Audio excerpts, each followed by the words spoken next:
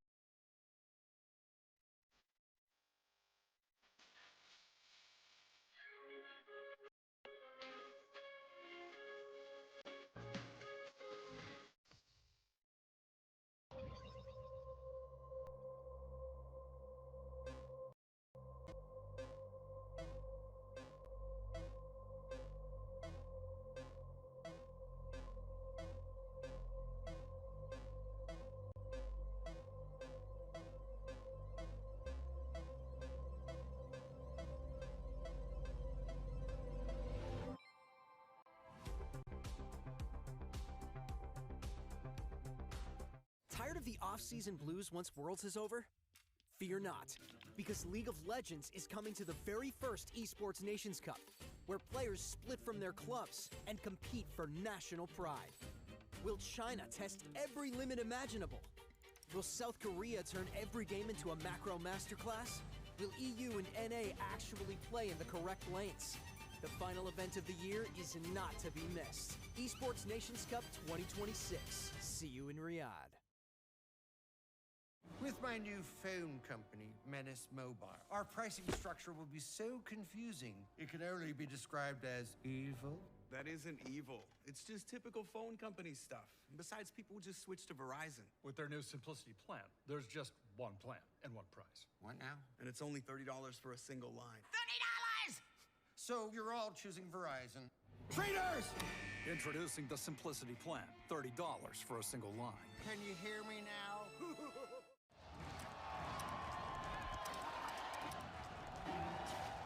Red Bull gives you wings. Times like this are where star players shine and new legends step up, where legacies are built and dreams are either realized or ripped apart. He still doesn't die! You cannot step the Vega and expect to live to talk about tomorrow! He passed it well as the Arcane Storm doing so much work in GG! They are just going to ace them! In esports, legendary moments demand speed, scale, and soul. Players and fans bring the heart. Technology brings it to life. Every frame, every stat, every decisive play. In partnership with League of Legends Esports, we're driving digital innovation that empowers the esports ecosystem to keep expanding. So players can focus on the game, and fans can focus on the moment.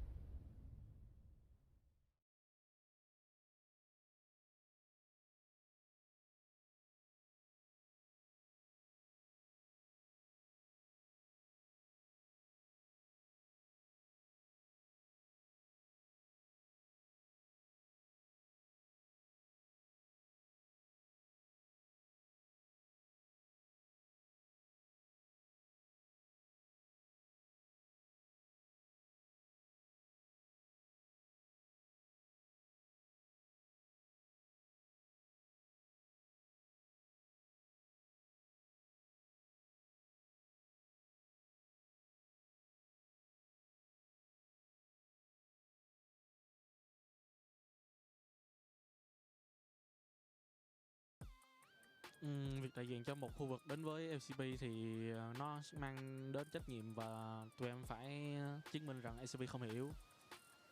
Em nghĩ là tụi em cần phải tin đồng đội và tin vào bản thân mình sẽ làm được những gì tại FPL lần này. Và sự kỳ vọng của mọi người đến với LCP thì tụi em sẽ có trách nhiệm. Kỳ first em vừa rồi thì Levi có nhắn tin với em và động viên cho em cũng khá là nhiều. Và em nghĩ là Levi là một huyền thoại của VCS và cũng như LCP.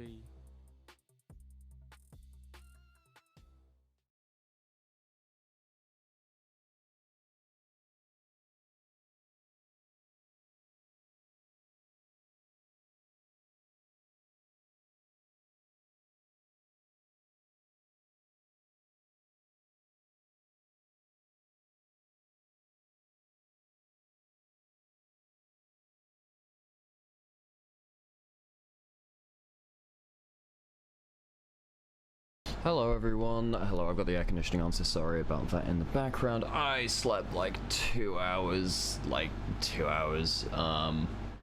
so I am tired as hell. I'm kind of hoping it's a quick day for the sake of wearing sleep, but in terms of entertainment, I mean, we're kind of done with 3 hours, aren't we? Anyway, hello everyone, how's it going? Let's see what we get from the first series. I mean, HLE, I think they're tournament favorites in the eyes of most. You know, I saw some posts around talking about, it's so weird that BLG are being viewed as, you know, tournament favorites, and I think, realistically, I just don't think that's the truth, is it? I think that it's, largely, I think HLE is favorites, and now I think a lot of people are also starting to pack up some momentum behind T1. You're predicting Lion to win MSI. Okay, I mean, sure, be very interested to see if that works out, but, yeah. I already ran adverts. I gotta get myself a coffee. I'm gonna be right back.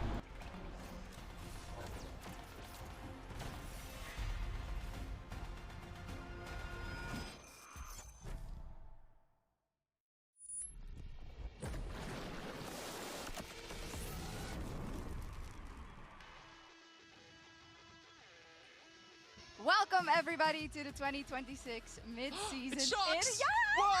Oh my God, she's here! Oh, we got Sharks! Sharks! Woo! Stage. I am indeed here in beautiful Daejeon. I am so happy to finally join the action, even though we've already lost one of our European teams. But let's not talk about that, right, Azael? Right, You still got the good one. That's okay. G2 are here to save Oh god, the KC fans are gonna murder him. One team region and all that. Yeah, I'll take it. Oh no. Don't start that discussion. Zero team anyways, let's take a look at the bracket for today. As said, we are in a whole new ball game. We are out of the plains, meaning T1 is still here. And BLG and G2, for being the finalists of First Stand, get to play, let me check, T1 respectively, and TES. Does Secret Worlds have any chance? Not according to the APAC experts, so I'm going to imagine not. You know, I think at the end of the day, you know, there are going to be easier and harder matches. That's just kind of based on the seeding, but BLG T1 is going to be a banger. I think Lion Fury is going to be a lot more competitive than people are expecting. And I think that G2 TES should be a lot of fun. So 3 out of the 4, I really think are going to be competitive and very, very exciting. Yeah, and when I think about MSI format, generally speaking, just the double round robin, or at least the upper bracket, lower bracket, best of 5, it's my favorite format. Yeah. It's what I love to see the most, especially when you have Fearless. It's what I kind of crave.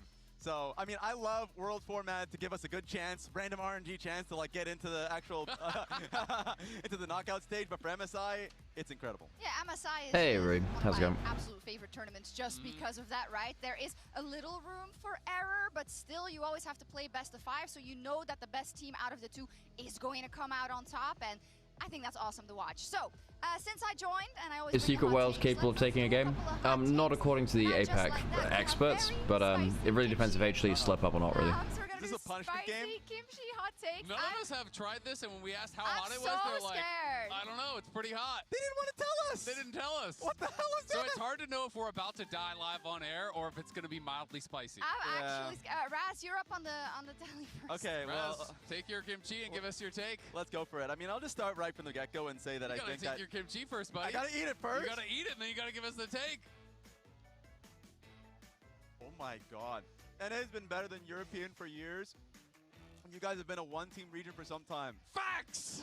That's just been, oh my god. That's mild. That's just factual. Is that a hot take? That's just It's accurate. a very hot take. But can I ask, what is your measurement? Is it like, NA beating EU, or is it like getting to international we finals? look at the MSI records It's like of getting 9-1 over the last 3 years. You mean versus EU specifically, Yeah, right? So yeah. I told you this before, Raz, but this is your problem. You only look towards EU. Yo, I mean, like, this is the thing, right? Hot take doesn't mean wrong take. I think they've misunderstood the assignment. We fly home and refuse to elaborate. Yeah.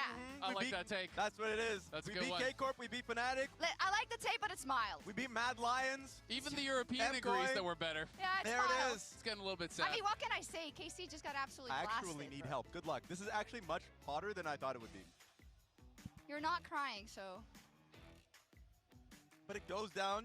Raz used to live in China. Like, he's used to spicy stuff. See how hot you think this take is.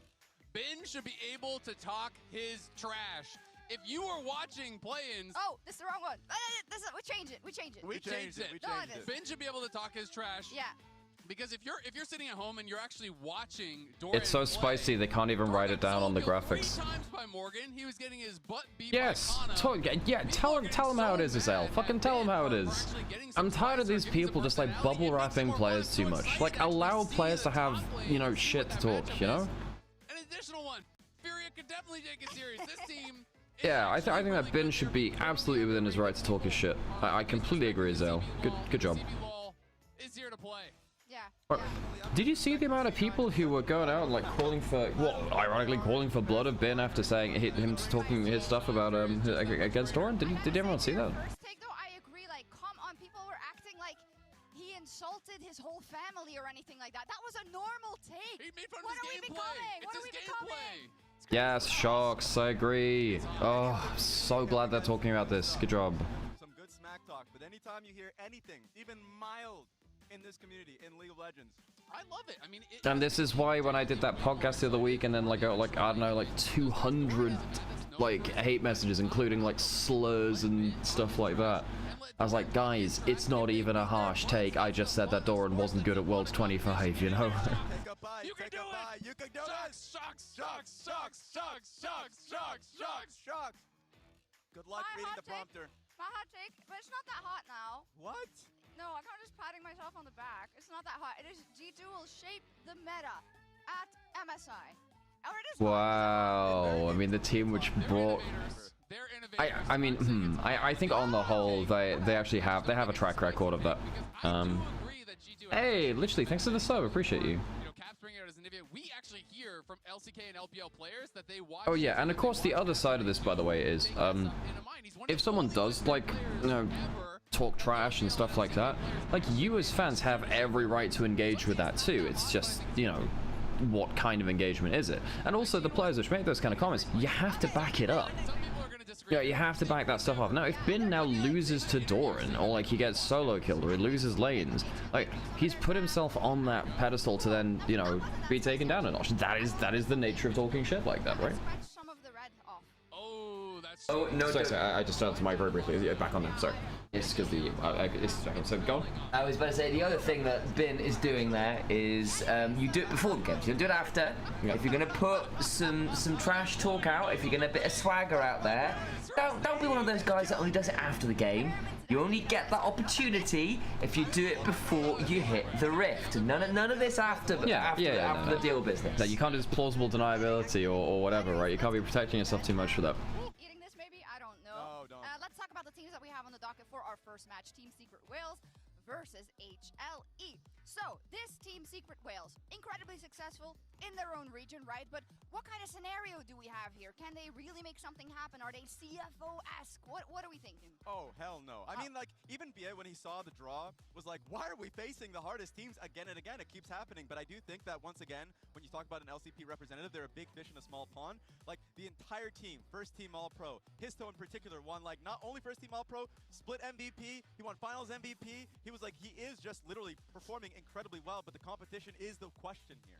I mean, they had their perfect run. This team was dominant in the league. Yeah. And I will say, Histo, I think this guy is legit. I think this guy can hang with the best at an international level. He is incredibly exciting. And they do have the bloodiest playstyle of any of the MSI participants. Really high combined kills a minute. My big question, though, has been D-Ray, because when I've watched him domestically, when I've talked to the domestic experts, and when I've watched him internationally, it is two different players. A lot of the domestic experts feel that, you know, he is just kind of like crumbling a bit under the pressure, that he's not playing like he normally does. This guy was... I wonder which domestic experts they were talking to as well.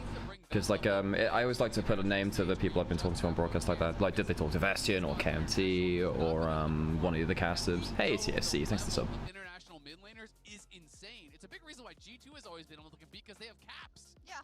Yeah, I mean, even taking a look at it, you're completely correct in the fact that in domestic play as well, the fact that he's not performing well in lane. But the main point towards D-Ray and what makes him special is that he is a playmaker. And a lot of their success, like even looking at the stat, talking about the whole split, yes, it's like fourth amongst the regions here and the teams here. But in terms of playoffs, they constantly look for fights. We talked about Pun in his champion pool frequently, but he is willing to drop waves topside, move towards the team bot side, and then look for a fight, drop a few waves, maybe TP top later on. So it's like this team is completely all in on their early skirmishing strategy. So it seems like the big question is, you know, if D-Ray is such a catalyst for those moves, like he has to have a good game, right? Yeah. Some semblance of a good game. Do you feel like everything would fall apart if he doesn't have a good laning phase, if he doesn't have a good 100%, I think so. I think the problem is a lot of times you say Histo is an incredible player, but if he can't get through his entire first clear and all three of his lanes are losing, then you're going to get warded out in your Raptors. You're going to get consistently punished. Supports are moving frequently with their junglers. You need to have good laning phases here. And we've seen how good these teams are at team fighting. Like, look at T1. They're down 6K winning team fights against TL. You cannot start the game down gold. I am a little bit. Yeah. And you can't start the game down thousands of gold and expect to win a team fight. It's true. Let's talk about their opponents then in HLE, and we have a familiar face over there, Gumayushi, and we were able to talk to him. 초반에는 좀 충격적인 성적표를 Yeah, they finished last in first split. People forget this. 이번에 정규 시즌 1위도 달성하고. Oh yeah, thanks to the subs. We can definitely do some fraud wall stuff. Yeah, the wall is back. Do you think the following statement, esports fans can't deal with adversity, when things don't go the way, they lash out with unnecessary anger and or borderline violence? I mean, that's a thing in any kind of competitive scene, but yeah, in esports, I think fans are because they're divorced from actual reality. They deal with like anonymity more, right? They are more likely to get away with more outlandish / not okay statements. It's the same with any online community, right? Compared to any in-person community. That level of definitely put your wheel on it. Yeah, it's not right there. But yeah. Incredibly aggressive, and they made this super team, and you're going through split one, and you're like, okay guys, we brought Kanavi over from China, every lane can carry, but they didn't work out well. They couldn't even no, we're gonna get Cam on in a second, don't worry. Split one, they technically finished 10th. It's kind of fake news because of the format, but this team was not really on the same page with Kanavi. We were just getting ready. That is very zoomed in. And a lot of the LCK teams were saying, okay, we need to go back to the drawing board. We're not playing League the right way. Yeah. We need to be faster. We need to be more aggressive. Kanavi brought that in split one. Yeah, I'm not that clued into F1 stuff, TFC, and even if it is like a quote copy paster, it's still like a relevant conversation, so I don't really think it qualifies for the same quote bait. By his teammates, everyone on the same page. He is on fire. Hey, thank you by the way, Neilcat, very kind of you. I think for my money, if you look at the two teams, I think are probably at the forefront for this tournament. I know there was a bit of a conversation that was being had in general about who we were favouring and who was being favoured. I think it probably is between HLE and BLG for me in terms of the two teams whose play style I think I prefer. I will say I think I've seen HLE fumble less. Of course, BLG had to do the lower bracket run, which I think has people a bit nervous about them, and I can understand why. Again, like, hey, you had a couple dodgy series against WE, but again, there is a question about what was in those series and who plays like WE and what they had to do to get there and how respectful BLG were of them, and lots of other conversations that we'll be having when we get round to them on the big stage as well. Gosh, very feeling very professional today, Sam. That was very I guess so. Very cut and clean, yeah. Like, wow, that's a broadcast point. We're on the desk ourselves now, folks. I know. Yeah. Oh gosh, I lost where I was going to go. Sorry, I did. So Is Alex like, wow, look at Sam being so wow, post-streaming, I know. Yeah, it's like, damn, that's a desk point, Jesus. I mean, was I wrong? No, not at all. No. Raz had like a good video reply to, because I replied to Cubby's tweet anyway, but Cubby basically said he found it weird and strange and unusual that BLG were being viewed as consensus favorites, to which my problem is I don't think they are consensus favorites. I don't think there is consensus at all, actually. And also, you know, if you're going to doubt BLG for XYZ reasons, why do they not also apply to LCK? I mean, if you're saying, oh, LPL's region's gotten worse, I think the top teams of I think if you think LPL's gotten worse, I think LCK's gotten worse in the same metrics. Yeah, I agree. I think that if you're viewing LPL's region, better with non-lane swap compared to LCK, which is better in lane swap. So yeah, Raz made a really good video replying to that as well, pretty much.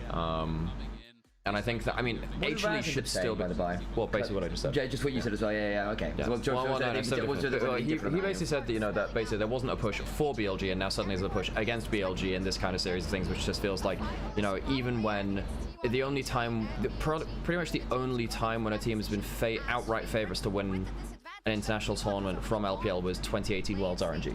And even then, that was when they won every other event that year. And when they lost, was it suddenly IG that were favorites? No. No, they weren't. So, like, LPL teams get held to different standards than LCK teams and the rest. Yeah, I mean, maybe there's not. I think maybe 2023 JDG people were also like, damn, this team is really, really good, guys. But even then, at Worlds, people were starting to get, you know, ramped up about Genji again, right? And, true. But I think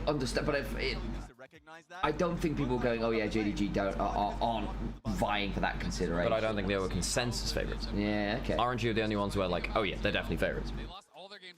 Yeah, which is the point where Raz was making, and I actually agree with him. Yeah. Okay, I need to run another ad break, so I'm going to do that now, folks, and then we'll I'm going to do some social media posting. Cool. Let me bin this apple core. Not a bad idea. I should probably I might turn the AC off, actually, it's just loud in the background. Scrim a couple of teams from other regions that could help them in that regard, but still, it's going to be a very tall order for Team Secret. I need you to lean in a second, Alex. Show that they should be a team to be reckoned with and in the conversations for maybe winning MSI 2026. Let's kick off the bracket stage. Go. Go around as well. There we go.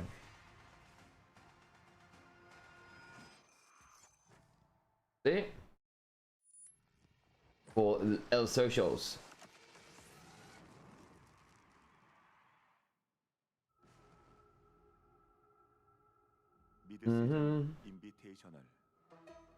Ooh, I recognize that voice. Hello, Castajun.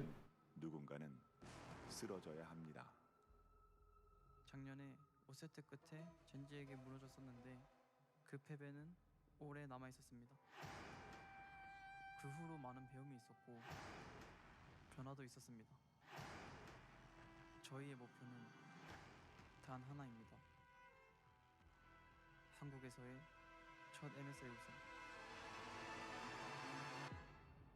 맡겨둔 챔피언 자리 가져가려고 왔습니다. 오. MSI 대전.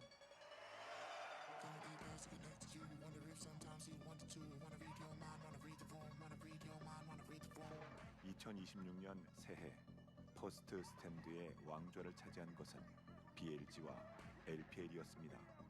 因为我们这次创造了队史，拿到了第一个国际赛冠军，这也为我们带来了更多的动力去拿到更多的胜利。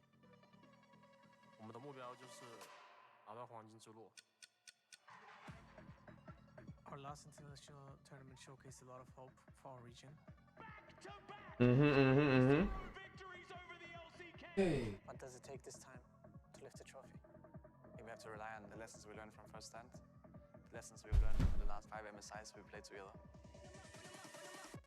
And that's the one we'll take it. Yes. Đây là kỳ em là lần đầu tiên tham gia nên là em thấy rất là vui. Khu vực của em là chuyên gia gạt dò những đội lớn và tụi em có thể làm được điều đó. 언더독 역시 절대 무시할 수 없습니다. We didn't come out this way for nothing. We're not gonna miss our shot. We will make our friends proud. I miss. They've just done the hype trailer stuff. I'm doing some social. It's been good fun. There's been some really good, very cool music and good cutting. Castle Jones started the voiceover. Let's be going to the various players. What's your win rate at MSI? I've never lost at MSI. Never lost? Never lost. What do I need to do? In watch. Oh, Sam. Apparently, you put an extra colon into one of your messages. Blade saying it.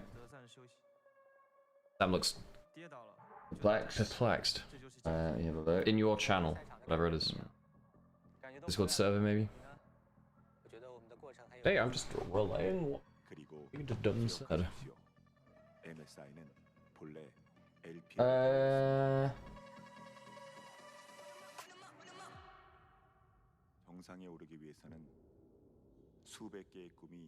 Oh, I did the wrong way round is what it is. Not extra colon, I'm doing the wrong way round.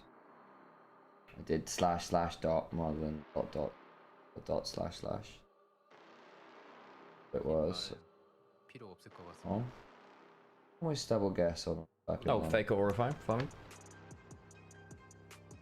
And it would be really interesting if like T1 could actually shake off their MSI kind of curse, because I think a lot of people treat T1 as like, you know, a world's team, like their world self when they're at MSI, which is somewhat understandable. But also, like, their MSI history hasn't been great. Not for a while. They 2016-17, they won back-to-back. That was it. Yeah, which is just completely different. Which is a completely different era, right? Obviously, that 2017 was the high point in some ways for that roster. Cause it's like Rooney and Peanut. I was like, wow, actually, this team actually is good. Yeah. Can Secret World sneak a map? Realistically, I don't think the analysts we've talked to say that when they're more familiar with those teams. And HLE coming in is probably tournament favorites in the eyes of many. I mean, I would say it's BLG, but many people would say HLE. And that's not a bad take either. They look very good. There he is, Kanavi, baby.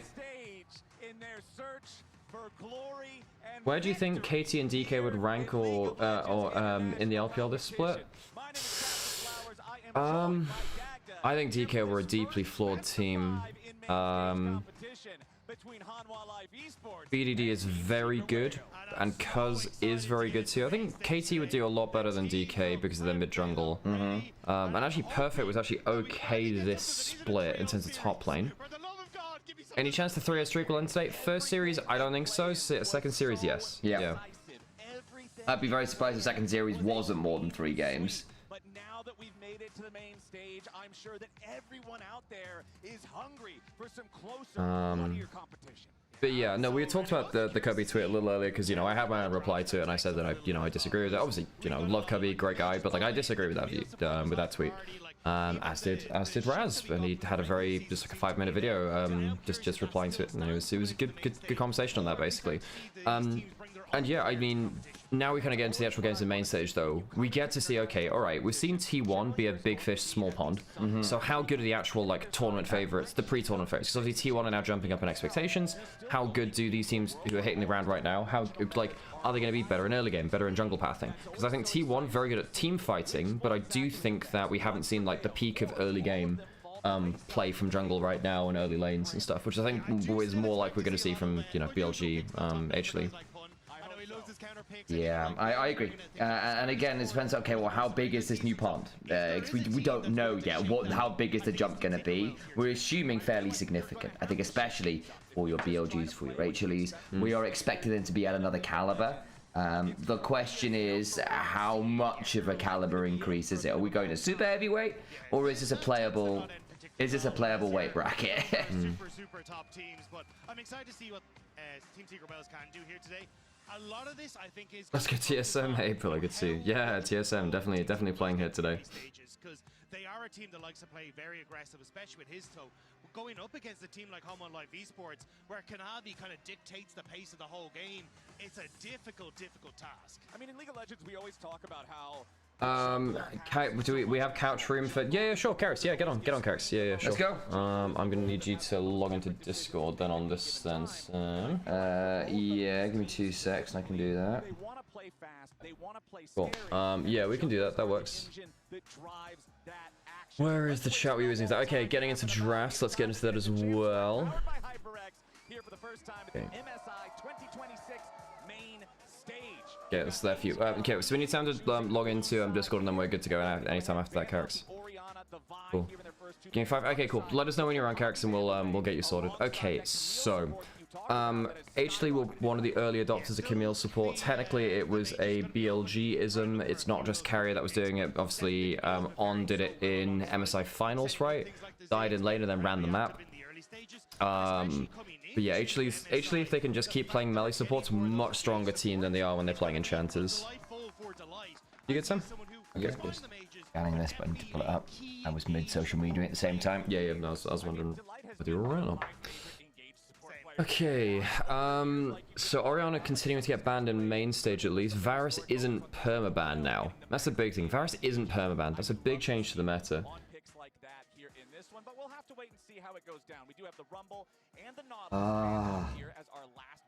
Yeah, cool.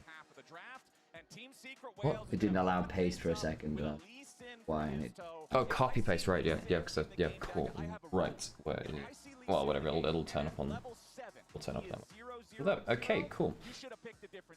So Lee Sin first pick. I really don't like Lee Sin first pick. I think this champ is so effortlessly counterable, Lee Sin. Very strong, but they're like giving over like Ryze Lee Sin this early on. That's so like giving over a Ryze Lee Sin. That does increase the power of the Lee Sin. Because the Ryze Lee Sin is a really good, really good combo.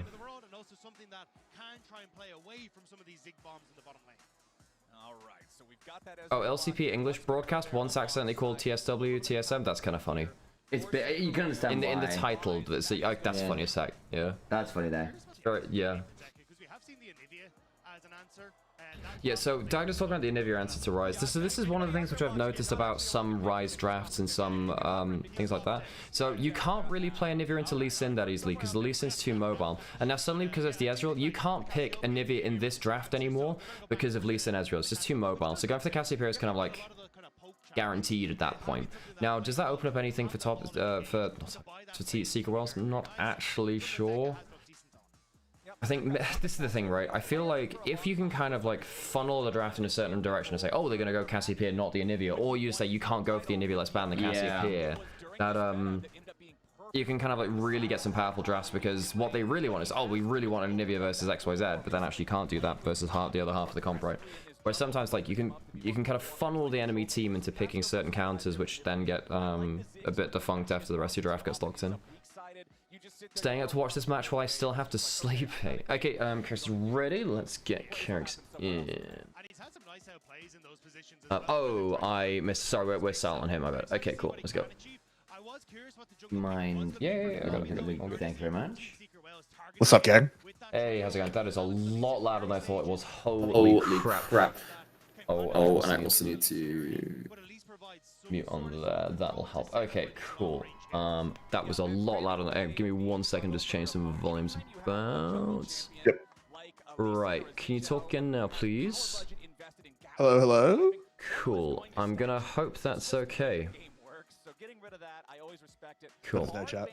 Double Nymaera activate. Yeah, I accidentally had laptop mic on as well. I got 2 hours sleep, folks. It's like 4 AM here. Yeah, I didn't see very well either. Yeah. How you doing, Carrix? How are things? How are you feeling about today? I'm just so glad that we do HLE. It's just the best option. Woo, yeah. Woo. For those of you that don't know, Carrix is LCP English caster, long-time VCS. It's a really good draft. I mean, I think that HLE giving... Well, I think first pick Lee Sin should be counterable. The fact that you've gotten away with it and now have Ryze Lee Sin is really quite something. I don't think HLE should have allowed you to do that. What would you have done if you'd seen Lee Sin first? You have either hyper tanky drafts, or you instead of the Cassiopeia can go for a Talia. That's also fine, and then lock in something which is a little better into that. Skarner is a good start to that, but if you have double tank, then the Lee Sin really struggles. But you can't do that because of the Jace, sadly. I think Rek'Sai is also like playable. Rek'Sai, yep, Rek'Sai's fine. Kanavi plays it, to be fair. Rek'Sai ruins Lee Sin. Yeah. It's why it's often banned out. I go very early into drafts, yeah. Yeah, I'll add Carrix to tell, don't worry. Yeah. I will say, I do think there's a certain lack of fun getting to the Jace and the Ziggs who are going to be miles away. Like, you can do it, but I think if you're doing it straight up or with a vision deficit, it's going to be quite hard. And you kind of have to outplay the range diff then. At least you have got your own Ezreal to help with that, and of course Sion and Rel can engage options there. But I do think there is a world where HLE just say, cool, well, we're going to just hit loads of skill shots you from miles away, add in a Shen, and you have a really difficult time blowing up our long-range artillery pieces through Cassiopeia ult and Miasma and Skarner and Shen together combined to form the new champion Sken, which just sounds awful. Yeah. But, you know, TSW got, like, the front-to-back comp in a lot of ways. What is this? We've seen Shen support with Ziggs a fair amount. On paper, I don't mind Secret Worlds draft here, but it is quite dangerous to give Zeus Jace. And then Guma's gotten a lot better at Ziggs. Yeah, he has. Plus Delight is on melee support. So while in theory, I actually don't mind the draft with nameplates off, turn them on. Quite dangerous, I think, from HLE. What are your feelings, Carrix? I think that's going to be every draft, unfortunately. I think drafting fundamentals is going to be better than trying to, like, I still think you're going to have a decent time. Basically, you're going to find picks that you're better than HLE, like individual players on, because like I don't think you are. Which is like fair enough. Like they're a very, very good team. I think it's fine. I like this for Team Secret Worlds. This is comfort. I mean, look, this is a hard fight, but well, it could be worse. I mean, considering what could happen, at least you get yourself like a yeah, you have a kind of draft where like at least you can straight stuff mechanically. Okay, we'll try and resync while we're in game. Hey, Crispy, thanks for the follow. I appreciate you. I saw you over in YouTube chat. So welcome in. How's it going? Okay, so we're at 33, 34, 35, 36, 37. It's actually, the time is actually skipping a second ahead, which is quite something. Is that vaguely on point there, Carrix? Sorry, go again. Just in terms of the in-game timer, so like 48, 49, 50, 51. I'll pause for a sec. Okay, I can sort that out. Sam, I just wanted to get. Yeah, it's fine. I'm not quite sure where I'm at. It might just be that the game. It might just be that it's a little quiet. That's all it is. Yeah, it's almost exactly on there, Sam. It's just in that case that is fine. Okay, I'll turn the game sound up then. But anything else you can? How do you want me to do caster mic? Well, that'll be fine. Thank you. Appreciate you. Okay, and then we'll just hope that we're okay here. We haven't seen a lot of crazy level 1 jungle bits. It's been like 1 or 2, but they've gone wrong when we've seen them. More of them work out. The one I'm thinking of was the Nocturne invade that went really wrong. That T1 punished really hard. So check that one out. That'll be after MSI is all said and done. So maybe some of those champs will pop off, give you a better reason. Okay, cool. But yeah, I think that obviously as the tournament goes on, level 1s and stuff work out a lot. They're going to be really, really important. A lot of jungle meta's been about level 1s from getting into the enemy jungle. Oh, it's a 1 quadrant back from his turn. So he's going for 3 camps, longsword to fight for something a bit earlier. Against Skarner, you kind of need to get early stats. Shun loves doing this as well. Skimon will do it on occasion. Who do you have as the better top laner, Zeus or Bin, with all styles considered? Is it right now or historically? Because actually both are very different conversations, but that's very interesting. No, dude, it has to flash. Doesn't get it. Oh, hang on, you're a second. Yeah. Anyway, well, nice dive. Nice roam, nice dive, yeah. Well, Delight's on melee roamers, that's a problem. So our timer is 37, 38, 39, 40, 41. Are we on more in sync now? We are now. Cool, awesome. Well, it's good to figure that out early. Wow, Carrix has the powers of prescience. Carrix can see into the future. Right now for Zeus versus Ben. I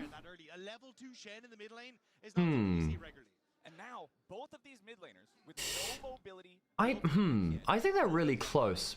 I don't think it's like a clear. This is why this tournament's going to be so interesting, right? Because I think that there's a lot of players who are actually quite. Well, a lot of teams, a lot of players who are actually quite close theoretically. And then because of how the needle moves on a new patch and international events and stuff, can change that quite significantly. Because I would say maybe, I think I'd say Bin right now, Zeus historically, personally, even if in the head-to-head matchup, Bin's often gotten the better of Zeus, except for a couple very key moments. Ah, man. Good plays mid. Just shoving up to try and help the Raptor secure, but gets himself killed for it. It's a very quick turn from Kanavi. I didn't think he would actually be in range there with the W. That was good. Yeah, that was really good from him, Kanavi. Man, I've missed watching Kanavi. I miss him in general. I know he's just like he was so good for us. Then the problem is he had that really bad split at the beginning. I was like, oh my god, he's gonna be like everyone's gonna think Kanavi's bad. It's like, no guys, you don't get it. Yes. This is just like, this is the eternal downfall of VCS at International, is our mid laners just aren't good enough. Yeah, I mean, basically, it's Honku and Maple are the only two of recent years who've been, you know, at the caliber it's felt like, and even then we've seen mixed stuff from Maple. Yeah, and unfortunately, like, I know that's LCP, but that's not VCS. Yeah, sorry, yes. Yeah. I mean, the thing is, Glory's back on Garm. Yeah, true. If he is still good, he's like a genuinely very, very high level mid player, but he was also banned for 2 years. Yeah, that does tend to hurt your practice a little bit. Yeah, like, sadly, it's not like one of those, wow, we've had to introduce this new character to an anime, and how do we introduce a new character which suddenly has like connections with the characters? Oh, by the way, here's this character you knew all this time. They were just locked in a spatial rift or a time loop, or been in closed cultivation behind doors. God, exactly. Holy shit. Oh god. Boy. Yeah. They do that in games where it's like, yeah, here's the Grand Master of the Knights of the Knights of Favonius. He's just away. We'll see you. See you 6 years later. He's been missing for an amazing reason. And he finally back from the war. You know, quite literally. Sam was telling me about, because I never studied Frankenstein, like Mary Shelley's Frankenstein, in like stuff. God, yeah, I know you're going with it. Some of the letters which like. Like, oh, and there's this one childhood best friend, but just in case you forgot them, they've been your best friend for forever. Let me remind you everything that's happened to you and them in this one letter to give you exposition. But just in case, here's your greatest friend of all time, who I'm sure you know very well. Exactly, Shamrock. Oh yeah, I pulled for the Smaru card, by the way, Doc. I've got MLB Smaru. I decided to shell out for that, and I also got Summer Gold Ship in 10 pulls, which was funny as heck. She came home. Way. Carrix, for my money, right? Yeah. I would have. Obviously, we all rue what could have been in 2020 with COVID and Team Flash making it international. Yep. Do you think then we could have seen a better showing from VCS mid lanes? Because I feel like it was Dire 1 at the time, or Deer 1 at the time, wasn't it? It was actually legitimately very good, particularly in the AD mids. Deer 1 was genuinely very good. And I was going to say, we'd love to try and play off of Zeus in this top side. So, like, very yeah. I still think Flash 2020 gets out of groups. Yeah. Funnily enough, I was on a podcast, should be releasing next day or two actually, where basically one of the questions was, if MSI 2020 was held, who would have won it? And you know, while you don't have VCS as a team that would win the event, I did make the quote, the comment like, actually this was before VCS had been hit with like regional isolation / loads of bannings and stuff. So I actually thought they might be able to sneak a top 4 actually at that event in a good enough run of form. With a good enough draw they could have. Like, they're not going to win the event. No, they're not. As delusional as not deep enough or yeah, as a team necessarily.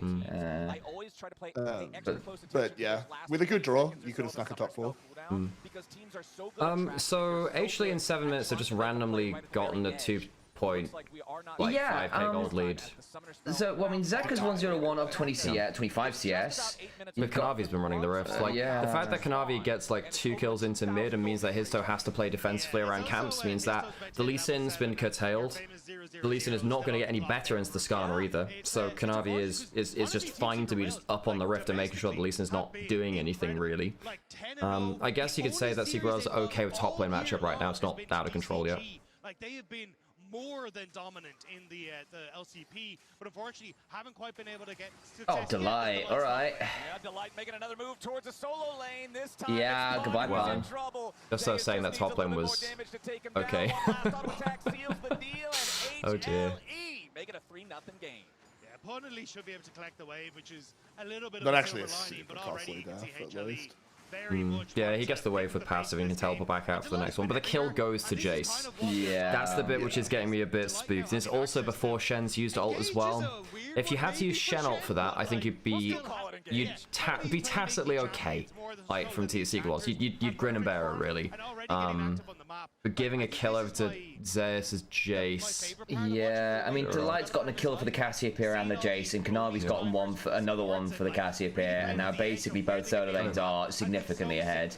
Eddie, we good, mate? Guma's gotten a lot better at Ziggs. A lot better. Historically, he's one of his weakest champions. Ooh, it's a bit spooky. Nice little stun there from BA. I just stopped Zaka from getting the DPS check down. I think that might have been a 1-for-1 otherwise. But hey, they do get something. That's good. Who got the kill? Oh, BA got the kill. Moving down to cover on the play. They do Man, literally anybody else would have been fine there. Just not the Rel. Yeah, Rel's got to be like one of the least gold-intensive characters in the game. Yep. It's a problem. Team Secret Whales at least. Dude, this meta is going to be so fun to watch with like Delight on carrier playing roaming supports. I'm really looking forward to that actually. It's popcorn chicken hours, I see. It is dying for Raptors. The thing is, Kanavi's actually been doing this for legit 6 years. Okay, That's a huge taunt. Ooh, nice from his toe. No one else roaming up. No, that's not bad actually. That's pretty good. You get Shen'll and the kill and flash out of Jace. That's good. Nice. Jace's first time seeing Serpent's Fang here as well. Wow. I mean, it's actually really good into Sion because obviously a lot of his tankiness comes from the shield early on. And then you can kind of still stack tier and have more mana on a decent time because it's a very cheap item. Plus, to be fair, Ryze will have Seraphs, Lee Sin has his own shield, Rel has their own shield. Like, you've got enough shields in there to make it valuable outside of the laning phase as well. Yeah, reminder, Serpent's Fang is also actually quite a good anti-tank item in the right scenario. He's also a sole AD, so he doesn't have to worry about like flat pen too much. Yeah, good point. Yeah.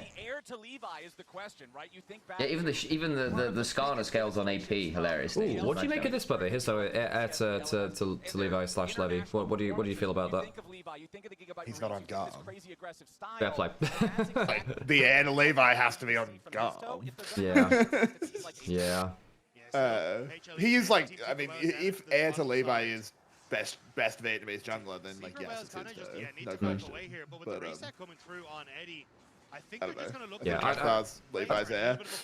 Yeah, I'd imagine that's mainly just because it's a nice tagline, and because typically you do graphics like this, you understand why they're running. No, it's good. It's a good thing to throw up in an international series where people don't know the LCP, but LCP knowers. Yeah.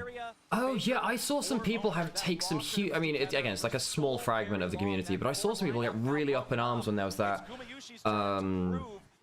graphic in play-ins where it's like, this is the first game that Owner has ever played internationally without Gumayusi. It's like, oh, why do you have to like make this such a, why do you have to do this? It's not about them, and like getting really emotive about it.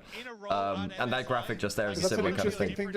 Exactly. It turns out it's what a lot of these are players which people care about, and this is the lineage of very impressive players. Ooh, fast out alteration was really clutch there from Guma. I see what you were attempting to do. Man alive, did some good footwork, but man, that was spicy. Guma's gotten so much better as Ziggs. That's so much better. 2 1v1s have legitimately been life-threatening for the poor Ezreal there. Goodbye, Sion. Goodbye, Sion. Goodbye. Let me get the plate here. Goodbye, Sion. Will I ever see you again? Goodbye. No, never. If you don't get that reference, Carrix, don't worry about it. No, it just turns out that the Airplane movie is one of my favorite movies. Oh, darn! Oh, Kuma! D-Ray is having an absolute shocker. Yeah. I think so. I see Dire and I just say that, but I know it's D-Ray. Sorry. Yeah. I hate that it's D-Ray. It shouldn't be. Again, like the whole thing arrests. No, like executive decision. It is Ares because you have Artemis on your team. You're going to have Ares and Artemis. I'm sorry, executive decision. We know how I'm to brand helping you your better than brand. us. I'm actually helping you. Yeah, like the problem is Dire is still gonna be that was a Dire play. Like you are still gonna get Britishismed on that one, I'm afraid. Aguma's gonna get the turret here with the satchel as well. Oh lord, this is a great game from Guma. Great game from Guma. Again, so we were having this conversation off stream as well, but I think at the minute, if you're looking at the two carries from the LCK that are specifically in bot lane that are in contention, the best in the world for different reasons. It's Pays as the high resource carry, Guma as the weak side carry, both of whom on fantastic form. He's back to his team. Yeah, and he's also gets over to his team this way. Yeah. Guma as a weak side carry has been superb at this split. The thing is, like, Guma has been really good, but then you just see him. What is happening? Guma's actually weirdly okay here. Shan. TP in. Oh, his toe. Shock blast. There's. We've had the needle. Body block it. You can body block it surely, no? Yeah, I'm with you, Cat. That was. That was a risky one. But yeah, I mean, the holdbacks I have about Guma are just like in the late game team fights, he's been a bit skewiff because he had like so his Xayah game legitimately lost them a game. Really the one game they lost against T1 was because Guma's team fighting on late game Xayah was actually he just walked up to carry it twice basically in a team fight and died. Or at least one of them was. The second one was a bit more forgivable, but the first one was on him. And then the second game on the Cogmore, he nearly threw a game to them too, actually, with his frontline Cogmore around Dragon Fight. So he's had like a couple of bad like. Hey, thank you so much for the gift service, Purple Orca. Really appreciate you. Thank you. He's kind of holding on with a few components in a prayer. That was not anything compared to Luden's echo damage that Guma usually has. Like this Ziggs on this item spike. But I've definitely had a feeling, just going back to the talk about the graphics and then also about the bin door and stuff as well. It just feels like for some reason at this event people are very soft. I don't know why. Azael and Shox are talking about it on desk as well, just like, you know, let people talk their smack basically. I don't get why this event. Maybe it's just because it's in the moment, but it feels like this event it's been a bit softer than others, and I don't know why. Like because people don't treat league teams like sports teams, they treat them like K-pop bands. That's like the eternal thing, I think. Yeah.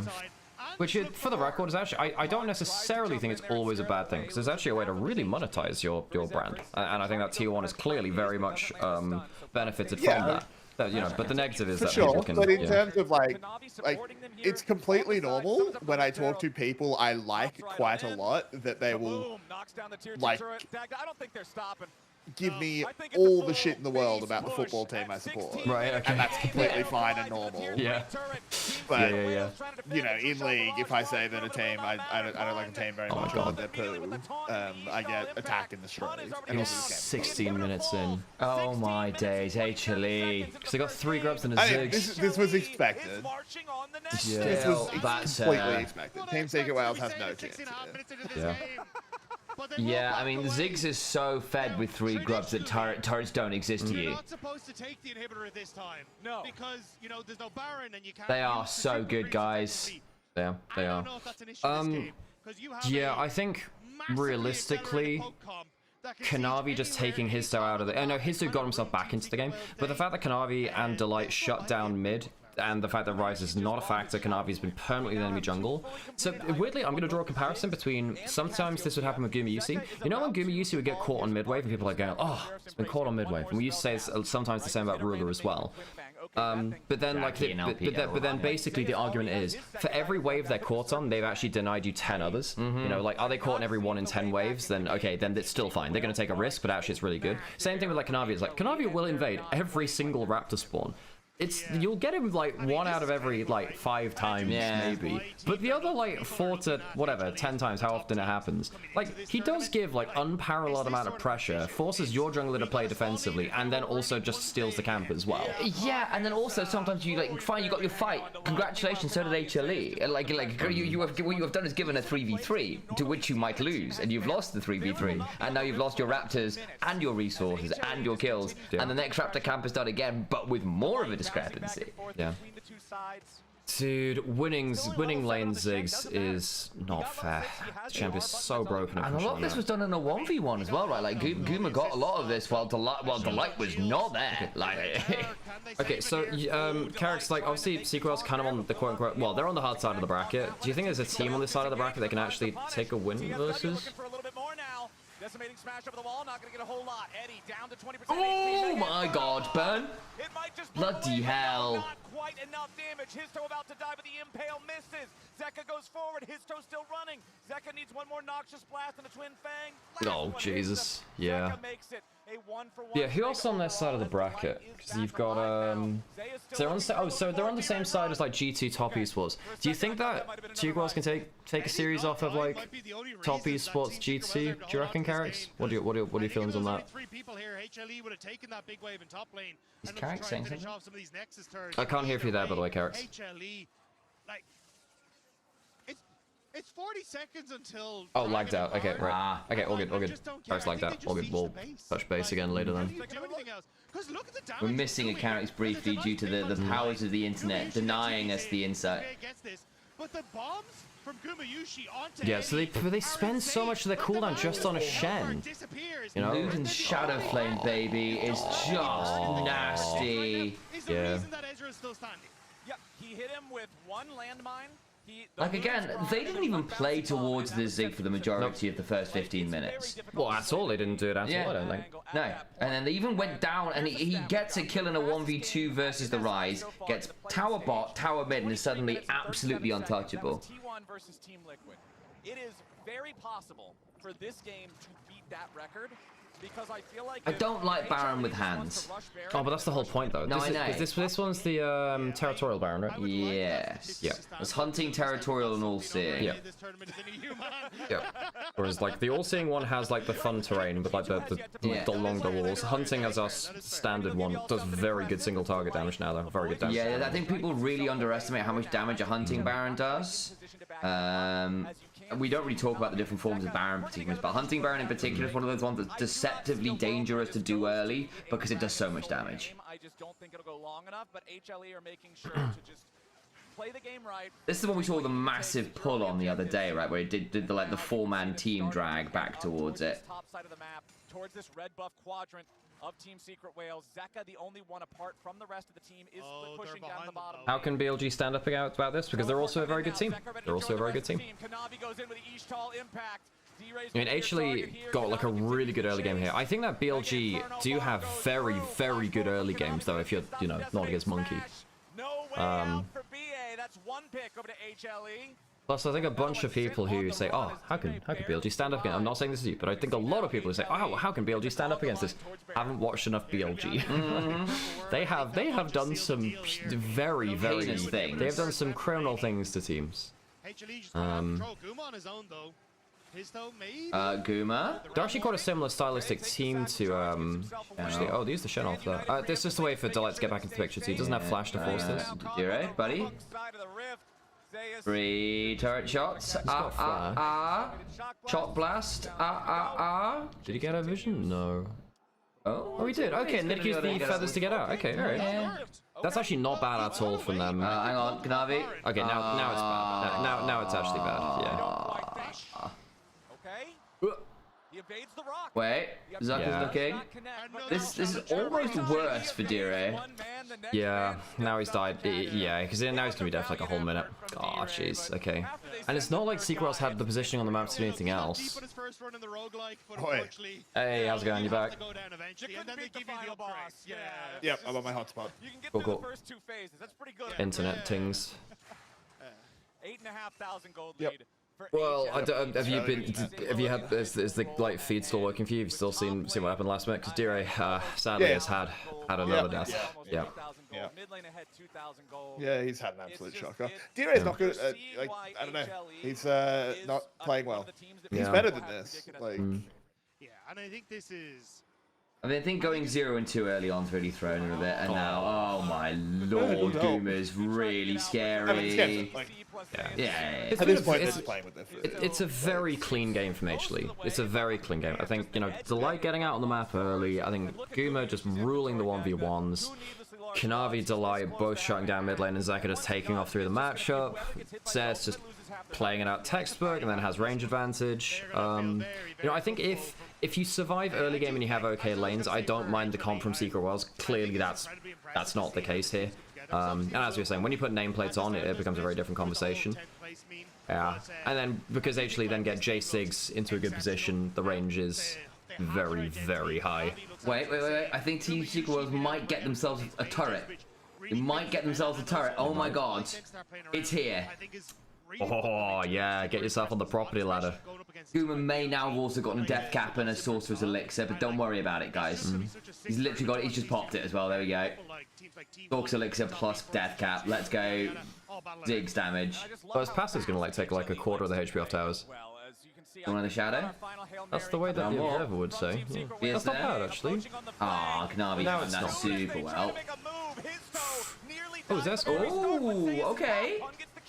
Nice move from Team Secret Wales. They managed to get one, but now they got to make sure they don't lose too much they on the lose the exit. 4v5. No, I know. Mid lane inhibitor about to fall. Yes, Zeus is down, but Potentially denies the end of the game at least. break into the base and crush the mid lane inhibitor. Yeah, I mean, fair play to Team Secret Wales. They're already making HLE work for these last couple of minutes, and it's just unfortunate that it's not a bad flank. It's just, you know, behind 8k at 20 before 25 minutes. Yeah.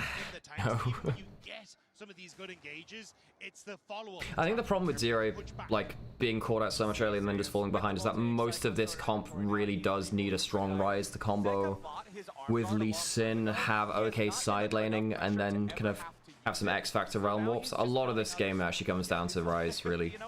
The Lee Sin Rise is the core of this comp. As Kanavi, Ishtal's impact through the wall gets the slow. Oh boy, yeah, well. Kanavi was the best Skarner in LPL when it was meta. He was very, very good at this. It was him and Tarzan. Yeah, those two. Wade was actually pretty good at it too. Yeah. But Kanavi was very good at Skarner. Which is hilarious because you'd think it's like not his style, but because you can go in, it very much is, and you can go in with weird angles. It's very much him. For the next 5 seconds. BA is going to be alive to try to defend the Nexus turrets, but Team Secret Wales, they're staring down the barrel. Shun was less of a Skarner player. In fact, that's one of the reasons why he kind of got a bit screwed up, like end of like 24. Still have the Baron for another 45. Pun tries to jump in, not gonna find the angle he's looking for. Kanavi on the chase. True Shot Barrage goes through, only hits Kanavi. That's not good enough. Secret Wales still scrambling. Second Nexus turret gonna be your target now. They want to defend it, but Gumayushi wants to end it. Pun has to flash out, barely staying alive. Such big damage, man. Also, shout out to Flowers there. Good, like, want to defend it. Guma wants to end it. Well, that'll do is a little bit of rhyming. Have to hide away inside the fountain, and even then, they may not survive the bouncing bombs. The miasma on the fountain. You may not leave. Oh dear. Okay, well, first series is going to be very quick. Very, very quick. Jesus. Well, you know, folks, we were actually like invited to go like set up shop over at GT's office today, but like because it's like between series, we don't think we could. But like, I mean, honestly, they might actually, the series might have to start before they were going to open at this rate. So they wanted to open at like 8 AM here, and it's like 20 to 6. There is a chance that timings do not work. Oh. I mean, like, how's Dagda gonna drop us with that responsibility? It's true, it's true, it's true. That was extreme heat. I'm sorry. They were on fire in the game, and they Yeah. needed fire. Well, this is why when people talk about, wow, T1 are now tournament favorites, they're good. They are one of the tournament like contenders. HLE, like, I know they're against, you know, one of the weaker teams at this stage in the bracket. No, they're not against like the other contenders or whatever, but like obviously HLE are a really, really good game. That was a more comprehensive game than T1 have shown on average, because I don't think that T1's early games were that good. I think whereas HLE's early game, they're fantastic. You know, like they really just, they played like very clean. They made 1 or 2 plays, and then suddenly it's like the game is just completely over. Whereas, I mean, even against TL and KC, it felt like, you know, T1 had to team fight the way out of a bit of a mess, whereas HLE, I didn't feel that same kind of obligation. Yeah, anyway, I guess literally one game in. However, I just want to, like, you know, make sure that people are still kind of like tapped into those conversations about, you know, rather than just about, you know, the big flashy moments. having like such an unplayable game like that is actually very, very impressive to see from a team, even against, you know, teams which are expected to win against. Very clean. You can't play through sides necessarily unless D-Ray was able to get off early, and that just didn't happen. Let's talk a little bit about poor man in the mid lane. Yeah. Because we said before. Okay, I'm gonna go put on an ad break, folks, and then domestically, what did alright, do you need anything, Sam? You good? I'm pretty good. Probably another coffee at some point. Yeah. He was already getting clapped in the 1v1 straight from level 1. Zeka was trading so heavily. I'm quite sleepy, guys. I got very limited sleep. This may be a low energy Sam stream. Yeah, Carrix, you're now actually the co-streamer. Sorry. Yeah, thanks for that. Oh god. Yeah, no, you got to be entertaining now, mate. Come on. Yeah, come let's on. go Team Secret Wales. Yeah, take on. So chat, this is your substitute teacher. Treat them well. They know there is no flash, no way out. But the teacher left a note. Professor Nymaera said there'll be no homework today. Professor Nymaera left a note that says you get half an hour of unmoderated chat at the start of the lesson. Is that like the same? If it's unmoderated for 15 minutes, you're legally allowed to leave, guys. Yeah, is that the same as like wheeling in the old like cathode ray tube TV? Yeah, for, like, just the VHS tapes. Yeah. All right, we're putting on Round the Twist. Yeah. Okay, guys in chat, because obviously got a lot of people from all over the world. If you had a substitute teacher that needed to buy time, what would your teachers do in school? Is Sam playing Genshin in the background again? Almost certainly. Don't worry about it. I've had to restrain myself from doing Uma in the background. Look, it's between games, and I'm very sleepy. I need to stay awake by doing something. Plus, I've gotten on very good amount of pulls, about 150 pulls. I got a C2. I'm very pleased. I've got a really good substitute teacher story. Yeah. Oh yeah. So when I was in year 7, so first year of high school, like you're 12/13. Yeah, it's the same with us. Young. So my history teacher was also the head of sport at the school. So he wasn't really a history teacher, but for year 7 history, he was actually really good. Like he was good enough at history teaching for year 7. He was super passionate about it. Actually really good at his job. But he goes on long service leave, so he's gone for a term. And the guy they hired to replace him, they hired someone to replace him in the sport area. And then clearly also just told him on the day, oh, by the way, you have to teach year 7 history. And we were doing like ancient Greece. Okay. So we came in and we just watched 300 3 times. 3 times? Hang on, but guys, 300 is based on a comic. Oh. Yeah. But we watched it 3 times. Oh my god, at least put on like Troy or something, you know? Like, guys, I am a PE teacher. I am not. I will say, tell you, one of the better like substitute like things we had was actually for languages, because we watched like Pan's Labyrinth in Spanish. That was really cool. That's just generally just like a good movie, but also it's initially meant to be in Spanish anyway, right? Because it's about like Spain during World War II, right? I think it is. So that was really good. I remember watching that one. That was wild. Yeah. The other one. This wasn't a substitute teacher, but I still think it's funny. So I went to like a Christian school, nominally. So we had to do religious ed. And the deal that the school had is they got to pick 2 of the religious ed teachers, and the church got to pick 2. Right. So the ones the school picked were like doctorates in theology. Okay. No, like the ones the school picked were sorry, really the good. teacher. Sorry, right. I thought which religions they were teaching. Sorry, my bad. The religion, whatever. And then the ones the church picked were just like, this is Jim. He's going to teach you some stuff about Jesus. So we had a teacher who was, again, we were 14, so we were in like year 8, or no, year 9. And he was just like, well, I'm going to put on a movie that's got a lot to say about Jesus. It's called Fight Club. Have a watch.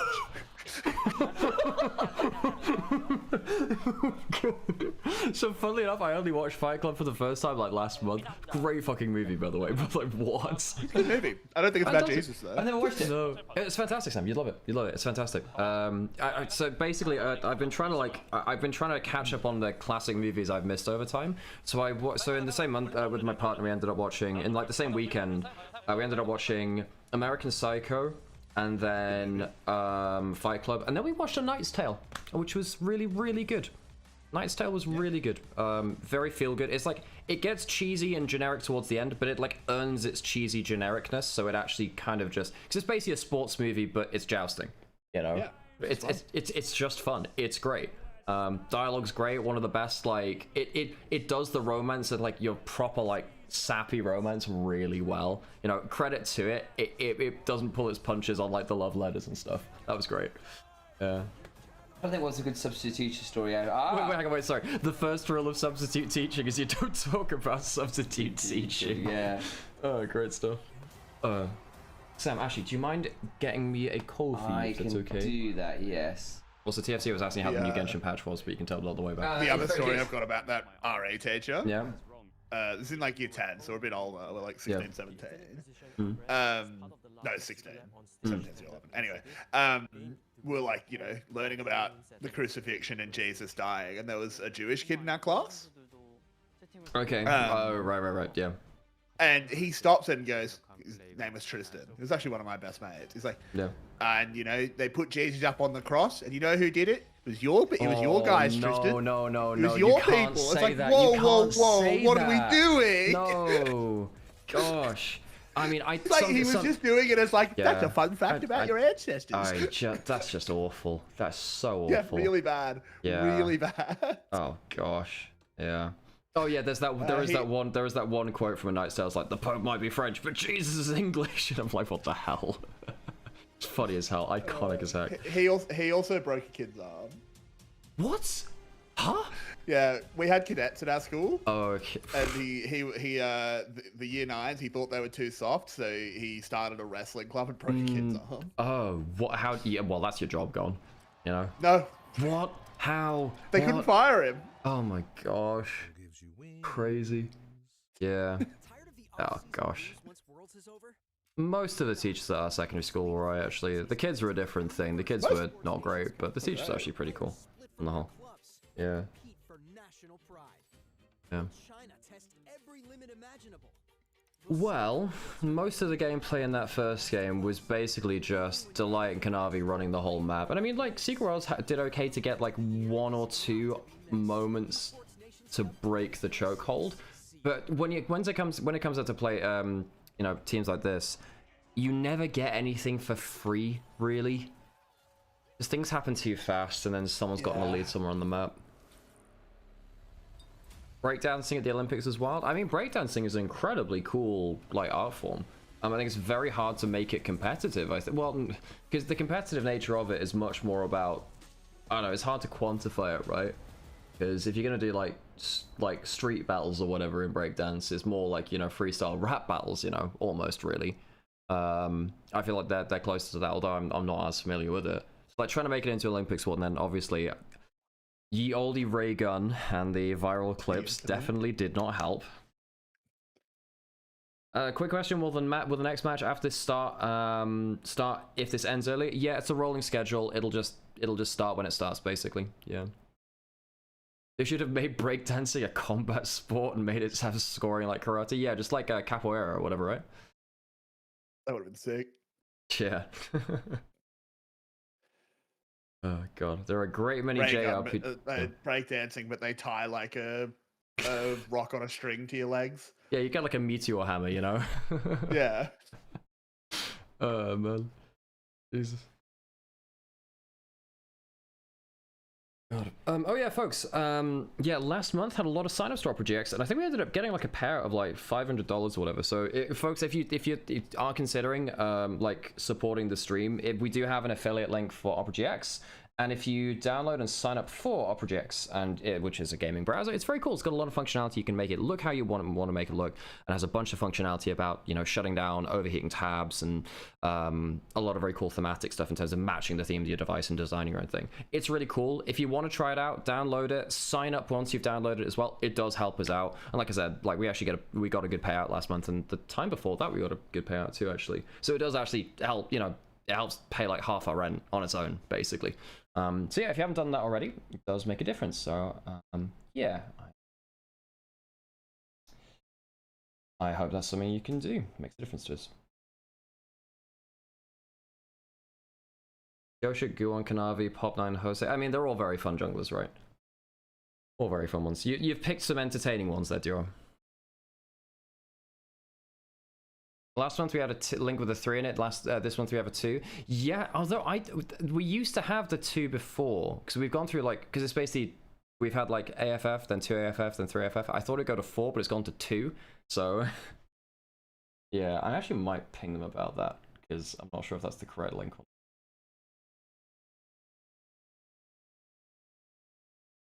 So what have you been up to anyway, Carrix? What's been up in your edge of the world? Not a lot. It's been like pretty quiet, so I've just been doing a lot of Warhammer, a lot of Riftbound. Oh, cool. What kind of Warhammer stuff you're into? Ladies and gentlemen, I do 40k and AOS. So I've been painting some custodians and stuff. Oh, you've missed the best of the gaming systems, of course, Warhammer Fantasy there, but it's okay. You've got time to learn still. I mean, I would. He killed it.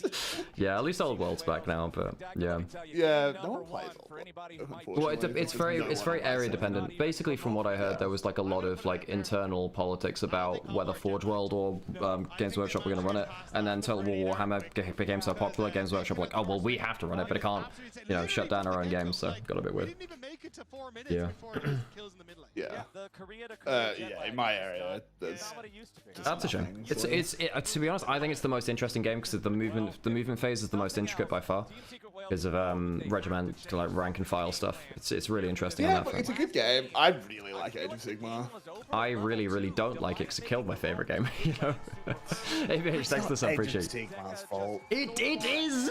It is. I mean, it's Games Workshop's fault. Games Workshop's fault. But sadly, like the favorite child, like we had like we are the one child of fantasy, then the second child comes along and then gets all the attention, and then for some reason we're also then put into a foster home. I'm not really sure that's how most families work, but anyway. In this case, but then also, they say, all right, you got to move out. You're 13. Yeah, thanks to the FODs, by the way, for the subs, ABH. And what did they say? What are the odds that Viper steps up to the plate and puts in elite performance like Ruler did on Genji? Because Daejeon is Viper's hometown. I think that Viper's had some time off. I think he did have some wrist issues, which definitely factor into things to a certain degree. I think Viper will look better internationally. He almost always steps up internationally. Viper is an incredibly good player. He steps up to the international tournaments almost without question, really. Which is not a common thing. I think Gumi is also someone that does that fairly regularly. And like Gumi at Worlds particularly is very, very good. Jesus, first pick Camille, is that the meta we're in? Is it that good? Oh, are they going to Jax support counter? I saw the Jax holder. Oh, thank you so much, Sam. Welcome, I heard some Age of Sigmar being mentioned. Yeah. Sacrilege. Good game. Moving out the really cool. Oh yeah, great. Sorry. This is like the it's not. It doesn't speak well to my character, but I still hold a grudge. I still do. Yeah, but there's no high elves. I don't care what they call them. They're not. They don't play anything like it. And I miss my dragons and phoenixes, and instead I get weird minotaurs, and I don't care. He understands that they kill. Why have we picked Elise? Why have you picked Elise? I guess it's for laning phase versus Camille, but I don't think it wins that, does it? But why are we picking it here? I guess it's a potential call to say if you don't lock the Caitlyn, we will now. But Camille wouldn't be contesting the Caitlyn anyway. I agree with Carrix. I don't see where you're locking it. Yeah, I mean, you can repel the hook shot, I guess. That's true. No, that's fair actually. You can, but if you get hit by the E, then you die. Kanavi gets Kiana though. Is Camille viable top lane anymore? Technically yes, but I doubt we'll see it. Yeah. I don't like play. So I really like the Mel here too, because the problem is you've locked the Elise, and the Mel is just good versus Caitlyn anyway. So now they have to go Jhin because you can't. Caitlyn doesn't like playing as Mel very much. I mean, Elise doesn't either, because you get your cocoon reflected back at you. Oh yeah, true. Why did they lock the Elise? I mean, it's got to be a Camille thing, I guess. I mean, I'm honestly, I was gonna say Kanavi, the Camille. There we go. Is less of an issue here than Kanavi's Kiana for me, because I don't think you can't pop like support because that was banned. So just a quick thing on the Kiana specifically. Kanavi was the best Kiana in the LPL. Yeah, there was Tien. Yeah, there were a couple others people playing it. Tarzan was fantastic too. But Kanavi's Kiana was still the best. He was so good at this champion. And last year, when LCK could not find a win on this champion to save their lives, Kanavi was getting 5,000 gold, 3-level leads. like genuine absurdity every time we touch the champion.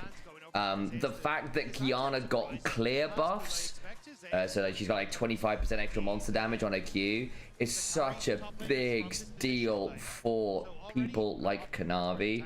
I had a feeling this might end up being a champion that just runs the tournament for certain players. So yeah, just expect Kanavi to do horrible things on this champion.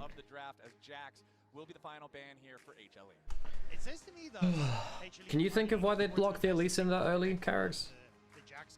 Does his toe play? Well, they got the Jarvans, they got to flex it there. Exactly. If the Jarvan wasn't locked at the exact same time, then maybe there's flex potential, but like there's not. BA is not a big Elise player. Like I think he's played it, but like not a lot. To be fair, you've got good CC chains there. I guess you can go for some kill combos, but I'm going to have to see how he plays with the Camille. D-Ray's good on Aurora. Is he? So I obviously like way less familiar with his champion pool. Like obviously you said that he should have played better last game, but is his Rise like an okay? Where does the Rise sit in his champion pool compared to the Aurora? His Aurora's better. Okay. His Rise has always been pretty average. He was picking it because it was Rise, and the patches were very Rise focused. This is a pretty good LeBlanc angle for Zeka, maybe. Ari,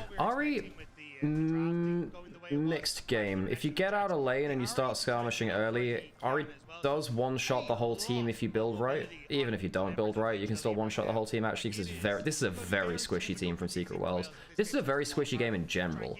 Basically, whoever gets ahead is going to start steamrolling, and I'm going to imagine that's HLE. Oh, we get the, okay. Because Pun was playing this at first stand, right? Where he'd play, This is Pun special. This is Pun special. He just tower dives you on volley bear every time. Nice. Yeah, there's a lot of mobility in this game. There's basically everyone except the Jhin and the Mel has fairly significant mobility here. Good setup on both teams as well, actually. Like, every member of HLE is bringing some CC, an important CC at that. Obviously, I think the Ambess is more of a follow-up than an engager than she used to be, but I still think that counts. On the other side, again, it's not like dissimilar there either. Everyone but the Aurora is bringing hard CC. It was Delight and it was Kanavi making moves early that Team Secret Wales couldn't answer. And I think Team Secret Wales became aware of how active Delight was being in the early stages, and Bay did a decent job afterwards of actually getting involved. Okay, gonna go put a quick ad break on. If you don't want ads, subscribe. It makes a difference to us and things like that. If Bay can try and get out early to match some of these Oh gosh. We've got like 4 days back to back of early starts, which I'm not going to lie, it might kill me. That leaves Mel versus Jhin down the bottom lane, and It's like the one decent time zone. Yeah. That we get. Yeah. Like 1 PM for us. Yeah. Which is annoying when it's midweek games, but. Oh yeah, annoying. Yeah, 1 PM weekday. Oh yeah, so annoying. Not 5 AM midweekday. Yeah, I suppose that is normally worse. a regular experience, to be fair. That's not going to feel very good, and it's Yeah, give us one. Yeah, give us one. Thanks. It's pretty easy to time the rebuttal. If I can do it, I'm pretty sure Guma Yushi can do it. Yeah, he's pretty good at the video game. Yeah, he's pretty You can't. Oh yeah, no. I think. Do you know how Mel W works with Jhin W? Because Jhin W works weirdly with different kinds of wind walls, which is why I'm wondering what it counts as for Mel. Because basically, for those of you that don't know, if you Jhin W Yasuo, his wind wall blocks you. If you Jhin W a Samira W, which is meant to be the same thing, it doesn't block you. So you hit Samira, but you don't hit Yasuo. I don't know where Mel hit falls on that. Yeah. I would imagine she falls the same place as Samira, because I remember the explanation for why Yasuo and Samira are different is because they hard-coded Yasuo. Oh, Samira W can block it now? Well, now I'd imagine that Mel can changed it? Yeah, because that's what I remember being on release. Not enough people play Samira for me to know this shit anymore, you know? Also, just gonna say, I need someone to lock in, like, HLE, if you win this game, can you lock in Xerath? Because we think that's gonna be the last Riftbound card, but they're really only showing ones that get picked. Right, okay. So I just need you to pick Xerath for me, just so I can find something out. Oh, yeah, hang on, wait. Oh, dude, did you see the MF legend I pulled, by the way? Yes. I haven't mentioned this. I wish I had my camera on because last night I pulled a signature tamer. Oh really? Sweet, cool. Yeah. Oh cool. I've not got a, I've got an over number bar. I've never pulled a signature. Yeah. I've pulled 2 now, which is actually crazy. Wow. And they're crazy expensive. Yeah, this one's not quite as much because it's not the legend, it's the champion card. Gotcha, so gotcha. It's still a fair chunk of change. Oh well, Pundubi. Kanavi might he just kill does. him here. Going up against somebody who's really experienced with that, someone who's comfortable with Oh. that. When you're I think this is something which junglers do need to learn a little bit about, even in just in solo queue. Sometimes you just let the proxy farmer do their thing, because as long as your top lane is happy just trading even farm for even farm, they don't just farm. You know, you can't fall behind in jungle matchup. But this is really interesting. You know, having stuff like a proxy farmer this early into the game is just no one else does this right now. Very few players do this. I know it's a Baus thing, but Pun's done it on Volleyball so much this year. Bring some of the learnings from the LPL to the LCK, and that's kind of what we've seen is this team now. He hasn't played the Volleyball in a little while, so been a massive success for we'll have to see how it goes. But this is when he starts picking things like the Volleyball, that is kind of Pun locking in. the focal point of just how Raptor respawn. there is on this team. Well, we've already crossed the 3-minute mark, and there's no deaths. Okay, this is more interesting stuff. I want to see like how, or if really, Sequels can actually do anything about Kanavi just rolling through jungle, because Kanavi is so damn good. He's so damn good. But if you're a team which perhaps you can be overlooked by these top teams because you're not a tournament favorite, maybe you can make some weirdness happen with early jungle pathing. Okay, they get vision on Kanavi. Where does BA go? He's got no. He's got like flash. He'll repel to Kanavi and then he'll flash out maybe. Yeah. Doesn't even need to flash. Good, just repels out. Good read that there was no water queue. Yeah, Kanavi not actually taking the water rune there, so you could actually get the lock. Oh, Pun! He goes in. Bloody for hell! Go Pun! Kill him! Kill him! Get him, Pun. Yes, yes, do it. Oh yeah, the timer right now is 15, 16, 17, 18. I'm like a second behind, it's fine. Cool, that's all good. Just check. I just realized that with the internet stuff we didn't resync potentially. Okay then. Oh, you pulled the Jin signature legend? Awesome, Harold. Cool. That's huge. Angie perhaps would be, yeah.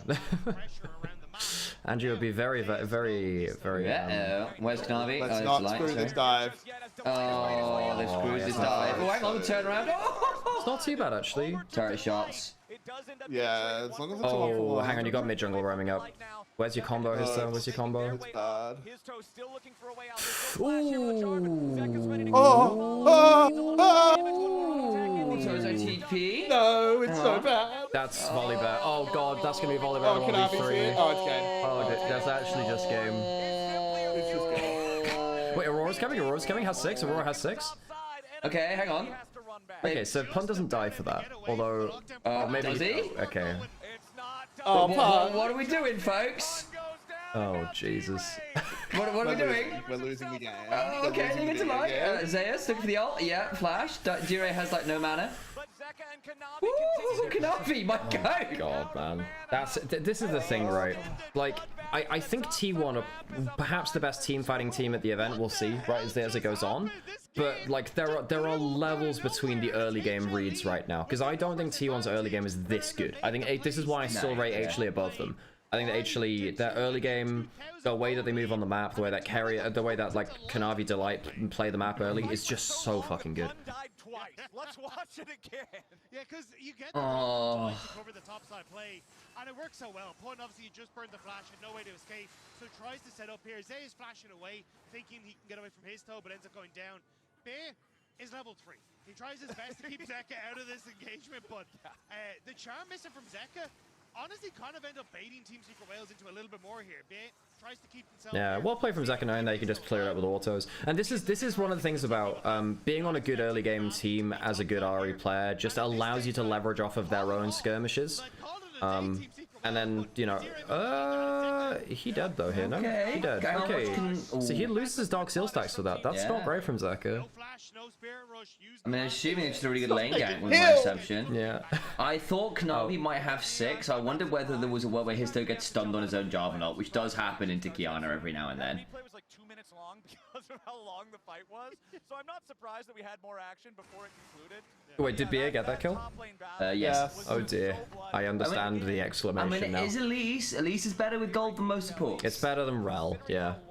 Like, at least getting gold is no bad thing early on in the game. If it gets you to rocket belt early, life is okay. I like this is diveable. Misses the ult damage though. Doesn't matter, does it? Ooh. Apparently it does. Q cooldown? Oh, Q's back up. Yeah, I was about to say, I'm not sure. Okay. He can't catch with the slow. No, he's really if he hits ult damage, probably kills. Kanavi might kill him now. Yeah, I think Kanavi does. Right. I'm just. Oh no, Kanavi's on the other side of the map. Okay, my bad. Well, there was a okay, public I'm not gonna lie. there. I'm so tired. I was like, someone's around me, like, oh, it'll be jungle, and I just forgot that actually technically Camille is kind of a second jungler in this kind of game. And welcome back, Season 8. Sure. I hate Camille jungle is one of my least favorite champions to watch and play against in like the history of League. That champion I really enjoyed watching the silliness. It is an utter abomination, particularly like Season 8 Camille jungle, just because the way that you just take Skullcrab, the only jungle camp which mattered in the game, so quickly, you'd like one-shot it, and then you become the most powerful person on the map. And then you wouldn't farm. You wouldn't farm. You would just kill people. I'm just like, and there was literally no place to stand that was safe in lane because you just the hookshot range is so ungodly long range. And then the funny thing is, we left the meta of like Camille Lee Sin, but the halcyon lands of like Graves jungle, where all it was with pure farming 3-level advantages the year later. I think it's like, I can understand why people enjoyed the intricacies of that. I can understand that, but it was really boring to watch.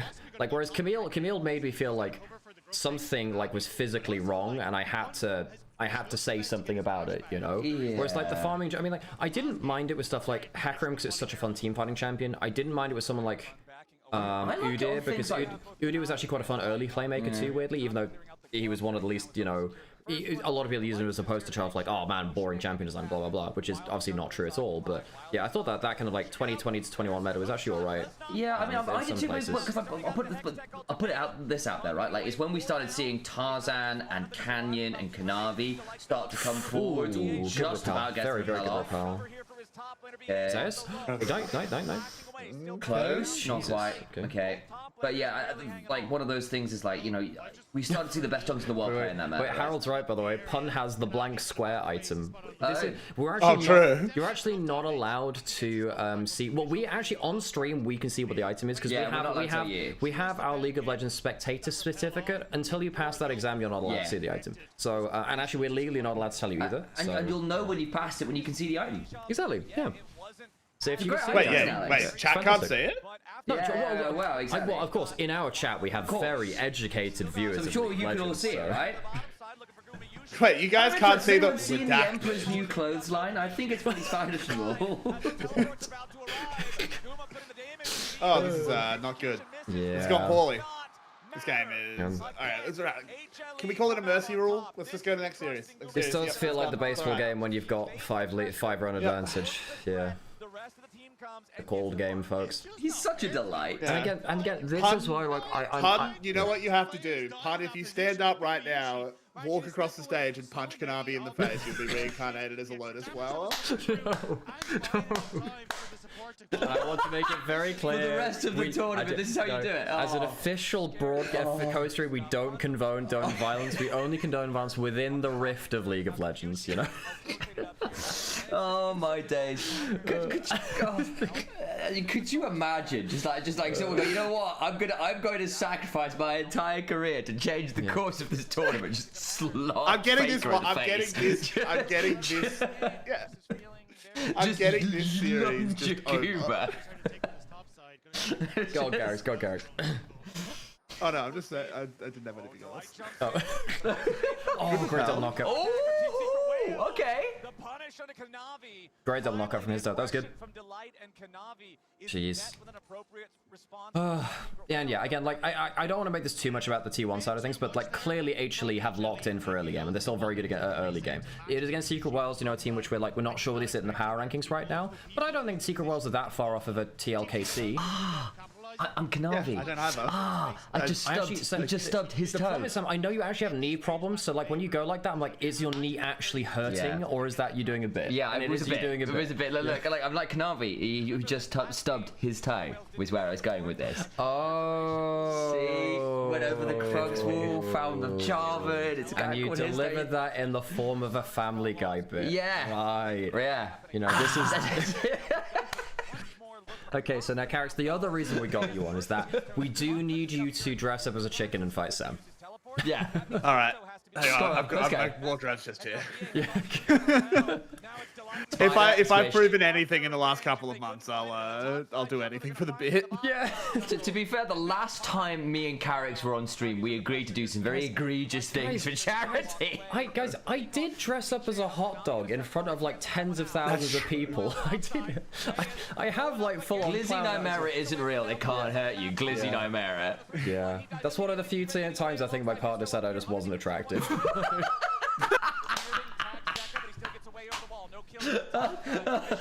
Is it bad that when I was on the FF stream, my partner messaged me and was like, you know, I could work with this. I could work with this. Was that with the full clown yeah, or the full half clown? The full spectrum, the full clown. Never go full clown. Oh god. If you've done a hot dog, you're gonna do a hot fox cosplay. Yeah, I just gotta like shave down and just gotta make sure. Gotta like contour out the pecs to work. Yeah. Oh god. At some point, I do want to do a Viego cosplay. That's on the list. Yeah. But specifically the King Viego one, because there's that one chroma which is basically just me, just in a fancy outfit. There is legitimately an article written by Dom Saka about the various champions that Nymaera looks like. There's like 4 of them. So the problem is, if I was going to do a cosplay for stream, I'd have to do it as Mr. Root. That's just weird. To be honest, at this point, Carrie, just commit to the bit. Yeah. I bought another 40 copies of the card, by the way. Oh my god. What are you gonna do with them all? Are they all like one pence each or what? You're gonna have like a little room, you know, like you like normal people like in shit have like a Faraday cage or whatever. They're doing like a secure room or whatever. You're gonna pay for yeah, absolutely. You guys don't chat. Like Carrick's just gonna have theirs like a room coated in root cards. I'm going to the RQ in Singapore in a couple months, and I kind of want to make a cape made out of Mr. Roots. What? Could you just have like a pint glass covered in them and have a root beer? This is how bad things are going, by the way. It's just that obviously Delight's hit Sundered Sky, and like now he could theoretically solo kill Jin at this item breakpoint. Even theoretically, three levels down with the Sundered Sky, he actually might threaten it with Ignite. I feel like that's a theory the same way gravity is. Oh, there goes gravity. Okay, well, we've just been hit by the apple. What would you like us to do? All right, Newton. Yeah, no. Zeus, I don't know if you win this, Hunt mate. does win this. He does win it. Yeah, he's not got to Fimbulwinter yet. Once he gets that, then yeah, he's pretty happy again. Well, not like ridiculously happy, but he's pretty happy. Yeah, so yeah, because it's not it's Winter's Approach now. It's Winter's Approach, yeah. Oh, that's not too well. That's actually really well played by Zeus. You have to cancel a tower or two though, otherwise you die. Oh my god. Oh my god, he gets out. Oh, that's I want to die. Yeah. Yeah. You could also try tower diving Zeus then, I guess. You know, I hear that.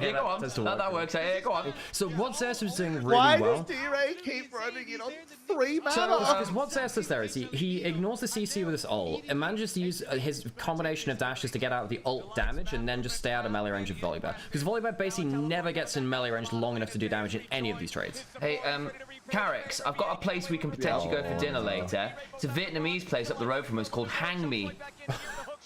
There actually is one. Not even joking. There is the actual one. Why did you have to say that? I'll sit.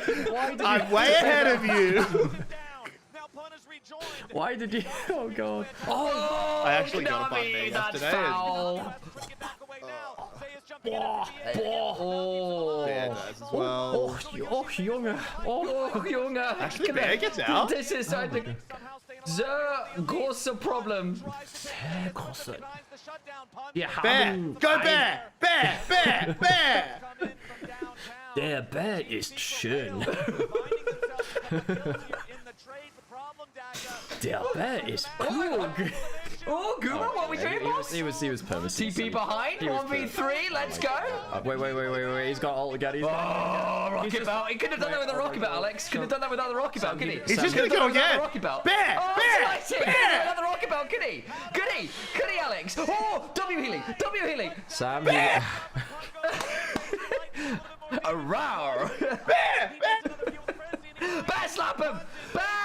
Slap him! It's 6 a.m. Sam, it's 6 a.m. I don't want to get noise complaints. What the hell? Arr. Oh, Jesus. Exactly, you see what Japan is dealing with? Exactly, they have to deal with this bullshit. This fucking Oliver. Hey, credit the pun, that was actually very fun. 5-5 now, by the way. Wait, he went from 1-4 to 5-5. What? He's just at 1.1k up as well. Holy shit, that's crazy. Oh, Zeus has gone for the full burst build with Voltaic, by the way. Oh, yeah. There was a lot of things happening. There was, like, the tier 2 went down in top lane, I guess, for Zeka. Yeah, that was... That's so funny. I mean, the thing is, they're still 6k behind. Like, they opted in towards repeated... Oh, yeah. But it was funny. Yeah, 100%. Zach, I'm not really sure about that TP back in. I mean, also, Delight is 6-3 and 6, by the way. Like, what the hell is this Camille right now? Because it's all about this volley bear. Everybody just has to... Everyone else on Team Secret Whales are the ads. Pun is the raid boss. Yeah. The ads have to support the boss if they want to try to defeat the absolute monster that is HLE right now. Delight, buddy. Okay, here we go. Kanavi. Ooh, doesn't get anything with Zol. Okay. Team Secret Whales get the kill on Delight. That is big to start this one off. Kanavi's getting slowed up here. I think Kanavi has to be a bit careful. Yeah, I think he's out of tools here. Yeah. Actually, what have we done? Bear! Pun running after him. But a nice use of charm and the slow Pun still continuing forward. They don't have ult to cancel I don't like but... that now. I don't like that. So, I'm not being funny. It is 6 a.m. See, that's fine. Again. All right, it's 2 p.m. for me. I can carry the loud. Exactly. Okay, it's 2 p.m. somewhere, Alex. Come on now. Yeah, not here. Not for our neighbors which have kids next door. They'll wake you up at this time anyway. Yeah, well, they certainly are now. Yeah, well, now they think there's a bear outside. It's like, wow, really getting into his... gonna rock up and go, was there a bear? Yeah. Really getting into his Duolingo, man. Like, you say we are in Berlin, that can mean very different things here. Good bear or bad bear? Oh, God. Yeah. And... Yeah, that's a real overinvestment from Kanavi. Real overinvestment from Kanavi.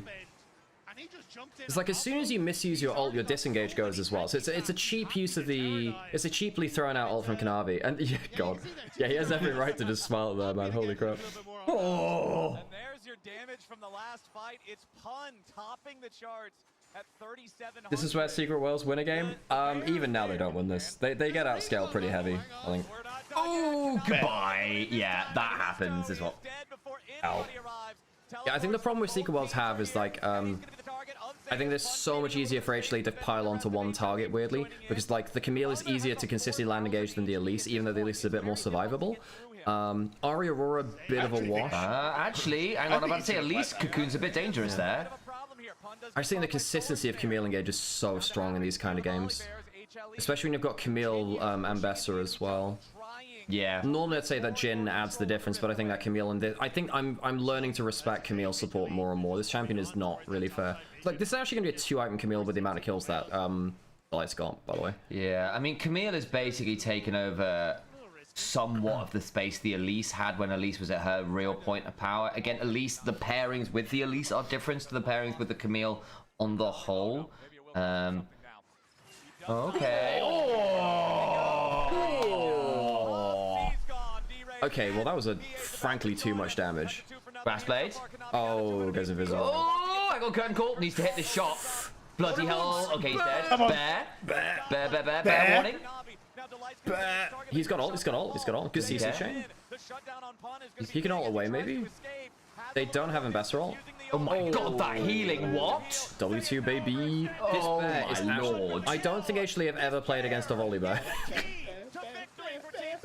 Oh, wait. Delight's actually almost killing Histo. He actually just kills Histo. He just kills him.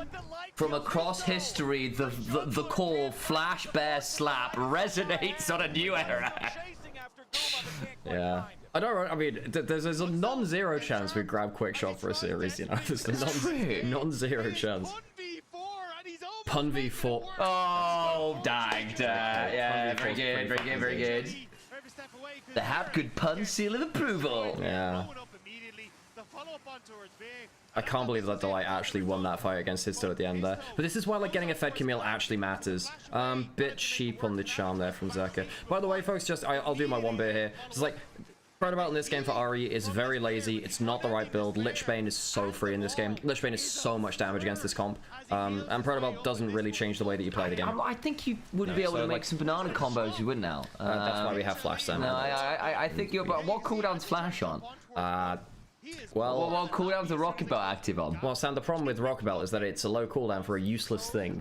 Well, you could take off. But yeah, no, for the people who actually like want to take this serious and shit, you should have been aiming for Magi's, but lost those stacks early, so I can understand why you don't go that early. But just go Lichbane in this game. It's really, really nice for the move speed. The base move speed is really nice, and it's just really good damage versus the team where you can tell he's getting like 5 autos in every fight. Like, if you get Lichbane on that, it's a significant amount of extra damage. But Alex, if you needed the move speed, why not just have an extra dash? Like because you could get with a rocket belt. With a rocket belt. It's actually not a bad Baron start. Oh, double root. He's still got his... Oh my god. Jesus, this is getting decked. Well, he's gone for the full squish build, remember? He's got like no HP. That's not bad from Zaka, actually. Really important. Really well played. Really, really good. You have more threat here if you have Lichbane as my mate. Look at, he's already got like 5 autos down in this fight. Oh. Close, just about misses. Hook shot, okay. He had ult in some way. In credit to Pun, this is an incredible fucking game from him. Probably they're still down a really nice amount of goals. And the problem is they can only fight around Volibear ult. And I think that HLE kind of... They don't really know how to play against a Volibear. If the fight goes long enough for him to get a W2, the fight's kind of over. The amount of healing he's getting on those W2s, especially because he's got Spirit Visage and Unending Despair. His healing is mad, by the way. Way too tanky. And Azaius is caught in response. He does not have that same luxury. But you can already see, like, this is the collapse from Zeka who pushed out top wave, now moving in.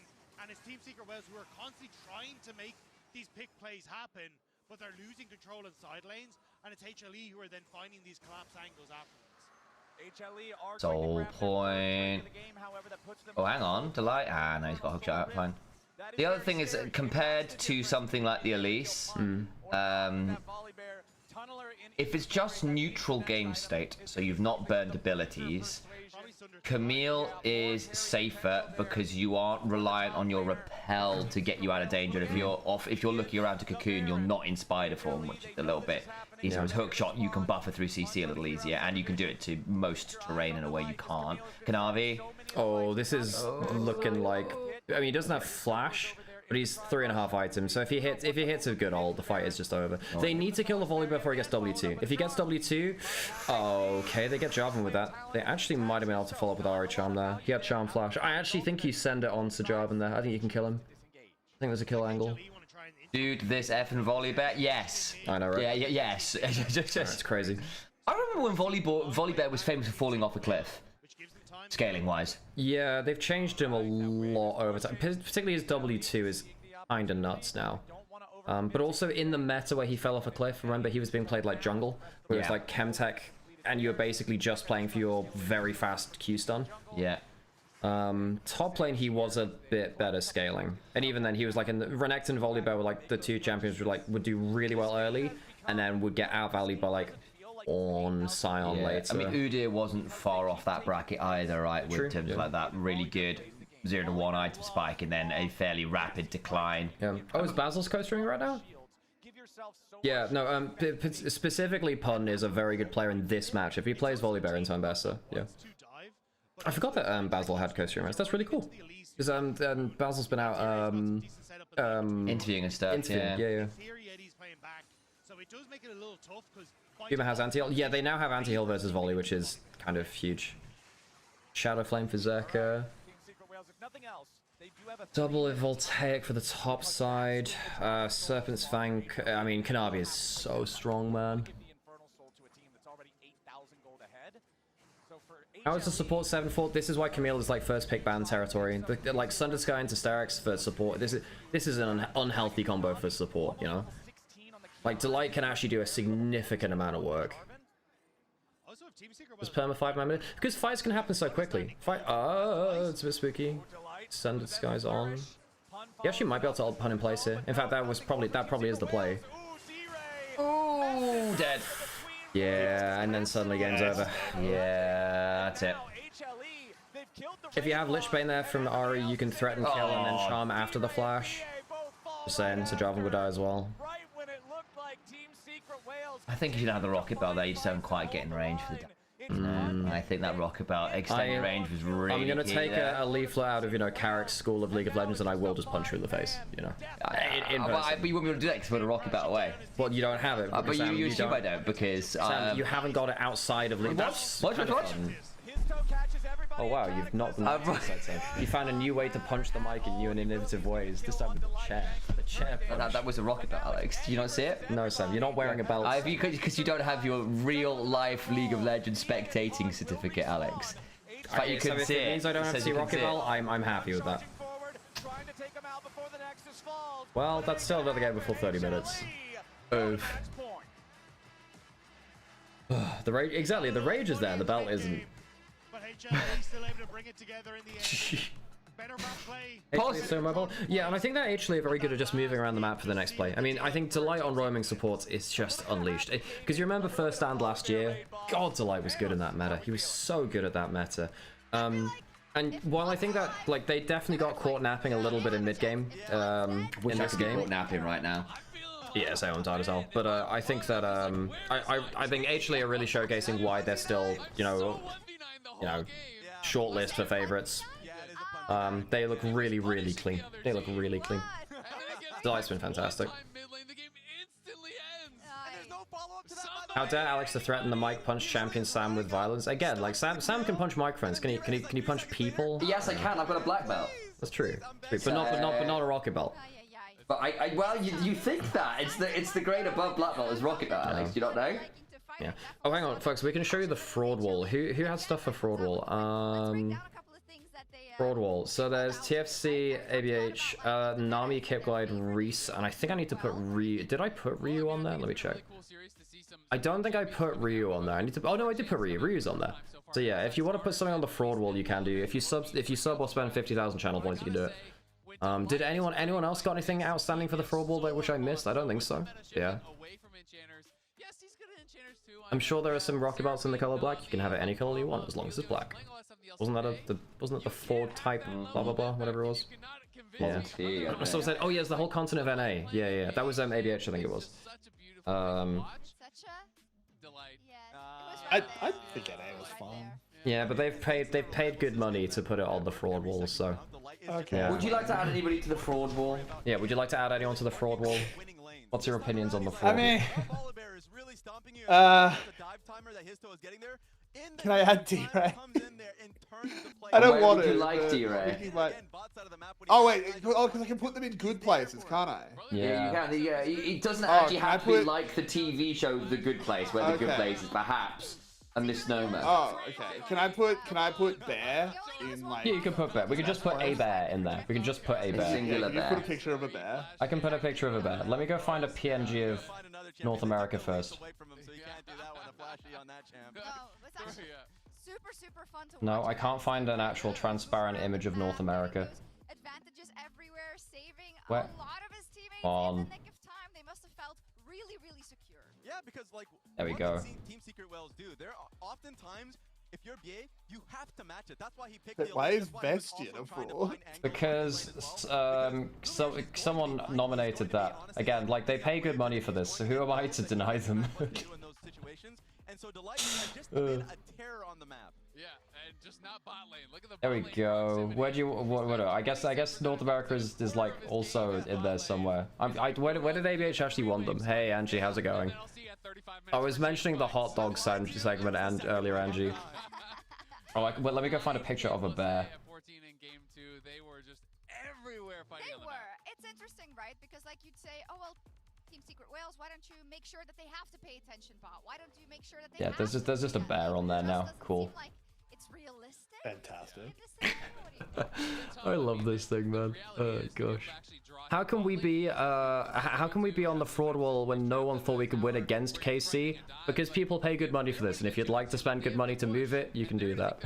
Yeah, the answer is if you don't like it, then sub. Exactly. Or spend fat channel points. You can do that. Yeah. Yeah, Blades in Purgatory. I think that was a Montes suggestion. Basically because like you get to be friends with Montes, but you have to also put up with Montes, I believe was the logic. Hey Aries, thanks for thank you for the sub, Aries. What would you like to do with your sub, Aries? What would you like to do with the continent of NA? As we know, it's actually Aris. Oh, Ares, yeah, of course, yeah. You want Faker on the fraud wall. Where do you want Faker on the fraud wall? This is very dangerous, you understand. Yeah. But then again, you can put you're spending your good money to put us in danger. But sure, that is the rules of it. Where would you as far as you can put it? Wow. Okay. Okay. Specifically for this one champion. I'm asking them right now, guys. Anybody? I think we're gonna. Oh my god. Okay. Okay. As far as I know, which way, Aries? Left or right? My hating knows no bound. Okay, so that will be to the right then. Okay. That's not transparent. Let me go find an image for this. Okay. Well, I guess Sam is in low power mode until the next game. I'm warning you. All right. Yeah, I'll go edit that, and then we'll watch the both for the 1v1, but also compositionally worked really well. Yeah. And I think had his team not been so far behind on the rest of the map, it is one of those games where you're like, he could have actually carried. Yeah, it's true. But the light was everywhere. He was. I'm a little bit worried about HLE though. Sometimes when they know that they are very ahead of their opponents or much better than their opponents, they're willing to opt into some fights. And we saw that here already, right? Yeah, we did. Yeah. So I feel like you can't completely disrespect them. I think if there's just a few more adjustments, or if we see Team Secret Wales play to sides a little bit more aggressively, because that one play mid where there wasn't really an objective to play for, I think that could have been it, where they can play on sides instead. I mean, there was a lot of talk after. Okay, I had to put a disclaimer on this one. Added by Aries, Faker down in the bottom corner there. It looks like it's saying Max Verstappen is added by Aries currently. No, it doesn't, because Faker's down in the corner there. It looks like that. It's fine. We're good. Okay. We are going. If we are going to have some angry T1 fans looking for Aries. Is this how we get God of War? Is this how we get God of War IRL? I've just woken up in the UK. Hang on, wait. So I've just woken up in the UK. Can I get a TLDR? So yeah, basically, HLE have ran over this series in early game. First game, Delight and Kanavi went mid lane a couple of times, set Dire behind, and Dire just fell apart, and HLE just kind of carried the entire game, really, off of the early game. Game 2, well, you see the highlights of it now, but Pun went kind of mental on Volibear, but that was the only good news from Secret Wales that game, really. Delight had a very good Camille game. I think we're understanding why Camille is first pick ban priority. Yeah. They can find me, bring them to... understand the Elise. Oh yeah, and the Elise early pick in the draft didn't understand where it was picked.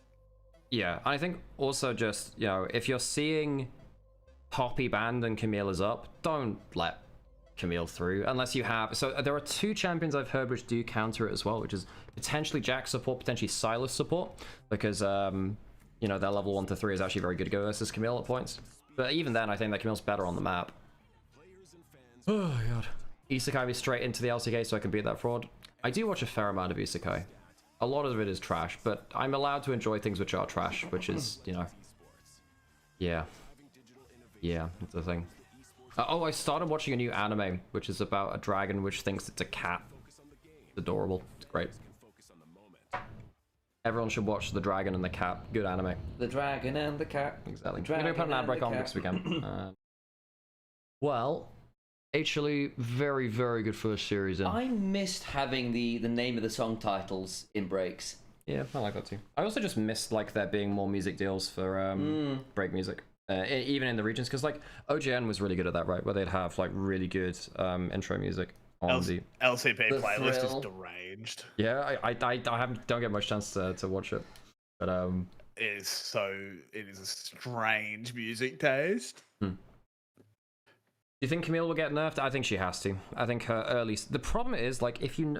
This is the problem with every champion which finds their way into support or jungle when they shouldn't be. Is just that if you end up buffing up their laning stats or early game stats, which is the problem which Camille has, which basically that she can't lane against a whole bunch of stuff. So you have to buff her base stats and stuff to compensate. Like, then you just kill her in top lane to move her out of support, which is the problem. So how do you fix, you know, Camille support? But do you just remove power from E again and put it back into Q? Do you have to do that again? Because that's how they've tried to move the lever before, but it hasn't always worked, right? As long as Camille hookshot remains the same that it does, and that her adaptive defenses and W give her enough laning presence, she will remain as a support in some degree. Can you give a hot take? Shoot away, fire away. What's your hot take?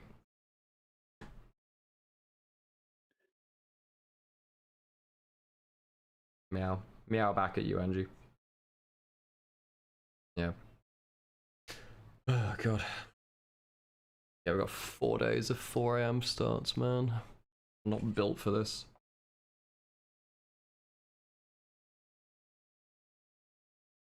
I don't think Camille is too broken. We just haven't seen it in the hands of someone less proactive than their opponent. I think Camille support is kind of broken. Just the amount of stuff you can do on that champion. I mean, you do need to get early kills to make her look very strong for sure.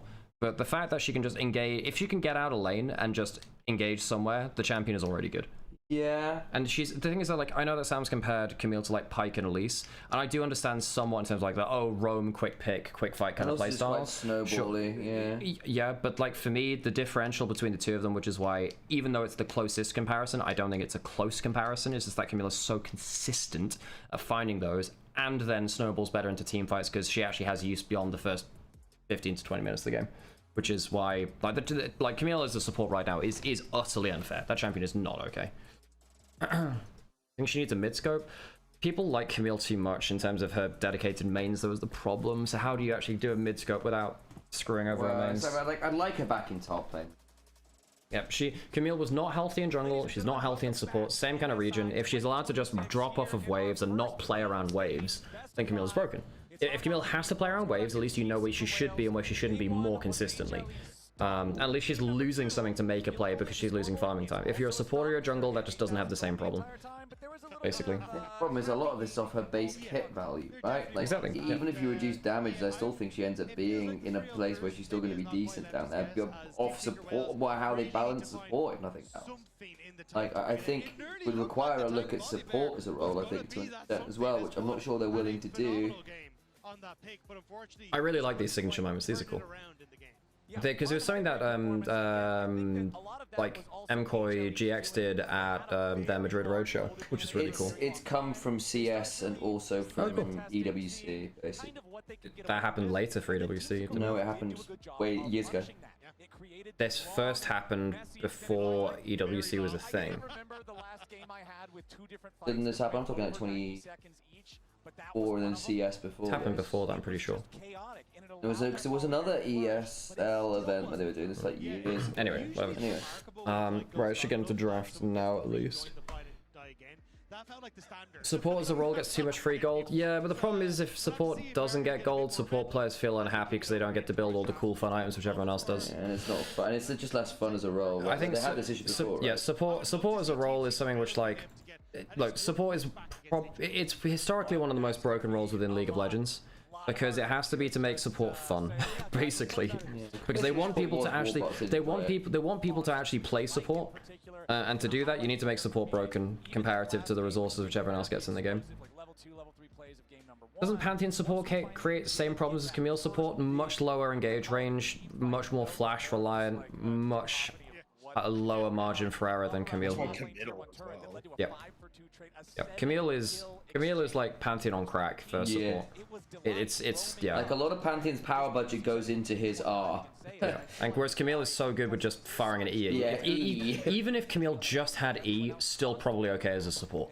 Even if everything else was somewhat decorative, that breaks the champion really. So now we're actually seeing Varus bans, but it's not. Oh, Oriana's still up. That's been banned both games, I think, so far. Oh yeah, fun fact. Obviously, Warhorse is a world champion support for those of you that don't know. Yeah. For C+. Warhorse coached in the LPL for many years. Coached FPX through to their World's victory. Very well regarded actually, Warhorse, but then went to JDG, was one of the revolving set of coaches from JDG when they couldn't find a head coach to replace Hom really, who really fit them. Didn't really achieve much there, but Warhorse was on FPX for many years. Yeah. Oriana Nocturne's up. That is, well, Oriana's now banned. But yeah, Nocturne is probably next on the priority list at some point. Yeah, just having early priority junglers is so important to the meta. I know that Nocturne's been nerfed a little bit, but the champion's still broken as fuck. Caitlyn to split it from Bard. There is no Ezreal after game 1. I like grabbing the Karma for BA, but we might be a little behind you. Whether they've just done that or not. I think you're about 5 seconds ahead of us if that's the case. Yeah. We're just seeing the Karma getting hovered now. Good to figure it out now. Caitlyn Karma, I mean, it's good lane pressure, but Karma got what this does mean is that, well, what do you do with the Bard? Because I guess you can, well, MF Bard doesn't feel great. You can't Ziggs, you can't Ezreal, you can't Jhin. A lot of the champions you want to play with the Bard are gone, so you kind of have to MF. Yeah, you have to MF, really. And MF is okay into Caitlyn. Obviously, it's a notable Caitlyn answer, has been for years. It really cropped up. First time MF AD carry actually became a thing was in about 2020. A lot of people now consider, MF a more staple pick, but before then, MF was kind of seen as a bit of a troll, kind of solo queue Bronzodia pick, because it's oh, you don't have consistent damage, you're just there for your ultimate. So it was relegated to this season 2 pick of Curse of the Sad Bullet time. Yeah, we didn't see it for years. So the only time we saw it was MF support in season 6 very briefly. We only saw MF really come out of the woodwork in 2020 when we had some really broken tech for MF at that point. It was when they honestly one of the really big breakpoints again more recently. She's kind of come back and ebbed and flowed a little bit with Bloodthirster and her W pass. When they reworked how her W went, when it went from impure shots to taps, yeah. No, that's the passive. It's W's the strut. Yeah. When basically the fact that you don't lose your move speed passive as long as you've got a shield. It made her so much more viable because she could get around the map a lot faster and also just safe in team fights. Actually was meta with Blade of the Ruin King briefly before Bloodthirster as well. Oh yeah, in 2020 she was. I forgot about what was the build with that again. You went Blade the Ruin King and then right after that. I think it was. But yeah, Blade was actually really good because you just had really good on-hit value from just switching targets. Okay, blind pick Renekton into double ban to save top lane. Nars already gone, Vayne gone, and Bested you don't care about anyway, it's already gone. Ban Yorick maybe, not that you care too much. You actually might ban Jace. Not Jace, sorry, Jax. Oh, bleh. Brains all over the place. I don't think it's a bad draft for Secret Wells right now. I think it's fine. I mean, you've kind of knocked HLE down to a lesser combo. Delight is not a great bard, and it's not a fantastic lane duo. Onivia and Nocturne is scary as hell, though. I think I could say that about most things that Kanavi's on, to be fair. Yeah, there are very few champions I don't think Kanavi's good at. Which is, I can't even think of any on top of my head, actually. He's good at everything, actually, Kanavi. He was a bit weird on Zed. And even then he was still decent. Oh yeah, that's fair actually. Yeah. Zed, it's he didn't know how to use his W effectively in mid to late game. Very good early game, but not great in mid to late. The Fury for Histo, sorry. I mean, you've got potentially good lane power to abuse it with, right? Caitlyn Karma should be a good space to start fighting over Raptor camps at the very least. I'm not seeing a mid laner, which is traditionally a control mage type, and I'm seeing virtually no engage, right? The Fury can dive into the backline, but that's not CC. The job is to just pop a carry. Renekton, you can stun one guy, but the engage tools are limited on the Secret Whale side, and your engages run real fast. Ooh, Mundo, hang on. Oh, yo, Mundo into Renekton. That used to be okay top lane matchup. You can't W it. Well, that is a very different set of solo laners. Very, very different set of solo laners. Push. And you're actually, you kind of need some kind of heavy, you actually kind of need something like a Yone, but the problem is if you do that, you full AD into a Mundo, which, and Mundo's not really a tank, he's a Juggernaut, but if you go full, you can't afford to go Yone. Quay's okay into Victor, that's fine, it's a fairly competitive matchup. It's not great into Nocturne MF Bard though. I think that last pick, it feels kind of bad. versus control mage in the mid lane, but again, I have You, Akali was gone, Silas was gone. You don't want to play LeBlanc into that, nor could you really get much value of that into Mundo. Azir might have been an okay choice. At least you could be decent anti-tank past a certain point. I think Azir is insta-death versus this comp still, no? Because Victor's fine versus him in lane. Mundo just runs at you and there's no cancels for his passive, really, so your wall doesn't protect you from him. You're still vulnerable to Bard, although less so than Hui. I'm going to put on a quick ad break, by the way, folks. Oops. How is K'Sante into Renekton? It's a fine matchup. It's like Renekton gets push, has a pressure early, but then K'Sante can threaten teamfights later. And Zeus is a very good K'Sante anyway. Yeah, I think this is an outdraft from HLE quite heavily. That last pick of the Hui just feels not great, sadly. I'm still salty that Korean 2 was in play-ins. Team Liquid should be in the main stage, or well, I mean, I think that if you'd replaced like T1 with a number of main stage teams, it would have been a more interesting play-ins and a more we would have seen better gameplay, right? But then this is the thing, right? Because again, we actually talked about this on again the podcast which we're releasing. The first topic we did was basically how do you fix the seeding issue within International League? Because the problem is, like, I think one of the things is, like, League's international circuit feels like every result has to affect the rest of the year. So like, you know, first stand must impact the rest of the year. This is something that you talked before about, Carrix, and I really agree with this. The prize for winning first stand should be winning first stand, really. Yeah, you win first stand. Yeah. But the problem is basically as well is, for me, teams and regions can fluctuate very heavily over the course of just a single split because of the nature of patches. I think that if you're going to do big patch changes, do them just after international event, do it in preseason. I think that helps not having as volatile seeds, and it means that at least the teams which make it through from a region are going to be more solidly good at the international event, whereas sometimes you get teams which qualify on a very different version to the game than they play at in the international event. 2015 Worlds is the one which people tend to bring up, which I completely agree with. Or LGD. Yep, exactly right. Hey, Pheasant, thanks for the sub. You can put something onto the fraud wall if you wish. Mary MSI, yeah, filthy animal. Filthy quite animals. literal. Quite literally. Ooh, heal. Maybe even during this game with Zeus's first Mundo.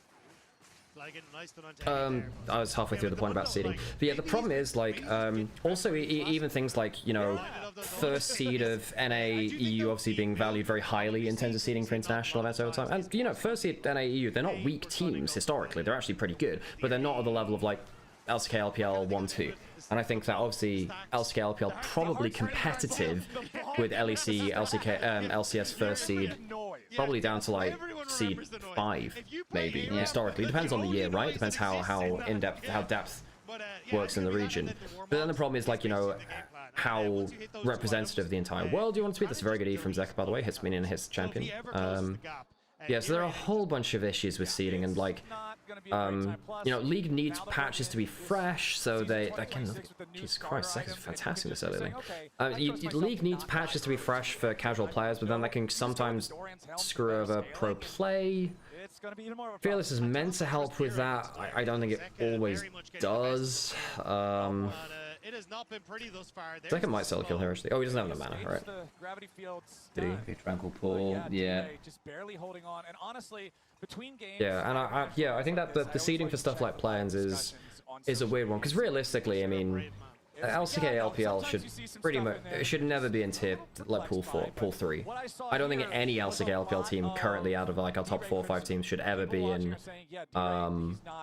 like pool 4 for an event. It just does. Because iTest tends to tell you that. We're looking for a double skeleton here, by the way, for Kanavi. Zeka has enough mana to fight for this. But like, again, one of my things with the seeding is if you have put in a global power ranking and said allegedly you're going to help use it to do seeding stuff and then not do that, then what's the point? Like, I get it's not perfect, I get it's a flawed system, I get it doesn't necessarily update to relative strength of like how teams are looking right now, right? Because it requires it is a reactive seeding system, right? It reacts to results. So this is actually something which again brought, so on Shut Up and Scale we talked about this, where effectively one of the things they do in CS is they have like players vote for seeding. And then it's now I see what you're seeing. Yeah.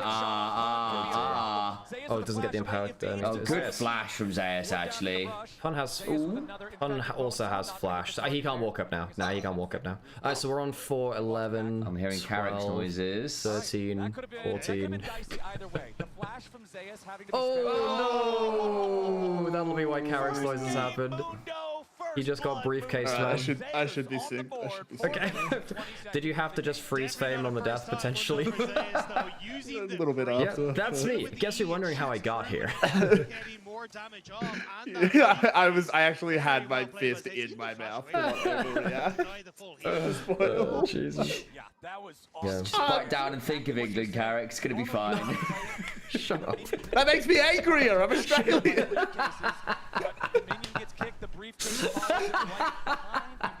Sam, no. Oh god.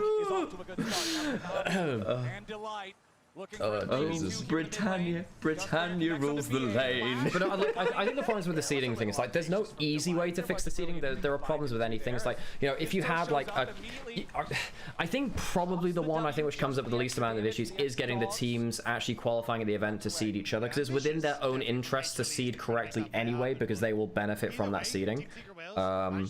You don't want like higher teams seeded lower, because then that'll potentially screw you over in some points. I immediately have issues with that in terms of it's very too easy for collusion. You can't allow that to go to the teams. It has to. So the thing is, if something is like 7 spots out or something like that, then you just disregard it. Yeah. There are some checks and balances, but basically, like, it means that if the players for taking it, they can play in a lot less, and it's just much easier to kind of use that to like counteract the, you know, crazy discrepancy. Yeah. No. Like. I think that is. I have immediate issues with having people have vested interest in the tournament winning, so players and teams having any say in seeding is risky. I mean, well, how would they use that to their advantage? That's the thing. Because again, this is something which has been used and has worked in CS. Okay. So it's you can't get like analysts to do it.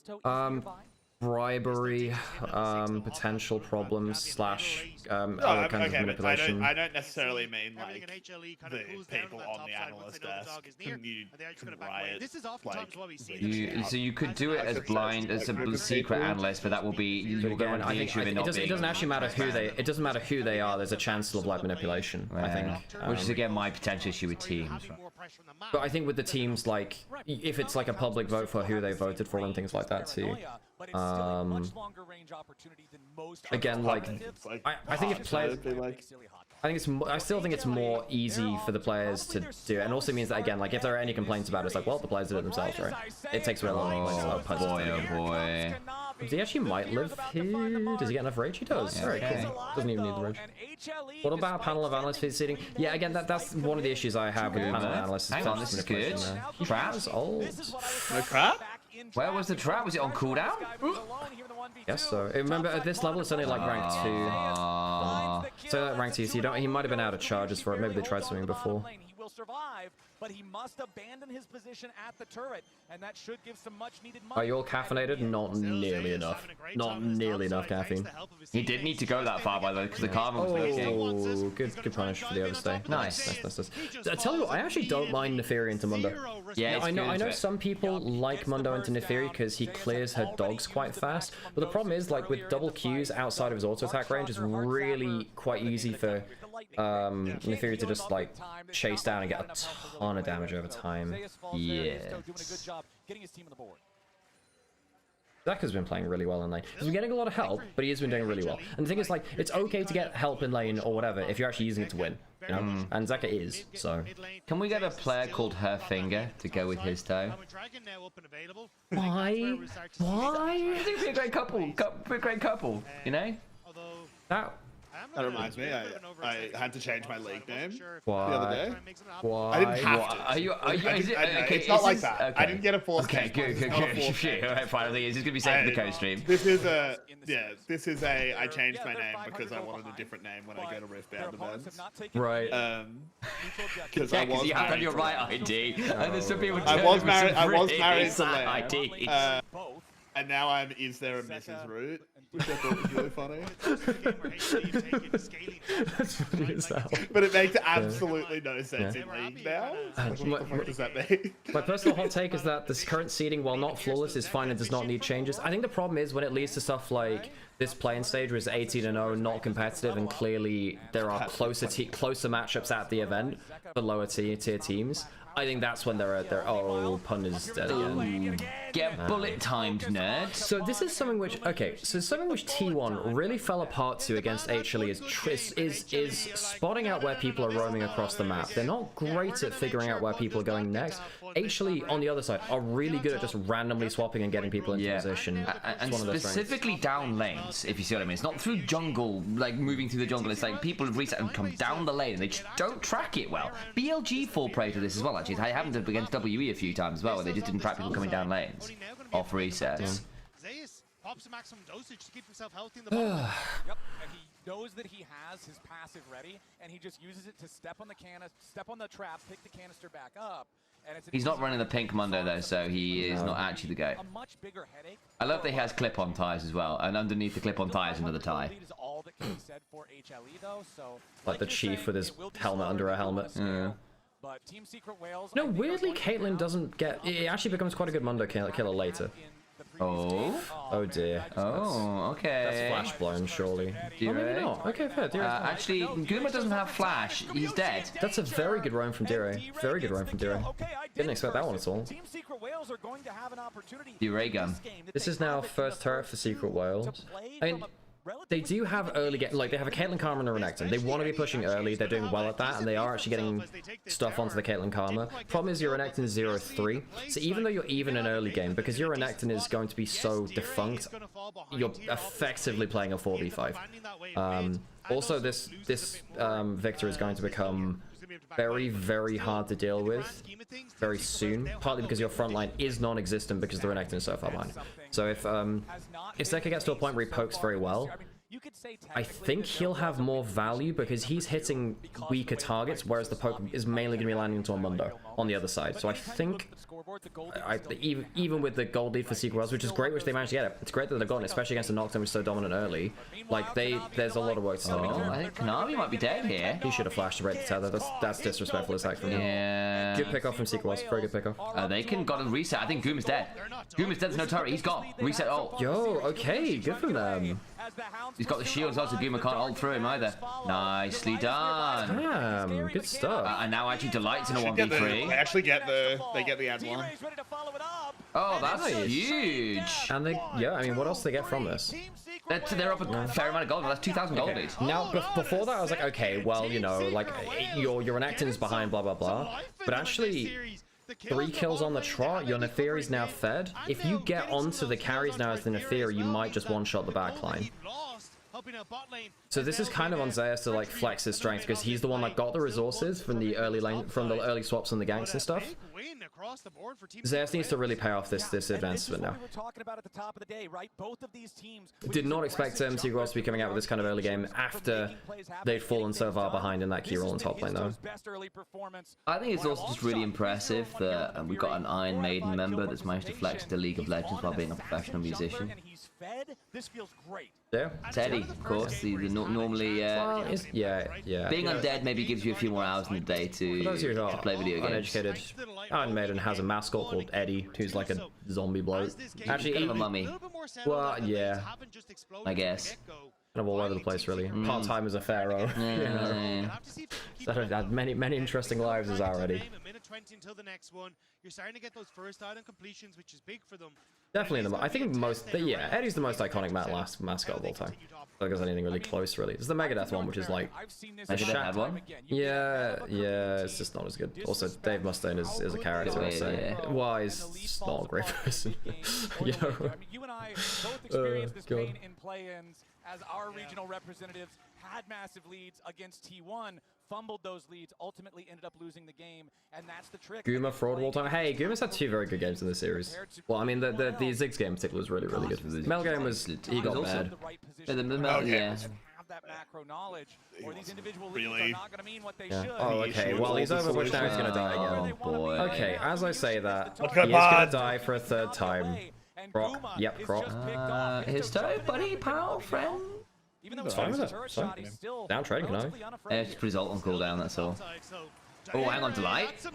Hang on, that's going to need the heal. Oh, bloody hell, he needed that. Wondering where the QW was. I guess he is up for. Damn, this is actually kind of...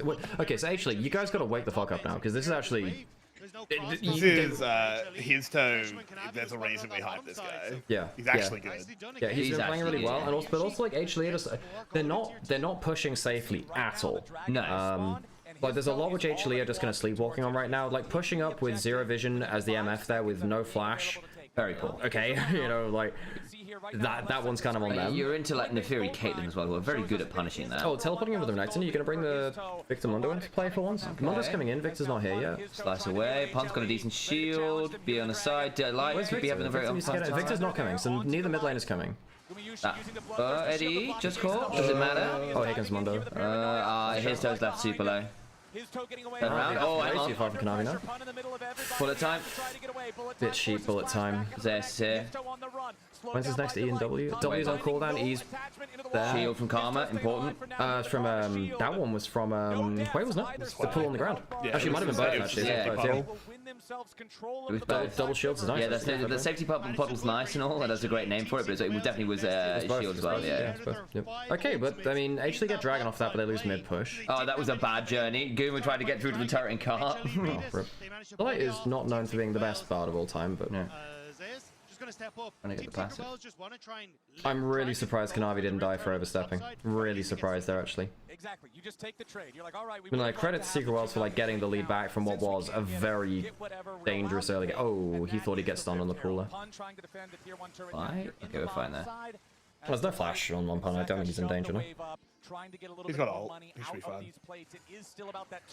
Oh, I think Sam was talking about Delight taking danger from the next one, I think, maybe. Yeah, I was just thinking, how far are we going to play this little angle here? Are we just looking for wards or what? Yeah. I think though with the Rift Herald, there is an ability to make. Yeah, it's one dragon to one, but they did get the Herald on the other side. The only reason I was like, I thought Kanavi was going to be okay-ish there, is there was a bullet time ready to go behind him. Just I thought that Renekton W would just kill him because his spell shield used to just Renekton W and then on the way out just a random bit of damage kills him from HP. Yeah, fair. You're not wrong. All flashes down in Secret Worlds. I mean, now the Waves one's back up, but yeah. And you get a Herald charge into a Bard. Good God. True. Delight didn't hold that. Fair. I think it was just on cooldown from fight still, maybe? Not sure. As Eddie with the extra range on the Caitlyn will shoot down that tier 1 turret in mid, brings this up to a 2-0 turret advantage. I'll die on the hill where I think Zekra is an average player with good pocket picks. I think you could have said that before and say like he was a one-patch wonder in certain points where like he's very patch dependent, which I still think he is to a certain extent. He is a better player than I think he's ever been on average though. I think that he's now, his champion pool is better than it has been, and I think that he is on very, very good form. Yeah. Because again, like obviously we see like when things like Silas are in meta, he suddenly becomes one of the best in the world, but I think he's just generically a good player now. Yeah. Okay, what are we? Pierre was there to try and protect the dive. Instead, he gets separated and dies anyway. Hans clear the way, but I don't think Zeus cares. You're a Mundo. You just ignore the tower. HLE have been very consistent at successfully diving top lane.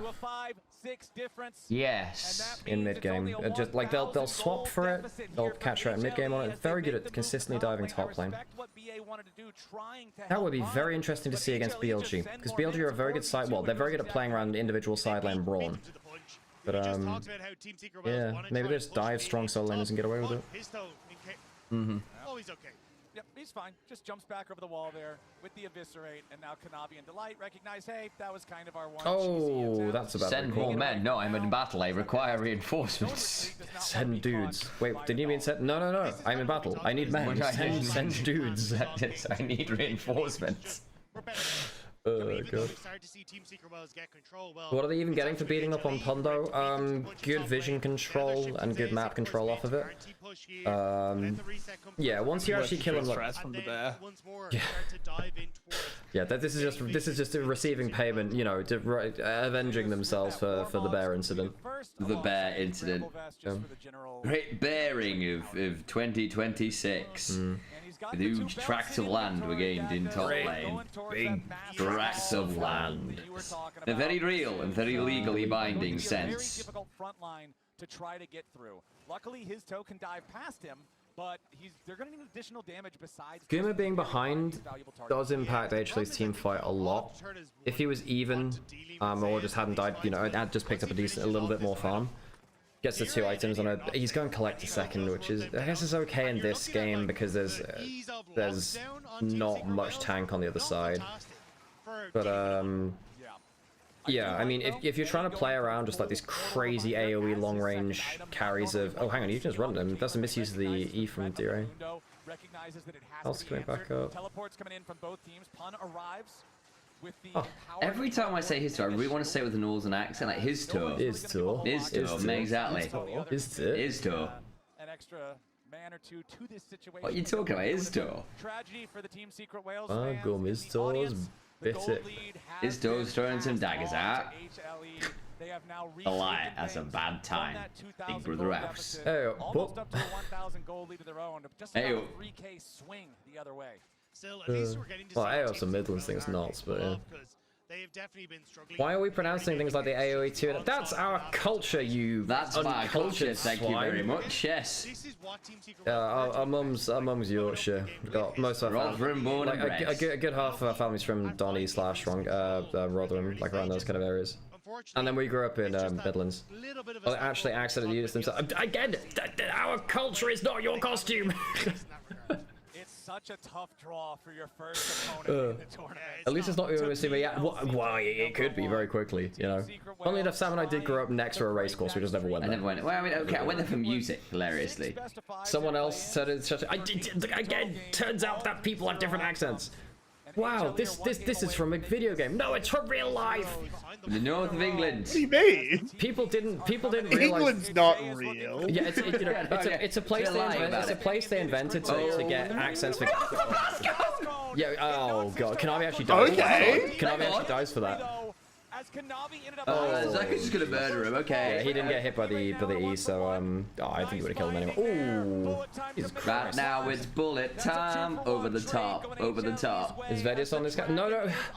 Vedius is Welsh, not English, and we're talking about English accents. You're all uncultured swine. And fight for King. Right, chat. What part of Australia am I from based on my accent? You guys all know Australian accents. Funnily enough, we sometimes get this. So when we go to America, some people think we're Australian, which is completely incomprehensible to us. I just don't see the connection, but yeah. They're not similar. I know. When I went to America, I got detained. Zeus is a couple minions away from level 15 on the moon. Not even joking. Was it for all the random root cards? Oh god, I'm gonna crash out. Isn't Wales part of English? No! Oh! God! No! They're different places. Oh, it's another country. No, they are both British, but they're not. Oh god! That's what I'm saying. Like, I'm crashing out. It's the difference between France and Europe. If you're in that kind of capacity. Yeah, isn't just like France just a different? Isn't France the same as England because they're both European? Yeah. Yeah. Isn't Canada and the US the same thing? Yeah. Isn't Canada and the US the same thing? Yeah. They're both like North American. Right? I mean, aren't Mexico and Texas kind of the same thing? Yeah. It makes sense to me. Oh god. Okay. I got to stop crashing out. Right. Gameplay. Right. Yeah. It turns out Zeka's really strong and he just one-shots people. Crazy. And look at the connection of this from Delight. Barely getting that through. Really well played by turns out that actually all these accents are just invented for Game of Thrones. It's crazy what George R. R. Martin has done for our people, which he's invented, of course. Yeah. Really good game from Zeka, by the way. Zeka's The War of the Roses, rewritten into a hit TV and series of books. Oh, he just flashed him into his team. Does that might get the kill? His toe! Kanavi might have just... Zeka survived that? Nah, what? Upgraded Q, baby. Upgraded Q is a crazy amount of shield, actually. What, 400 shields? Basically, if you play into the range of Victor and he gets to stand and fight, so him playing at E range is strong. If he gets to get like 2 Qs off in a fight, though, champion's busted. Just pushing waves, looking for picks, getting into the face of Team Secret Wales, and it's this like small. My roommate's French-Belgian, and this conversation will make him twitch. I know, right? Imagine how it makes us feel. It's not just one swing; it's the incremental increases on the goal graph there, or the win probability. All good. At least we're not 2 countries, trying to pretend they're different, like Australia and New Zealand, which yeah, 1, so at least it's not like they're stacking towards an imminent soul. Jeez. Their opponents are going to feel... This Caitlyn mid game, trough does not bode well. I have to say, well, I have to say Caitlyn has much less of a mid lane trough than she used to. It used to be the problem where, like, she'd build BF sword, and then she'd feel really bad until, like, 3 items. Yeah. Because 2 didn't really cut it. And then there've been a lot better first item spikes for Caitlyn over time with stuff like Collector's a good first item, and then you kind of go into a trough like later on because you've had to build Collector. Then stuff like Hex Optics gives you a much smoother curve of actually strong early, but also transitioning into a crit build for a fairly cheap first item with good stats. And the first 3-item power spike in the game is there for Zeka. The Shadow Flame now done. He's got Shadow Flame, Luden's Echo, and Chovy Belt. There's nothing that anybody can feel. Well, it feels like back when I asked my British friend who wanted iced tea at a fast food joint. No, that's okay. Iced tea is iced tea. It's right. Iced tea is alright. Yeah, iced tea is good. I have iced tea. It's good. I'm relatively non-traditional when it comes to tea. Like I'll have, yeah, I as long as you enjoy it, who cares, right? Ooh, I just don't tend to have my tea anywhere near as sweet as the US does. This Hui has not given results, man. This Hui is way too 3-0 into 3-3 is tough. Good strike value actually. Does it kill anyway? Oh dear. Ooh. Daggers 2. Electric Boogaloo. Nasty, nasty. Or Hazel says anything you can do, Kanavi, I can do as well. Immediately jumps on towards Gumayushi. A little closer than expected with the bullet time doing some good Caitlyn's one of the worst mid-game champs around. I think Caitlyn can shove towers so well in mid-game. It doesn't. Caitlyn's not the worst mid-game champion. She's a lot better than she used to be. Yeah. I'd say Jin has the worst 2 items. Like, it depends on it. It depends. What's the worst mid-game spike, right? Because again, Jin just needs levels to really get value. Again, his passive is like a 3-part The scale. problem is for talking about worst mid-game and stuff is like it becomes so contextual. Yeah, I'm thinking specifically about bot laners. I think Jin of the meta AD carries is the one with the roughest. Well, the best mid-game ones are typically your Triforce tier ones, right? It's like Ezreal, Corki. They're typically very good mid-game. Yeah. Yeah. Well, stuff like Lucian, which like isn't an immediate infedge builder. If you're building into infedge, often you need a little bit more time to get. Oh, that's not a great ult. Teleport about to arrive. Delight did use the Tempered Fate to no great effect. I was happy to get swings and misses with them, but once Ace is here, you can see Yeah, true. If you can stay on the map until lordy, that's Caitlyn 3 items, baby. She has the Infinity Edge, yeah, and also didn't go Fire Cannon. Basically, if you listen to any of the Caitlyn mains, effectively it's like don't go Fire Cannon, it cuts your damage too much. Yeah, just don't bother. I think Fire Cannon in general is a bit of a bait item. It's really good in some cases where it's very good at contesting mid wave because it allows you to hit the wave first or hit the enemy champion midway through the wave, which allows you to get like HP advantages over time. So over like 3 waves or whatever in a cycle of resets, you can get like, you know, a decent amount of HP off of enemy laner. Oh, they get heal out of that. Jesus. Zeka is so strong, man. He's having a really good series. He's been the big difference maker. Well, he's an incredible split. Yeah, Zeka's on incredible form, which is why I think what's really interesting in the BLG HLE shadow box is like a good body block can give him that because he can heal it back over bloodthirsty. Oh, pun. Here's the butt of the joke this time. It's a 5v4. He's punished. Now Kanavi's ready to pop the paranoia. Zaya's chasing after oh boy. Alright. Valiant efforts. Hang on, Guma. Survives. Oh dear. Not much else he can do there. I mean, yeah. Way better dragon setup from HLE. His tour, no! His tour. He's dead. His tours. Perished. Now perish.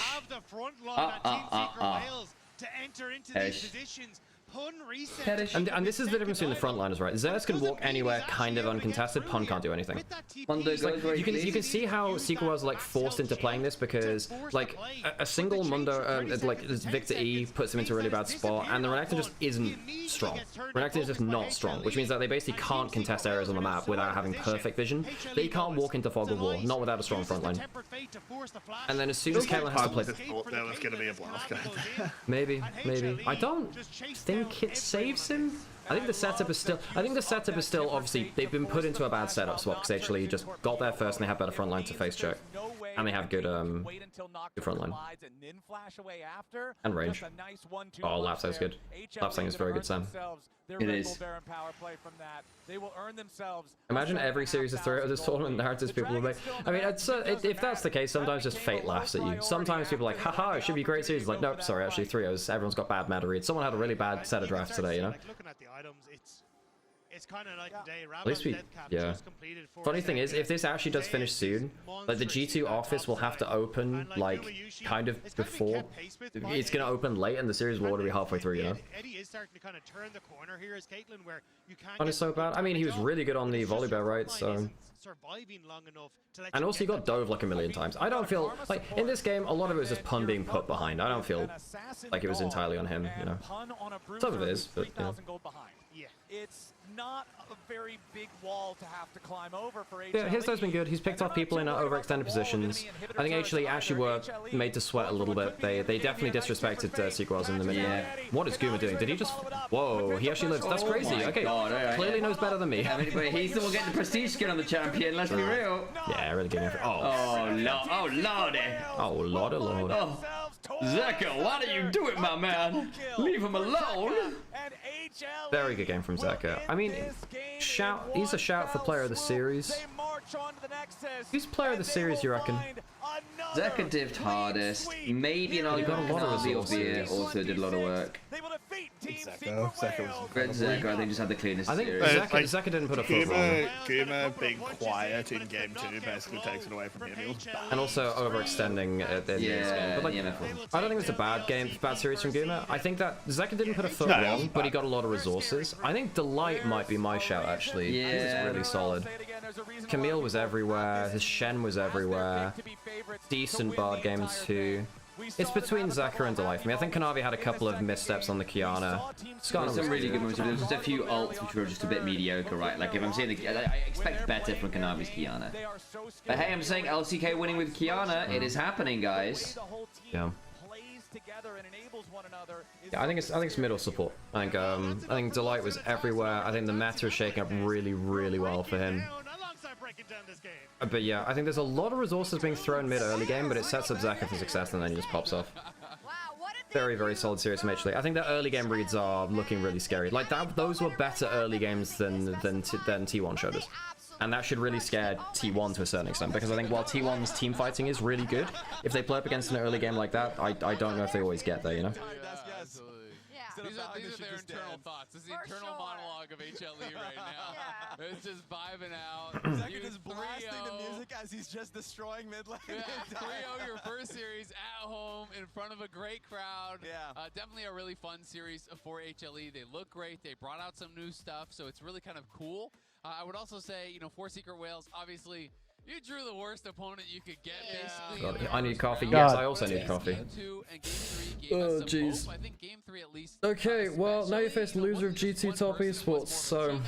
Yeah, woohoo! This tournament is just kind of suffering. I mean, it would have been... Let us play against Brazil! It's the only interesting matchup for us! Yeah, legit. I don't know if we'd win, but I don't know that we'd lose. Exactly. Yeah, but then, like, that's kind Let of... us play Brazil! That's kind of what you're meant to have play-in for, but, yeah... I don't know. But they're not in play-in! Well, yeah, neither of them are, right? Yeah, we could have bought at this point. Furia, HLE, who knows? Your upper player of the series in this one is Delight. Zeka shut me up. He had a great series. Zeka is he's arguably their best, HLE's best player throughout the split too. That's the thing. Oh, he is Delight is player of the series, I think. Cool. Yeah. It was between him and Zeka. I think Delight set Zeka up for success. The one thing I'll take away from Zeka is that he got a lot of resources in both draft and then in early game. That's the one thing I'm like. I mean, but then again, like I said, giving the resources that it's led to the win, and he didn't put a foot wrong. Great from Zeka. However, a lot of the hard work was done by Delight. A lot of the playmaking came out there, and I think that's fair. Yeah. Great Camille game too. Oh, great W. Ish. Do we have enough milk from the coffee, Sam? I believe so. I'm debating going to Blabo now.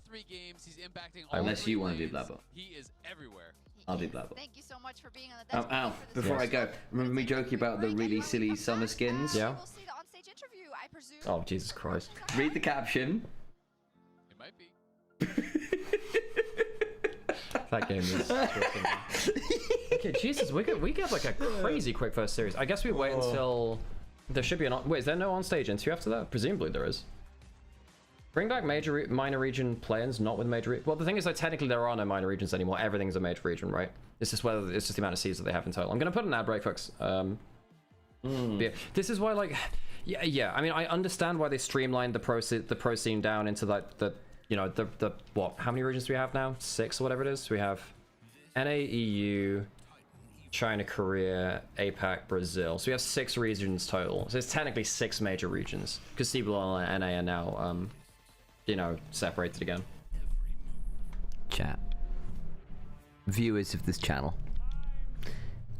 There is a challenge I put before you. 2 challenges I put before you. Number 1, you may notice that Opera GX has been detected on this stream. You know what you need to do about that, chat? Download some Opera GX! ! Opera GX. Download Opera GX. Sign up for free. And you can support the channel. You can try out a really cool new browser. And help support us while you're doing it. And if you don't like it, you can always go back. But it's Chromium based. You can take over all your bookmarks from your other browsers and stuff, which is quite a cool way of setting things up, which I think is kind of dope. So if you want to come help us out, then please do. I appreciate you guys looking to do that one. Number 2. If you want to avoid the adverts, which a few of you are already experiencing right now, you can subscribe to the channel, and we're pushing for Partner Plus. We are 10 out of 100 this month so far. We need to get over 100 of regular subscribers. Prime subbers, gift subbers, or people who've been gifted subs. Consider a regular sub for a couple months, and then really help out the channel, and we'd love you forever. Thank you. Mwah. I'm going to get some coffees. Thank you, Sam. You guys have fun. I'm gonna go be sad. Yeah, I thought that might happen. Anyway, thanks for joining us. Yeah, and obviously again, doors open whenever, mate. So thanks for joining us. Yeah, Appreciate 100%. the company. I'll be back. All right, see you in a bit. Bye. LCP plays again. See you. Okay. Oh, thank God that cat. No, I love Karis. Karis is great. Okay. Oh man, definitely need caffeine. It was nice. We had a lot of time to play a lot of solo queue, and a lot of scrims. We also had. This the caps, 3 caps with caps, without caps or whatever. Hongdae. That was nice. At least remove his name from the screen before shit talking. No. Gotta make sure that people know. Super nice. Like everything there, the food, the building. Like you can really focus on the game. And yeah, I enjoyed it a lot. And I'm hoping that now, since we changed city, it's gonna feel as good. So I'm looking forward. The ulti to follow. Hung with an ulti of his own, looking to lock down Hansama, who for now is untouched. The lifesteal is there, and he's living for an extra moment. But here comes Jackie Love. Wants to make the difference. It's just broken blade in the Brav left. He is here to clean it up. No man left standing. Yeah, I mean a lot of emotions. Top Esports. We have to take our revenge because they did kick us out. That is the most recent event we have had against them. That was like very shocking because they took the revenge on us, and now we want to take it back. So obviously we have to win, right? Yeah, we have to win. Yeah. Have I tried World's Mayhem on Loldal? It's a fun little game where you pick players from previous World squads and try to win versus other teams. Yeah, I've done the Golden Road one, and I've done the Worlds one as well. Yeah. Or 5, the 5 versus 5 one. Yeah, because you can do that for the different regions as well, right? The problem is, like, a lot of those feel a little bit arbitrary, and some are like, oh, the champion synergies and stuff is a little bit. Oh, I haven't done the Loldal one. That's true. Maybe I can look for the Loldal one. I've not done that one yet. Where's Loldal? Sure, we can do that.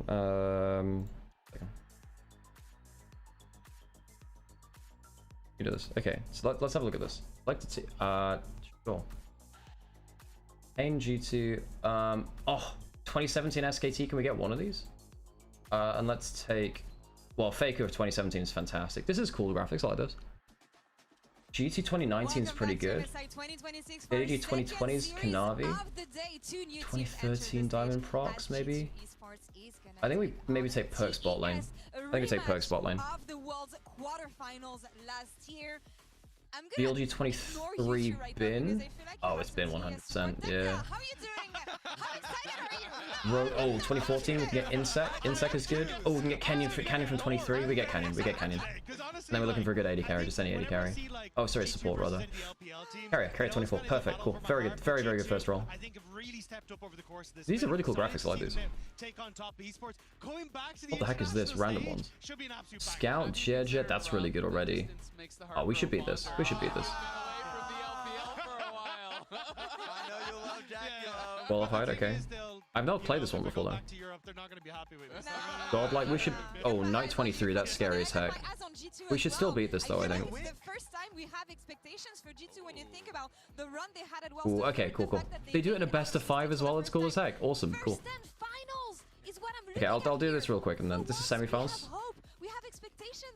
Oh, okay, that's actually scary as heck. That's we should maybe be better than Weiwei. That is true. Once you set that expectation of taking out some of the world's best, especially 3-0ing. Is this okay? Win the first, perfect, cool. Like everyone looked at the finals like it could happen. Like this is the moment for G2. And I think that is the biggest, Perks carries the fight, that's what we love to see. Nice. Yeah, and then we'll get onto the analysis pretty soon. Like, oh, this actually is a really tough opponent that we're going up. Don't get reverse swept. Don't get reverse swept. Don't get reverse swept, Jesus. Come on. Don't get reverse swept. Oh god, we're getting reverse swept. Don't get reverse swept. Are we getting reverse swept in semifinals? No, we're getting reverse swept in semifinals. Come on. Okay, we just about did it. We broom broke. We broke the brooms for the sweep. Holy crap. What about finals? What about finals? Hannah 21, that's fairly weak. This Spirit 2014 strong. 25 BDD very strong. Sven, we should beat this. We should beat Sven sort out. What do you mean Risky Dunk goes wrong? No way. No way we're losing this. Are you kidding me? Oh, what? It's with this the series is starting like right now. Right now. Yeah, don't worry about it. Oftentimes kind of dictating where Fengyue will be on the map. And you still have 369 who in interviews have said, hey look, I'm behind the scenes with Zion. I'm trying to build this guy into the player that I know we can be, which I think is incredible to see. Oh yeah, Dag just spoke to us about 3 hours like on LPL, by the way. Oh dear, I think we're losing this. Come on, give us a 5-game series. Okay, 5-game series, 5-game series. Come on. Give me my 5-game series, come on. I feel like they're actually looking pretty we're doomed. Good. I mean, I know that has been said before. I do think we're not going to see them just completely crash and burn. I expect that they are going to have a good mid to finals. But I will not bad, though. say that my expectations for them are that they are a tier below T1 and HLE and BLG. Yeah. So to me, them meeting expectations is not winning the entire tournament. I think that would be a step above of where I expect them. Even though, like, obviously they made first-hand finals, yeah, you have to, like, put things into perspective, right? If they were to get, 3-0 either way. Yeah, I actually agree with Azale there too. This could actually be very volatile. You've got 2 international. Okay, think about top esports like there's 2 international debutantes in Suyan and Fengyue. Suyan is not a true rookie. He's been around for a little while, but again, he's not. Technically, he is kind of a rookie for this level of play, certainly, right? Suyan kind of needs to get counterpick. I think G2 love to give counterpick to Broken Blade as well. I think a lot of this series will come down to counterpick because of just the nature of both these top laners. I'm worried for G2's bot lane and laning phase versus Jackie and Fengyue, who are very good in 2v2, but Fengyue needs to turn up onto the international stage. He can't choke. Cream is playing the split of his career right now. And Tien is very, very good in this jungle meta. So I think that Skewmon needs to be on incredible early game form. Like, they need to have very good early jungle reads. I think their drafts need to be good for top lane specifically. G2 are not very good at the start of tournaments. They need to ramp up to it as well. And bot lane needs to not lose too much as well. Actually, I might make a tweet about this real quick as well. A matchup that to be really excited about, and there's a revenge here that we've mentioned already from Worlds. Exactly, Memento talking about it. They knocked them out last year at Worlds, but it's not just against top. It has been, heartbreak against the LPL a number of times. When you think about, yeah, and G2's not been great versus LPL teams. First stand where it was like, oh my god, They got past the LCK. The LCK had been the region that had been looking the best in the world for a long time, honestly. And you think, all right, well, surely this is the time. Oh my G2 God, is no. back, and then you're going to get destroyed in the finals. We're showing all the greatest G2 clips. Yeah, we think about World Finals as well. We think about, it's always the LPL, it feels like, that is there to kind of halt the train in its tracks. And I am curious to see, because I do think, especially with the style of play that top esports have, where they play hyper-aggressive, where they are able to play through that jungle, this is where I think that it's going to be pressure on towards Skumon to see how he can perform, because I think this matchup for me, looking at these two, is going to be the focus here today, is how can Skumon go against the pressure from Fengwei and TN, who like to go for invades, like to go for these aggressive styles. Yeah, and that's always been the case when you're going up against the LPL, is just that a lot of these players are going to trust their instincts in their individual plays. While you're looking up at the setup, I think Tian is great at setup, but if you give him the Lee Sin pick, he is going to kick your head in. I mean, I think he's the best player on their team right now. I feel like he's performing incredibly Oh, Skumon is 100% there. Oh my God. He's talking about Skumon or Tien, though. Is that after first stand, everyone is like, all right, LPL is playing the right style of League of Legends. The LCK teams are playing faster. You know, all the teams at the top of the world are trying to play more chaotic. Lion has said that. G2 has said that. Yeah, LPL, I think, has had the best junglers in the world. I think LPL plays the best meta in the world right now. And I think that Tien is really good at this meta, too. Prepared against a team like TES, you know, because you've had more. At this point, there's only caps left from the Aatrox clip. Oh, true. God, yeah, the Aatrox clip from when was that? Was that 2018 Worlds? Oh, no, it's not 2018 Worlds. I do think, though, there is like God, when was that one? Play and top esports play, because for BLG it's like, hey, we're gonna unlock on and we're gonna play around like the Caps wasn't on that team, was he? Because that was 2018 Worlds, wasn't it? Especially like was that 2018 Worlds? Game 1 versus WE, Tien on the Lee Sin. He just so no one's left from that team.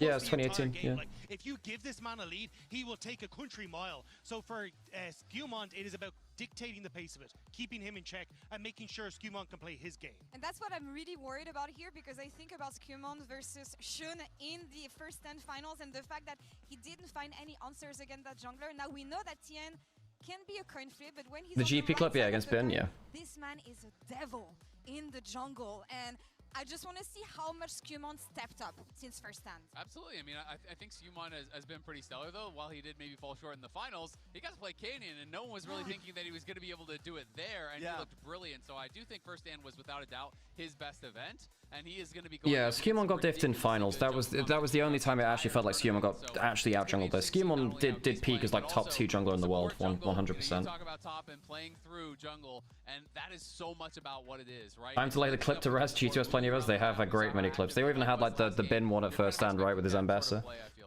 Ouch. We said what we think. Yeah. I don't even know where my heart lies, honestly. Obviously, on the side of G2, but I don't know. Yeah, I mean, hey Jojo, thanks for the follow, by the way. But yeah, I think this series comes down to a lot about how they draft around top lane. I think both of these guys are counter-pick top laners. So I'm really interested to see how many times we're actually going to have to see a team like actually just bite the bullet and say, oh, I'm going to pick top lane on 3 and double ban, or actually counter-pick later on. The problem is, the problem is on blue side. If you're on first pick, how do you safely pick for your top laner? Because if you pick on 2-3, your top lane, and then you double ban, they can just, well, if you pick on 3, then they can just pick on 3 before the bans come through. And if you pick later on, you can just hold it on turn until later into the draft. I mean, I want to see how Suyan and Fengwei do on the international stage. I think Fengwei is really good. I think Suyan have a few more worries about him. Because obviously, well, he has been playing as bin and stuff, but obviously Suyan is really good. I think he is at peak, but we've definitely seen him have to go through a lot of character growth, and I'm worried that at international event, a lot of that gets ripped open again. Still got Tien and Jackalow, who are famously not great mentally at international events. If that's the case, and you've got Skumon who's bringing out these funky picks like the Nasus and willing to play his style, I think G2 have it, but it is never easy going up against top esports. Yeah, and I have top esports winning this one. I just think that so many people are putting down the idea of Zoyan, even though Zoyan is actually just been incredibly talented. Yes, good on you, Raz. I actually think that G2 is slow starters at international events, and I think that top esports have. They smashed G2 last Worlds. So I think that what we've been seeing from the bottom side of the map, good on you, Raz. Fengwei has just been domination. I want to see them thrive. Dragged has betrayed his LPL race. Yeah, but he's an EU caster now. He's an EU caster. Than what we've seen from him at the past. So again, like, you're kind of giving tips and taps across the board. Let's see what happens. Well, hopefully we actually get ourselves a good series this time. But I think this is so dependent on top lane draft. At MSI. Surely. I do hope. Surely we get a competitive series for this one. It is time for G2 Esports. But I think G2 need to have a good meta read right from the off, and they can't afford to give two bad top lane matchups over. Oh, it's Dracos and Kobe. Not because he's wrong, just because I think EU needs this one at this point. You know, already? It's so early in the tournament. What do I predict? I think it's like top esports 3-0 or 3-1 at this point in the tournament. If they match up again later, it's better for G2. G2 needs time to ramp up on the patch. Top esports are more likely to be better at fundamentals right now. I think they'll be better laners on the whole. I think that G2, that they're notoriously slow starters in splits and international. If you think about first stand, they got rocked at the start of it and they made it to finals. If you think about the regular split as well, even in this split they lost a lot of games. Even in the first split they lost a lot too. G2 are not a good early starting team. They're notoriously slow starters. They very rarely come into a tournament like very fast. It would be pretty crazy for it to be a 3-0. I don't think it would be crazy. I mean, I actually think this can very much be a 3-0. I think that G2 can start... Like, we don't know the meta read. We don't know if players are going to choke.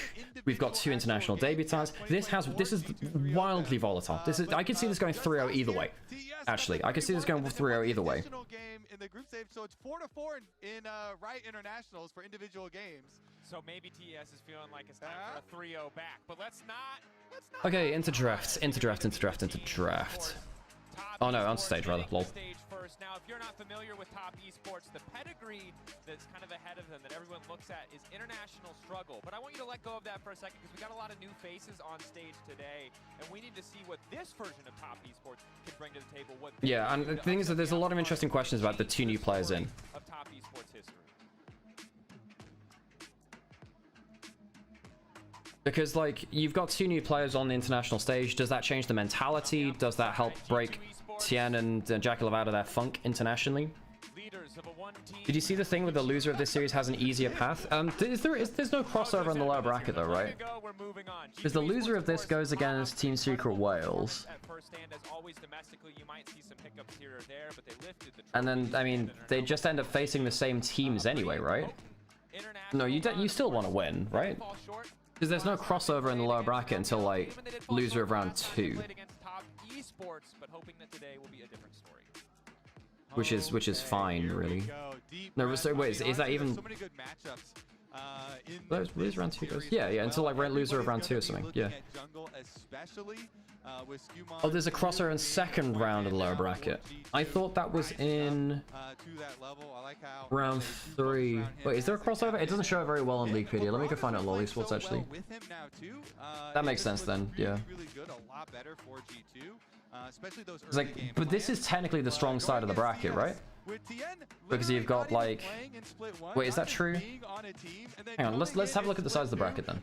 You've got BLG T1 on one side, which are really strong, but you also have, like, HLE GT. I don't think there's a particular... I mean, BLG T1 you probably say it's a little stronger because they're 2 out of 3 tournament favorites, I guess. They did that last year. I forget at what point it changes over though. Amount of games played together of any roster on the international stage. These guys just hit this 5-stack together at the start of the split, and so the fact that they were able to rise up, triumph. Yeah, and there's a very so the thing about Top Esports coming into this split, for those of you that don't know, it was very unexpected to see this roster come out because basically 369 ended up like taking a step back after getting really bodied in some of the games. Like he kind of mentally broke a bit, so then Suyan came in unexpectedly. Yeah, GT chose second pick. Yeah, I'm not surprised they chose counterpick. That makes a lot of sense. Both these teams are counterpick teams for top laners. So now the question is, can Top Esports secure something good for Suyan, even though they're on first pick? So they probably do have to pick top lane on like either like a hyper powerful top laner. I'm not sure what they would consider that on this patch. So it's gonna be Ryze first pick with the Onivia ban, surely. Ryze first pick. Cream's very good at it. They view Varus that highly? I mean, JackeyLove is an incredible player of it. Suyan also plays at top lane too. Pretty sure he does anyway.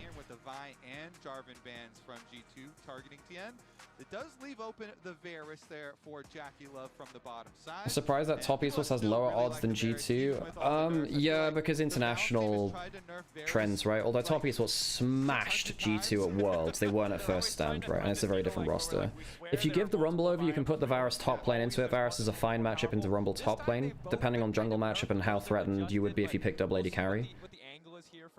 Nocturne's available, but Scumon's not great at it. In terms of other junglers, Definitely could be a flex there, but they Not sure there's any jungle you want to lock in immediately, is there? By Jarvan gone. You could Shinzo, I suppose. Combinations, but let's see where G2 decides to go. I'm a little bit worried for Skewmon if it goes into like assassin junglers. I don't think Skewmon's as good at those compared to the bruisers and the fighters. So there's likely Ashe Seraphine coming in from G2. Do you Mel immediately, knowing that's coming? Because Mel's very good into that. Nautilus is very good versus Ashe Seraphine as well. So if this happens, you might have to flex into going Braum for Labrov instead if you see the Nautilus. You might have to flex into going Braum instead of that and just rely on Ashe Braum, which is a fine duo, it's just not Ashe Seraphine. Nautilus Varus is fine, and Bessa, well, seeing, just, you know, this is the thing I was saying about G2 are typically counter-pick top laners, right? They pick the blind pick top lane themselves. I'm actually a little surprised at that. I would much prefer them counter-picking top lane stylistically. That's a very cute poster. This is one of the picks where he has been so lane dominant. Now there are a lot of explosive games, and they do have to go towards the Ashe Braum. Okay, so we called that. But this is a champion that really can't style and a great Yeah, yeah, that was the obvious pivot because you see the Nautilus, you can't go for the Ashe Seraphine. It's too dangerous. You have to go for the Braum. Now you can survive lane as the Nautilus. You just start W and you hook backwards. Braum not only is going to be good into the melee matchup here versus I agree, Darkblood. I agreed. But it does make playing those other melee carries much more difficult. Why is no one playing Azir anymore? Laning phase got hit quite a lot. Takes too long to come online. Game's a bit too fast for Azir with his current scaling. Who do you think should have counter picked top lane? G2 because they have last pick. They chose second pick in their right of first selection. So Nocturne's banned away from Tien. Jungler's going to get heavy hit now. Yeah, I like banning away the global. Skewmon is a very good Pantheon as well. Good research by Top Esports. Pantheon would be less banned in LPL, but against G2 I think it's a good ban here. What else are we looking at? No one picked in mid lane just yet. So what are we thinking about for mid lane? There's stuff like, I mean, what are the real power picks? We have like Ryze, right? Ryze is pretty huge on both sides. You have Ryze Cassio. Ryze Cassio is big on both sides, especially since there's double melee supports. That's pretty big. Ryze Cassio feel really good on this side, and it feels really good on this side too. Trundle banned away for level 1 pressure. Shinzo banned away. Ryze Cassio feels like the big thing. Do you want to just counter pick mid lane? If you...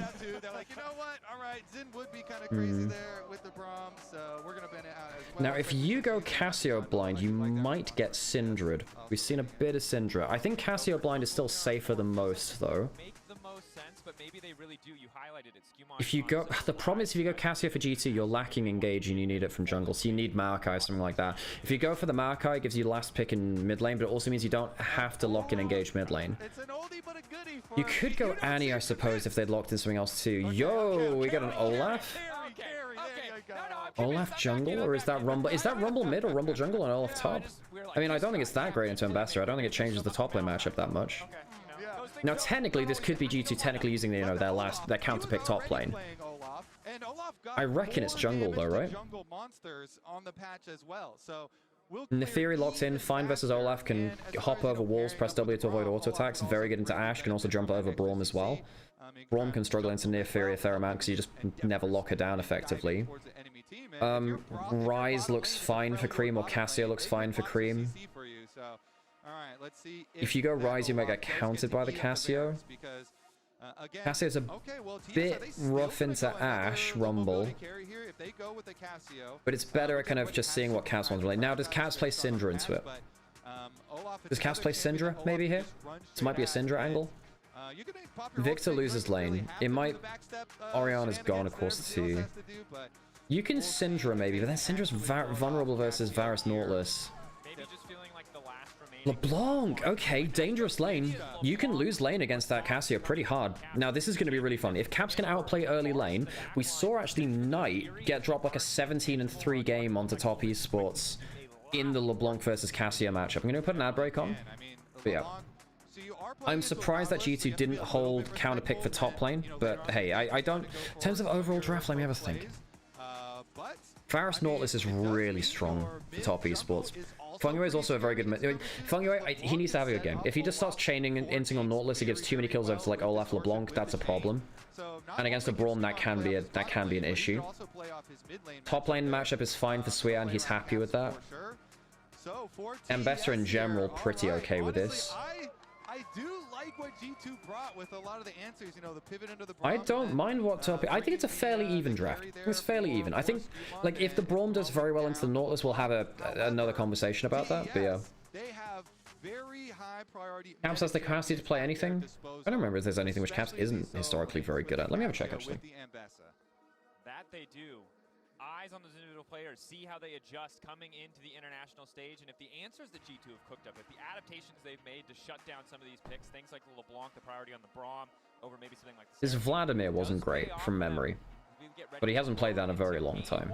But he basically has almost no bogey champions. Almost everyone has a bogey champion, but Caps basically doesn't. Okay, now top esports, real test to see if your mental can survive this. Now G2 are typically not very fast starters. We had two very good level 1 champions, so watch out for level 1 plays. Now Braum and Nautilus very good at level 1. So we've got, let's have a look at wards. Defensive ward on Raptors, offensive ward on Raptors. So better wards from G2, but then again you can't...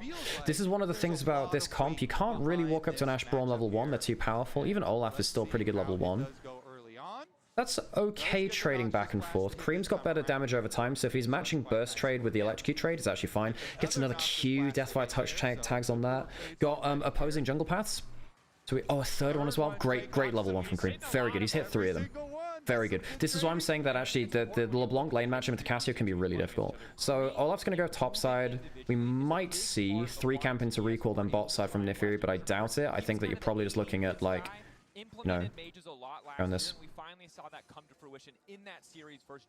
Top lane's pushing in from Suyan. I'm worried that top esports don't have jungle vision. I'm worried they don't have jungle vision. Oh, they don't clear the ward on the brush. That was a miscommunication. They don't clear the ward on the brush. They sweep it and then they're pushing too hard for the level. They don't get the level up. I guess it's not going to last that long, but that was a bit of miscommunication. This Fungus, I didn't see what he said. I'd imagine he pressed W first. It is Poke Varus, by the way. It's Poke Varus, not going to be on hit, which could be a bit dangerous. It's Poke Varus okay versus Rumble, because if you get an arrow onto him, he just kind of dies. Pretty good versus LeBlanc. LeBlanc, bit of mix there. Oh, very good from Cream. Oh, the Sigil doesn't get popped by Caps, because Cream just outspaced him a bit. Very good early lane from Cream. Oh, gets the root, hooks a minion. I mean, it's okay getting the summoners there. Fungo is okay trading his summoners. Fungo is arguably our best laning support in LPL, by the way. Fungo's laning was very good in LPL. Hook into the shield, whatever. Needs to be a bit careful. Just wants to buy the shield cooldown, I guess. Caps has teleported back in mid lane. Cream's still got half HP, so he should be okay. He's even got a pot. Now, Cream's early lane has been very good versus Caps. Top lane's been fine. Of course, BB historically not a Rumble player. Good wave pull there from Caps. That's important. That'll buy him like an extra couple of CS back. He'll teleport back in. Now Nefiri has to be mid to make sure that they don't punish him on the play in. That's a teleport from Varus as well. Actually, it's a double teleport from both mid AD carry. Scuttle Crab comes in. That's... Is this double scuttle for Tien? This actually is double scuttle. Caps pulling the wave in mid lane might screw over Skewmon here if Tien wants to go for it. No, he doesn't, because Skewmon's got the double back.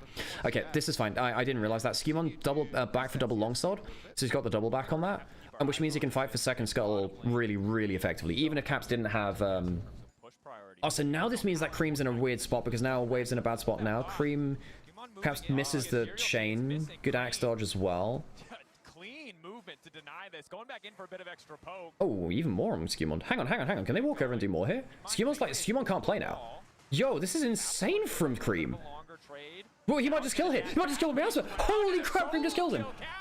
Didn't need to go back in. Cream is just the way, the truth, and life. Folks, Cream has been on his best form ever this split. This wasn't even close. I mean, this is why Cassio is just like first pick, first ban in LPL. Cassio is so strong in LPL.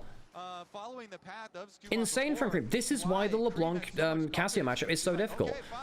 Doesn't get the smite there. Needs to be a little careful. Do they flash over from Labrov? Yeah, he uses the W because he's afraid of like a flash Q, I think. Wave state was horrible for Caps. I think basically the problem with Caps there was like he wanted to punish the individual lane and then he wanted to move to help Skewmon and then died for moving to help Skewmon, so he misjudged that quite heavily. It's a really good... It was initially almost a very good play onto Cream, but they missed chains, missed axe, and then Cream just runs him down. But this is why it's so dangerous playing into Cassio's LeBlanc. He gets the Q onto the he gets the Q onto him. I guess Caps just doesn't react with the W activation. If he W's back from the Q, he probably lives with a flash. But now you've got tier double Ruby Crystal. Not bad 2v2 bot lane here actually. It's okay. Fungi gets aftershocks is okay. Able to go aggressively positioned towards Caps' tower. Topside. Swian's dead, I think. We have Flash. Oh no, that's not bad. Flashed away from the axe. He's probably okay now. Nefari's coming over. Tien's actually a bit behind in terms of... What the hell's happening to Caps, man? Do get the flash, but it's traded 1-for-1. Still able to walk back into lane and pick up the wave, and Kobe... That was a good escape from Swian. He's actually okay with that. That's the first big play. The second big play, it feels like G2 have gone for, and both times they haven't been able to convert it into a greater advantage. XP's evened up by Tien. He was just finishing up his clear. Dragon's up. Bot lane is fine for G2, but, well, no, I say that. They're actually down 10 CS as an Ashe Braum versus a Nautilus. I know it's against against a Nautilus as well. Against the Varus as well, rather. But they're 10 CS down. I mean, this is just lane diff a little bit from top esports, right? Cream's having an incredible game, but it is the best form of his career. And reliable AP kind of machine gun. Cream's ceiling has always been very high. Yes, it has been, and I think people who even watched in his OMG days would have said that. I think what a lot of people took Orly was his top esports days at the very start when he went internationally in like MSI 24, and things were not, well, they were mixed, right? He was very good on Tristana, and then off of that he had some much more mixed games, which is why, you know, when they got 0-3 by G2, he bore a lot of the brunt of that at MSI 24. From memory, anyway. Of course, Jackie Love, though, is opting to go for lethality bear, so we'll try to poke. This isn't a bad lethality game, actually. You can go Edge of Night, which is really good against this comp. Going Edge of Night is a game saver here, actually. At least Cream's not, like... Cream's not crazy ahead in terms of CS, but he's crazy ahead in terms of pressure is the thing. This is such a nice spot to be in as the Cassio. You have the catalyst, and you can't afford to W to dodge too many times to LeBlanc, because if you W too many times to like make sure you don't lose HP, you don't have great waves. So you W forwards there, but then like the trading patterns are so easy, man. But it's still a good trade for Cream. It's still a good trade for Cream. You know, Caps has to W forwards, but he loses the trade. Whenever LeBlanc Ws and still loses a trade, the lane's in a horrible spot. Does he get a plate from this? He probably does, right? And every time that Cream's, you know, sees Caps within range farming, he just like throws a Q and E. And he has to just continually W on the LeBlanc, which is awful for lane. LeBlanc can't afford to be doubling defensively too much. This is bad for Jackie maybe? There's level 6 coming out for hands, right? There's no cleanse in this bot lane. This is really dangerous for top esports, no? Really good trades, and your Miasma is so good at punishing the LeBlanc when she's trying to exit. As long as you have the security, and look at that, they put double control wards. Oh, shields up. We're talking about. Ow, nasty. To make sure Cream can continue to play. Okay, so Jackie is just doing that for poke. Oh, stops the recall. Caps is getting a bit diffed here, folks. That E had landed. I think Broken Blade maybe flashes for the all-in. Sweet, it's Fungiway's out on the map quite proactively now. Varus is at a point where he can kind of wave clear forever. He's got Tear, he's got Teleport, and you see a bit afraid of Ashe Arrow. If Ashe Arrow hits him, he dies, so he needs to just like not read positioning around Fog of War. He's got Flash for now, so he shouldn't be vulnerable to it, but we'll see, right? So Grub's the top esports, no one's starting Dragon early. I think Olaf goes Dragon now. Varus will teleport back to lane and he'll just wave clear safely. They're like, okay, you guys are going top side for Grubs. Let's go bottom. Cream scaling up fine. In terms of late game scaling, G2 would have really liked to get ahead. They would have really liked to get ahead. The problem with the Cassio getting ahead is that you might DPS check the Olaf. Now, Olaf, if he gets to DPS check your backline, is obviously disgusting. But with Cassio, with this much upfront damage, and potentially a Nautilus ult, just, okay, I'm going to backtrack a little bit, again, scatterbrain a bit. In LPL, we do a thing called full contact team fighting. That's the way I'm trying to brand it. Basically, if Olaf runs in, the answer is partly, yes, throw damage on the Olaf, but the other answer is just stop the enemy backline from doing damage. So if you throw a Nautilus ult onto Ashe or LeBlanc, as Olaf goes in, Olaf is then left alone in like a 1v4. Oh, he just popped his pot from his what's it called? Inspiration runes. He has flash, should be okay. Oh, maybe not actually. No, he dies. He dies. Bad from Finger. Okay, good run around the corner from Skimon. Nice. He should flash that. Jackie. King flash it. Okay, really good double. That's really important. But you have to flash that, man. Dude, you gotta flash that. He got hit by an unexpected slow and he died, man. He's just teleported to. Very good play from G2. Very good play from G2. Oh, yeah. Come back and made his proper god. Okay. So they don't... Wait, do they not realize that Skimon's there? That's not. But, basically... Jackie stands in a straight line, gets hit by Brawlmall. Funny way, whatever. You realize you're dying at that point, but then he basically gets hit by an arrow, thinks he can walk out of it, instead just gets hit by an axe and dies, so he gets slowed and dies, basically. So Jackie greets his flash. My mom and dad are fighting this series, aren't they, as well? A little bit, yeah. Got it. Cool. That's really important, because, like I said, they really needed to get a win in this bot lane, because actually the laning phase... Oh yeah, Cream solo kill Caps in lane. Cream's doing very well there. Your coffee in the room? Indeed. Cool. I think I may need to reconnect to your PC. Especially with the level 6 there for Lebrov, really nice for him. Boom, hits the ult while he's getting hooked in. Like... Then they immediately get the follow-up stun. That just looked so easy there to turn from G2. It's connected now, I believe. It is. That's a slingshot Skewmons. All of a sudden, 24 minutes behind, so... a little worried there. Wish I could But he find. got so accelerated, he one-shot, he insta-bought his Hex Tech right after that experimental Hex Plate, and that is the go button. Now you are supreme. Rumble favored in the match first Ambassador. It's pretty even. So we'll see. I'd argue that Ambassador's meant to kill Rumble more, but Rumble has better teamfight options. It's probably the way to view it. But it's not quite as... Oh, sorry, I got it. But yeah, I think that so G2 chose second pick, and they chose counter pick. Oh, Jackie does have flash, but he might have to blow it. Okay, hang on. There's an Ash arrow there again. Flash it. Okay, fine. Okay. I think. They're really trying to put pressure on Jackie. That's important because if Jackie cracks, I don't think Top Esports can play. Jackie was their best player, I think, in the playoffs run. Yeah, him or Tien, probably. Yeah, and I think in finals, Jackie Love was like the only player that really logged in and did some work, I think. And it's really important because, again, Jackie Love internationally and Jackie Love regionally are two very different players. Yes, Jackie has a world's title, but basically since 2019 post. They really want to force flash here if they can. Yeah, they should be able to get that, I think. Tien summoning the dogs, yep, has to. Because the W gives the extra AD, Q2 would have been dead. Yes, and all the dogs chasing you after, even with the flash, I think you die. Yeah, Cap's on the roam now. He's behind like 600 gold. Skemon's in a really good spot, and Skemon is by far GT's most important player too, which is crazy to think. You know, Caps is not the most important player on a GT roster. That just doesn't happen historically. Yeah. I mean, by the looks of it, it was a solo kill mid as well for Cream. Al? Wait, it was a solo kill mid for Cream as well? Yep, cool. Yep. Basically, Caps tried to set up a wave freeze for the LeBlanc gank, missed the chains, and then on the way back, Cream put Skemon down to a third, and then Caps jumped in and just ate like 2 Qs and died. Yep. He couldn't flash away because the Miasma went down. Jackie Love the shy of bot lane. I somewhat disagree because Jackie theoretically isn't the what's the word? He isn't the kind of volatile player that he once was, if you see what I mean. He's kind of gone away from being the full Draven style player. He does get caught in mid lane more than I'd like, and yes, internationally there was that first and most deaths of a player, but that was what made it so weird, is like regionally that's not really who he is so much anymore. And Windy, by the way, I do agree. The fact that you don't have an enchant for Olaf does hurt Olaf's scaling, and Olaf with healing and shielding is just a completely different champion. Because like I was saying, there's a chance of full contact team fighting in this game, where Olaf runs in and the Nautilus ult goes onto the backline, everyone else DPSs down the Olaf and he dies. So there's a chance of that.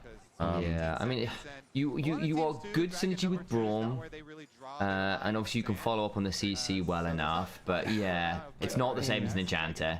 Yeah, if an Ash Arrow lands, someone dies from top Esports. Also because there's no natural Mikhail's builder on top Esports. I mean, you might be Nautilus might, I guess. It's not the best thing ever. Flips back. He doesn't have... Okay, so he's used all of his Ws now. They can dive with the Fairy W. Nice. Oh, arrow goes wide. That's the clock. No! Doesn't matter. It's alright. What it ends up doing is shutting both doors. It's like you can't use both. I mean, initially I thought that might get him killed, but actually they reset tower aggro, so it's actually no threat. So Caps LeBlanc is 0-2. So the LeBlanc is not a factor, not really. LeBlanc needs incredible amounts of damage to be a threat into mid and late game. It's being 0-2. Is it Shueyan? I thought it's Shueyan rather than Shueyan. That's what I understood it as, but I might be wrong. From what I've heard, the LPL announced it's Shueyan. International games at Riot Internationals and is so young. Any Mandarin speakers in chat know the diff? My understanding was Shueyan. Yep. I believe it is anyway. But they might have had pronunciation guides or whatever. Sometimes that changes a bit. It really was big shoes to fill, and so they're bringing a lot of focus and a lot of faith. And the second part, which Kobe's like probably doesn't have time to mention here, is that it's not just big shoes to fill. It was unexpected shoes to fill for 369 as well, because he backed out mid-split, and in fairness, he was on bad form. And Shueyan, when he came in, was really good. Toppies looked a lot better with him coming in. Now he's gone through a lot of character growth in this split. He went from being counter pick god to like having to bite regular picking and not really doing much with losing matchups. He's stabilized on that, and he's actually gone back to being a bit better on that front. Though finals again was a bit of a it was actually a counter pick disaster really. Speak Mandarin, it's hard to play in the Z sound. Yeah, I know. It's kind of like a. Just from what I was hearing, it was like Shueyan that was.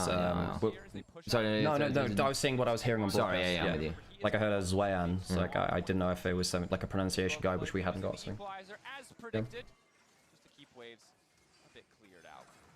Meanwhile, what's the curse on top? He's supposed to win. The curse is probably Knight leaving is the honest answer, but there you go. Well, they didn't do much with Knight internationally. Oh, good sidestep. Okay, Swiftness boots health there. He's got Ghostblade as well. Ghostblade helps a lot. He's got ults. Oof. No flash on Labro. Mikhail's built on Fongway.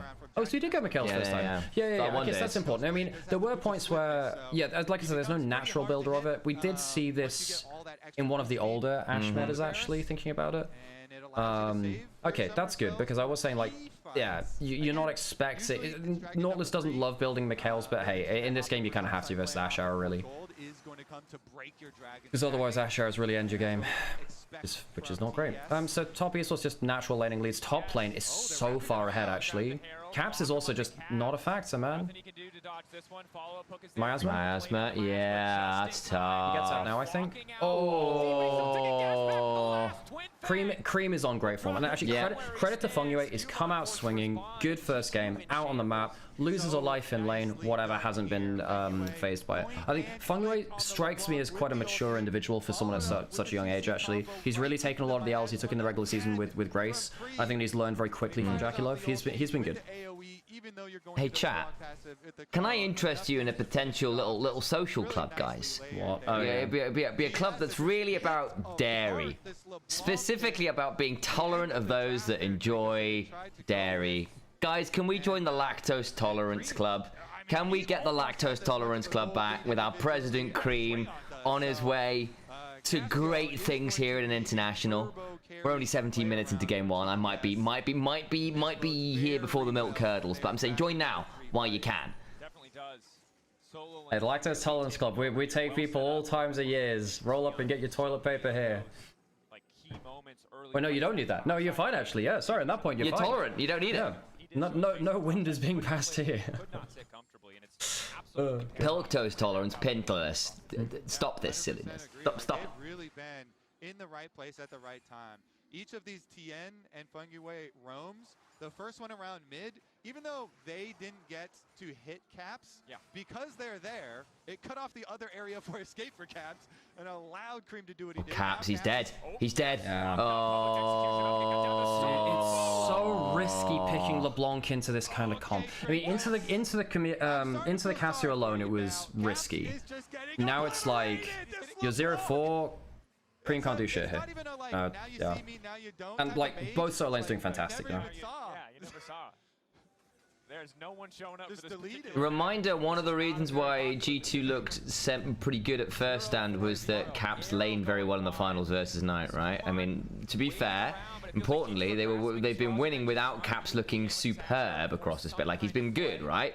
But he's not been the reason they've been winning, so they got to try and do their best without that, but it's still a tough space to be. G2 trying to force the van advantage, but Cream just walks forward. Cumon forced to retreat. Nice stand behind me to the minion from Labrov to get away The Varus ulti.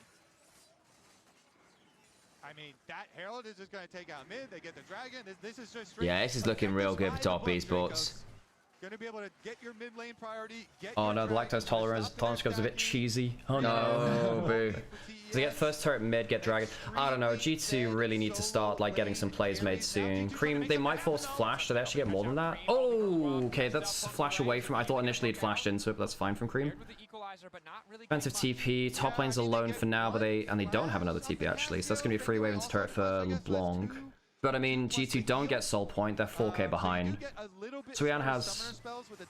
Oh, not bad trade. Ow, it's a 2-level advantage by the way for Suyan, but he's now in a 1v2. 5. Got... Olaf's coming too, though. Started. Don't think he can 3v1. Getting burned down. Ulti gonna turn back. Oh my bloody hell. Flash away. Back in Oh! Still get the 1-for-1. Yo, okay, but they're gonna lose turret from that, no? They get turret from that? They lose turret from that. Skewmon gets a shutdown, so he's now 3-0. Skew is gonna have to do the Lord's work here. Broken Blaze is not fed at all though himself. My problem now is that like... Oh, BB needs TP now. Yeah, so he loses TP for this. Where's he teleporting to? Back to base. Top lane turret went down in favor of top esports. If there'd been a ward in the topside river, you could have potentially looked at the Cassiopeia there. They really needed to look for more Ashe Arrow plays proactively. Yeah, probably. Now the problem is LeBlanc... Typically when LeBlanc is doing even in lane, you get to use your W to get really random ward sounds, so you get a really good ability to throw... they just missed... Speaking of that, they actually just forced flash mid onto Varus. With the Ashe Arrow. But normally when LeBlanc is okay, she gets to hop over wards and put down unexpected wards. So that Zhuan could not see. Nice though, to the other side. And then since LeBron had put up his unbreakable Maybe it is Zhuan. I always heard it as Suyan as from the Chinese announcers. Yeah, and any other Mandarin speakers have any notes on the pronunciation? I know it was a conversation about the Z, but it's the middle of the sentence. Oh, Jackalope has no flash. That's why they're forcing him. Can they flash Rom? No, Tien's actually body blocking a bit from there. It's nice. G2 looks so defanged with the LeBlanc just not being a factor. It's literally just down to Ashe Arrows, and there's Mikhail's up anyway. Yeah, also, like, the only person who's got gold is Skewmon. Like, I think if Broken Blade or Caps were strong, you'd feel happy. Apparently, we're fine on our pronunciation. Okay. I got a little bit paranoid next. I'm like, oh god, maybe we're just getting it wrong. But apparently, we got the right of it, so that's cool. Okay, fine. Again, like, it's not always the biggest thing in the world, but I like to put some effort into pronunciation where I can. I don't get all of them right, and like, the difference between hung and hung have been not great in LPL for me. You know, the jungler and the mid and the support. Yeah, that's really hard work. And then, god, what's the other one I get wrong a lot? Shun, it's not Shun and it's not Shun.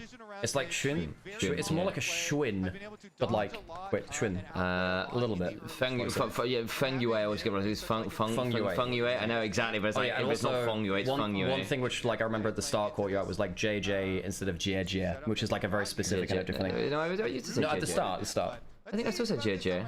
No, I remember us talking about this. That was what I think. So I remember that. I mean, for me, one thing I got wrong a lot was like Zika and yeah, that one as well. Yeah, Zika,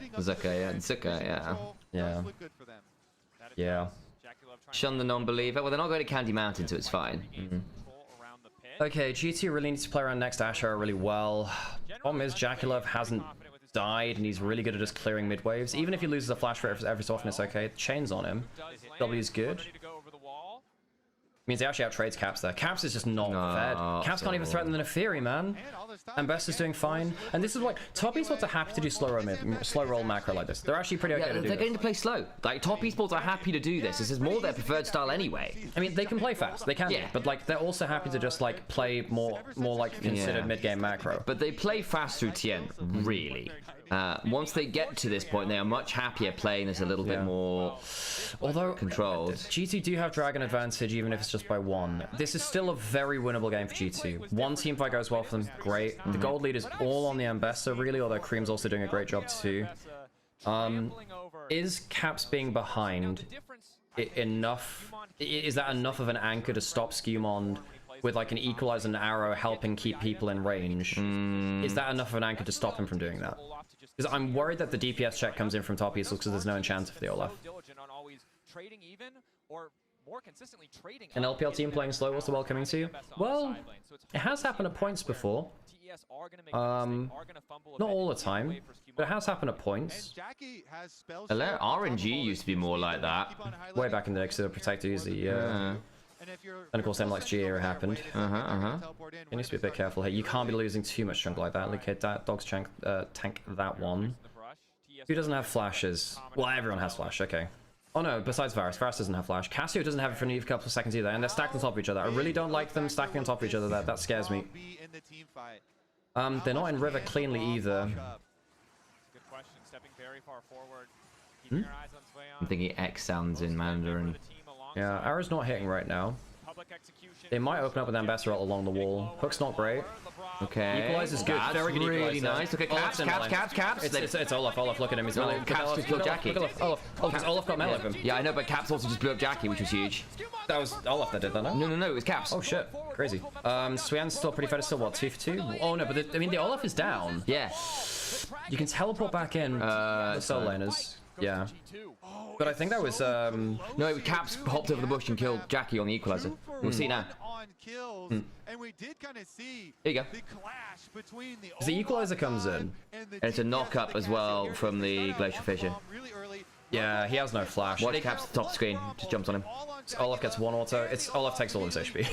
Well, it's the last half the HP bar goes from Caps. It's a WQE does half of the health bar. Yeah, okay. Yeah, no, he does add a fair amount of damage. I actually think Olaf and he got the kill. I think actually Olaf would solo kill him from probably the flash. Because I think it's more about skill and getting melee range. Really, it's really important that Caps does get a kill there. But yeah, Top East was quite lazy getting into that dragon actually. This is good from GT. This is actually recovering what I mean, they lose the dragon is the problem. So they don't get themselves into soul point, but yeah. Most brother argument ever? Yeah, a little bit. Thank God you're not a football commentator, you have an aneurysm spelling Portuguese names. I'm okay with most pronunciations on the whole.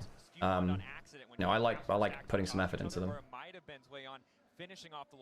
Yeah, very good equalizer. I think the top is also very disrespectful with their setup there. They're just going to walk on the same pixel for the equalizer with no flash on Varus. I mean, G2 have done a good job of putting pressure on Jackie. That's the big thing. Every arrow has largely been focused on him. They got kill onto him. They've gotten flashes out of him. Yeah, that was a really good fight from Skewmon. Caps does get kill involved. That is important. Top East will still get the dragon though. Yeah. But it's nice that Caps gets some gold back. He's actually not too far behind Cream now in terms of overall gold. And despite being 1 and 4. Yeah, he managed to get some turret plates and he's got a fair amount of CS up. I like that Cream's going Rylai's just for the extra HP. Means again that he's much less easy for Olaf to deal with on the whole. Caps is running into the issue, right? He's still a level behind because of Aurora, which I think is going to suck a bit here as well. Yeah, level 16 is coming up for Cream, which is pretty big as well. From the top side to allow an area to approach for G2.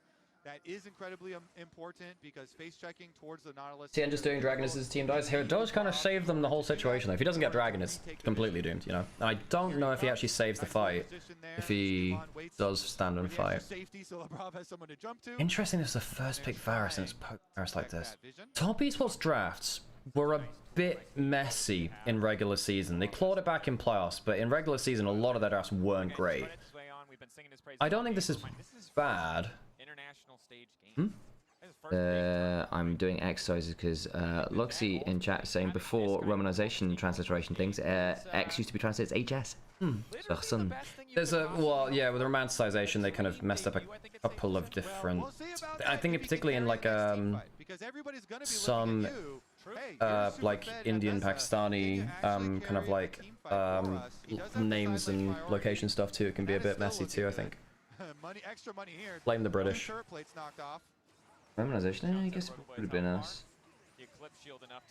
Oh, okay. Oh, BB is just the flash out of him. Alright. Equalizer. Yes, okay. Teleport, they don't have cancel. Did they kill him? That's kill. That's close. That's close. Ooh. Okay. Okay, so he trades his teleport for the flash of Broken Blade. Yeah, but it's also trading it for Skewmon's attention and the Ash Arrow too. Does that change much? No, not really in this case. Until Dragon. Flash is probably very valuable there. Take care of those control wards that G2 did leave behind. But Gen's equal in gold to Skewmon, by the way. I don't love Top Esports vision control in general. I had issues with it in playoffs as well. Yeah. I didn't like that objective setup. That objective set was really quite just sleepwalk into river and hope for the best. I'm glad that G2 were heads up enough to make something work of it. And Death's Dance does a lot for the Olaf survivability. Yeah, Death's Dance is good. Good call. Tien and Zuyan have both got that though. Hang on, BB's dead. No flash. And no Do they get a counterplay elsewhere? Oh, good miasma. Flash away from Jackie. So the flash away from Jackie is important. Good pick off by Caps. There's still going to be a man down ahead of this dragon. That's huge, actually. So I think like Jackie survives and Flash to survive versus dead Broken Blade. If you get Mountain Soul on top of like just the random resists you get, oh hang on, Skill might have to. He doesn't have flash. He's okay. He's okay. I mean, he's got Death Dance. He's alright. Yeah, I mean the thing with Death Dance, like in a purely defensive thing, not fantastic. Level 18 for Zuyan, by the way. Yeah, purely defensive Death Dance, not the best. You need to kill people, right? And it gives you more time to kill because it means you're alive where you would have been dead a couple of seconds earlier. Free third dragon. That's a bad. It's look. BB's not been fantastic this game, but then again, he's also not. Really good from Suyan. Look, I'm glad that Fungyo and Suyan have had a good first game because actually they've looked really comfortable. I mean, Suyan's been given a ton of resources. They played towards him. Credit to Top Esports. Give him something cushy for his first game. But we've also seen that this guy can work with resource, right? Like, there's a reason why the counter picks looked so good for him. He's actually very good with the lead. Giving him some raptors just to help him get closer to that infinity edge. Yeah. Oh yeah, no worries, Joshua. It's just that the first message was, wow, they let anyone co-stream nowadays. Like, come on, we've been doing this for a long time, and like, come on, that feels a bit harsh. But no, I appreciate tone on messages doesn't always come across. So yeah, it's all good. Water under the bridge, all fine. Caps is close to death cap. Once he gets death cap, he actually might one-shot Varus again. I don't think he does as much versus the Cassio. Late game LeBlanc versus Cassio is hell. Like, you get hit by 1Q, the Rylai's ticks, and then you're just kind of dead. That's actually the point with the move speed, and then the slow combine means that Cassio can actually, like, follow you back to your W sometimes with the move speed and just kill you anyway. Okay. Oh no, Jackie has no flash. They really wanted that. They really wanted that. They really wanted that. In a bad spot. Now look at Tien on the flank. Oh, Olaf's got to go, like, Super Saiyan. He's trying. He's trying. He's gonna die. He's gonna burn down. They don't have an enchanter, man. Double kill for Cassio. Reset ult. Here we go. Yeah. They had a wall back here, the spot. Key moment was both the Ashe and the Brawl ults missing. Yeah. Oh. He gets the passive. He gets the passive. Oh no. Both bot laners missed their ults, man. Both bot laners missed their ults onto a flash. He's okay. He's okay. He's okay. Okay, no. 2 HP for Jack. Oh, so he's dead actually. Just looking. So got the pig to the bot right. Like, he's alive. Yeah. Olaf got into my trade his life. So I was thinking, wait, Jackie survived? I was like, no. Okay. Yeah. Look, Jackie's 0-3-3, but bluntly, he's traded his life pretty dearly every time, and he's not really the main character this game. That's fine. Suffering anywhere on this lineup is Jackie Love, and when he sees how far ahead his team is, I don't think he minds. No, like Jackie's okay. Like, I don't think Jackie's been dying particularly freely. You know what I mean? No, I mean there was the one in bot where I'm like, he should have flashed the arrow. Like that one, I'm like, okay. Got hit by an unexpected axe slow, but really you should. Oh, is that Rob just dead here? Yeah, he is. Yeah, he is. Yeah. Tried to cheat a ward, found a dog instead. I think the game. I mean, at that point, you have to like look for cheeky wards and figure stuff out. I don't blame that kind of death. But missing the flash ult here, even with the exhaust, and then the Ashe arrow. Oh, and the Ashe, sorry, the Ashe arrow does hit. Sorry, the Ashe arrow does hit, so I'll take that back. That one does hit. It's just on the wrong timing. If it hits a little earlier into the play, it's obviously much better. He goes in, he still is able to delete Jackie Love, but the rest of TS team can turn all their damage on him. Best CC, of course, ending in death. And then here, man, and then we basically, yeah, the problem is Caps is still on awards. They know he's there. The auto is already in progress. It's almost uncancelable. This passive auto, it's very hard to cancel that. Same with Jin, fourth shot. And a couple of Darius autos too, actually. That's why they get really, really annoying kills onto you in top lane sometimes. Champions like that. You flash and it is too late. Yeah. But yeah, as I was sort of saying, like, look, Jackie's died to the Olaf a couple times, but bluntly in this game, that was going to happen regardless. It's just how long does it take? Cream flashes the arrow. See, Jackie, that's how you do it. Okay, Caps on the flank angle, but Tien's just going to walk at him. Yeah, you Caps, you don't win that one. Back off. Yeah. I think Top Esports made a considered choice to put the resources top lane because Suyan's a rookie. Just let Jackie Love exist on Varus. Now, it's a first pick Varus, but basically that just means that Jackie Love can just exist on his own. I think it's a very mature decision by Suyan, buddy. He has GA, but that actually might get him killed. He has flash, should be okay. Question is how... He actually might be... He has ult. Yeah, I don't know about this one, Labrov. Yeah, he's going to murder him. They're dead. Oh, okay. Oh, and you just ulted anyway. Oh Jesus. my Olaf's going god. on Right, well, yeah, that's GG. Hang on. Olaf's good. Hang on. Good. Gets 3, 2, 2. Not 3. Enough in the face of TES. 10,000 gold. Caps needs to clear this way, but he just can't flash from TM for the daggers at point blank range, and yeah. Nasty damage. GG. Okay, well, I think G2 didn't do enough. Well, LeBlanc pick, huge mistake. Bot lane laning phase didn't get enough out of it, which meant that when the resources were put top lane for the top esports, G2 didn't get enough on the other side of the map, and then they weren't proactive enough for the arrows. And it meant that just okay, all right. Nitron, you've put someone on the fraud ward. Who would you like to be on the fraud ward wall? That's enough from us, though. Let's see what the analyst desk is. Yeah, solid first game from top esports. I think it's a very mature decision for them to put resource into. I'm gonna make a quick tweet about the game, then we'll get onto that. Embarrassed our entire region. Am I right, analyst desk? Is that what we're talking about? Maybe a little top lane. I think he's right. Azale? There's no Right. You want Tien and superhero? We can do that. Yeah. It's not embarrassing. It's not embarrassing at all. No. He's just the GOAT. He is. Zoyan, it was just going to be a big test to see how he was going to be doing on an international stage. He passing grade. In fact, he excelled. Yeah, and I give feel him like a gold star. Yeah, gold 2 gold star, stars. 2 gold stars. 3 gold stars. No, I'm revoking BB's license. Why can't I save this? I'll say what? Why can't I save this picture? I'm trying to save the Cream picture on my phone, and it won't let me. Oh, it's just fandom, and they're super weird about. You got to click through to it. No, I have done, but then it won't let me do it. So you have to go. Hey, Darkwell, good to see you. Agency in the jungle. He focuses on bot lane, grab the advantage for his bot lane, and so far I was like, And now I need good. That's what I want to see. He's doing great. Especially if you're going for the counter matchup with the Braum and just expecting that Fengyue is going to find that angle. I love that Skewmon was waiting around try and seeing that angle goes immediately. That Ash ulti, by the way, my eyes, that hitbox doesn't hit. But it does, they follow up. That's 2 kills early. Yeah, I mean, that was really, really well done by Skewmon, and it kind of turned into this tale of 2 stories, right? You have Skewmon on one side who got really accelerated, and then you have the solo laners on the other side who were kind of feeding on Caps. Right. Caps was really struggling to find purchase in this game. It started early on in the 1v2 where he gets I need to make a meme. Where is Mimatic? for this play on him, and Cream just sidesteps the axe, is able to get back, pushes out Skewmon, and then Caps just continues fighting, and Cream does not bait on the clone whatsoever, holds the miasma until he snaps back, and he can't get out of there. And then Zoyan gets involved as well, Raz. Yeah, he does. And it's just insane for them to be able to recognize what was happening bot side of the map. He's like, okay, if we're going to be trading a dragon, we're going to be going straight top side. And so I love the fact that they gave Zoyan the resources. And if you look at the composition, LeBlanc, Ashe, Braum, that's an easy Merc Treads. And that's a double AP from LeBlanc and Rumble, the LeBlanc that is behind. So then you can just go Hex Drinker into straight Death Stance, and he was untouchable this game. And this was just beautiful to watch. I mean, it was really well played by Zoyan. He was great in the side lanes. I will say, if you watch this and you saw like the 20 deaths from Caps roll, you're like, he must have been 5,000 gold behind. Yeah, Cream was really, really good in that game. Okay, right. Let's go to the fraud wall. Who did? Sorry. Sorry, I didn't mean that. Didn't expect you need to be there. My bad. I was not looking. Okay, so we need to put Tien. Let's go find a picture of Tien. Yeah, it's definitely Rookie showing what he's made of. What I thought was interesting on the side of G2 is that regardless Okay, where's thingy? we're not falling behind on tempo.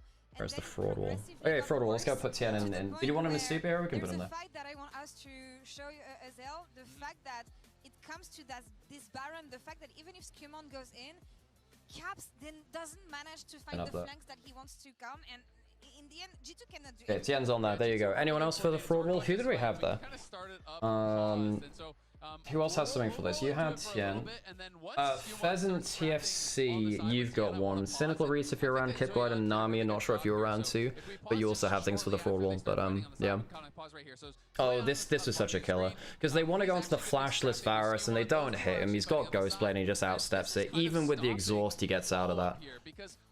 That's so sad. Yeah, as soon as the ult misses, Jackalo, you then have to overextend and the follow-up's just a bit too far away. It's like, Hans is not an auto-attack distance, he'd have to flash for that, that's not happening. Fungray still has flash ult so he can disengage the backline anyway.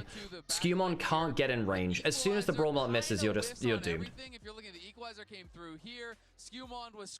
Yeah, so the individual execution from G2 needs a bit of work, really, from that kind of position.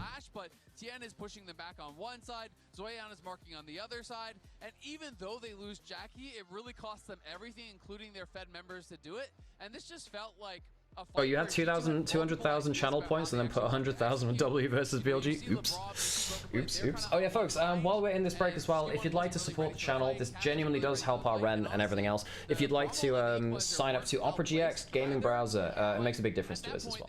I appreciate it. If you sign up to this, if you download it and sign up to it while after you download the browser, gives us an extra +1 on there, and we get a payout for every person that signs up to it. And you know, last month it added up to about $500, so that actually is not insignificant. It helps us a lot, so I appreciate you all. Had a great game. Like being able to focus on very good from Tien on the whole too. He didn't fall behind. He was just very solid. And that's like a Mountain Soul being threatened up against a LeBlanc-based team. And I just thought it was a really smart pick into the Olaf in particular, right? Because you have this champion that has so much mobility, that can hop over the walls, that you can't the lactose tolerance club is coming together. Oh my god, that's very funny actually. That is quite funny. Fair play. Oh no, G2 just tweeted out we were creamed on. Yes. I'm wondering what Perks is reviewing with G2 right now. Outside of Caps' early plays, maybe. Now you understand why LPL has a direct sponsor. For me, I would just think about like the cross maps, because LeBlanc didn't have to die topside under turret when you're going for a dragon for me, because that was what was really starting to snowball the game. Like you can look at individual misplays, but something that is very consistent is like that's funny as heck. As a team committing to the bot side of Okay, the thing is though, like G2, they are slow starters.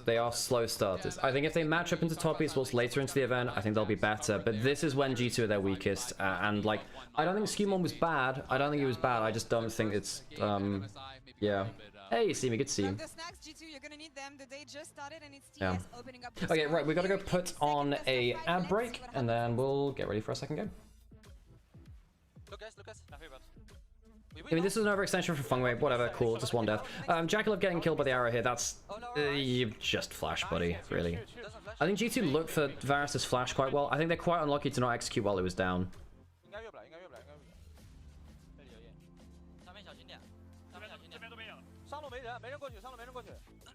I'm moving. No, man, I block it. Okay? I'm sunning. Nice, good job. No flash. Let's take this one over, okay?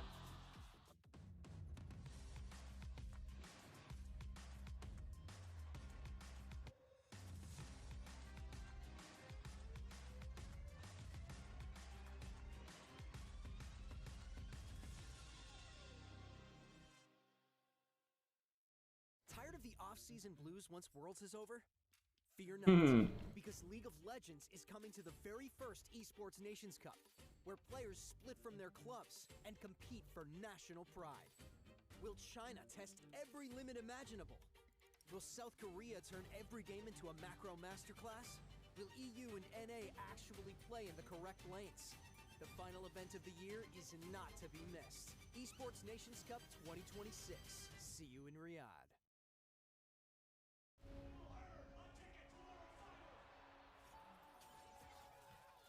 Okay, got our break. I'm starting to zone out a little bit now.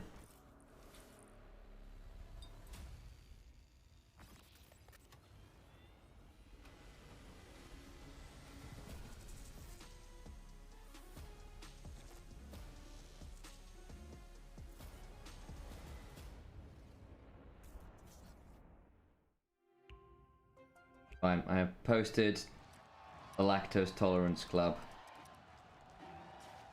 Red Bull gives you wings.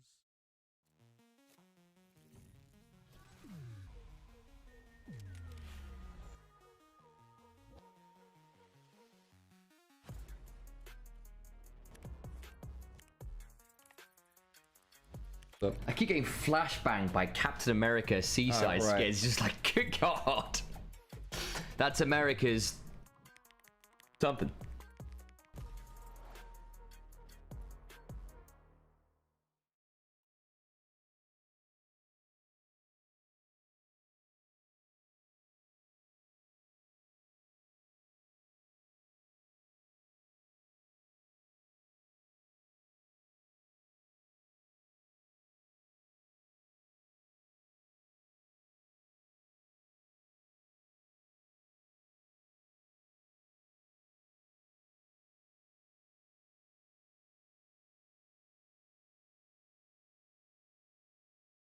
Okay, do I still have caffeine, that's good. Cool.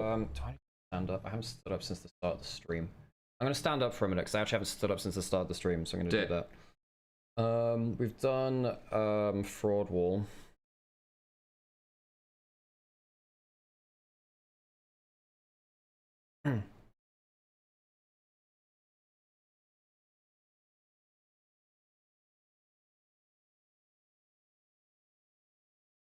Like, the one thing I'll take away from Top East was that some of their objective setup just relied on hands checking rather than good setup, and that did worry me. Like, the dragon fight they lost, like, that's pretty unforgivable. Yeah. Like, that should lose you and it did lose them a fight, but that should lose you games. Which is why, again, like, I don't think Top Esports are, like, a top team. I don't think that... I mean, their laning phase is good. They can slip up there, though. I think that the drafts can be very volatile. They're not always good at drafting. And sometimes their objective setups and team fights are just not as good as the other top teams. They're not bad at them, but they're definitely not at like BLG, HLE / T1 style. They might be able to out early game T1. But I don't think they out team fight them is the problem. And the laning phase is a bit... Well, I think Cream's really good. Bot lane will be very interesting. Fungue's got a very different champion pool to carry, although he does still play the Pike. But he doesn't play the same... We haven't seen like a Camille out of him or anything. Suyang versus Doran, that would be quite interesting.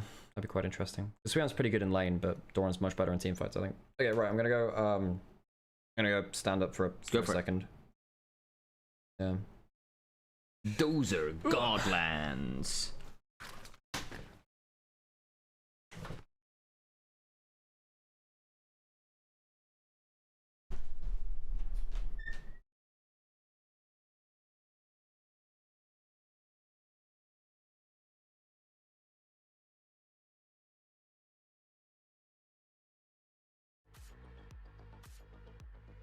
Coming up next, Game 2. G2 Esports versus TES.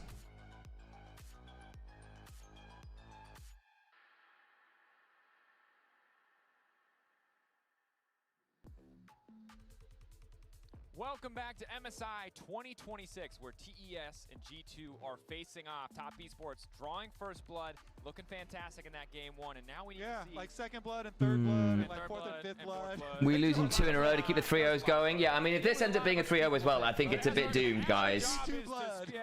But Caps needs to step the hell up, is the honest answer. That was not acceptable. There's a little more parity in the matchup. Of course, we're getting ready for Champ Select. I do think there are things that we can... We expect better. The blind rumble, you can understand why they'd go for it paired with the Ashe, but...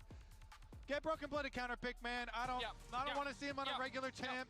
Give him something that's some weird counter pick. If there's a way we could give everyone counter picks, I'd feel much more optimistic. But that's generally not how draft works. How about you take away Caps' counter pick and you give it a Broken Blade, because the LeBlanc was not it. Harsh but fair. That's my executive decision. They hated him because he's... Do you see that smile from Caps? I did. Now it's Broken Blade's turn. You had your turn. We're taking it in turns.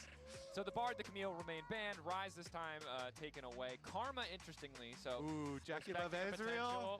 Ezreal Karma bot lane would make a lot of sense.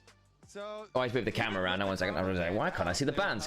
Because the camera's over it. There we go. Oops. And I feel like I have like that trend where a lot of AD carries will pick something safe bottom lane. Yeah, the mages or like Ezreal or something, and then you can get a roam support too.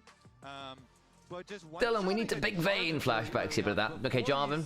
Carries with safety. Now it makes me think they were hovering Ezreal like, hey. I mean, Jarvan's really strong. Tien is currently undefeated on Jarvan this year. 100% win rate on Jarvan this year, just so you know. And Yunara Lulu is a very common answer into the early Jarvan. Let me go find those graphics. But yeah, Tien has been disgusting. Splits past, but rising back up here. Still one of Hansama's most played, and obviously the Lulu alongside. Yeah, he is 6-0. Has a bit of mobility, tied of course to the ultimate, however. But I'm looking at Tien in this game. He was good last time around, and now has even more tools to impact early on. And he is a very good Jarvan. So definitely have cause for concern. Burst champion to go along with your Jarvan.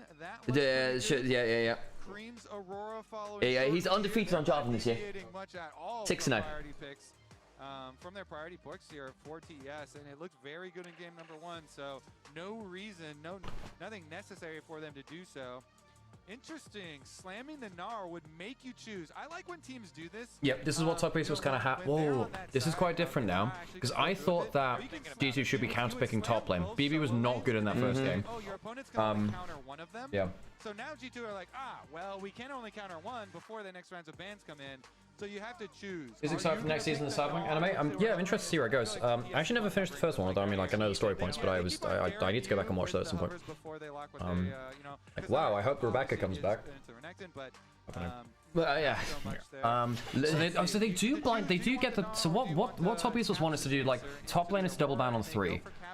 Capstar is important, big playmaker, much more even lane. Although Aurora does beat Ahri in lane slightly, it's not enough to lock Ahri out the end. Most Ahri lanes are like this currently, which is like you lose lane slightly to like moderately, and then you make a play to get ahead of your lane, and then it's fine. Yeah, so they're gonna ban. They're gonna get rid of good bot lanes into the Yunara, Lulu. Fine. I think on the other side you're banning Vayne and you're banning. What's good to Renekton? Nah, probably something like Vayne. Nah, probably the two you get rid of. Nah's comfortable. Vayne is the answer. Poppy is a BB special, to be fair. They might want to go Camille support with that. It's bad. Okay, so yeah, it's gone. Okay, my bad on this. Alongside the Bard, so they've kind of they went for like double big playmaking support bands. Also, it's good jungle pick as well. They've not banned Ashe because it's Ashe Seraphine. Sam Ashe got played in game 1. Yeah. So they wanted so Poppy got buffed to a jungle clear on this patch too. So yeah, good, I'm good. Loxley, I don't think Yunara Lulu is a great line bot lane. Maybe they think. Surely there are other bot lanes you can play. Lucian makes sense because Lucian Milio has been the answer alongside the Caitlyn. You can Miss Fortune still. You can Jhin still. With this comp, if GT don't look in like a tank now, you can Jhin actually. Jackie's Jhin has got very poor numbers this split, but he is very good at the champion. So just be advised. If you like Sejuani, you can't do that. You can't do it into like Sejuani Cassandra. That's death. I don't want to see Skill on Nocturne. He's not a good Nocturne player. I don't want to see this. He's not a good Nocturne player. This is bad for G2. I really don't like him on Nocturne. Yeah, because now you can't go Jhin because they're Cassandra, and if they lock like a tank jungler on 5, it's bad. Ezreal's good here. Yep. You can go Ezreal. Who do you go with it? Ezreal Seraphine's not awful here, actually. Yeah, you can Ezreal Seraphine. Ezreal Seraphine here is good. It's Fungway's comfort. That gives you like a really good mid-game spike, really good team fight. Yeah, Ezreal Seraphine looks really good here to me. Nico's fine. AoE team fight engage. Thank you for the follow, Burrito. Oh my days, Burrito. I'm surprised it isn't the Seraphine just because Fungway really likes it. I mean, it gets Jackie Ezreal. I think Fungway is a good Nico. But the Ezreal wouldn't have changed. No, so I know. Ezreal Seraphine or Ezreal Nico. Yeah, so the Nico is probably better with the Ezreal because you roam better, right? I mean, it's better for the. Maybe it's better in the roaming support meta. Now that's a better. Yeah, I appreciate that answer actually. I think that Seraphine's worse in the roaming meta, so I can understand that. Shinzao's through. It's a pretty. This is a very mid-game heavy game. I mean, you've got one tank on the Rift. You've got a Lulu, so you actually have an Enchanter in the game. Shinzao Lulu's good as well. Good mention on that. I'm gonna put on a quick ad break so we don't get ads in game, so we don't have that. Haven't seen Nico in so long. We saw bits and pieces of him in playoffs. Not a huge amount. We saw bits and pieces. Okay, Cream Aurora is one of the best in the world. Is one of the very best in the world. I'm also surprised that G2 aren't using their top lane counterpick to be more lethal with it. Xante's not exactly very exciting, is it? I mean, it's good in the comp, I suppose, because Shinzao plus Xante is really good mobile disruptive frontline. You've got a Lulu behind you. Ahri and Yunara are pretty good high agency carries. So you know, it's a good comp from G2. It's just not exactly spicy, you know. It's not got any particular G2 flair. Those champions in this order in this draft is pretty standard meta, right? I think even hell, I hate to say it, it's probably slightly outdated, honestly. That looks like a winter split draft in a lot of ways. When you're playing against a TES lineup, the TS, the G2 response. I need to go like that. On stage. Definitely wanted to see a bit more here. To get ready now to load into game 2. Okay. I mean, G2 are talking about they want revenge for getting eliminated from Worlds last year. It was not a close series at Worlds either, was it? For game 1 of even this year, what we just played. So let's see the turnaround. They're making a little bit of a inversion here, and it's going to be mirrored wards for both So once, sides. okay, so let's just look at these wards again. So we've got, this time Top Esports actually have a ward on Raptors. They have a bit more info. G2 know there's a ward here. I think they likely do. I'm not sure if they saw it going down, but they've pinged it out, so I assume they have some information. Good electrocute from Cream there, actually. And he trades it for bone plating too. Yeah, really good trade from Cream.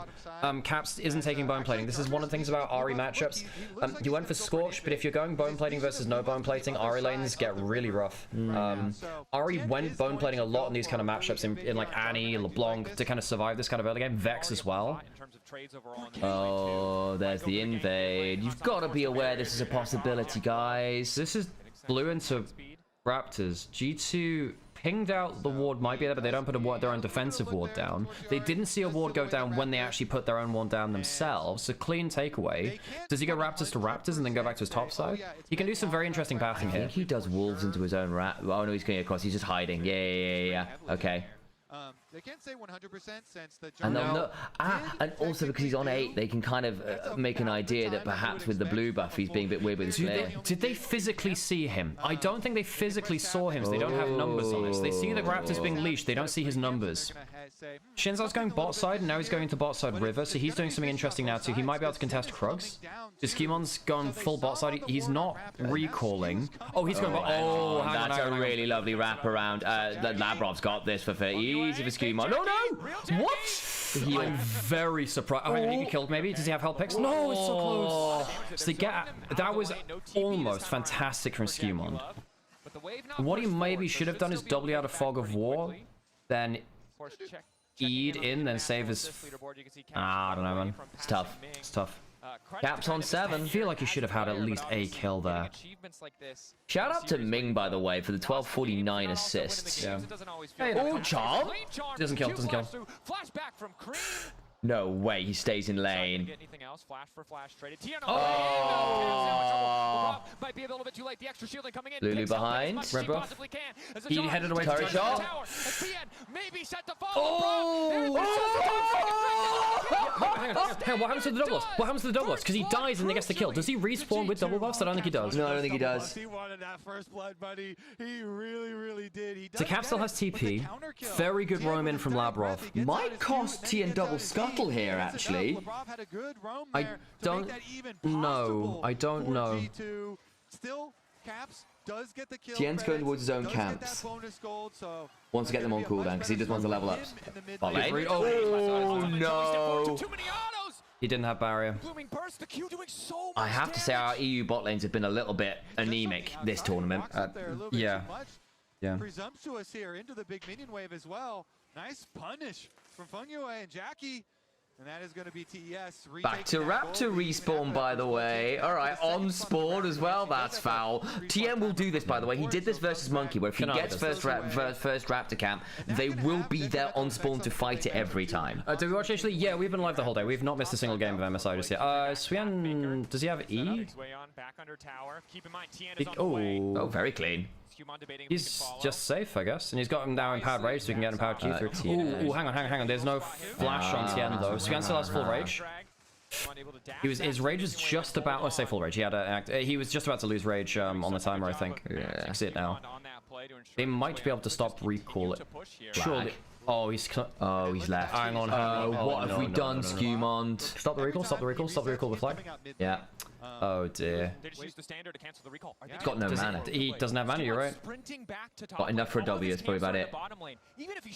Slow with auto. When it becomes lightning, he's keeping his combo because he doesn't have flash. BB's not been able to TP back, that's a wave lost in a plate. Yeah, wave lost in a plate. That's 2 waves even. Yeah. Oh yeah. By the way, Nami, you can put someone on the fraud wall wherever you wish. By the way, you did sub the other day, so you can. I did note that down. And was HLE as scary as they were in LCK? Yes, they were. Yeah, they got a little bit lazy in mid game 3 when they were against game 2 rather, when they got volley baired a bit. And even game 3 actually, they got behind 2,000 gold briefly. Oh sorry, yes. Yeah, that was the Neferi game. Yeah. So they had like some mid-game worries They had some mid-game worries a little bit, but their early games looked far better than, say, T1s, who I think had early game worries. But they're a little bit lacking in mid-game, considering. Yeah, maybe it was a little bit of happy gaming, shall we say? Yeah, and a little bit of disrespect on the weak side. Basically, we have a wall where you can either call players like really good or really bad. We show it briefly. I won't do it in game, but basically, if you ever watch the old Top Gear show, we basically have like good to bad, and you just rate your players. Or if there's someone already on there, you can move them as well. But we'll show it after the game. Show it after the game. I want to see how Fungi mind games with Nico. He is a good Nico player. He's a good Nico player. I think it is a bit of a nerf to him that Seraphine's looks like he's out of meta unless it's with Ash Seraphine. Slice, dice, cap. There's a flash here. Yeah. Just don't ego it. And now Caps has done this with no Malignance. Does have one ult Hunter stack. He is out of lane after not going bone plating, so he's okay with that now. Cream might go for a full combo here. Looking like he was going to take kind of the inside route, maybe try and push him off. Just getting the passive, yeah. Spirit abjuration.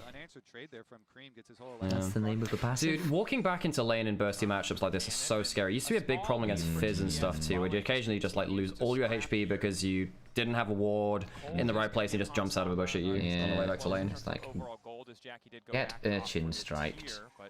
Yeah. If you can have a lead with Q, it's a playful trickster, Urchin strike. I forget what the Q is. What's happened now? What has G2 said? They just put up moats. Okay. Do not be having the old flash. I'm sorry, I was too busy responding to like G2 putting very sus emojis on Twitter. Well, Cream does have one of the best Auroras in the world. I know that last year at First Stand he didn't get to show that as well. Like that was one of those times where just Aurora felt like everyone was kind of messing up on it. But yeah, Caps has been focused on hard. He's been trying to make plays to get out of lane, just hasn't been working. What should be 3-0s the entire tournament? The first ever clean sweep tournament. Could you imagine? Yeah. I genuinely think Riot might consider the toaster experiment in a bathtub, if you didn't get the joke. Yeah. I've been tripped up like 5 times by him being Labrov's actually been doing okay this game. He's been roaming into the right place on the Lulu. I think his Braum wasn't fantastic last game. As in, like, laning phase was fine. Mid-game, he struggled to make plays. That's just part of the nature of Braum, just much more inconsistent engages. But he found himself caught out a few times. I'm not going to blame this on him. I think Caps has just been butchered by Cream. He has. Yeah. And by other people roaming mid as well. But he's been butchered by top esports playing around mid. I mean, last game he got solo killed. This time around, he's been ganked. Both times he's had a bad time. And I think one of the problems that Caps will have is that in many ways, he plays a simple... they spotted him. They do be seeing him in that bush there. You do be seeing him again, actually. You can maybe ult over the wall here. Yeah. That's actually not bad damage on Skewmon. Can Skewmon be a win condition on Shinzao?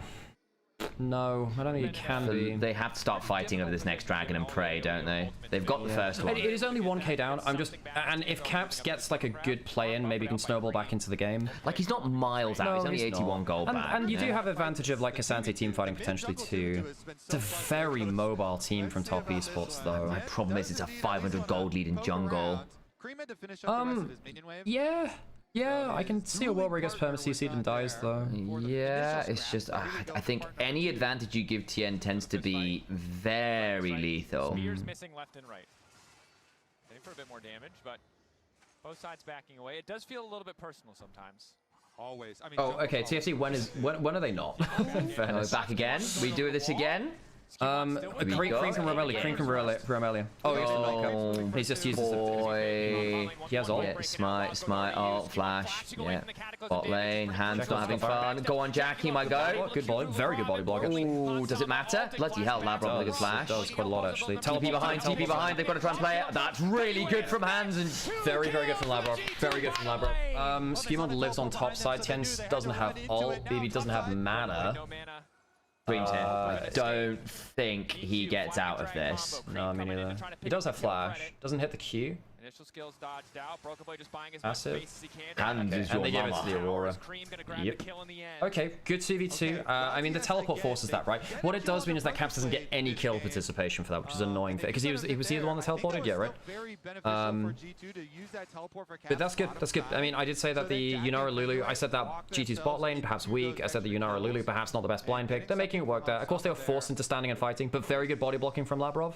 Wandering up. Twian's got Dominus. He should be fine. Nope, just harassing. All right, minions dying to tower there as well, though. So a little bit of extra value lost there. But Hanwha getting some kills for G2. Cream no Dark Sail. Well, he has it now, but yeah. I thought Tien retired. Tien's been playing for the last... So he came back this split. He only took one split off. I think some of the older players are just taking a split off at the minute because it's just a very intense schedule in the RPL. And also just the auction in split 1 messes up a lot of people's plans. So I think basically if you leave a team, you don't necessarily get... Oh, they all in at level 6. We didn't get to see that. Had the good initiation. Oh, right, okay. And then the body block from Labrov came out really well. Jackal flashes and then dies for it. I think if Jackal just stands in DPS, it's probably... Hang on, Swean might just kill the hands here. Oh, Labrov! Labrov again! This man is always He might be able to E back in. He actually might be able to E back in. He gets the empowered Q for the heal. Oh, close though. Okay, Labrov has been really clutch. Very good Lulu play from Labrov. In the right place, the right time, like always here. Oh, he just uses W. Oh, BB's having a bad time. He's dead here. Clone body blocking. He doesn't have ult for a couple of seconds. Oh, BB's not been having the funnest time. He teleports back and he's got the shield. Should be able to wave clip, but uses Q. I think that they would like to back away. I think Broken Blade needs his own ambulance on speed dial for this series. Dedicated ambulance. Seems fair. Mm. And again, No, Labrov, very good game on the Lulu so far.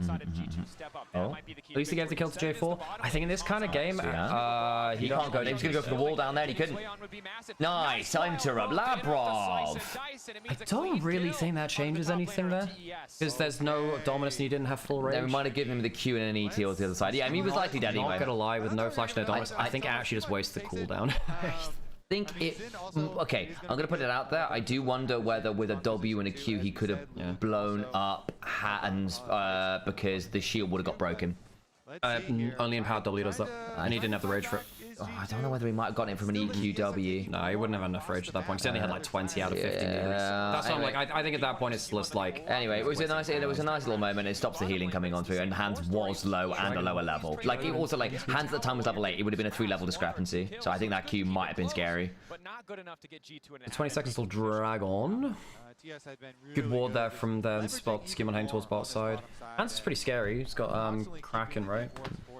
Kraken, they got Ardent Sensor first as well. Although Cream might still explode them. It is Enchanter versus no Enchanter though. Enchanter versus no Enchanter is kind of a big diff. Hands has got Kraken Slayer and 1,000 gold up because his Cole's cashed in. Yeah. Yeah, Jarvan's also very strong though. An extra Phage on top of Caps. Okay, interesting, BB. He's just trying to stop him from... Well, he doesn't have teleport. But also, Zwiam not being there's probably a bigger deal than BB not being there, right? Oh, Zwiam! Get out, man. Okay, good play from BB, but like, what is Zwiam doing, man? Buddy. Oh, God. Tien? Good steal, nice. They kill all the pop blossom as well. Oh, he tries to flash from Dix, doesn't get it. Good from Hands, very good. Oh, the chop! Cream's still around though. Caps got reset. Charges. Teleport back in from Cassante, no BB. Huge shield. Huge shield. Cream doesn't have flash now. Ooh, good Q from Fungi. That saves the follow-up. Okay, they get Dragon and they get the winning fight there actually. 2 for 2. Yeah. It's 2 for 1 if you don't include the top 1v1. So the actual fight is actually better for top esports. Okay, good from BB. BB did not have a fun time last game. No. Jaculov's doing some pretty insane damage though, no? Cream's now got Dark Seal stacks. I am also of the opinion in general, I say this every time I see Nymaera, but she is a mid-game spiking champion. I do not think she's a late-game carrying way people think she is. She is too short range and she has 1 dash, basically. He empowered W's into the W and then doesn't have empowered Q for the healing, so that's just... a bit of panic from Suyan. Yeah. Also, we're going to watch the replays. We'll keep our eyes on it. But the other thing that Nymaera runs into is her build ends up very odd, where she wants to crack and slay and then go into crit, or wants to go Fiend Hunter bolts and stuff. But it means she delays defensive items to get towards Infinity Edge, or she delays Infinity Edge to get defensive items, therefore doesn't have enough damage. So she ends up in this really weird position with her 3rd, 4th items, where she has to trade off either damage or safety, and both kind of suck. Here we go. I don't have Aurora ult just yet. You do have Caps ult. Good ult onto Fengyue. Caps needs to back off though, because the ulting... Ooh. They can't pick up Rift. Skewmon does have charm. They might be able to guess. Oh, bloody hell, that ult. Cream the knock-up. Does it matter? Maybe it does, actually. Oh, that's too much damage, man. Oh, they get 1 kill with picks there, don't they? Oh, no, they don't. Shit. That was yeah. I thought I saw a death. Okay, well, Cream's Aurora is too fed now, I think. I think the problem now, G2 don't have enough CC for Cream's Aurora, and I think everyone gets exploded by, and they don't get the Herald as well. Now, the problem with this game is Skewmon doesn't have agency. You need Skewmon with agency. The Shinzao just hasn't done enough, and it's not a win con. I think, again, not even joking, the early Raptor steal and the failed gank bot just put Tien a little bit behind on the map, and now he's just kind of struggled to make proactive moves, because they've known kind of where he is all the time. Really, by the way, also just very good game from Tien. Very good game from Tien. I think mid jungle has been outperforming G2, despite the fact that, you know, mid jungle from Skewmon Caps was really good at first stand. Oh, Caps ult. That's a shame. Misjudged the equal and a Renekton. What build he's going to go for next? Is he going to go Lichbane second? It's not a bad Lichbane game again, actually. In fact, Lichbane versus Renekton is really nice. You get so much movement to outspace him. Hang on a second, Renekton can actually kill here, by the way. Yeah, Renekton can actually kill here. He'll get to stop the recall at least. He doesn't have flash, doesn't have ult. Oh, Jackalove's getting all in. Does he die? Oh, the Jackalove mid lane overstep. Classic. Hang on, he managed that play. Alright, he gets to escape. You can E twice. Oh, there's a flash. There's a flash. W. Oh, Caps, my guy. It's a really good play from Suyan, actually. Jackalove lives. Funguin's okay. I mean, credit to Hans and Labrov. Much better game 2. Much better game 2. Caps is still looking a little bit under the weather. I mean, he's going Lichbane second. I appreciate that. It's the game for it, but still, what are we doing?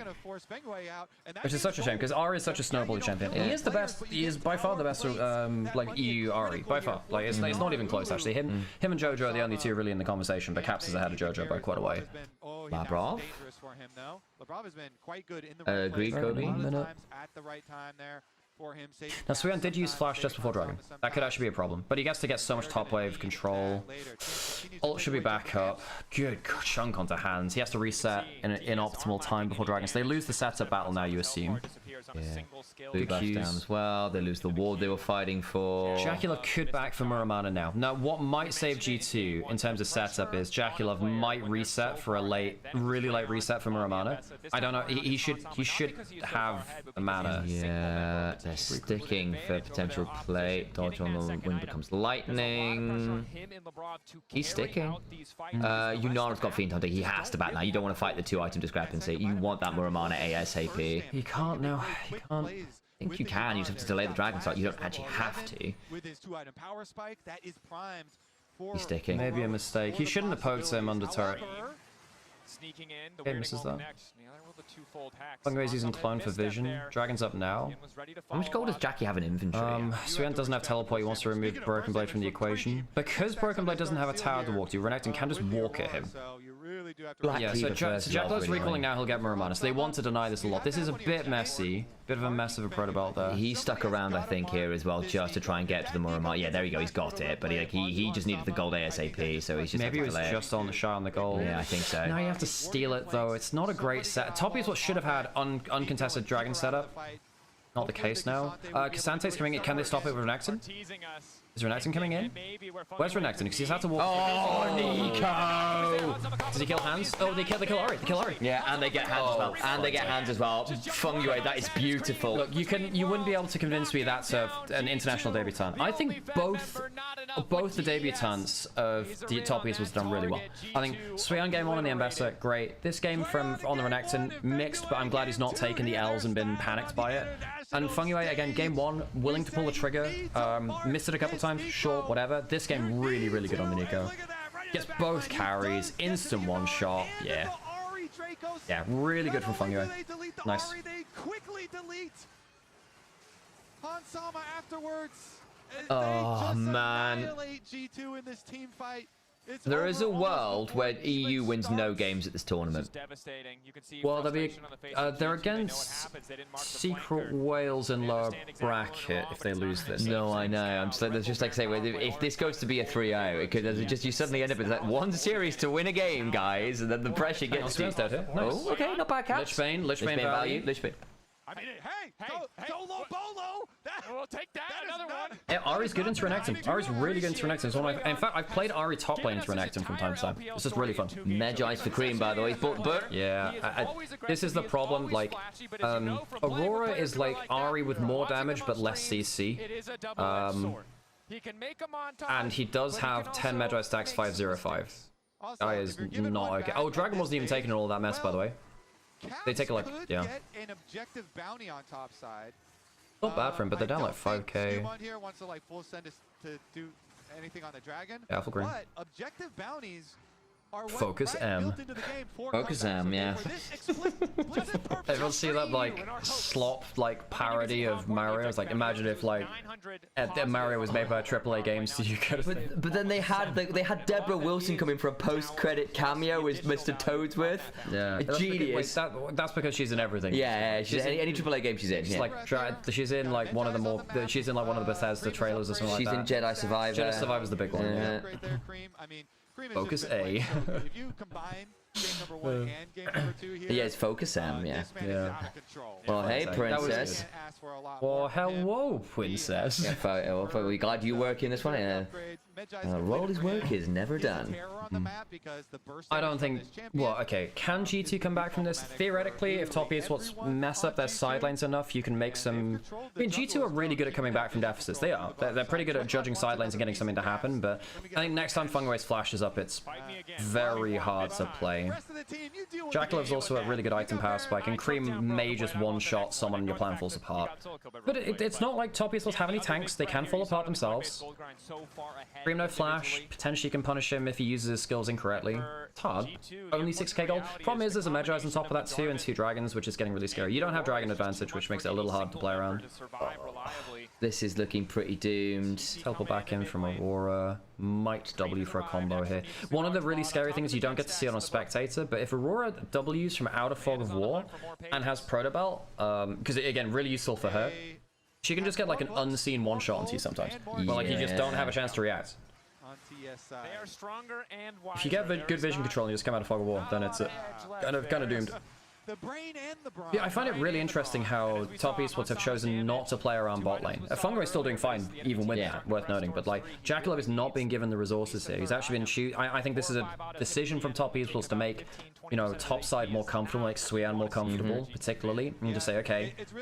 It's really difficult because you're also... Yeah, and again, Suyan is again 1, 3, and 2. He's had some good moments. That solo kill kind of sucked. He's not been perfect, right? No, but I think he's largely done a pretty good job with his leads. I think the person who has been most impressive with though is that mid jungle, right? It's people in Cream and Tien who have been very, very good. And of course that last fight as well, Fungo with a phenomenal, phenomenal flanking ult. Did I just give a legitimate use of Protobot? Yes, because I hate it on Ari. I like it on other people, just not on Ari. But Aurora's got a couple dashes, Alex. Why would she need another one? Isn't that your problem with it? Because I just gave the legitimate use. Yeah, but there are very few cases where Ari needs a Protobot anymore. You can sometimes use it for very early HP. It is a cheap 2-item spike, so if you're behind, Protobot's still probably okay. Sounds like a lot of good reasons, Al. Yeah, right, you're with me, right, chat? And that's why Cat spilled Lich Bane. You know, and solo killed Renekton even though he's behind in the game. He's behind 2,000 gold though. Imagine, I think he might not. And he still went for Lich Bane. Ooh, he still got the solo kill. Ooh. And right now today. Hey Jonas, how's it going? We're praying for, good inning. to be Yeah. alive and well in this Hang on. Again, like this stuff, like if you're protoballing out the fog of war, it is just really scary. So why can you do that on Ari, Alex? Because you can't do that with the regular abilities very easily. The problem, one of the weird things about Aurora is that she's actually really good at disengaging with her full combo, because her E punts her backwards means you can look aggressively, fish for it, and then your E gets you to safety. And it also, like, it adds a slow to whoever you hit as well, so assuming you hit it, you're actually out. Yep. At the very least, Hans is at 3, he's got Hex Optics 3rd, so... But Chovy build. Hey, look, I mean, I do think that Protoball is actually a very good item. I think it is. It's just not very good on Ari because she can't afford to drop damage. She's not a strong enough champion with just her numbers in her kit to build inoptimal damage in most games. She's nearly at death cap. Yeah, once you get to death cap, actually Caps is really strong. This is a really strong 3-arm core. It is the highest damage on 3-arms you can really get. I mean, technically Blackfire Torch is a little heavier, but Malignus is better for pro games, particularly when you need your ult up all the time, because teams will attack you when your ult is down. Yeah. Titanic Hydra wants human for a bit more insta pick. That's why, that's what I was gonna say. It's why when Rod of Ages Ari was a thing, people would just attack Ari, force her ult, and then she just couldn't play. So Rod of Ages Ari was just really bad in pro because you just forced the ult over and over. So they're always taking little bits of chip damage from TES before the fight even starts, and then Okay, can't find it. I mean, they're down 7 grand, right? And again, top esports are okay to play this style of gameplay. They don't, unlike BLG, who kind of like always have the foot on the accelerator pretty much all the time, even whether it's in side lanes or elsewise, top esports can play a bit more slow and considered. They're roaming up towards Swean. Yes, Flash. Yeah, they really want this kill. Okay, so Broken Blade wanted to force a play onto... He's teleporting out. I don't think they get to do much. Okay, fair play. And he's around for the dragon now as well. Okay, good awareness by Swayan.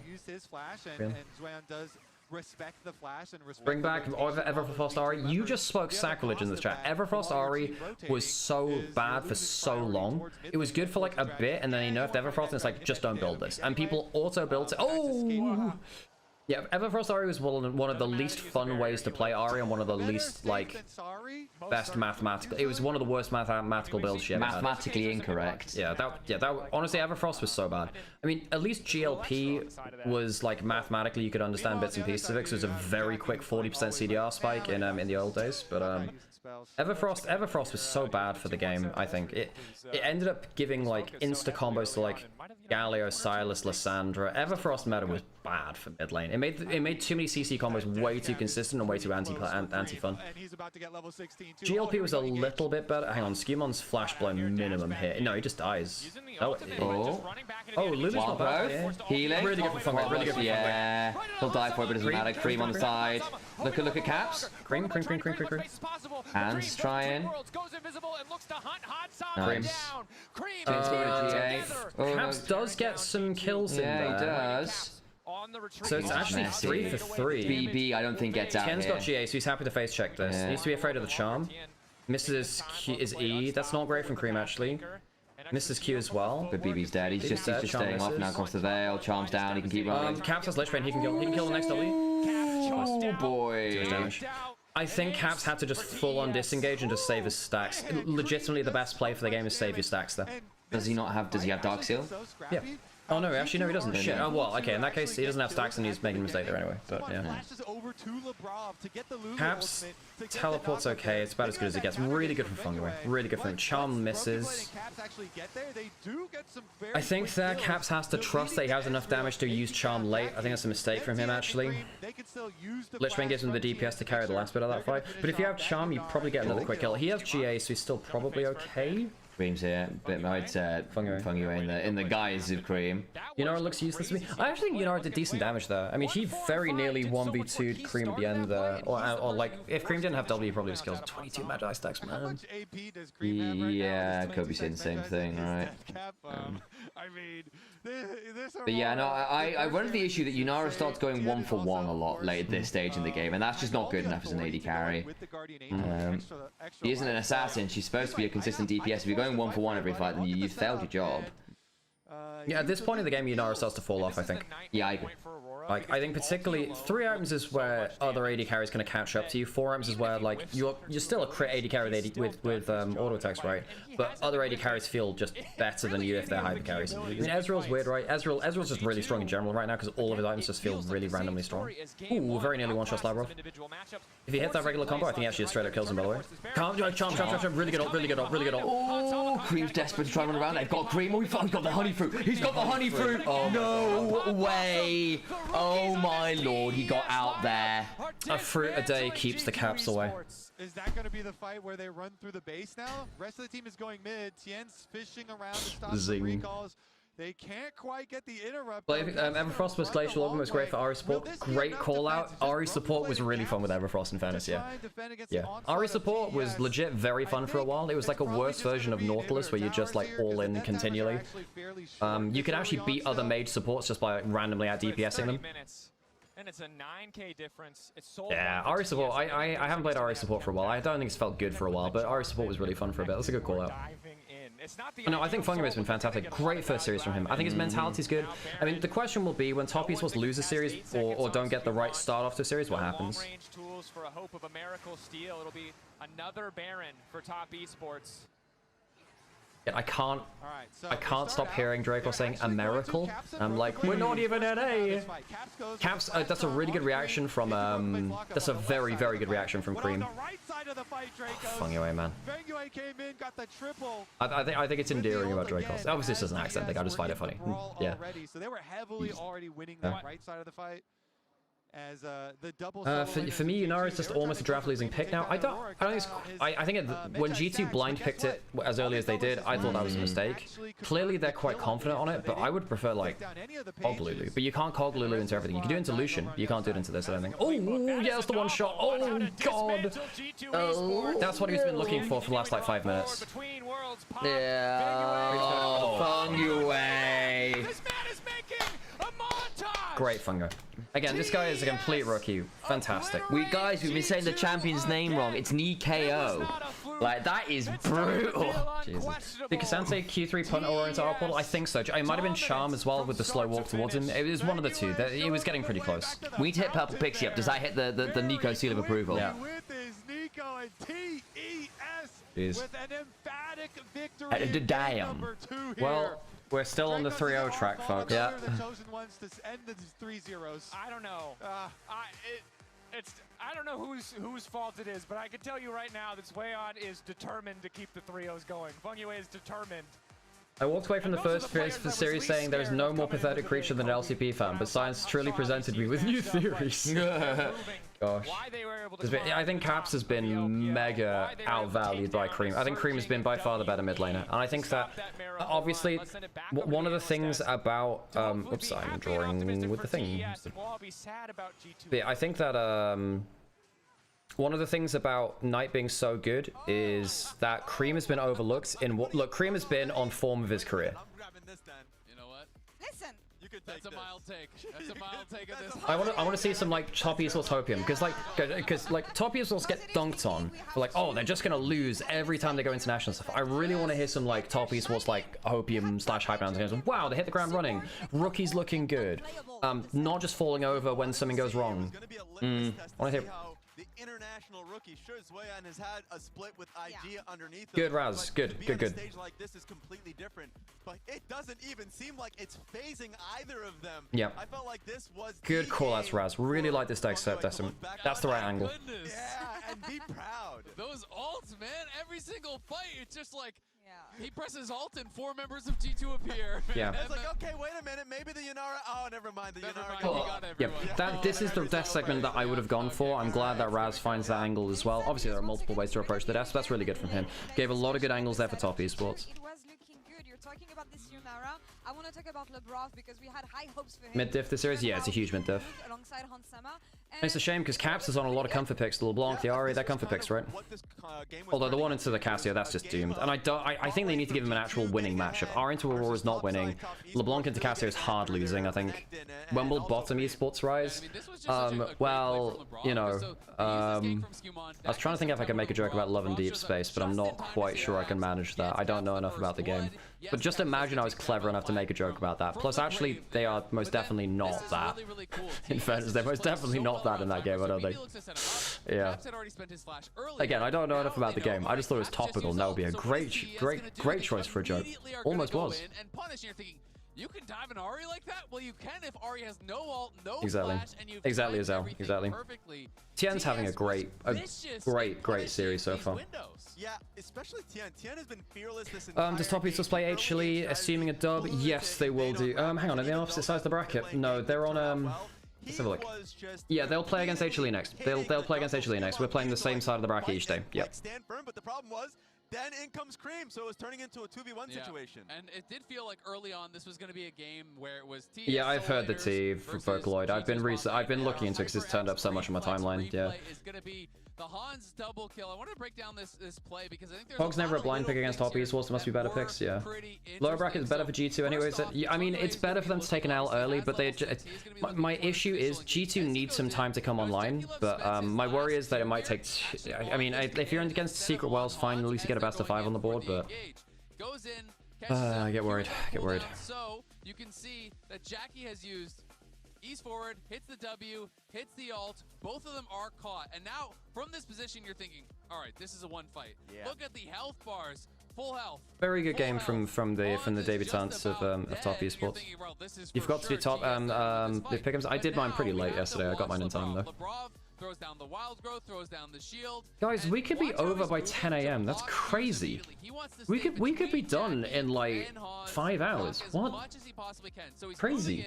Is going to be able to, even when I think the seeding of these teams made the bracket so scuffed. That is true. Reminder, folks, G2 are the seed of the pool 1 team. G2 are the pool 1 team. Get down, Mr. President. Saves him with the block on the Q. Then continues to stay in between him. This is pool 1 versus pool 4. Dude, imagine T1 beats BLG as well, and both of our pool 1 teams are in the low bracket. That's like crazy, man. And the cleanup to be there.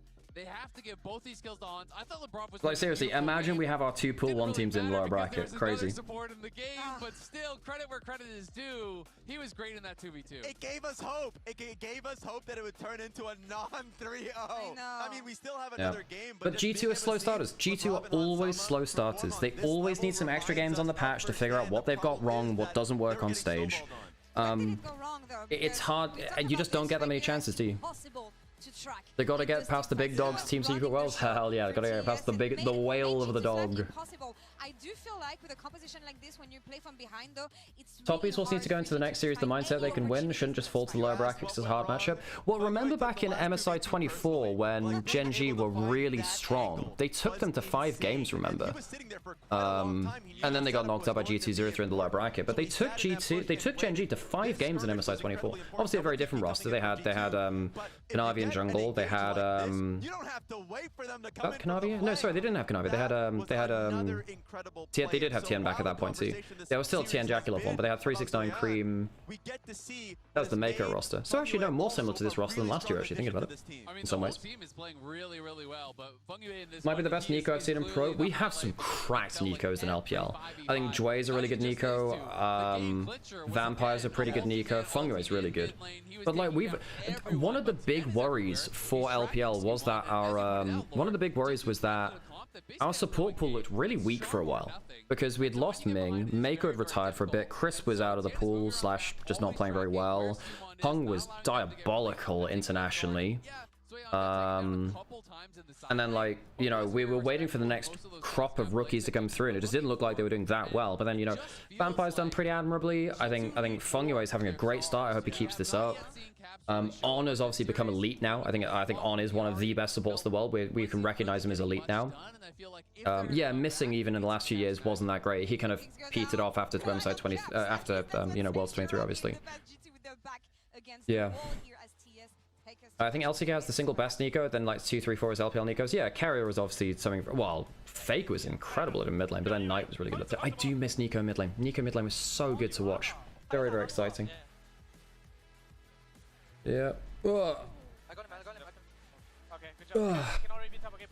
Tired as heck, folks. I'm actually quite glad it's a short day. At least, I mean, 3A series means it's going to be a short day, regardless, right?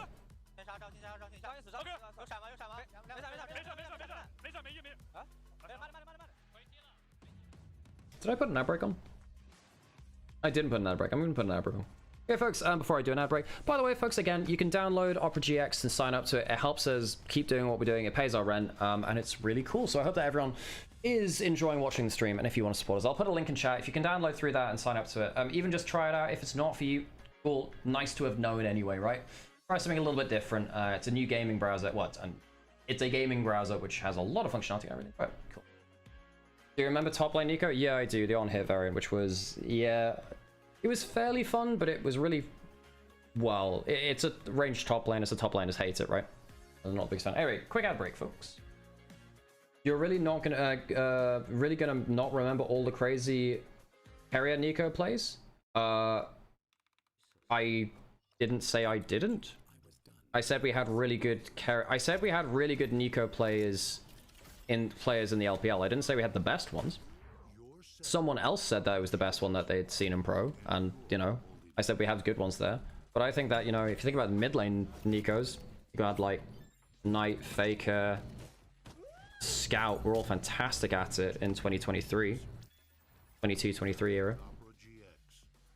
Yeah, of course, Carrier's really good at it too. He's very good at Fakers. Anyway, quick ad break. When I think of Aurora, I think of Cream. Yeah, I think that Cream is one of the best Auroras in the world. He's up there. It's like him and Knight, right? And this is why a little earlier in the year, someone talked about, is Caps the best Aurora in the world? I'm like, I don't think you can say that. There are levels to this, you know? Oh, let's put on the fraud wall? Yes, we can do it. Oh, sorry. Yeah, cool. This is the fraud wall. Welcome to the fraud wall. This is the fraud wall. Would you like on there? We can put on there. Let me go find a picture of on. There's also just a bear on there. Let's go find on. Okay. Would you like him in superhero? On's great. Need to find some extra space for all. I was talking to AC. Sorry, my bad. Oh, sorry. Yeah. When I'm checking 3 chats at once, quite hard to miss. Quite easy to miss the subtleties. Would anyone else like to add anything on here? Oh yeah. Ryu is on there. Yes, I did note that down. I actually have a notepad on here. Stuff there. Army. Cool. So Kitglide, Reese still have something. TL Draft is also on there too, somewhere. Is TL Draft on there? Yeah, it is. It's super cool. Nice. I don't watch LCK. Fair play. I mean, it's very hard to watch everything, right? You want the show? Oh yeah, the show. We can do that. Go find him.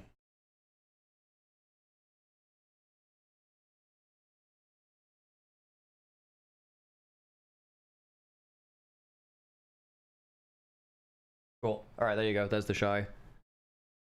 Oh, gosh. I'm gonna have to make some of these a little smaller at some point. Whatever, it's fine for now.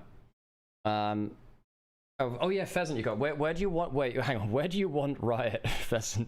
Reminded this is an official co-stream and I still have to be in good standing with them. Where would you like to put Riot on there? Faker and Fraud is rage bait as hell. I know, that's why I put added by Ares. You know, I'm just saying, yeah. Hey, Loxy, thanks for the sub. Where would you like to put someone on the fraud wall? Hey, no, Pheasant, you can put them on there, just be careful. Choose carefully, you know. Carrier's good on every champion. Was there there were some points where Carrier fell off on some champions. Like for a while, his Nautilus wasn't very good. I remember he went through a period of being very good at Nautilus, then very bad at Nautilus. It's like he went through some phases on that. I'm trying to remember if there's anything else which really sticks out for him. Of course, he's like the best support player of all time. He has an infinite champion pool, pretty much. He was a little worse on some of the conventional champions. Like, I seem to remember his Pantheon support was a bit mixed, I remember, when he was playing that a bit. I think his Pantheon was a bit meh. I was just looking through his... again, this is vague memories now. Carrier's play scales with the conference. True. Is there anything to the right of Fraud? Not currently. Maybe we can have like a special box for like the fraudiest. Or the one true fraud. Okay. What is this?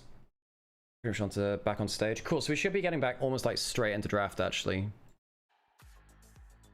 Cool. Who put Canada there? I don't think it was just Canada, was it? I think it was the continent of NA. Isn't it the continent of NA? Yeah. Yeah. But at least look, Europe is even further, I'm just saying. Europe's even further. Welcome back Okay. to MSI 2026 here. Let me note down that Loxy's got a one on there. Of course, if you're an EU fan, what a rough way to start the day, I'm not going to lie, because Top Esports are currently trouncing G2. It is 2-0. Top Esports on match point, and G2 have one more shot. Bring us a little bit deeper into this. Yeah, maybe I think also Carrier's Rel was a bit hit and miss for a while too. But optimism fading amongst the G2 faithful, I think. They told us Daejeon was the city of science, but really, Daejeon is the city of 3 zeros. is what it feels like, because the first 2 games, Dracos, were fairly one-sided. They're putting in. Can I put Liam Lawson on superhero? I have no idea who that is, but sure. One thing. Well, so far Should be back into I've seen a lot more 3-0s than I've seen science, at least in this series. There's Raz did go to a planetarium earlier, so Raz has seen a lot more of the science here. I'm just gonna believe this is him. Sure, I can put. I'm gonna have to put him like super small size though, because like we're running out of real estate. So we'll see if G2 can buck the trend, can take us deeper into this series. Again, Game 1 and Game 2 in terms of how They'll they just be like, out overall, were he'll be on there. I'll show you real quick. He's there.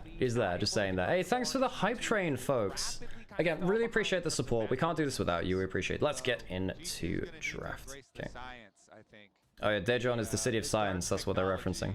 At this point. The picks, okay? Yeah. Heimerdinger. Okay, writing it down. That's a champion related to science in League of Legends. Got it. I don't know what position we're gonna do with this, but let's cook something up here. Does Mundo count as real science or fake science? Oh, that's real science, yeah. That's real science, Mundo. Okay, that's we saw Zeus play it. We've seen Skewmon play it. Yeah, that's he's like toxic science. Yeah.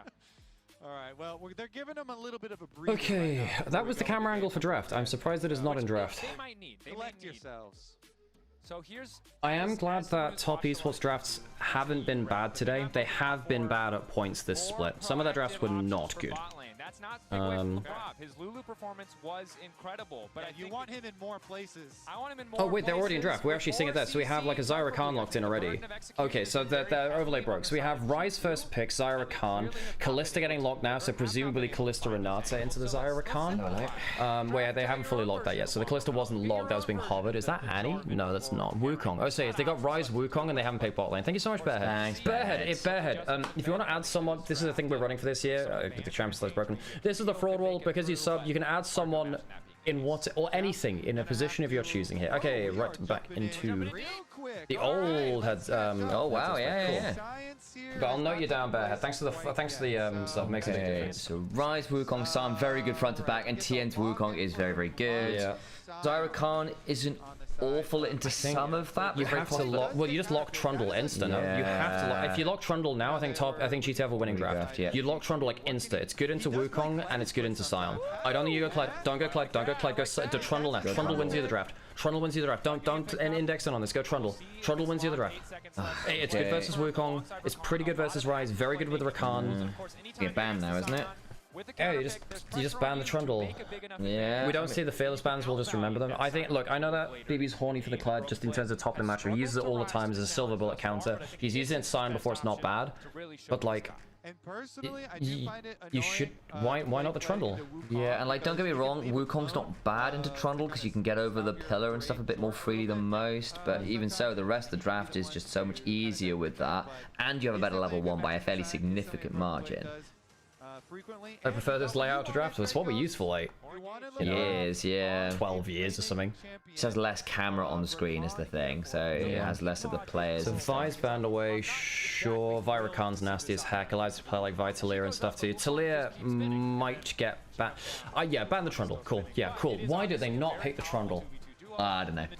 Why do people forget about this champion, man? It would have been so good.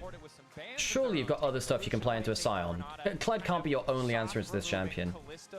Surely not. I like the bans from TES as well. Fun fact, Genji and Fearx, the first major region team since Kingzone Dragon X in 2018 to qualify to an international event and failed to qualify for the next one. Are there teams which went to MSI and didn't go to Worlds? Very rarely. Well, that would have been Kingzone MSI 2018. Yeah. I would need to think about that. Fair play. Okay, so they're back into the old lane. Cool. Here we go, back to normal. Cool.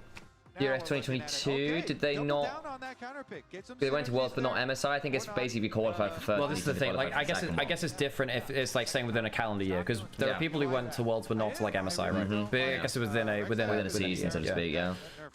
Okay, so it's not awful here. Yeah, I don't think it's good. I think it's bad into Wukong clone. I think it's great into Sion, who gets to tank it as well.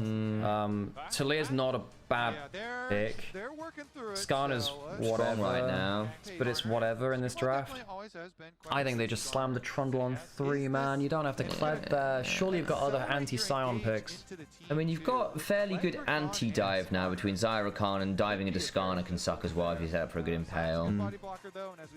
Oh, Loxley also, yeah, so HLE and KC went to first stand, but they didn't go to MSI in 25.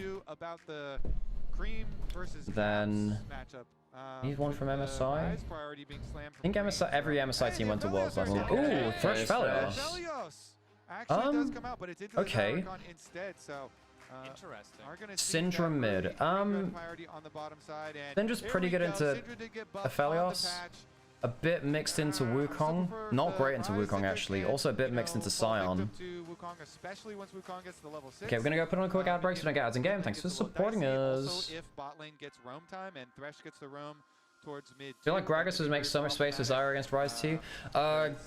Gragas would have been fine top lane. Yeah. Yeah, it would have been okay. Bit risky versus Wukong, because Wukong just kind of like hops over your cask and then kills you. Her big vulnerability. Scatter the Weak is such a long cooldown. Pretty easy to regank or to play. Scatter the Weak, like, is it a 12-second cooldown, something like that? It's not crazy long cooldown. It's like it's around the same as a charm, I think. Yeah, or an acceleration gate. Yeah, but that's not like CC, so yeah. Well, more in terms of like if you're looking for like big long range skill shots, right? Oh, it's 15, right? Yeah, if you're looking at like big long range skill shots, kind of often at that margin. But like for me, it's like, well, I like to compare it to like CC stuff, right? So it's slightly longer than a charm, slightly longer than, well, it's quite longer than a Lux Q, just a bit quicker. Lux Q is quite like cooldown, really. But it kind of has to be because Lux isn't a mobile champion. He's kind of reliant on Q, really. Their first victory in the series. Does Zahen also not murderize Sion? Yeah, Zahen's good versus Sion as well. Yeah, like I said, there are options. There are options, and I'm surprised that they locked in the Kled so quickly and then just didn't lock the Trundle. The Trundle wins them the draft at that point. It's crazy. Though it's worth saying Zahen often takes a couple items to really come online unless you get very snowballed early. Still get into him in lane, and it's very hard for Sion to lock Zahen out of the game. You just play around Zahen like 2 items back. Yeah.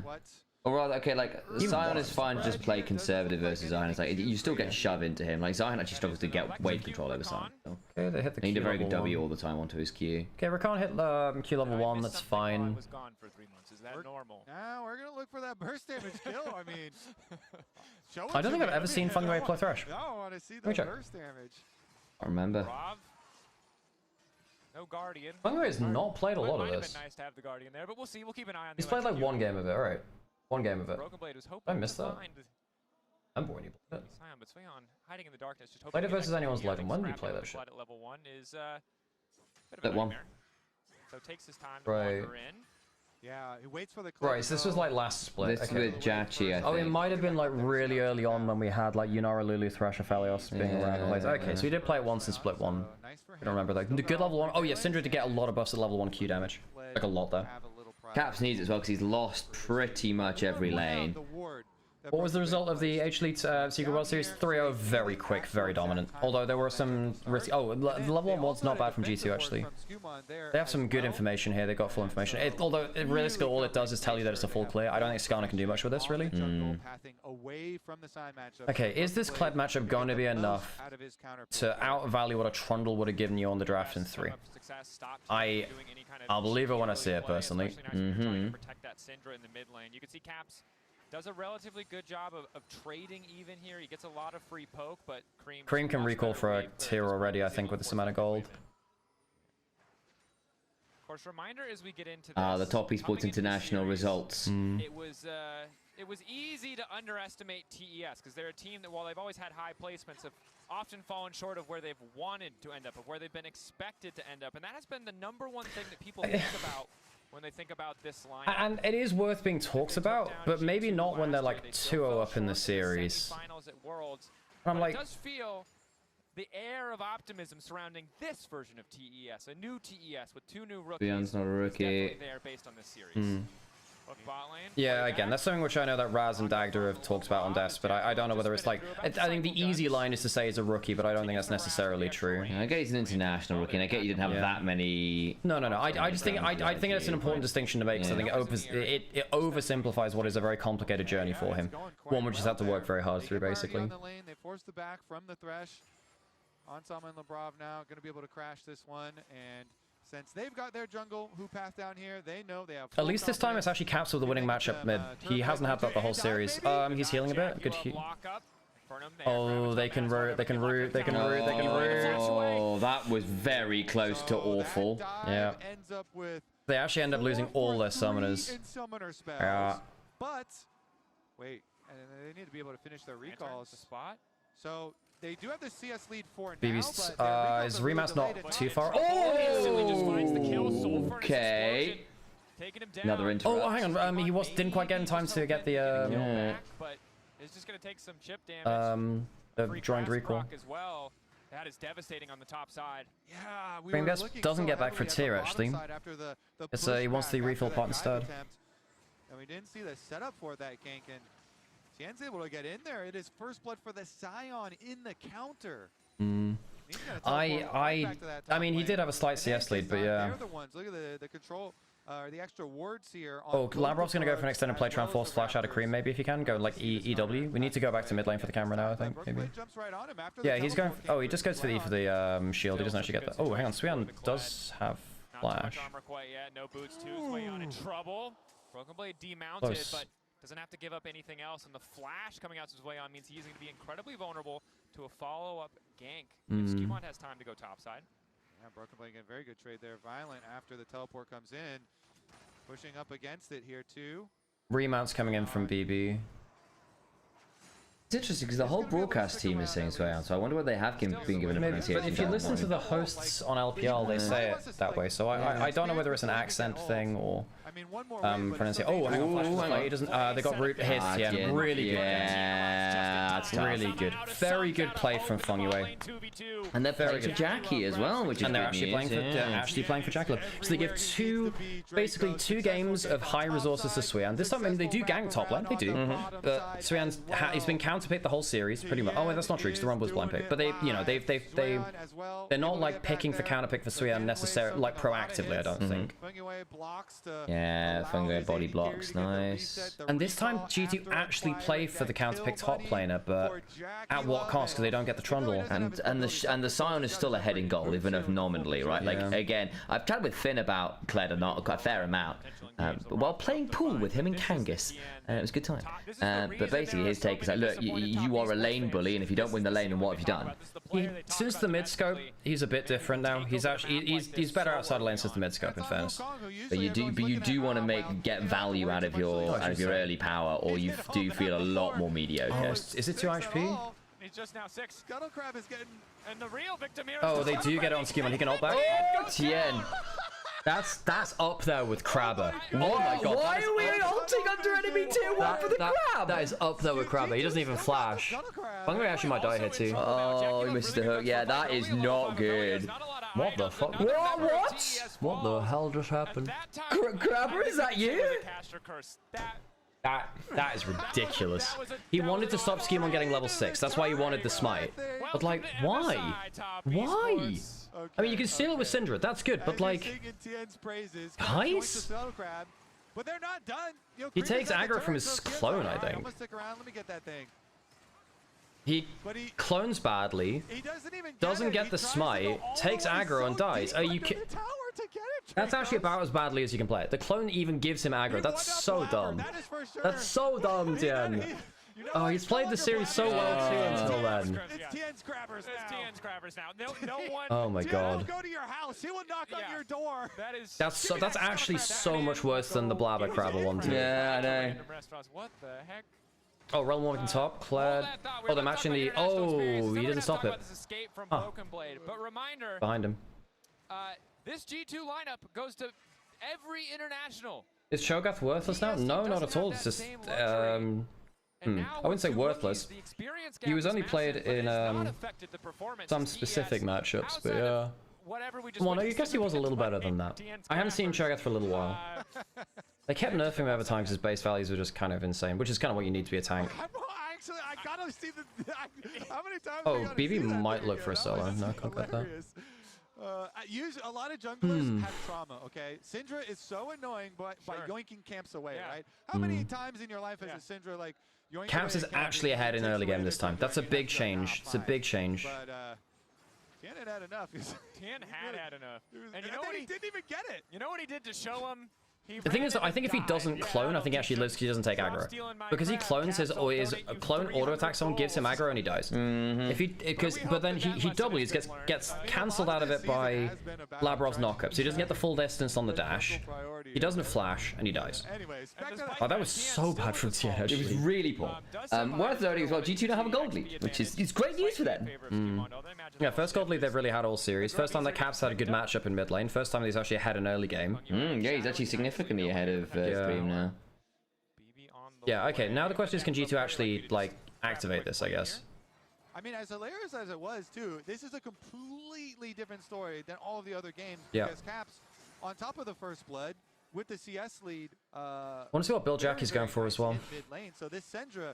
I don't want to see him go Collector first. I really don't want to see him go Collector first. Probably Hex Optics, we've seen that a fair amount, but... You know, he's stacking up Splinters very effectively. Top side, though, should be fine with... Conqueror, Aphelios as well, not press the attack, no lethal tempo, makes sense, but yeah. And allowing Broken Blade a little bit of extra safety in their 2v2 after the lane swap. Violent tendencies, it's a W, isn't it? Jousting is the E. They're dropping a rope, and then charge. Pressure onto Jackie as Labrov. Oh. For a bit of a play there. Bugger's been playing pretty well here. That's a. Yeah, he's got flash ult. He should be fine. He maybe could have. I think he could have flashed the other way. I think he's just dead now. He might need to teleport. Does he? Do you need to TP now? Yeah, he got it. Okay. Wow, nicely done. You can say this man does not have style. Oh, where's Cladol going? Is that back to lane or is that? Where's that going? There's Ghost on. There was. Jackie Love continuing to lay down a bit of damage. Anton, oh, knock up, hang on. He's gonna get the hang on. He's gonna get remount. Oh, boy Severum. Yeah, he gets the good ult. He gets the emo plague. He can't remount again now, it's too close. When's the root cooler back off cooldown? Back step. Okay. Whoa. Jesus. Labrov with a very good set of knockups and charms there. Although I'm liking how Flung is playing. Yeah, me too. One thing that changed in the mid scope from Clyde, which is actually quite important in that situation, is you don't get anti-heal on your Q anymore. So it used to be 60% anti-heal on Clyde Q when it popped. I thought you still get it, but it's just lower. No, they changed it so it has no anti-heal anymore after the mid scope update. Coming out way on once again. Okay, they nerfed it, but they removed it entirely. Yeah, you got a lot of extra stuff. Like his W comes up a lot more often now, which is a big thing. 1.2k is Caps using an extra range to lay down some hurt onto Kareem in the mid lane. Nothing it's a on. minute until Hextech Drake, second of the game. It is violent. There we go. Maybe where we see a big fight break out. Jackie, terrible guns, but should be able to cycle through pretty quickly for the coming fight. Good early game from GT. It's good to see that they can play through lane. A little bit worried that Jackalove is in the game. Those hands, to be fair. Okay. Oh, he's got behind him. Good realm up, good shotgun. Oh, nice. Very clean. Humon there, a bit of a heal there from the Conqueror. Doesn't matter. 1-for-1, but it takes double smite, double flash. Yeah, on both teams actually. Cream uses both. TN Yeah. uses his as well. Caps in the end I think with all flashes down favors top esports because they've got hooks to work around. Yeah, plus Wukong, plus Sion. Yeah, I agree. Not that G2 don't use them being down, but I think with the extra mobility of Clone and Lantern, I think flashes being down favors top esports. And Syndra is more at risk than Arise, who's just brawlier in general, right? Which comp do you think is stronger in mid and late game? I would say top esports because they have a tank and they have a Thresh to help reposition the Aphelios. I also think Wukong's pretty damn good versus teams like this. You can kind of clone backwards and defend. And stuff like Skarner. I mean, I guess you can play around Scout of the Week. That's the only thing you can play slow around, though. If you play slow around Scout of the Week, maybe you get a good stun and then you can all in on a fit. But I think on the whole, top esports can look for hooks. They can look for occasional, occasional realm warps, right? I think the other thing is you can, as G2, look to sit in the river with vision control. He has flash and ult. Oh, very nicely done. Nothing to be done. Nicely done. But yeah, no, you can also look to play around vision, sit in the river, and then basically use Xayah Feathers and Scout of the Week and Rakan and diving into Skarner and a counter engage with a Kled and basically make it really nasty to walk into the river. Like Sion could do it, but I think you will hit a point where it's not a lot of fun. Green's dead, I think. Okay, good kills. Ooh, okay, goes to Skewmon. Ah, nice dive. Oh, Labrov. Hands. Ooh, very close. Very close. I don't think he still briefly had aggro. Good kill, good kill. Am I going to participate in post-match threads? Probably not. It's just a lot of effort for people being arseholes, you know? Depends on the post-match thread, but there are some people, there are some true specimens on Reddit. I'm like, it's just not worth my energy, so probably not. Ahead as well. A massive shift in the momentum. You know what it's like, TFC. You know what it's like. But G2 finally set up for success here, having the tools. Nice from Labrov there. Especially around the mid lane. Broken Blade suffering, but the Has JackeyLove entered any fights this series? No, but to be honest, he hasn't. That's really not been part of his identity that much for a while now, really. Yeah, international sometimes been a bit of a difference. I'm not gonna lie. The person in the LPL that ints the most fights is probably Gala in terms of our top tier. Gala's had some shockers. I would actually say Gala is more like classic JackeyLove in terms of what the international community's outdated view of him is than JackeyLove has been for like the last 2 or 3 years. Yeah. Yeah, well, with the frustrating thing is that the notable exception was First Stand last year, where JackeyLove was genuinely very, very poor. And that kind of re-upped the narrative because it was an easy one to pull back, and it was egregious. However, like, that's just nearly never his thing. I will say, he does have a bit of a ruler spot. He does overextend in mid lane semi-regularly. There is once or twice a series where you will catch JackeyLove farming mid lane when you really shouldn't catch him, or he really shouldn't be caught. We inting for Crab again, TN. We thinking about it. Well, that's a good catch. Really good catch. Really good catch. Nice. He's got ult. He can get both of them, maybe. Only the one. So Tien's probably just dead here. This is 1 for 1. Tien being behind does really affect how top esports. I say behind. Oh boy. Does he have any cooldowns up? Oh, W's not over the wall. Doesn't have flash. Nice. Ooh, nice. Kill goes to the Aphelios too. Good gold. Free push in top lane for Rise. Well, there's a free push in mid lane for Xayah. First turret goes to Cream. So you get some extra gold. So it's actually cut the gold lead in half there, actually. Gets a lot of gold. That's really big for Cream. Good play. Are we sure hands? Good healing. That was a bold flash. JackeyLove had flash too. He could have flashed out and played that. Hang on. Realm War, but they can actually kill here. They can actually kill. He's ghost up in like 5 seconds. Good slow from Skewmon. Hook maybe? Good slow from Skewmon. Yeah. He could have actually ghosted and killed maybe. I guess Hans had ult. But now actually Hans is not going to have flash for the dragon fight, which is huge, actually. Yeah, I agree. We were just saying how feels like top esports benefit when no one has flashes. Get the extra kill down there while having the extra person playing the other lane, so huge benefits there. Chopping down on the gold lead. TES, they make the call. Do they want to fight for this dragon? They do not hesitate. And G2, losing some of those shutdowns. Some of that Labrov, money. buddy. See if it hurts. There's like 2,000 gold shifted back to get things a little bit closer to TES's favor, and crucially, just deleting caps before the fight can really even start. BB has to flash. Forced to flash away from Zwayon. Don't think he'll continue for the dive here, but can at least interrupt the full charge on the decimated smash. Okay, we get the flash off Kled as well. So you're now down flash on Hans, Rakan, Kled. I mean, Kled cares a little less about it because your ult carries you into the fight. Sure, but it's still another flash down. Good dragon stacking by G2. If they get a third one, they're really, really happy. I mean, Cloud Soul in a game like this, when actually mobility is at a premium, does make a lot of difference. Very important for Syndra. Very good TP. Very, very good TP. You very rarely see a flank like that. So you get Ghost. He's not got ult worth noting. Yeah, he just... okay, this is... Hand slowed. Remember, it doesn't have flash. He's got ult. Oh, bloody hell. Yeah. Nice. And this time it is G2. They've got Broken Blade splitting bottom side, and TS punishes Okay, so them. BB gets a few plates. I noticed they're calling him Feng Yue as well, actually, rather than Feng Yue, so maybe they get a pronunciation guide. I'm not sure. So obviously we're just kind of listening to the Chinese caster stuff, and I'll ask Agger about it, see what's happening though.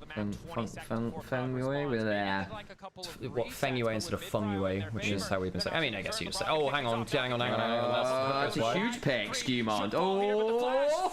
Doesn't have the stacks for the... Oh! He's got it. God. Oh, he could have... Oh, Jackie's just about alive. Doesn't matter. He's gonna get smoked. He'll get smoked. Oh god, he had flash there too. Oh man, great scab, awesome scab. This is G2's game now. I don't think they win this now. I don't think they can win this with losing this just like because they're losing Dragon off of this. I think if Jackal had flashed the scatter, which is a hard thing to do. Yeah, Lees, thanks so much for that resub. Feng Yue down, and that should be Dragon number 3. Skewmon there. Oh yeah, Lees, if you want to chuck someone on the fraud wall, you may. You may do that because you have sub now. Appreciate the sub, really appreciate you. Going against them. And it is okay, so Scat. Oh, they don't have Lantern for enough people. So they have to Lantern 2 people and they get out. So Hands blows cleanse and still dies. So it's all point of G2. Yeah. And like I said, Cloud Soul's actually pretty big. Does he have Trickster? I don't think he does. He has Flash. Still has the clone determined to get another camp, but it won't go. Not bad. Actually, he can go. He has Flash. I actually was wondering if he could go there. That might open up the mid lane push. Oh, he tries to... Oh, Jackie! Okay, well, that's Jackie over pushing and Feng Yue not having Lantern for enough people. So, top esports, I think this is where you see some of the rookiness of Feng Yue, where he's not able to protect everyone, and he's not quite in position to protect people early enough into the play. So I think a lot of this is on top esports playing around a more rookie support with a very important role. At the last 2 fights, basically, I mean, part of it's not all on Feng Yue, right? But like the last fight, we saw basically, hang on a second, he has aftershocks. Does he just die? He's just dead. He's just very dead. All right. Yeah, I think that they are playing. G2 are just continually making plays. Top esports assumed they were safe with Thresh, and they're just not. They're roaming top, maybe for a potential. Nah, they don't get anything here. The Rise is too tanky at this point. They just use Syndra. Oh, they do have Syndra. They do have Syndra. Yeah, I think they're looking for. Yeah, hang on. He's got Flash. He's got Flash. Okay, fine. Yeah, it was unlikely for them to get that much because they're tankier members and they have they have enough mobility / tankiness. They were making a look in anyway, seeing whether they could get more than just a turret. Sure, we're fine, right? Well, this is where we need to see where actually Toppy. So you've taken like some L's in the early game. All right, let's see what you can do. Basically. 3 minutes and 18 seconds on that Dragon Soul arrival. Draco's G2 with. Watch Top Esports get reverse swept now. Now they set themselves up for a very big engage. And they do. It's the Cloud, Kobe, for the Rakan, for the it's got less opposition. Oh, good. Hang on, Caps maybe kills. Protobelt doesn't kill there, I don't think. Good locket. But no, the locket and the lantern keep Feng Yue standing. Yeah, the problem is once you start Shane inting, G2's comp is really good at just randomly killing you with like Syndra Rakan. Yeah. Skarner as well, just permanently pressing buttons on you. I think if top esports were a little bit more disciplined, I do think that the Lantern carries them to safety a lot more. I think that they've... Jackie was expecting to get out of that mid lane play, for example, with the Lantern. He got pulled, he literally got interrupted mid-Lantern. What was the thing, right? It shouldn't be close because Feng Yue should be closer. That's the thing. No, I know, exactly. But you can see what Jackie's positioning to assume to happen. And that's because Feng Yue is big that they get mid-turret here, actually. Sion can charge wherever he wants with this. He actually might just go for this again. It's okay for him to charge here. He might go Battle Herald. No, not quite. Big shield. They can try and jump on him. He might need a big old... Where's the Lab? Oh, they've warded it out and he went back for it. He's got to ult away. Oh, okay, Kled. Labrov's gone. Oh, they used the E to get on top of Kled. Yeah, so Sweon's mistake there baits Top Esports into a losing fight. Okay, so Suyan, hang on, I don't really think. Why are we here, Cream? Because there's no cooldowns left. They're gonna Baron. Yeah. He wants to try and get a chunk so they can't like free Baron, but they kind of can now. The Suyan makes the mistake there. He shouldn't battle Herald. Just let it charge by itself, and if you do, just ult straight out instead. So I think you're seeing a little bit of their lack of veterancy in Feng Yue's Suyan. Maybe you can Cyclone. That's not bad damage, actually. One more. That's for vision, because you get vision again, land point. Oh! Driven away from the lantern. Hang on. Not bad Cyclone. Spinning onto Labrov, really, though. They don't have Lantern here either, they just used it. They don't know how to use the Lantern. They're not communicating it well enough. They can't keep going. You wanna so that he has to keep the fight happening because Jackie Love is coming in, ready to try and make the difference. Ulti across the team. G2 holding on. They back away, but no Baron will fall. Oh my goodness, on the edge of a knife there.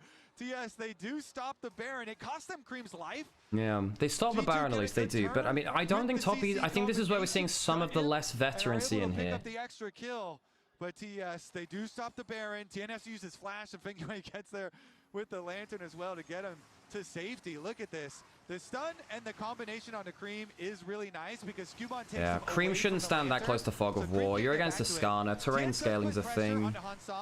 If you can stay a little bit, because again, he also walks too far away from the lantern again. All good? It's our neighbor. Which maybe there's an angle. Oh really? Okay. But they do at the very least Nice. for TS Wait, did they not ring us? They did. Oh, we got a little note through the door, and then when it went up, and they weren't in, so they just popped it over now. Oh, nice, cool. Jack Love, he does have flash. I don't think he's got the. Oh my god, the damage from BB. Jesus. Okay, fair play. Good play from the Kled there. You know, I still think G2 should have trundled on 3, but the Kled actually is getting value. Okay, they made it work. It's not a 3-game series. I think top esports have not been good enough at understanding how to use the lantern. They've been walking. It's like part of it's Feng Yue not being in the right place. Part of it is top esports walking too far away from the Thresh. And I think that they've done that too many times. That G2 just continually make plays. They are aware that the lantern's not in position all the time, and they're giving up free kills to top esports. Like. It's a good game from G2, just keeping at the pace of play, not letting top esports settle. There's only one lantern. There's only one lantern. Yeah. Can you stick back to live, by the way? I got interrupted by having to take my headphones off to deal with a neighbor. Nice try from him. Then they get the extra kidnap with Skumond, and Broken Blade from the other side got to pull off the full pincer attack. G2 will collect every single kill, plus the Baron, and I assume we'll be able to return for the Dragon Soul That'll do. as well. Thank you very Now that much. They've got all that money from the full 5 kills plus the Baron. Yeah, I think you're seeing. Yeah, I think that's my big takeaway is that top esports are playing actually quite a lantern-dependent comp. Oh god! But like right there again, you didn't have to look for that, you know. Cream maybe dies it. Skumond's alone. Skumond's alone. How much? Oh, they killed hands. They killed hands. Oh, good ult, good ult. So caps. Jackie had flash and he didn't. Jackie had flash. Jackie had flash. You got a flash there. I think. Oh my god! It's a caps penta. It's a caps penta. Caps penta. Don't steal it. Hey, Lavrov tried. I'm not gonna lie. I think you should flash that as the Aphelios because like Skarner, there's no way he should get you with a free ult there. I don't know what the hell happened. That is not. Yeah, it's a very complicated composition in terms of using the lantern from top esports. And at least it's not a 3-0. Thank God it's not a 3-0, finally. This cast finally worked out. You got a good matchup. Got a good matchup once. It's not even over. Okay, so it's not going to be the game right now. Oh, he's got 25 stack Magis? Holy shit, okay. Man alive, yeah. That's Caps' 9th ever pentakill. 9th ever? Man, he's had quite a few, hasn't he? Yeah. Got buffed on the patch, Dracos, and he's immediately in there. And I gotta say, the Syndra looks good, but also the setup with Broken Blade ulting in, giving him all that movement speed. That's the play from before. Oh, scary. Now he uses the flash. I mean, Jackie's still at only 2 items. I will say these impales to drag people away from the lanterns have been absolutely disgusting from Skumond as well. They have been, but also like I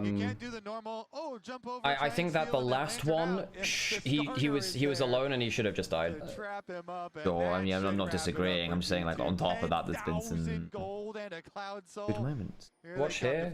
I mean, Jackie legitimately just doesn't flash the... He literally just doesn't flash the impalement. Does he think he's out? Does he get caught by the terrain weirdness there? Look at this. He stood in the fucking middle. Yeah. He stood in the fucking middle of it. He doesn't flash the impalement. Dumb. Jackalov has flash, and he just GG. Yeah. That's just not a good team fight by Jackalov, sadly. Because I actually think that could be a winnable fight. Oh, I agree. Although Caps is still alive. They still need to deal with Caps, but it's still not dying for free, you know? Yeah.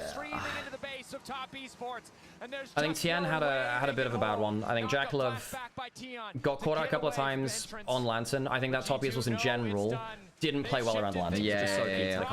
It's a really good game by T2. I think they gave a good matchup to Caps. I didn't love the lack of Trundle. I think they got away with that a little. Still not perfect, but much better playmaking in mid-game. Top was not great at thinking on their feet. You could see the lack of veterancy around the Lantern. Great go from G2, keeping at the pace of plays. Yeah, really solid from Skew and Lavrov, just constantly making plays. And really good stuff on that front. And again, on the other side, I think that, as you said, the Lantern plays weren't fantastic. I think that's a number of times people like Jackie were expecting to have the Lantern to pull them out, and either somewhere the misjudgment was in there. We've not got a 3-0. The curse is broken. Curse is broken. Okay, I'm gonna go on a quick break. I need to put an ad break at some point, Sam, so do that at your discretion. Yes, in fact, I'll just do that now. Cool. Alright. Oh, leave it to it. I said at some point, don't do it now. Well, what? Okay, well, why not? If you want to, sure. Okay, right. So we went for more like if you have more interest. Yes. The magic that we know he's capable of completely delivered here. Absolutely. I mean, BB, we got on him on one of his special picks. You know, even though they were him down, the pentakill. His positioning was brilliant. Yes. His use of the ultimates to follow on some of the lanterns, to follow on some of the dashes was incredible. Skewmon was setting them up. Lebrov was setting them up. Caps was going crazy. It was beautiful to see G2 70k points into the void. Yeah, that one sucks. What if MSI is just 20 sweeps in a row? I'm checking right now what time it is in Berlin. It looks like it's about 10 a.m. So Caps. Yeah, we're all waking up. We're all waking up. So he's just still on EU time zone. But guys, what made the difference here compared to the other games? I think LeBron made a huge difference, bro. Holy! When the European audience constantly say Rakan is best champion. Yeah, don't give LeBron Rakan. He's very good at it. Much, but that's a bit of confidence required as well, which is what we love to see. He was looking at his hands like, how am I losing these trades still? Just being able to find those angles, and later on in those games, being able to just like take those crazy fights. That was beautiful to see from him. Look at the vibes from the G2 boys. Why is there a Perks cheerleader with G2? Well, Perks one of their staff now. He's a coaching member. It's night and day watching last game when we talked about the lack of agency. He is a coaching member, as revealed fully at LEC finals. We have all of these tools. You can fish with Scatter. Like Scatter alone was basically as good as their engaged last game. True. So now they had so many tools, they're able to really pick fights, and I feel like G2 with agency is very different, because it felt like for the first time in this series, even though they were taking some punches, they were landing so many more of their own. They were taking fights on their own terms. They were the ones who were being able to find. All right, let me see if I can find a couple good replays to look over. A comp like this, and it was really cool to see. 100%. I thought that G2 was extremely focused and recognizing that a lot of what was going to be bailing out top esports was the lantern. And so every time a lantern was pushed out, Skewmon immediately either swept them away. Yeah, Skewmon was full sending at anyone whether the lantern. If you were to go throughout the entire game, maybe you found like 1 or 2 useful lanterns, but oftentimes you're not allowed to take it. Yeah, exactly. I mean, you mentioned those, and then there was the ones where... Yeah, here we go. It's probably a pretty good one. One second. Look at the timing from BB as he goes back, you know, follows in. They so, control ward the lantern, then as Zweon ults away, he follows my with the ult, speed. gets him kind of a delivery system in onto Jackie Love, who it felt like no matter where Jackie Love was standing, G2 were on top of him in every single fight. He could not breathe. He couldn't get an inch of space. Do this. Here we go. Right. So this is the one where they're trying to jump onto Jackie. So I throw it down a little bit slower. So they try to lantern it out, right? And you can actually see. You could see that the lantern got the ward got clicked on partway through that as Jackie trying to get out. I actually think even without that, the suppression still catches him. And realistically, like, how... Let's see where Fungiway is before this. So here we go. This is obviously the Raptor invade first. And there's Fungiway there. I don't know whether he needs to be this close. They clear out a couple wards. They see where Zamora is. And then, actually, I wonder whether Fungiway needs to come this way, because that lantern is relatively late. Maybe. The lantern's left, right, so I wonder whether he did get pulled out of it regardless. It's close, but I do think Fungiway probably end up being a little late on the retreat from Raptors, and I wonder whether he just needs to come this way. There is no flash, that can't happen there. No summoners here. Either Jackie needs to leave off earlier, or Fungiway needs to come this way, I think. That was insane. Probably. Not only does it turn into a kill on towards him, but every one of his teammates that follow him. What kind of gravitational pull does the Scuttle Crab have? Be fun for the purpose of a script. It would be very on brand for both teams, internationally at least. Very on brand. But honestly, we take it. You even have the plushie. Yeah, we do. That's amazing. That's amazing. Toss it to Tien. Maybe he needs it. All right, once he gets on stage, maybe I got that football toss within me. Got Tom Brady over here. How much hope does that give for G2 though here? Because one game is a game. They had everything they needed here. Can they make it happen again? We've seen Lebrov being stellar throughout the entirety of the series. He only managed to have that more impact here during this game. So what else do they need to do to keep on going like this? I mean, I think you want to go towards more engagement. Right. This is also the first time it felt like Caps actually had a meaningful lead, a meaningful agency. It's a very different style, right? I think that G2, that's gonna guys, if you're not done to already, by the way, reminder that we have Opera GX rolling for this month, so please come and help us out if you can by downloading Opera GX. To anyone who has not done so already, appreciate you everyone who does. Honestly, but how flexible can TES be? That can work over in YouTube, that can work over in Twitch, so please do so. In fact, let me go link that over now. Do that. Also, we are pushing for Partner Plus, so people, if you would like to subscribe and help us out, I would love you forever. Thank you very much, Deb. I still thought that we're doing a great job at being able to limit the Kled. Like, constantly looking up topside and recognizing the windows in which Kled is most dangerous, and then, like, being able to attack that. So I still think they're playing well in those moments, but then realizing in a lot of those fights, it is so hard to push back. Download and sign up, and you'll help us out. 10 seconds of your time, especially as we're in the break between games anyway. I like where I'm at right now. I had a 3-1 for top esports. I was about to change it to 3-0, but I held firm. That's a first. Wow, he's held him first. Raz, you feeling okay? No, I mean, I had G2 taking a 3-2. I did think, you know, after watching the first two games, I was like, well, I don't know. But G2 has given me some renewed hope that it could be, you know, 5-game banger, that it could be that really, really close series. They've shown that they can scrap with them. And, you know, it's just a question of, can TES make the adjustments? Yeah, and can G2 keep on going with the fire that they brought at last here at MSI, saving us from the endless 3-0s that we had so far. We are heading into Game 4 as G2 make this to be a series. Let's see if they can bring us to 5 after this.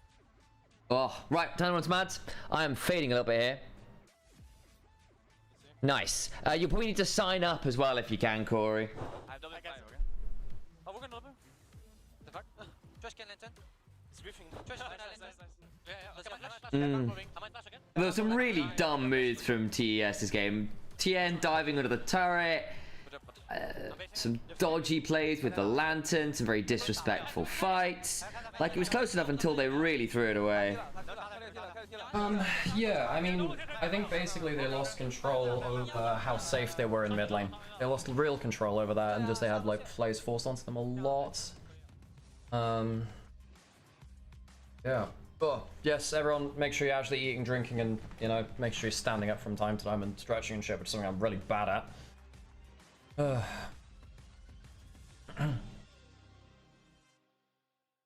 Definitely like hell on Twitch. We also have a YouTube broadcast as well, Duo, but we do stream on YouTube and Twitch as well if it's a problem on Twitch. Okay, we ran our break, didn't we? You ran another one. Cool. Just ran them now. Cool. Right. Like,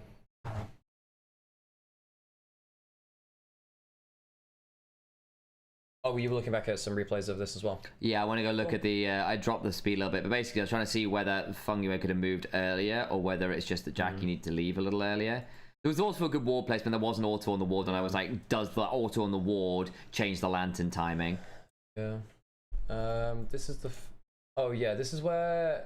This is the one where... I actually wonder at this point whether Hanwha, knowing this is here, actually has to walk up away from Aphelios to make sure that Kled is not close in.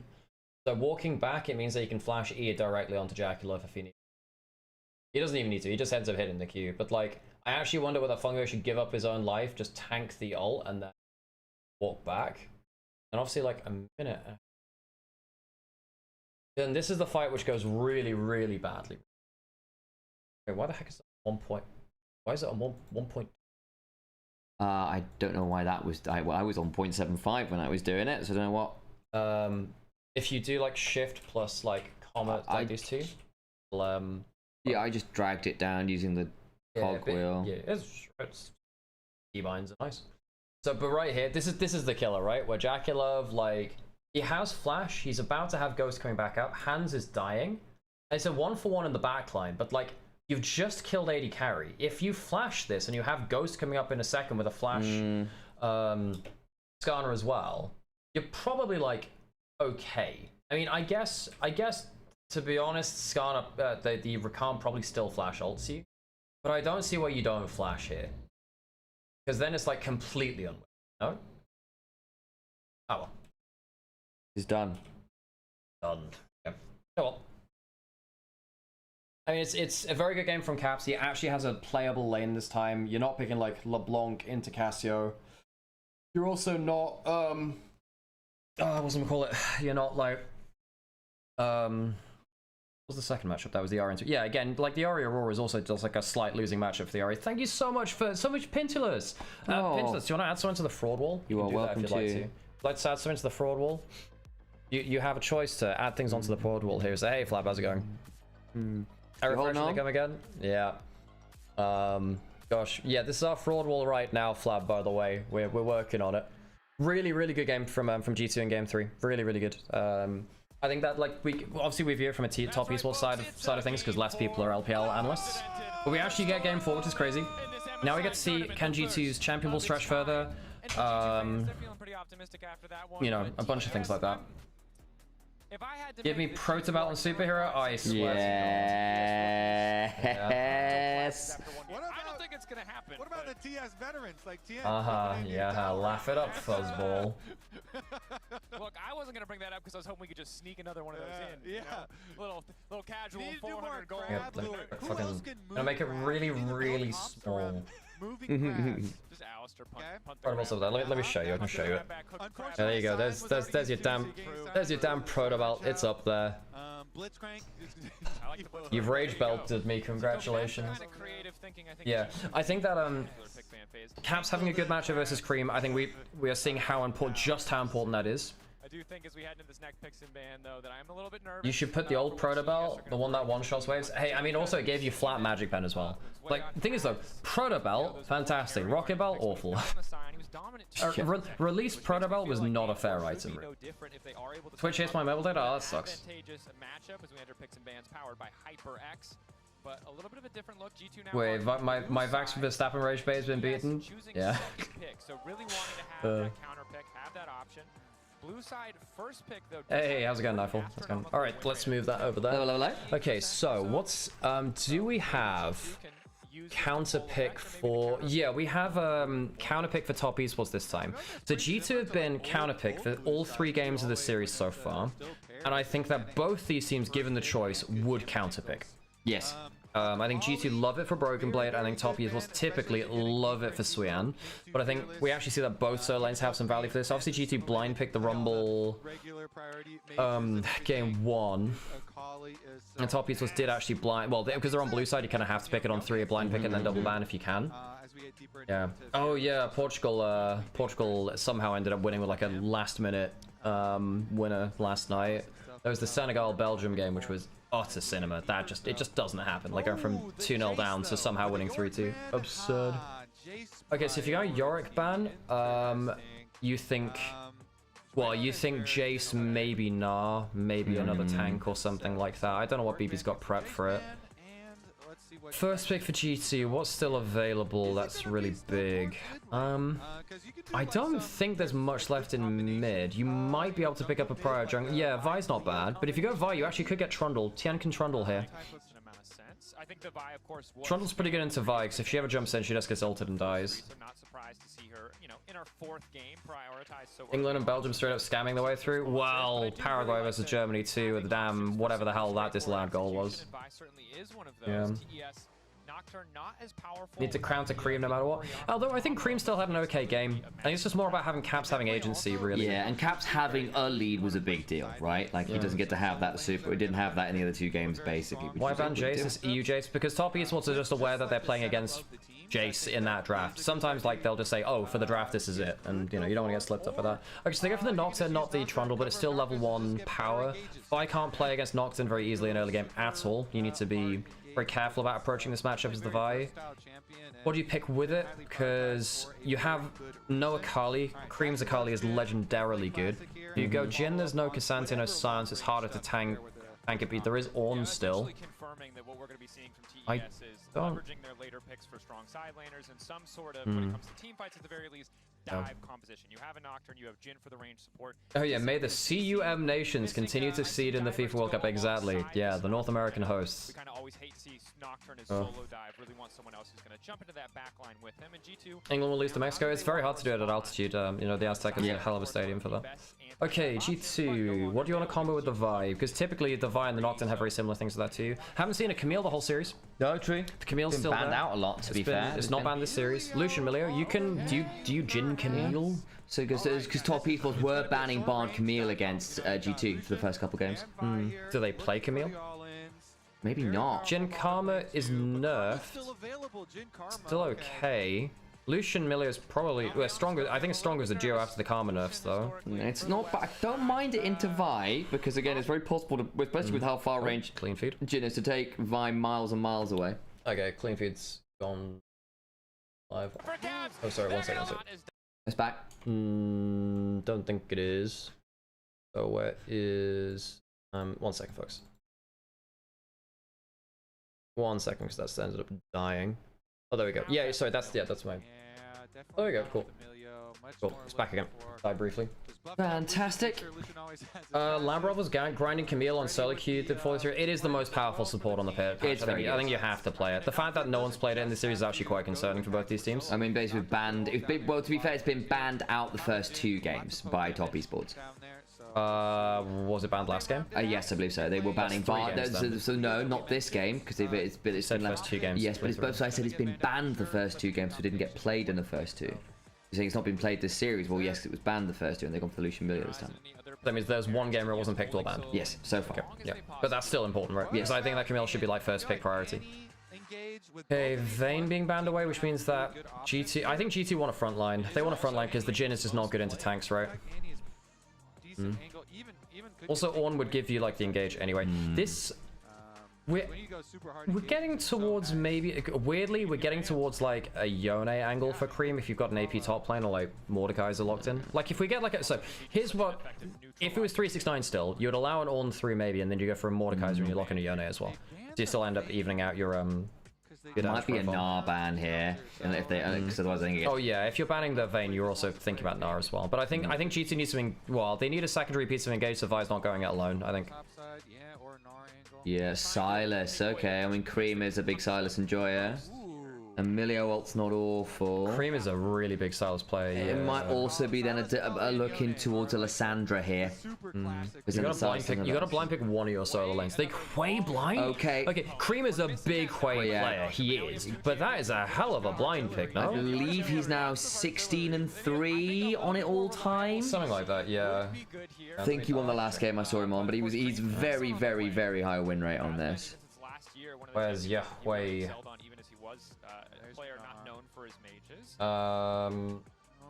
17 and 2. Yeah, he's okay. He is. He kind of like, I know Drake's saying not known for his mages. He kind of is now. No, this is the thing. Yeah. Like I actually think that's I think that's actually a little bit of a misread because like in 24, in 24 he became a mage player. And Yeah. he's been there ever since. The TF top. Oh no, TF mid. Sorry, yeah. Okay, so your TF into way is a bit mixed actually, although it's really good at like collapsing down onto him. You have TFI as well, which is nasty as heck. Tristana top. Oh, Trist top. Okay. Okay, so wow, this is again counter pick top meta. So, but TF is going towards. There's already a mid laner, Kobe, do the math. It has to be. They have played this suit. They've played this suit. This was an LPL very briefly. We have seen this, and Suyan is a guy with a large champion pool of counter picks. Yeah. Also, you've got Nocturne, Tristana diving. I mean, what is Gnar or Gnar and TF don't enjoy that. Yeah. Also, TF's able to buffer through the TF stun pretty well, and it is very, very easy to drag Vi miles Gonna away. go into a quick 1-minute ad break. Folks, we don't get them in game, so appreciate you following us and supporting us by watching Advertos. It also means we don't get ads in game. Okay, so Tristana top lane, Sven did play a brief amount of it. It was actually the big player of this was Xiaoshu on JDG. Can you leave me a little bit of that, by the way? So Goofy as well. But yeah, so we've seen Xiaoshu play on JDG, I believe it was. I'm trying to remember if it was like anyone's legend or something like that. But yeah, we've seen it sparingly. I can't reach the milk. I can't reach it. Okay, I'll have a bit first then. Not the one that we were expecting, but I imagine I'm fine with like none if there's not enough left. Yeah, and all of the Tristana top games have been into Nars for the counter pick on Gnar. Yeah, but we saw it a little bit in LPL. We saw it a little bit. I think we saw it in some of the online qualifiers as well. But yeah. A spicy way to move things in, a dramatic shift, and I will say, Okay, alright. There's an incredible lack of CC on the side of TES, but at the same time, if this CC is death. gets ahead, it's going to be so. You have that's what you have Jin for, right? Like Jin just randomly like CC on someone else. They're not great in 5v5. Then again, G2 aren't. Unless you have a very good Mega Knight angle, the 5v5 is a bit rough from there too. Because the damage. Are we sure about the? Okay, it's fine. Yeah, no. Bone plating, yeah. Yeah, Suyan wins the straight. Bone plating. Oh, lordy mud. Oh wait, hang on. BB's gone. Whoa. BB's also gone lethal tempo. He's not gone. Has he taken wrong runes? He's also got Doran's Helm. Doran's Helm. That's whatever. He's actually have to hot early. He knows there's the ward there. He's got. He really wants to go in with like exhaust. He's got Q coming up again now. He doesn't want. God, yeah, he's got flash. He's got flash. Not this time. You don't. But Oh, BB, you can't give him the extra freebie there. And now he's outside of XP range of the first 3 minions. He's given it again, just restacked the lethal tempo. It's pretty clear who wins. Okay, so as we said, I said this on Twitter, but like, this is a real counter pick versus counter pick top laner matchup. Both these, he might actually have to teleport back immediately. Yeah, that's tough. That's really, really tough. Because what BB needs to do is survive through to, he needs to survive through to steel caps. And if he doesn't, it's a problem. It's alright. He ends up full shot. That's okay for now. Beat away. Doesn't get the shot back onto him. But yeah, so this is why when against Vayne as Gnar, been when Halo Blade's Cloth 4 start. Yeah. Or Cloth 3, I can't remember how many points yet. It was 4, I think. Yeah, but basically you survive, and that means you get a quick recall for Tabby. Oh, they thought that Labra deep. Ooh, close to cell. I think he dies, doesn't he? Does. Oh, Jackie, that's a mistake. Hang on. I'm not gonna lie, Jackie. Hang on. I wonder if oh, Fungish, he must have sped himself up. Must have sped himself up. Yeah. But I'm not gonna lie, Jackie has kind of been not doing well any of these games so far. That's really well played from Labra. Game 1 I had some sympathy for, but this is not being. Yeah, game 1 it was just like playing away from him. That's fine. The game 2 and game 3 though, not great. That's not good. Yeah, agreed. He tried to go for the 4-shot combination onto Labrov, but he wasn't quite low enough. Here's another look. Labrov canceled his recall, goes up. Yeah. Just as he goes for that cannon minion, time to strike. Yep. Nicely done there. And Oh, hang on, Labrov. Just about. Ooh, tear that. Yeah, nice. Oh, okay. What's solo kill, lol? Oh, by the way, Jackalov has the blank square item. Well, no, sorry, he has a completely regular. Yeah, if you don't, if you haven't got your League of Legends viewing license, then you're not allowed to see the blank item, which is not blank, of course. I can see it. Yeah. I don't think they can dive because he's got barrier. Do you know what? Do you know how you get the viewing license, guys? By refusing to buy Protobelt. No, by subscribing to twitch.tv/Nymaera. Why is my SKT jungler an item? Only for season 6, but yeah. Oh, hang on. Oh, BB. I think even with the flash, he might be in danger here. He broke the fear tether. No, that's bad. That's bad. Bad from the platform. Human can Q flash, maybe? Perhaps it's probably out of range. Yeah, and Draco's wondering similar things to you. Srian doesn't have dodge. He doesn't have jump. This is really, really bad for him. Tien's gonna have to maybe body block. He does. Skimon can maybe still kill. That was a bit messy from Swian, actually. BB's actually completely fine in terms of CS too. Can you invade onto Krugs here? Oh, no, it's close off cooldown. Okay, good ward. Labrov, very good roam. Good roam from him. But like, Swian is actually not up in CS, yeah. I mean, Hans has now been zoned off the wave, unfortunately. Swian might be able to jump and kill here anyway. He is up in XP is one thing. Yeah. Quite a lot on XP. Because the early waves, remember, he dropped a lot of minions. Yeah, true. Alerting Labrov's presence in that tri-brush. He's losing 2. That's a huge loss for Hans, though. It does help top lane a lot, but bot lane is not happy at all now. Because he should be at a significant advantage. Now he's down, like, almost like half a level. Cutting that gold lead in half, basically. He's gonna get, like, 4 out of the 6 minions. In the course of this series, we have seen not even that 3 guy. Oh, hang on, that's Mega. Into the alcove to Srian. Will we really face checking the Mega now? Ooh, he gets to reset his jump. He gets to reset his jump. This could be Mega coming. He's on ward, so yeah. BB will kill with QW. So, but he doesn't know he's on vision. He's so close to Mega though. Oh, excuse it. This is be a really good flow. Bloody hell. As soon as Skimon shows there, it's dead. Okay. So he's gone for the counter pick. It has lost. And now Triss doesn't do well if she's not super far ahead. That's bad from Swian. I think the Scion game was a bit of a mess too. I think he made a couple of individual errors around Lantern, getting it warded and not just ulting out for safety. I mean, with how this series started, you know, this guy might need an apology for him because he escaped the gank initially from the counter pick Tristana. Yeah, no, BB's doing really well in this matchup, and now he might actually survive round. He's got Tabbies now, so now the matchup's fine. As soon as he gets Tabby in this matchup, it's very playable. And BB's not blown flash this entire time. Yep. Also, top Esports draft is not very good without a significant lead. They don't have great engage. They need to work off of like winning matchups and then a Jhin just like tipping the odds with an ult and W. And we did say that Jackalove's Jhin doesn't have great numbers. I haven't... Look, his Jhin's not been something I've been in love with, you know? I'd much rather see him on something else if possible. But then again, Jhin, in general, Jackie's not been playing that well this series. Yeah, I mean... I know you're quite fond of it, but... Yeah, I mean, particularly from last year. This year it's been less effective, but last year it was pretty monstrous. Hang on, this is probably dead, actually. QW. Oh, fourth flash. Yeah. Okay, Cream is very good at Hui, though. This might be on Cream.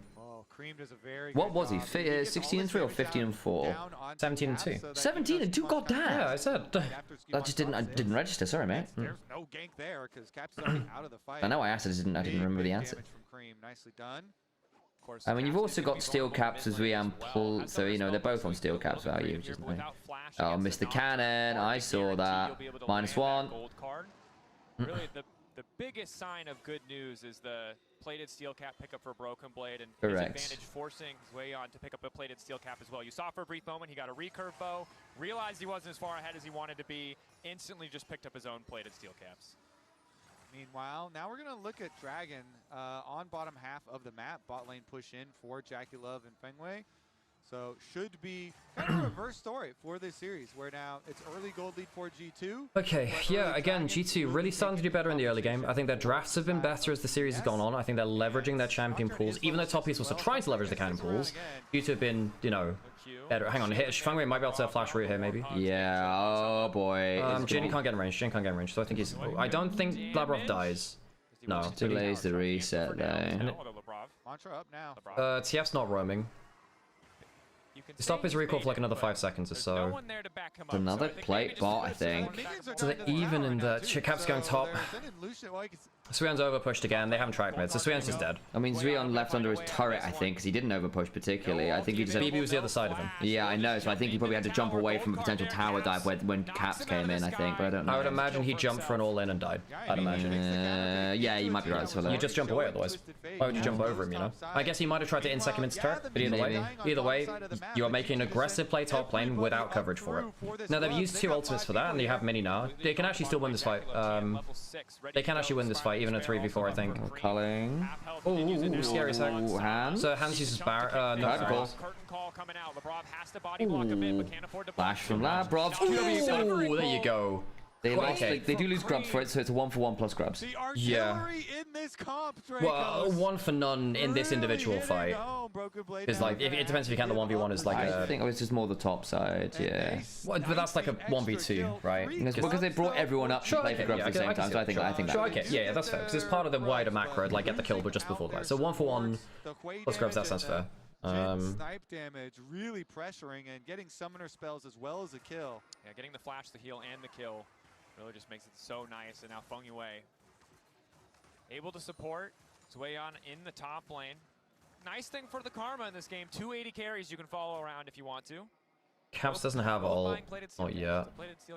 Now, reminder that Caps being ahead in gold is partly due to passive, so Cream's actually like further ahead of curve than you should be. This could be a Hui carry game, but he needs to not get Vi-ulted. If you get Vi-ulted and the Hui actually goes down, pretty doomed. Let's take a look at this damage. So Cream lands so much onto Han Sama that Hans gets a little bit too hypey for the, oh wow. Yeah, and then the curtain call from downtown. Yeah. Labrov's forced to body block. Oh, and then the root hits him. Yeah. Oh. He's already marked and the projectile was midair. If he had flashed a tenth of a second, maybe even like sooner than that, he would have been fine, but it's just that tiny difference. XP difference gone top. I don't think top Esports can win with a Tristana this far behind. I don't think that works. Why are we cutting away from that? Was it okay? Because he'd already used his ult. It wasn't kill threat at that point. Doesn't connect. Tian, Feng Yue. He still had ult, I'd agree, but he didn't. Here we go. That's way too deep. Way too deep. Ready to go. That's never going to work out in the kill. I think Tien's starting to feel a bit pressured now too. Yeah. I don't like this from top Esports. I think top Esports starting to get uncomfortable. I think like first 2 games things went to plan. I think like Cream's still playing well, but I don't think Suion is. I don't think Tien is. I think that Tien last game had a real stinker. Jaculov's not played well the whole series, and while they're still 2-1 up, and you know I'm still criticizing top Esports to different pieces, I'm starting to get worried for the mental bit. More of that, please, Tien. Yeah. Oh god. With very minimal effort, just the trinket ward used. Yeah, well played, good patience as well. Tries to get the timing with the wild cards and the gold card, but doesn't work. But doesn't need to because Kumon is also there to cover. Experimental Hexblade coming in for Tian, but unfortunately after the ult has been used, so isn't going to help with this initial cooldown. Skumon. Got a flash and all. You can actually make a play here. I mean, G2, look at this. I mean, do you have exhaust? Do you have skull cards? Caps on the way in. Gold card. Meganar's in there as well. Shield. Okay, that's actually. Oh, teleport. Why is Hui teleporting there? Why is Hui teleporting there? He's right. But they don't have Mega anymore. They don't. No, hang on. Whoa, season desist. Turn around, CC. Queen does die. Awful teleport from Cream. Awful teleport from Cream. Of all the places, why there? Why not the outer turret? Why not the inner turret? It's a 5v4, by the way, as well. Why the hell would you teleport there, Cream? Yeah. In what world do you teleport to that spot? Maybe they think he's going to dive even further, but like that's... I mean, okay, I think top Esports... I think G2 have done it. I think they've mentally broken top Esports. Look, Jackie's bot lane. Jackie's bot, he's over there. It's a 5v4. Well, yeah, because he can't teleport top lane, you know, and he wasn't I mean, Hans doesn't have teleport either, right? No, I know, but like, top Esports choose to match that. Yeah. You know, they choose to buy into that fight. They could have disengaged. They chose not to. They chose not to disengage. Yeah.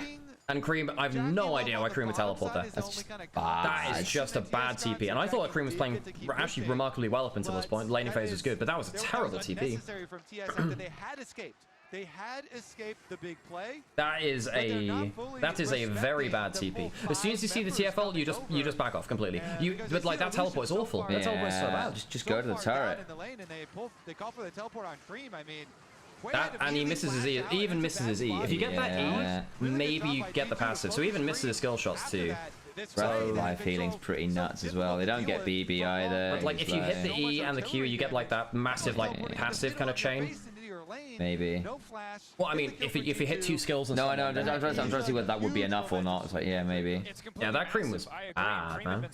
BB's got Flash, he's got Mega coming up, so he's fine. Cream, I mean, BB is so happy with this game so far. Yeah. Suddenly you have that angle. 2 Dragons to top Esports, but they're down like 1.5k. And I just think the mental is just starting to boom now a bit. Top Esports are not the most mentally resilient teams. If they kill Turret, maybe they can. Oh boy, hang on. Fear. Okay, not good for okay. Hang on. Good resets. Resets. Reset. Who has resets on? Oh, Tristana. Sorry, yeah. I actually forgot about that. I didn't realize she was there at the play. She had Buster shot too, actually. Yeah. For a second, I heard Jin. I was like resets. Like I was like, huh? But no. I'd actually. You know what, Sam? I'd actually forgotten about Tristana jumping resets. That's embarrassing. Defensively, and they allow the Lucian to continue the split push. Broken Blade goes does down. get a split. They got the 1 kill only. Next time I have deliverables, I'm setting your DM right. Yeah. 2 dragons for TES. Yeah. Let me get my alt email accounts. Yeah. Okay. Cream ends up getting assists from that. Who gets the kill? Is that? That's the Tristana getting the kill, right? I think it's a good call to finish the tower. And I think that they thought BB is really tanky. He'll be fine. They don't have full information of Cream coming down there. No, he got the first kill earlier, and he's 1-1 on kills. Oh yeah. The bomb got it. Okay. Well, 2k to G2 still. A lot of that's in jungle. Skewmod is G2's most important player on the whole. In this series, I don't think so. This hasn't really been about jungle this series. This has been more about solo lanes, really. EU Lucian, by the way. At least Hans is 2-A. Well, I'm running some True. Yeah. Like, what, without bills, we've got like 100 a month, I think it is. In euros. And then with bills on top of that, it's 4, and then health insurance as well, you know. The bills, they do be racking up. Count still delayed? Yeah, I believe it is. I'm just checking that it's the correct link as well, actually. TES may just concede the objective. Yeah, honestly, I think that's the right play. And to try and go bottom or something. Nocturne here, you see Nocturne hovering through River. Broken Blade, though, is going to have enough information. G2 have wards all over the place. So he sometimes it can be a little slow to update as well. It's not always immediate. Because the Hui has no flash, so side lanes are kind of difficult to deal with. So they're okay, so TF has all, Vi's got all. G2 have been really good at they've been really good at mid-game playmaking when they've had well, they did last game at least, and currently they've been good at mid-game playmaking and just bringing people to the right side of the map. Broken Blade out because Cream is not the strong side laner. Ball cut around the corner. Nocturne wants to be playing for. If he was playing for a mega fed Tristana, this game would be a lot easier for TES at this stage of the game. But I think Suyan not paying off the Canopy is really hurting. And I think this is where it shows that you have a much more rookie top laner. Yeah. This guy's much less experienced. Ooh, good damage. Shield up the damage too, actually. Yeah. Didn't W's up, they can waiting for it. Schemon's just in brush. Jackie's going collector. Don't hate it into a relatively squishy comp. Even the Gnar, actually, as long as he's not in Mega, is relatively weak to it, yeah. Oh, TFL's coming, where's it going? Oh, hang on. Went on to Cream. Oh, he had to flash away from the CC. Right, that's a big mistake from him then, actually. And Hui also doesn't use his ult either, so he still has his ult. So that's paranoid for TF ult. Yeah, that's a mistake from Caps. And he uses flash too, so no TF flash gold card. Has he got a spellbook? Must do. Oh, they're on vision. They don't know they're on vision. Oh, they use the Twisted Fate. They're kind of running TS across the map here. Nice rotation. Can he stun him on his turret? No root. That looked like that hit, honestly. I'm so used to Jin W's. I like how they're using the Hui EE to a crushing more. Sorry, the EW rather. The to molten shape bushes. Jackie's really strong. Oh, crushing more. He actually didn't expect that to. Oh, heal. But only 1 of 4 thus far. Oh, okay. That it is, especially with the slow coming in from Cream. Still get the heal. Good damage from Cream, man. Yeah, you still get the heal at least. Opera kind of sick. Why didn't I do this? Yeah, Opera it's very versatile, is what I found. It allows you to make it look how you want it to do, which most browsers don't really. It's got a lot of functionality for that, and it also just keeps all your old bookmarks and stuff. So it's been pretty. Also, if you're going to be on PC, you may as well just have a little bit of flash to you anyway. I used to do that stuff with like my anime list. Yeah, the old CSS coding out. Okay, so G2 still have a gold lead, but it hasn't moved for like 5 minutes. which is a They're losing bit little worrying. pieces here incrementally to G2 in the setup for this Dragon number 3. And G2 positioned pretty well here with Hansama on The camp still doesn't have flash, which is, I'm not sure it's entirely exploitable, but maybe we'll see. 3 seconds on Dragon. Poppies was a little late coming on, but again, they are the ones with the poke, right? Between the Jhin and the Hui. Need to really track those like Fire Saurons from hang on, Green Visage. Okay, flash from Cream. Ooh. Byron spares wide. G2. Holy, it wasn't Sprang Despair. Yes, it was. He's just. No, it was Grim. Sorry, it was okay. Didn't get the ult over the wall. Oh. Flash. Skewmon still got ult. Skewmon still got ult. Both BBs had to flash out, otherwise we would have died. Only just came up as well, actually. Swean needs to be careful. Swean, you gotta be careful, buddy. Trying to go through bot side, that's not bad. Watch for the next, like, Eye of the Beast thingy. Ken's quite low. Can they get the engage on? Oh, they got Harold. That's kind of important. That's not great. That's not great, actually. I guess we're just flipping for this. BB's in it. Good. He's not mega. Yeah, you gotta give it up. I've not loved top with Dragon setups. I think they're quite flawed. I've not liked him since playoffs, bluntly. And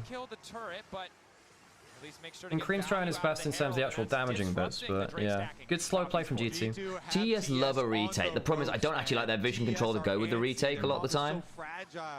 And no flash on Jackie that'll be mid lane turret as well because Top Esports are well out of position. Hang on, Labyrinth has to flash. Yeah, Jin's actually doing some pretty good damage with lethality. Hands. Oh, bloody hell. Good damage back, actually. I had to back away from that crushing maul. Oh yeah, I missed pros though.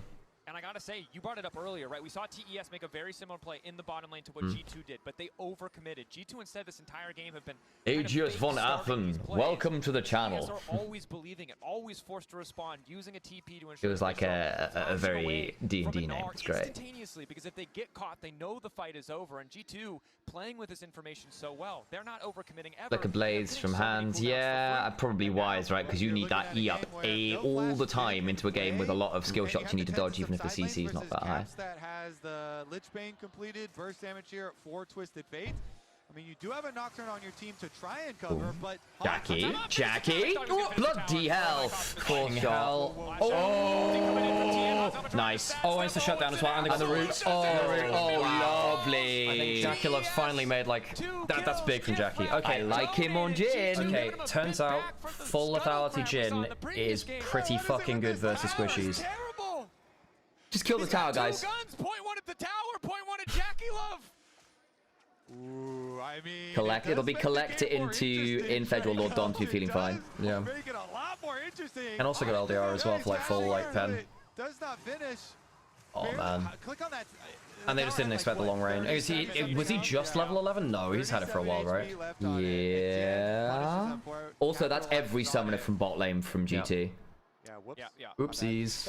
That's the reaction you get when you're ahead in the game. Yeah, also you're going to be down Flash on Lucian for next Dragon fight. That kind of sucks.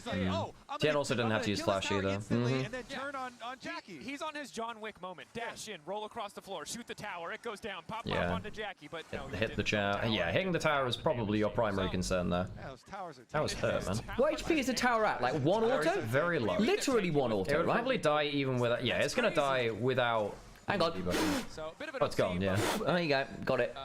You know, gets things a bit closer. Brown's going to... Oh, he's got mini. With a double bounce, jumping off the Gronk means he'll be able to walk away. TS coming down. Tien... Oh, hang on a second. Swean's not happy here at all. Swean's very unhappy. Doesn't get the buffer, but knocks back the Gnorc. Hang on, this might get it out. No, not even close. Lich Bane, man. This TF's actually really strong at 2 items now. Yeah, I was wondering how long it was until he had Rocket jump back up again. He hadn't refreshed it. Doesn't have Flicker Blades. Yeah. It's not even close with this kind of build. With Flicker Blades, maybe you have an argument there, but I don't think you have. It's not even close without it. He's only like 1.5 items. They punish it immediately. Not even sure he will go Flicker Blades actually. Hey, here we go. Okay, that's a really big play. That'll blow open the blows open the entire bot side of the map really. Vision control is going to be much harder for top pieces to come back from now.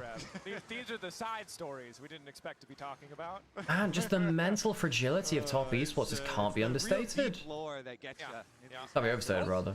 Rocket belt is good. Hang on, is there a TP angle behind or Hanwha coming in? Okay. Jackie's coming, yeah, they're gonna long chase it. Remember, there's no flash. Labo's dead. I'm not gonna. Tien's. Hang on, root, they do. Yeah. Oh, okay. Dude, Tien's doing so much damage. What? Yeah. Okay, I mean, Nocturne. Mega damage. This is Hello, Nocturne. Baron. They're pinging. No, it takes too long to get over to that side of the map. So it'll take them about 20 seconds to walk up there, and at that point, Scumon's alive again, pretty much. They can control the bot side though. Minute till Dragon. Get a red buff as well. So the vision control I thought would be in GT's favor might not be. We'll see. Take a look now at the Coinbase gold. BB over the wall. Jackie Love. Yeah. Bell shield. Meganar's still there. Oh, Cian's coming. Trying to usher Tien out of his jungle. Hands is here. Oh, bloody hell. Ooh, good blast cone. Very good blast cone. Okay. There's freaking life. Out of the back of the blast cone. If that angle was just a little bit different, he probably would have died for it. Brother got the red buff though.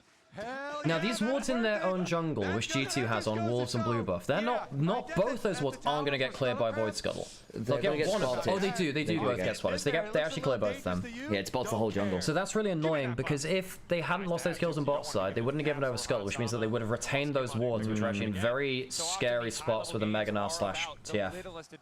Yeah, rapid fire third for Jin. I mean, it keeps you further away. When you're this squishy, well, when you're against this squishy teams, I don't mind it. Yeah.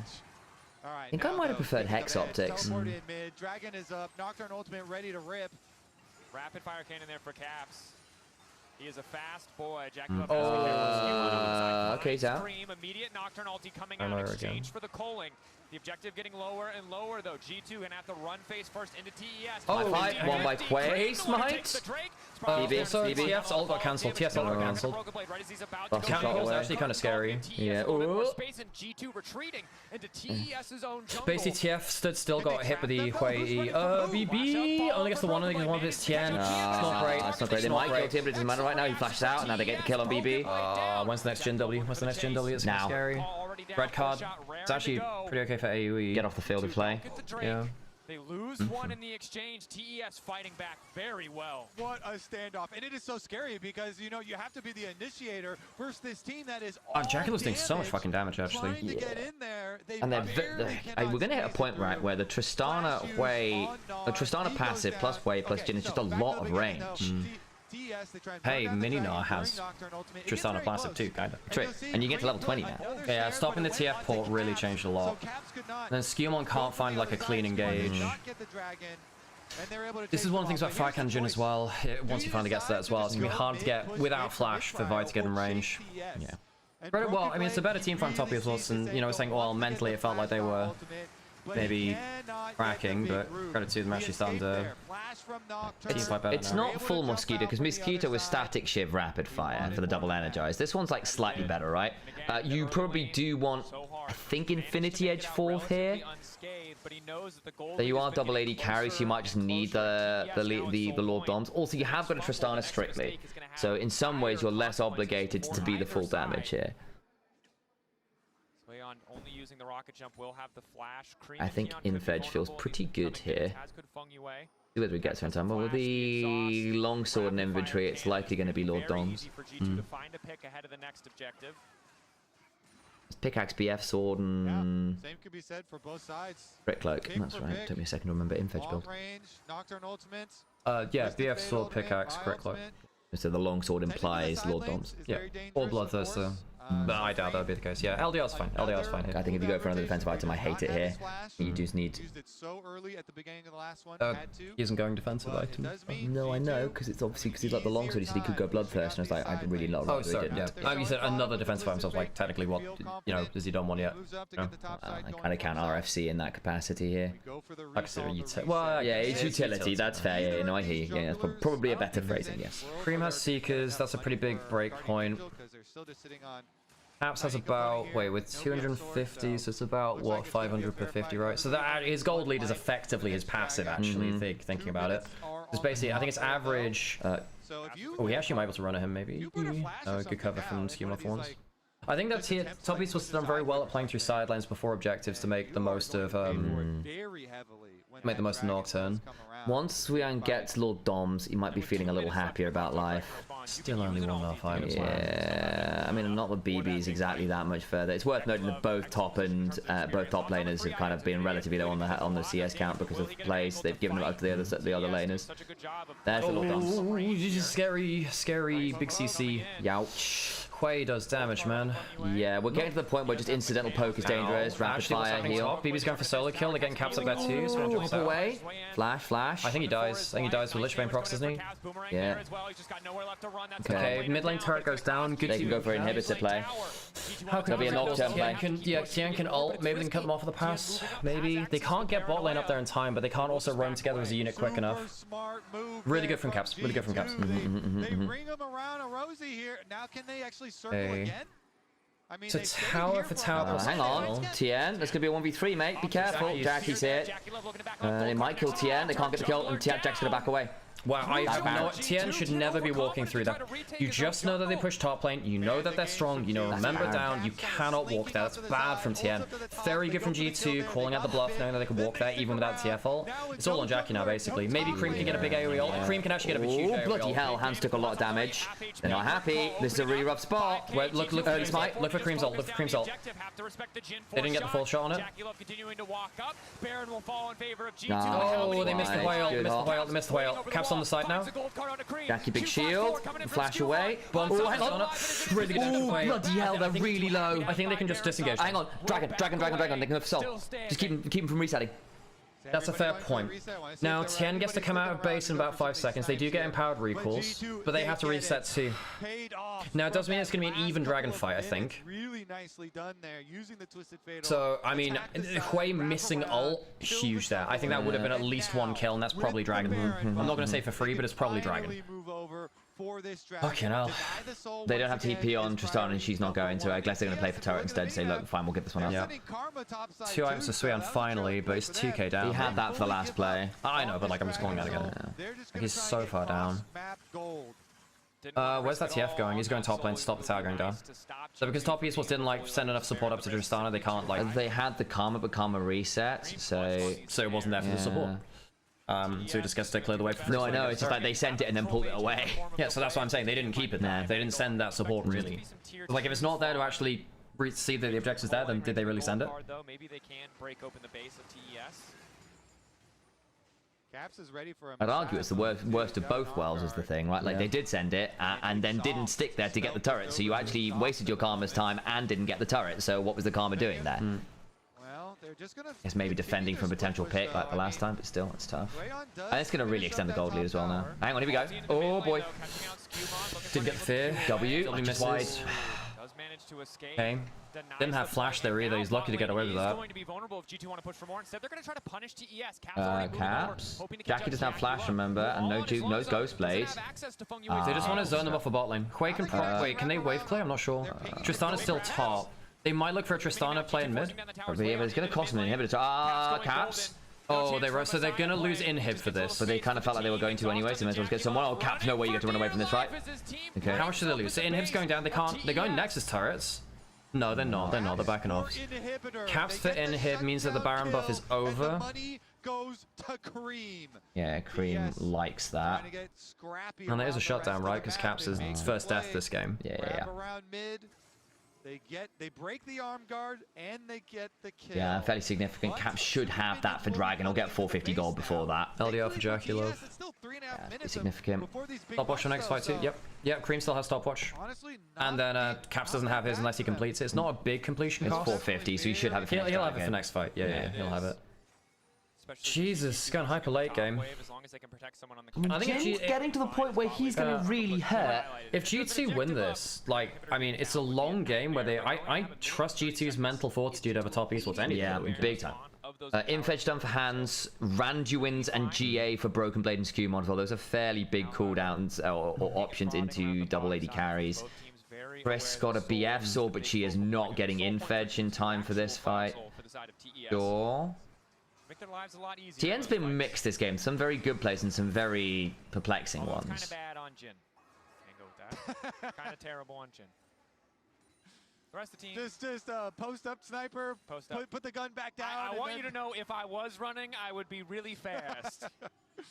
All right, well, I mean, Tristana's about to collect a massive wave on top side. And Credit to Lavrov too. I mean, Lavrov's not had the best game this time, but he has been pretty good on the whole. At least one turret here. That would be huge for them, trying to funnel that money in. Hands is pretty strong, but he's not really been able to do that much on the Lucian, really. The big thing is that, like, Swean's just not been able to do shit this game. No. Like, he messed up his lane, and it was his fault. A bit rough there, buddy. He's also not gone Flicker Blade, so he's much more unforgiving, which, as we were saying earlier, right? He gets Infer. He's not going to get it before the next dragon. No, not even close, I don't think.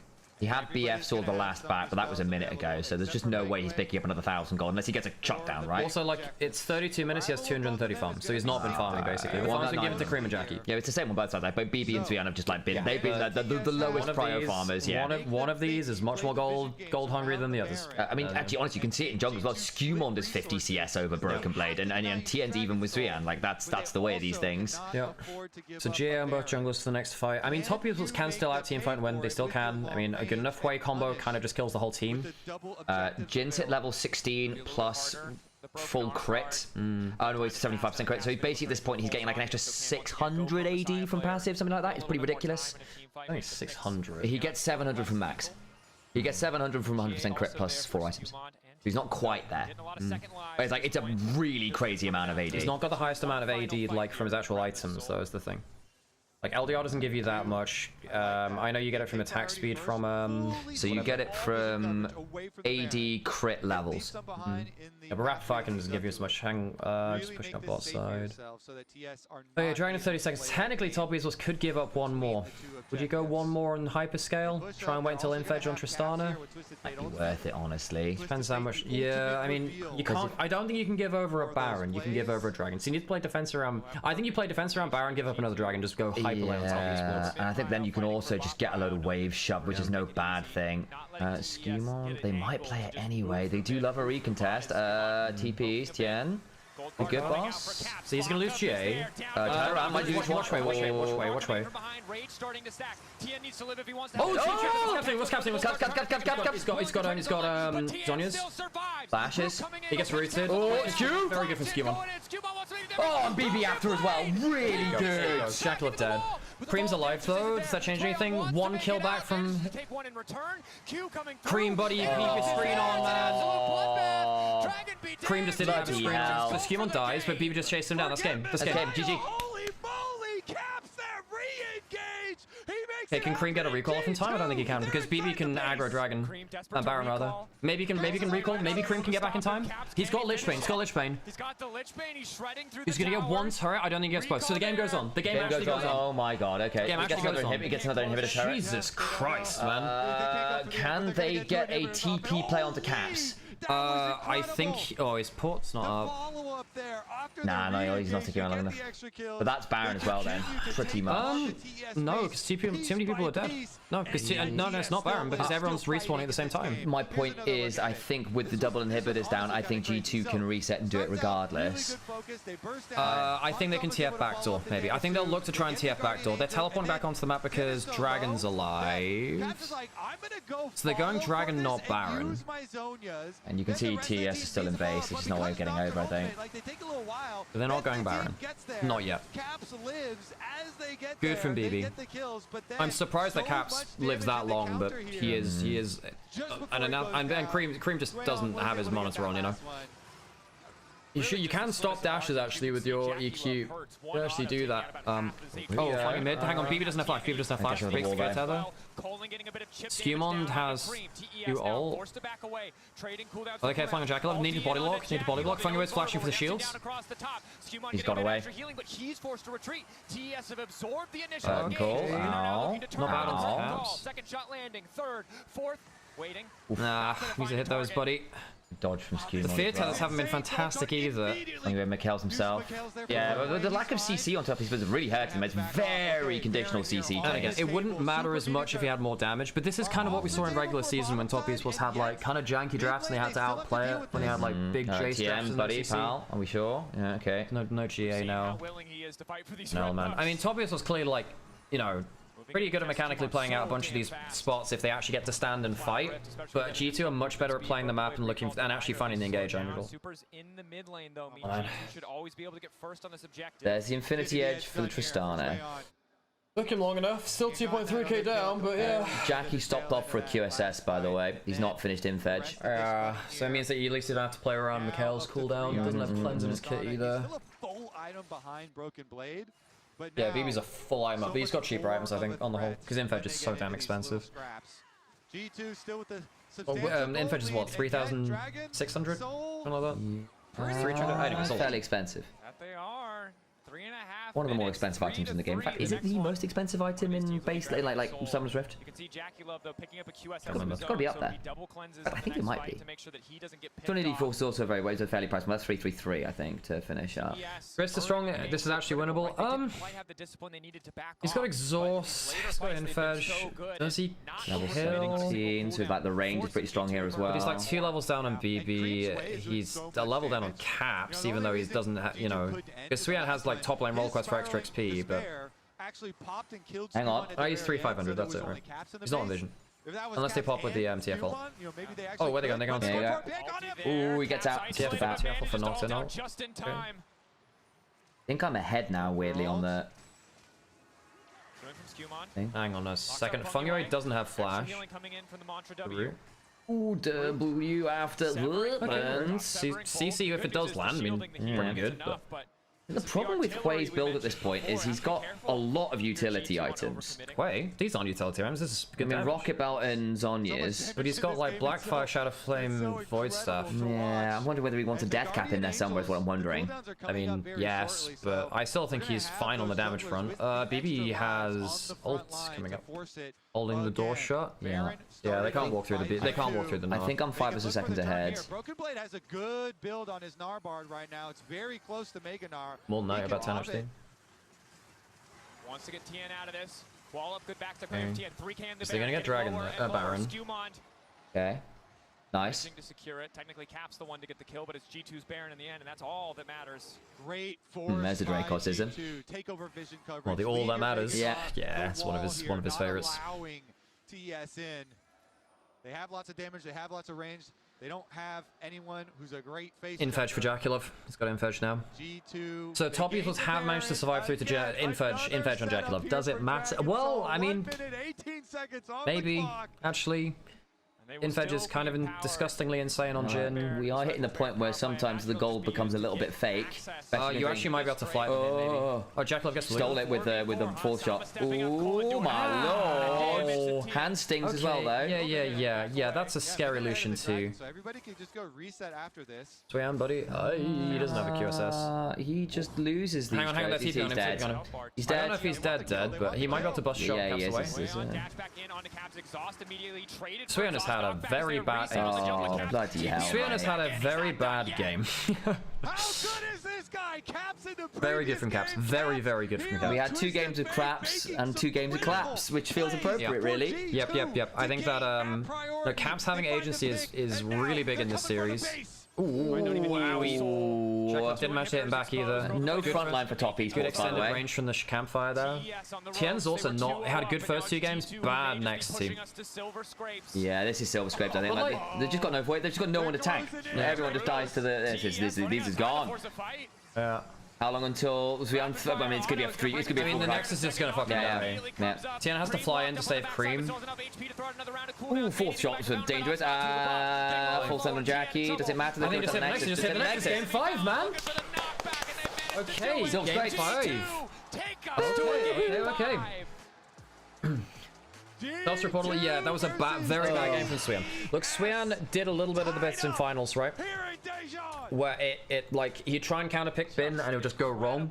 He's done this once or twice. He's a big counterpick player, but I think that we're starting to see the mental fragility from likes of Tien and Jackulov. Oh, careful there. Sorry, trying to squeeze out to go back. Yeah, you're good. Yeah, I was trying to.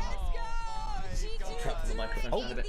You're knocking my. Yeah, I've got to move this way. Yeah, no, just okay. Just let me know when you're doing that, so I'm not having that. Oh, well, you did it after you'd done it. Thanks you for the follow there, Aslo, by the way. Appreciate you. Okay, game 5. I think at this point, top Esports, I think the mental starts to come into play. I just can't favor them in a Game 5. I think G2's drafts have gotten better as the series has gone on. I think earlier into the series, I think they were a bit skew-iff, and now top Esports, we had worries in regular season about their draft. I think we're seeing that again here now. Like, this draft is very hard to play. They need to outplay in lane. I think they're forcing themselves to outplay, which is again something that we saw regionally. I think Suyan had a bad game. Despite the fact that his game 1 and 2 were actually very solid, it's starting to go downhill from there. That game was such a giga draft gap. I don't know if G2 even played well. I think Caps played well. I think that top Esports still played respectably despite the draft gap outside of Suyan. Well, I think that they tried to outplay a very difficult draft themselves, but obviously not easy, right? Oh god.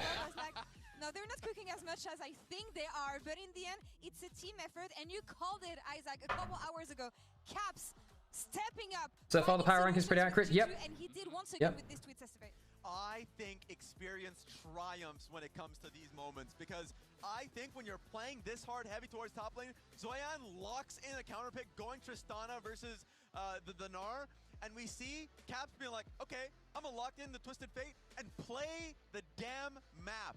Every time he sees an angle on Zoyan, he goes and locks it in. Yeah. The constant literally zeroing in on him on the side lane, I think is what won them this game. Yeah, no, I completely agree, right? And it is really, really tough. You're in this super high pressure situation, and Caps played this out beautifully, by the way. Hits a gold guard, chunks him low, waits for the TP, then Zoyan knows, okay, only way I can go is back in, but Caps waits till after the reset, holds the activation of the ult, goes in, finishes him off, gets the solo kill in the side lane that really ended up winning the game. Yeah. And this is Caps in wins. Caps in the first 2 games was invisible on the LeBlanc, on the Ahri. The last 2 games, it has been Caps magic.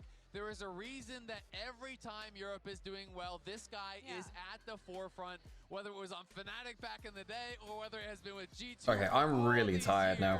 I'm gonna need to have a nap immediately after this. He still got it, and it's funny because you have the veteran on one side and you have the super rookie on the other, on the side of TS. Zoyan showing what he's made of here on his first step at MSI. And I don't think he should step away from these carry options. You should just learn in these situations. Okay. The first time you're on a big stage like this internationally, and I felt like within this game, once you fall behind on a Tristana counterpick like this, it is so hard, nigh impossible to claw back into this game. And TES gave me some hope. They gave me opportunities where I'm like, are you really going to come back in moments like these? And I think, by the way, it is absolutely insane to me that Azael's getting hate over like a joke about calling HLE T2 because they have like part of the ZOFGK roster.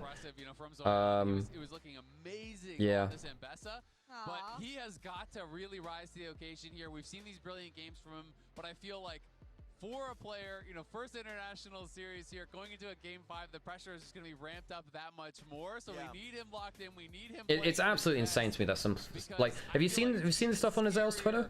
Because Azael's basically been saying like, he's getting a load of hate for saying that he likes the trash talk between Bin and Doran. And like, and he's defending himself for like the T2. He said, "Oh wow, it's like T2 is a joke, right?" And he said it once. Absolutely insane that people are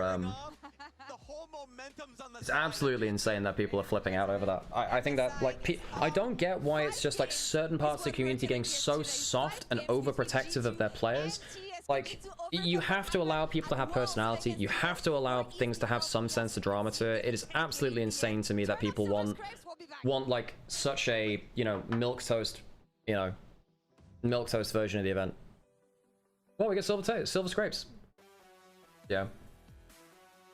And like again, like I had my own run-in with these guys, like with the podcast I had the other week when I got like 200 hate comments for saying that Doran was bad at Worlds 2025. That is just absurd to me. Just absurd to me. You know? The same Snowflake fans IRL are chatting more shit than most, seen it firsthand. I know, right? It's crazy. It's crazy. G2 good or top Esports pure choking? I think top Esports drafting game 4 was bad. I think that Suyan had a bad game. I think Tien mixed. Jackal actually better in this one, but he's not had an awesome series. I think top Esports overcooked in the draft. Yeah.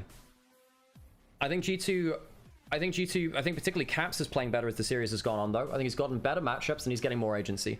First 2 games, I think that Cream utterly stomped Caps. I think he was doing really, really well in the first 2 games. Yeah. It's funny that they're defending it, saying, why don't we call T1 Gen 2 instead? T1, yeah, because it's Faker's team, and if Faker's there, it's still T1, you know?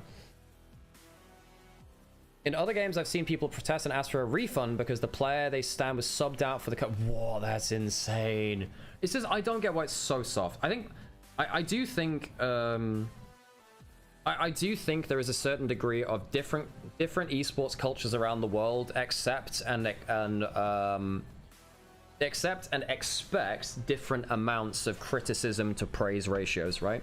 I think in the West, I think for instance, like when Freak was casting, he would always call out bad plays. He was very notorious for like, you know, calling out crap when he saw it. I think in EU, we have a bit of a balance there too, where we're not unwilling to call out things. It depends on the analyst, right? Someone like Monty was great at calling out players when they weren't great. Very good at like doing that. But I think, you know, right now, I mean, I see the way that the LCK broadcast, the global one, is treated. When they do call someone out, there's just uproar everywhere. When I've called people out on the official LPL broadcast, a similar thing there too. So different esports cultures around the world, depending on the broadcast, depending on the part of the fan base, depending on the era, accept a different amount of criticism. And I think that now that T1 is so beloved, I don't think they're accepting of pretty much any. I think there are parts of the community which are not accepting of like any amount of criticism, which I think is inherently bad to the scene. Yeah. Doran and Perfect from KT also trash talked last year. Doran said the same thing. He's going to teach Perfect some manners. That's when he became the Krug Lord and the Atacant Thief in the same series. Exactly, and that's great. And now we remember those things very fondly, and that's a good thing, you know? That's a good thing. That's a good thing. Trash talking is normal as long as the trash talk isn't personal. I mean, yeah, and the biggest thing is back up your trash talk. And, you know, if you don't back it up, just take the L, you know? You have to back up your trash talk. These people would not survive CB lol, you know? Okay, I gotta put on an ad break, folks, because I do not have much pre-roll left. We're gonna put an ad break, and we'll get back into Game 5. I put G2 over Porms as the variable in my pick'ems, feeling good. I mean, I thought that G2 would overperform later into the bracket, because I think G2 start tournaments slow. They start tournaments slow, and then they pick things up as they go along. It is good, it's very good for G2 if they get this win. It gives them an extra life to keep scaling up into the tournament. G2's just getting stronger and stronger every part of the series. I know, it's that they got the protagonist energy right now. They're leveling up, they're leveling it up. They have the momentum, and yeah, it is crazy. You know, we're in Korea, but you're hearing let's go G2, and you're hearing all kinds of I need some more coffee. My cat is so mad that I haven't gone to bed yet. It's 4 AM here. Oh, you in NA time zones? Yeah, God, imagine that's pretty rough. Okay, folks, get yourself hydrated, get yourself sat back, you know, stretched, and whatever else you need to do to sit and watch esports. I'm gonna need some more caffeine, and then I'm gonna pass out as soon as this broadcast ends, man. I'm so tired. I had 2 hours sleep last night. God, great. I have been enjoying this series, though. I'm glad we actually get a competitive series. But let's be honest, T1 and BLG are playing each other. One of those teams is going to be in the loser bracket. You do not want to be in the loser bracket. Yeah, getting into losers bracket is pretty rough. What does top esports need? They need a playable draft. They need a playable draft. I think you need Cream to have a good matchup into Caps. I think you try and I think Suyeon has proved that his counter picks. Do you trust Suyeon again in Game 5? I don't think so. I think you need a good matchup for Cream into Caps. You need to remove agency from Caps. I think he was very good. I think he was actually not bad in Game 4. I don't think he was bad in Game 3. Like Cream just needs to have a dominant lane if he can. Yeah. Here's hoping top esports lose Game 5. I mean, I can understand logic in that, right? You can support who you want to support. Who showed up, claps or craps? Depends on the game, both. Game 1, LeBlanc got solo killed like 2 or 3 times. It was a bad pick, and he didn't play particularly well either. So it will be interesting to see what the ban strategy is going to be. Our team's going to just try to leave a bunch of OPs up and trade them. Are they going to be going a different angle? I would love to look at G2s as well if we do have it. Yeah, and for me, I think of G2, I think of the LEC finals that they played against KC, and I'm looking at Skumon here, and one of the last picks we see on the jungle row, because Skumon, he had that dog in him when he played that finals, playing the Nasus, a champion that no one saw coming. I'm looking to see if you want to give a bit of space to Skumon in a situation like this, because oh my god, there are people complaining about the Gumayusi's first international series without like Owner and Faker, and I'm like, come on. Come on, we cannot be this soft. We cannot be this soft. Come on. Like, I understand it to a certain degree, but like, you know. What the hell? What is this? I mean, that's the thing. This is G2's comfort zone. Yeah, G2 have way bigger. I mean, I do think top esports have pretty large champion pools, but the problem is, can they fit them together into a composition that actually works? Because I don't think that has Nasus been getting banned this series? No, Nasus hasn't been getting banned, and I think that I also think it's a huge problem that neither team has been willing to pull out the Camille. I think that Camille is the strongest support in the patch. That's really quite worrying to me, actually. That this player can pull it off. If any of your players see that angle, you gotta go for it. I feel like you have to trust. Yeah, no, top esports have had different players every year. I mean, like, the constants are like, is Jackalove, really. Jackalove is the constant. Everyone else has changed quite a lot. Well, and the other thing that becomes really powerful in games like this is, okay, if they're going to go for last pick, they want to know where everything's going. Last picks don't deny that. If you can draft for something that has the ability to actually flex even after you've gone for all 5... Yeah, flex picks help a lot, but I mean, what have we got? There's Jace that can be played mid-top. I wonder whether top esports should go for an earlier... I wonder whether top esports would like an early Jace pick and then flex it between mid-top. There isn't as much which works between top and mid anymore. We actually might be getting towards like Maokai drafts now. Maokai draft might be pretty good for structured front to back. Bot lane, we have Misfortune. We have Zeri. We might see some Zeri lanes. Yumi's in the equation, I guess, with that. Sivir also available. I think we're getting towards more scaling bot lanes now. Zarhen's still open. Yeah, and Suyan does play that. If you look in a tank top lane like an Ornn, maybe you get Zarhen. In terms of junglers, God, what we have Lee Sin, I guess, in terms of junglers. I desperately need coffee. Okay, that's fine. Let me get this rolling. Guys, I trust Alex to manage draft. If you want to take early games, you can get a quick stretch your legs and stuff in. That's fine. Okay, right. Your mug and I'll roll. Cheers. Okay, it's got a little bit on the bottom of it. So careful with that. Okay, cool. Right, let's get into draft. Top esports chose counter pick again. So as I said, this series is very counter pick heavy. Both these teams like counter picks for their top lane. There's no surprise on that. Okay, let's think about how power picks are coming through. So I think Jace feels quite powerful. Jace is banned by top esports. I think they should have let it through. I don't think top esports. I don't think G2 are good at it. I think that this is a mistake. This is a mistake. I think this is not researching G2 very well. I don't think they're a very good Jace team. You should have played it and flexed it on like here or here. You should have flexed between mid-top. So I think that one's bad. That one's bad already. What's your first pick now? Do you lock for the Onivia? I don't like this. There's too many mobile champions still available. I think that is a flex pick and go between. So the thing is here, it does go here. It goes mid-top. It goes support. It can go there. It can go in any of these. Mel, pretty good. This gives you a lot of options. In fact, that would have been really good versus the TF. You can go that bot lane. You can go for that. You can go for that bot lane. You go for that mid lane as well. So we've got flex picks on both sides there. Now, technically, Pantheon can also go jungle. It can also go support. The Pantheon can go into either of those. So this can go for here and go for here and go for here. Okay, so with the Pantheon, what causes you issues early? There's still Trundle. Trundle is big. Trundle is big still. In fact, Trundle and Onivia feels... There's Poppy as well. There's Poppy. There's Poppy Trundle. Poppy's really good here. Poppy Trundle feels really good here, I think.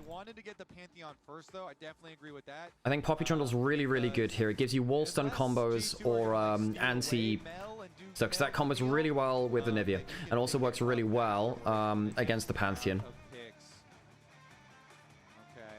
BB's been spamming Jason solo queue. I know, but he's never really been good on it in stage, really. Yeah, that is such a killer Poppy angle. I think top esports forgot about the Poppy angle.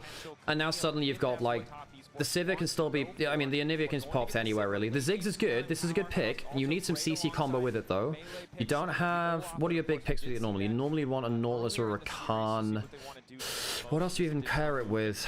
Not many. I mean, this is another dash champion into this. Yone is okay versus Onivia, though.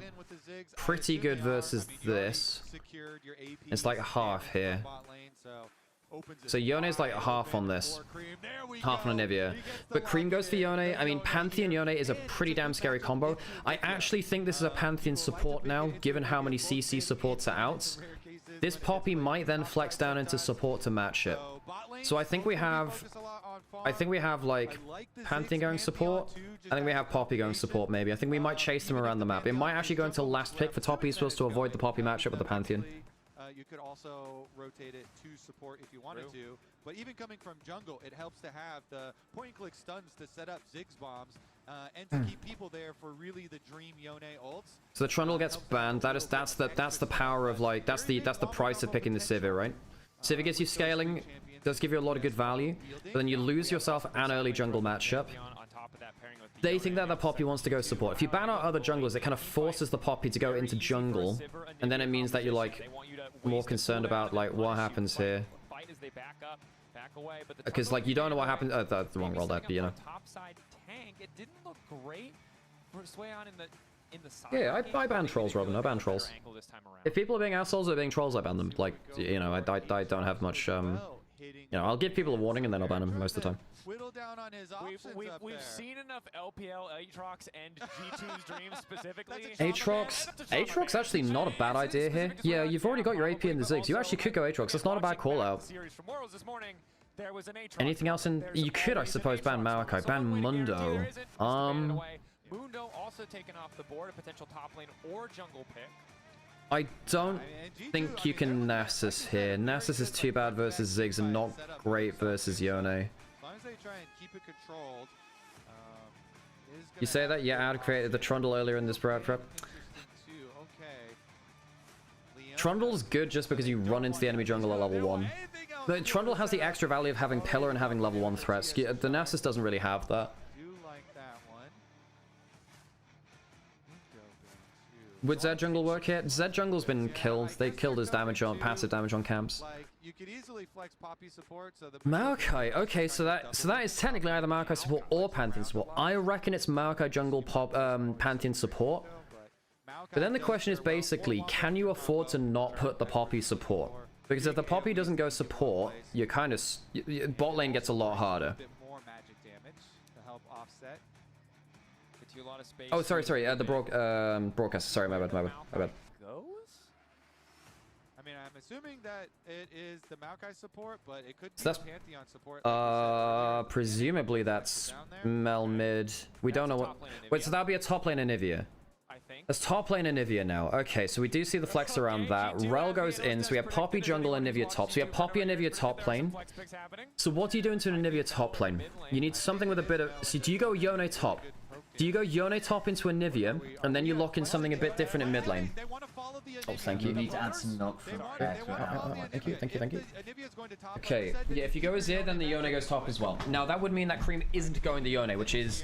Unless it's an Azir top. If they've been practicing fucking Azir top, that'd be kind of crazy. Okay, Ornn can break the Onivia wall, gives you scaling, gives you a lot of range.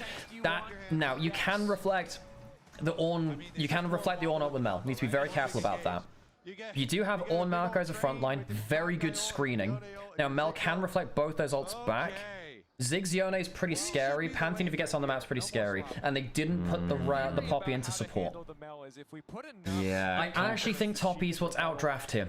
I think they have a better front line. I think that G2 are a little short range. Well, I think top esports need to invest their ultimates to be long range, but if they do actually pop their ults, it's kind of crazy. Yeah. Okay, there's a little bit of... Yeah, do you need coffee yourself, or are you good? I'll be alright. Okay, I need to put on a 1 minute ad break, folks, but yeah. So, I think that top esports get the win of not having the Poppy in the Pantheon's lane.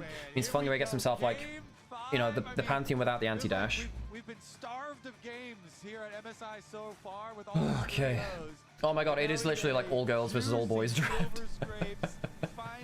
We actually have like an all men versus all women draft. That's kind of funny, actually. Incredible, because the Maokai's one of the girls. Well, no, Sammy's one of the guys. Okay. He's at all the slumber parties. Right. He sleeps like a log. Yeah. Really good shoulder to cry on. Who will get us to the 6-7 Yeah. score? Yes. Okay, I don't know, the Onivia is going to be really hard to play. Because you're going to have your ult cancelled by a bit of PCC. The Mel W is the most important thing to check, though. How's your sync, by the way? I don't know. I might be ahead of you here. Find some Maybe. angles in these early lanes. Onivia versus Okay. Orn in the top lane. Mel mid versus the Yone of Cream. No idea. Cream is a huge opportunity to carry. This is one of the picks that I at least know him best for. One of the things Difficult to tell at this point. I'm gonna do it like this. I think this is about it. He's gonna need a lot of time, right? And that's gonna be a struggle for G2 because the Ziggs is just so good at taking over the spot lane. Yeah, and it's really There you remains to be go. seen. Okay, right, should be synced now. G2 should have pushing Whoa, top what the hell? and pushing mid. It just didn't click properly, and then it did, and then I got scared. Please. These top esports have solid mental still. I mean, Tien is a good Maokai player. I think this draft is a little slower. I think it's a little better. I think Suyan doesn't have to carry, which is a big thing. Like, I think he's not putting himself under pressure to doing like anything crazy in draft. Taking a while to get on stage. Get on the road. Back delays, I suspect. Onivia can build walls in the top lane. You can That's the Albus Nox Luna OG combo. You can smash Poppy and Onivia, people yeah. into those top lane walls, try and go to Broken Blade, or you can go really try and inhibit the income of the Yone. Who won draft here? I think top esports do personally. I think that the Pantheon doesn't have to go against the Poppy and lane, although and that will help a lot. Ziggs is really good versus this comp, like really good versus this comp. Although the Mel can be a bit of an X factor. It's not like a hard win. Mel can reflect Maokai and Orn ult back in the right spots. Really can make his mark on a team. And God forbid she gets both. Technical pause. Yeah. The anticipation for this match Okay. has gone through the roof. It's too great. It's too great. We need to add more anticipation. Cream is on Yone. The Poppy is also an X factor against technically Orn E, Pantheon W, Yone Q, not Yone ult. So Yone can still engage even through Poppy W if he just lands ult. You know, We talked about it. doesn't press Q. There are 3 favorites for the tournament. None of these guys Did they remake the draft because they were swapped last second? That's a good question. I mean, if they failed to lock it in and it wasn't, and it was player error, then it's player error. As in, they failed to swap. And at that point, I presume they have to play out whatever roles they have in there. It's Orn with lethal tempo. Yeah. I can't imagine it would be anything else but the Onivia top, though. You can't put the Mel top. I wonder whether, I mean, the other option is it's supposed to be Orn into Mel. Explain why Ziggs is good for this comp, because there isn't that much which interacts with him on the enemy team. The only thing which reaches him is like a flash rel engage, and that's quite inconsistent. And Ziggs can, and the team is not tanky enough on the other side to stop Ziggs from just peppering them with skill shots. And one of Mel's great weaknesses is that she's actually quite short range, and she hates going backwards. Same with Onivia. And Ziggs and Maokai, particularly if they go the first strike, Scorch Claw, Leandries type build, just have so much obnoxious poke that you can't deal very well with. As a mage, you bring no sustain, basically. You just don't get it. So any poke sticks, and Mel's got very little to say about it. Okay. Well, Pause. Eine Pause. You can't help but like feel the momentum just completely taken away from you as G2 starting to build up that reverse sweep. They've changed the music. Is that a good thing? And take away the momentum in the series. Now you have to pause again, calm down, focus on what you're going to execute on within this. What uses my mouse? What do you use? G502. Alright. Oh, the Logitech one. He's already impressed in those first 2 games, but the last 2 games have been rough. And I think for Swayon specifically, who shined the most, right? Individually just doing so much work. Lamal's got a very important question. Go on then. Shoot. Is so heavily affected by what this game 5 looks You guys rooting for? I have mixed loyalties here. G2 treat as well, but if LPL does well, then it's better for us. So BLG and G2. It was a Pantheon and Maokai swap at the last second. Oh, it was a Pantheon and Maokai swap at the last second. Oh, so it's whoa. So they put the Pantheon into jungle and the Maokai into support. They fooled you again. The fans and haters waiting to send on this team in this lineup. I'm Those not sins of the past aren't sure I love that.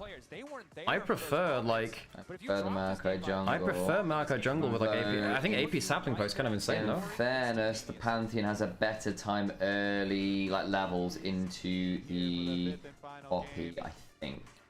Pantheon level 1 is just insanely good. Anyway. Yeah. Although I mean, level 1 to level 1, Rel's actually not too bad. If you can, if you can play it right, sometimes you can flip the Pantheon over as W. Is like last second swap not allowed? Yeah, I don't believe it is. You have to swap with like 20 seconds to spare. So we're not gonna go to the analyst desk. We're just gonna bring them here. Raz, ring. Banana phone, Raz. Hello. He's trying to answer the phone. Answer. Isaac, are you? Oh wait, I have to turn you guys up too because you might be talking. I can't hear you. Hold on. We're handling our own technical difficulties simultaneously. Yeah. Yeah, we decided to create our own issues here. We're here. We figured we'd come say hello. Dude, it's an actual banger. We were joking coming in today. We're like, all right, it's on us. We're gonna put a stop to these 3-0s. Cast? And then we did. Oh. Honestly, now that you guys are here, just. So remember that like the 5 people casting or like 6 people casting at like IEMs like in 2015 or something? Yeah. I want rap ad-libs. I gotta turn Raz fight. up. I can't even hear Raz. Whatever the last word is, just repeat it. Exactly. Oh, I got you on that front. Draco's like, they stole Mr. Series, what's been the theme of the match so far? Top Esports started strong, then started drafting poorly in games 3 and 4. Caps got better matchups in mid lane after having a poor start to the series. Caps started playing very well. Jaculov's been a bit hit and miss the whole series. Swian hit and miss too. Good in the early game, starting to get. He played a Tristana top in the last game and it just went very poorly for him. And we go into game 5, and I think that Top Esports, I think they come away with a better draft, but we have like some weird shit. We have like Onivia top. G2 has like. Yep. We're doing our best to follow the pronunciation guy, but Good. it takes some adjusting. Thank you, Dracos. What did he say? He did. Raz is right on the money. He's keeping us honest. He's double checking. Talking about pronunciations. Yeah. Swian. You said Swian there? No. We're not veggie vegan. All good. Started game 3 after game 2 was like, okay, it's another pretty one-sided one. We're like, Good. But yeah, cool. It's good. They said they have pronunciation, guys. That's cool. So I'm sure they're well informed. That's good stuff. And then You don't always. It's good for that. I feel like they looked even better. They played the map so well. But yeah, I mean G2 obviously for G2 really big moment for them to try and like get off to a winning start. It's really important for them to get themselves an extra life basically. Top Esports on the other side. You know, they need this for the mental fortitude. If they lose this, I mean, they go against Secret Wales, which I'm pretty sure they do win, but I just don't trust them going up against like higher caliber opponents than if they lose that. I think their mental just explodes. I liked how good LeBron was on the Lulu, but I like when they've got buttons that stun people. Yeah, what's up with I didn't answer the question. Oh, sorry, my bad. That against sorry,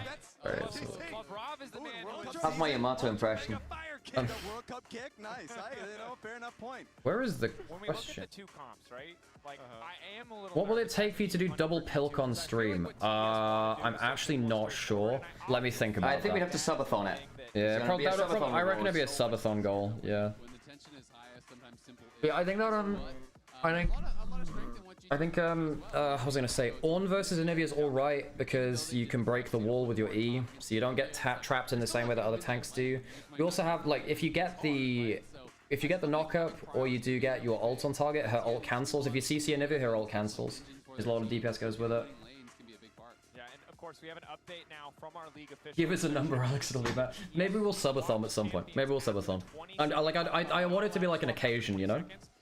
After investigating, the official determined the swap came after the agreed time, and the draft will be remade with the order of Ornn, Maokai, Yone, Zig. So they're not allowed to do the they're not switch. allowed to swap, so they have to go with the Maokai jungle. So Top Esports fucked up and didn't swap early enough. It is player error. Top Esports letting Maokai jungle Pantheon support. Now, as it happens, I think that's the better draft. I think that's the better draft. I think the AP Maokai saplings work a lot, but that's insane. Okay, so I'm gonna put this out there. Yeah. The issue is that going to mess with Top Esports' mental more than it already is? That's my worry. But I think it's a better draft. I think it screws their mental, though. I think this team is so mentally fragile. Every time they go internationally, you can't in good faith just say they'll work out. Yeah. This is crazy. Now, the thing is, I do think that this is fine. I think that, you know, Pantheon is not in the Poppy's lane. I think that, so you get to use your W a bit more freely. I think the Maokai with saplings is really good in this draft. I don't think G2 have a very good sapling checker. You only have one spell shield from Sivir, and if you use it there, then it's a big problem elsewhere. Sorry, excuse me, the Maokai and the Pantheon, they were trying to swap. They wanted Yep. a little bit more early. Oh, they've only just found it out. Okay, fair. Yeah. And it makes it a little bit more punishing, right? Because while Pantheon can be super oppressive early on, I think for Tian, who's been so active early, I think the Maokai Q punishes Rel quite hard because you just knock her out of her crash down every time. Yeah, but if she's ulting, you still get dragged in. So, be careful, Sam, when you're swinging it with this recline, because it bonks me if you do. Sam, if you watch the angle here, Sam. Ow!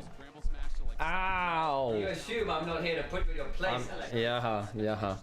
Okay, so I actually think this is a better draft for top esports. The Maokai jungle. I think it gives you more physical damage, or more magical damage to even out your majority physical damage from. Oh wait, maybe that's not true because On does a lot of damage. Actually, means that Yone's fit sole AD now. Not that it matters as much because it's a I gotta leave well out the way for my own safety. Okay, just got back. What was the mistake? Swap. They top esports wanted Pantheon jungle Maokai support. They ended up going well, they swapped it too late, so now the Maokai has to go jungle and the Pantheon has to go support. Can you look player at error? TN's win rate on Maokai all time? Yeah, sure. He's a pretty good player of it, as far as I'm aware. And last game, so maybe TN wanting to be able to affect those side lanes a little bit more. Obviously, Pantheon can still alter the side lanes, but you have way less gold, way less money. You're not going to be that same level of power. I think that the Maokai saplings being stronger is better, though, personally. Who knows if this is I agree. breaks the camel's back. Again, it's already so much pressure. The rookies really had excellent showings in those first two games, and even in some moments in games. See Set and pro play again. Set was kind of busted for a very long time. We're getting ready to load into the game. At the very least, He's only so Tien's lost like his only Maokai game this year, all time. He's like 70% win rate on 32 games. Yeah, so he's not exactly a stranger to it. Yeah, he's pretty successful. It's like aligned with his own. He's 22 and 10 all time. You know? Yes. TN has played many games of Maokai. Played it. Yeah, he's played. Oh, he's lost all 3 games of it this split. Yeah, although like this was like in mid split when the team was like slumping. Yeah, and yeah, he didn't play it last year, but then again, not many people were playing it in LPL last year. No. Swapping late like that is cheating. Yeah, exactly, which is why they remade it with it in that way, which is why they had the tech issue, right? If you swap late, you are not allowed to, so you must play. They remade it with that, yeah. I'd imagine they'll get a warning for that, actually. Yeah, that's not great. I don't know, because it's human error, they might get a warning for that, because it's their own mistake. I'd assume so. Yeah, it depends. We're gonna stay here. Kobe, it's our time. Final prediction, we're all boys. putting this on him. Yeah. I'm sticking with my same prediction. 3-2 G2 is what I had at the start of the day. This was the straw that broke my back. Need caps to start standing up and start clapping every time you solo blow someone. I completely agree. They have had so many Get the claps IRL. series, and this is happening Okay, finally, should be into game for game 5. Okay. Gentlemen, thank you, helping us fill. Yeah, I mean that's if that tilts top esports more than they're already tilted, that's a problem. Because I think Zwian's had some very bad games back to back. I think TN hasn't been as good as he was in games 1 and 2. I don't think the Nocturne was atrocious, but it wasn't great. Cream's been good pretty much the entire time. Spot the ward in top lane. That's the range support ward. Zwian needs to be a little careful here. Oh, Zwian. Oh, sure. Yeah, he's in a bit of trouble here. He's gonna die, isn't he? He doesn't die. Yeah, but Flash level 1 into TP back. No, it's bad, but he doesn't die, you know. And now BB gets to pull a wave. This is a problem with top esports not guarding top lane. Away from Zwan. Oh, this is painful. Zwian already has a hard time. Okay, BB's now taking aggro. Wait, does he kill? He has egg. He still has egg. Yeah, I think he's. It's not bad from Zwian actually. He trades okay there on the whole. Although BB's about to hit. Well, he'll hit 2 a little quicker, right? Worth noting, by the way, you should never max Q on Ornn because it just doesn't do that much. There used to be a point where you didn't you? You could max anything almost. Yeah, Q is not worth doing. So Maokai starting bot side because they saw the ward on Raptors. So this is gonna be my real question. Caps picked the Mel, seeing the Yone, so I want to see how much harassment and punishment he can deliver. Oh, I missed the Q there. I wonder how comfortable Fungyue is on this. I don't think he's played this before. Let me check. I don't think he has. Call out Kobe. Already a small gold lead as he crashes that wave in. Unsurprising. Of course, Mel in Riftbound. Next set, Vendetta coming on the 31st. It's gonna he did play. Oh no, he's played 1 Pantheon game. Played one Pantheon game, right? Anyway. Oh, it's Broken Blade continuing to dominate topside. the Yone Faker skin. Look like much, but this is a frustrating start for TES to be sure. Yeah. Ooh, BB taking the tower shot though. I mean, Chakalev's actually not a bad Ziggs player either, folks. Yeah. He's always been quite good at this style of champion. Like the Sennas and the like have always been best street as well. All right, hang on, egg. Egg. Not again, actually not bad from Zwian. This is actually okay. Where's the wave coming? I think it's a slow push back actually, a little annoying. It's He's dropping minions to go try and interrupt that back. Not awful from Fungi. We're actually getting some decent trade onto hands, because the main thing is like getting damage onto the AD carry, right? Access to the Pantheon, certainly. Misses the Q. A lot of power there. I do wonder whether top Esports just like I think they need a good early game. They need to be careful not to get hit by. If he gets hit by any, he does just gonna die. Swian needs to be he's gonna get walled maybe if he hits level 4 of this. Ooh, not quite in range, but does it matter? I don't think it does. Oh, Caps is dead? No, he's not. Oh my god. Oh, he gets a kill back. Gets a kill back. Lane? Scary as hell. They didn't get the kill on the Caps, but that was really, really bloody close. I think Jackie's just dead. Jackie's just dead. Okay, good for them. Jackie has teleport, can get back to lane, but it's an assist for hands. Tien gets a Raptor invade off of this.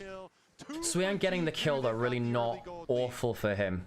Although what happens with the wave topside? That wave is because you can do some wave manipulation. A little bit easier to survive, but unfortunately, it looks like Broken Blade has frozen or is trying to freeze. So his life is. So Tien gets Scuttle Crab and gets Raptors still on the way as well. Tien's just not as able to be as active on the map as early on the Maokai. Of course, he flashed as well. Well, he did try to, right? Because he went into mid lane. Yeah. Lot of summoners down in general. I wonder what happened bot. Too much to see. I think it was Labrov flashing in by the looks of it. Caps remember no flash, but Fungi Labrov's no there. flash either. If he gets hit by E, he's actually in a lot of trouble. Okay, you know what? Okay, not bad actually that time. He's just dead passive now. Yeah, dude, I think Fungi is fucking tilted. I think he's tilted. I don't think he wanted to play this. But that's also then going to completely tilt the rest of the team. And top Esports' mental state is the most fragile.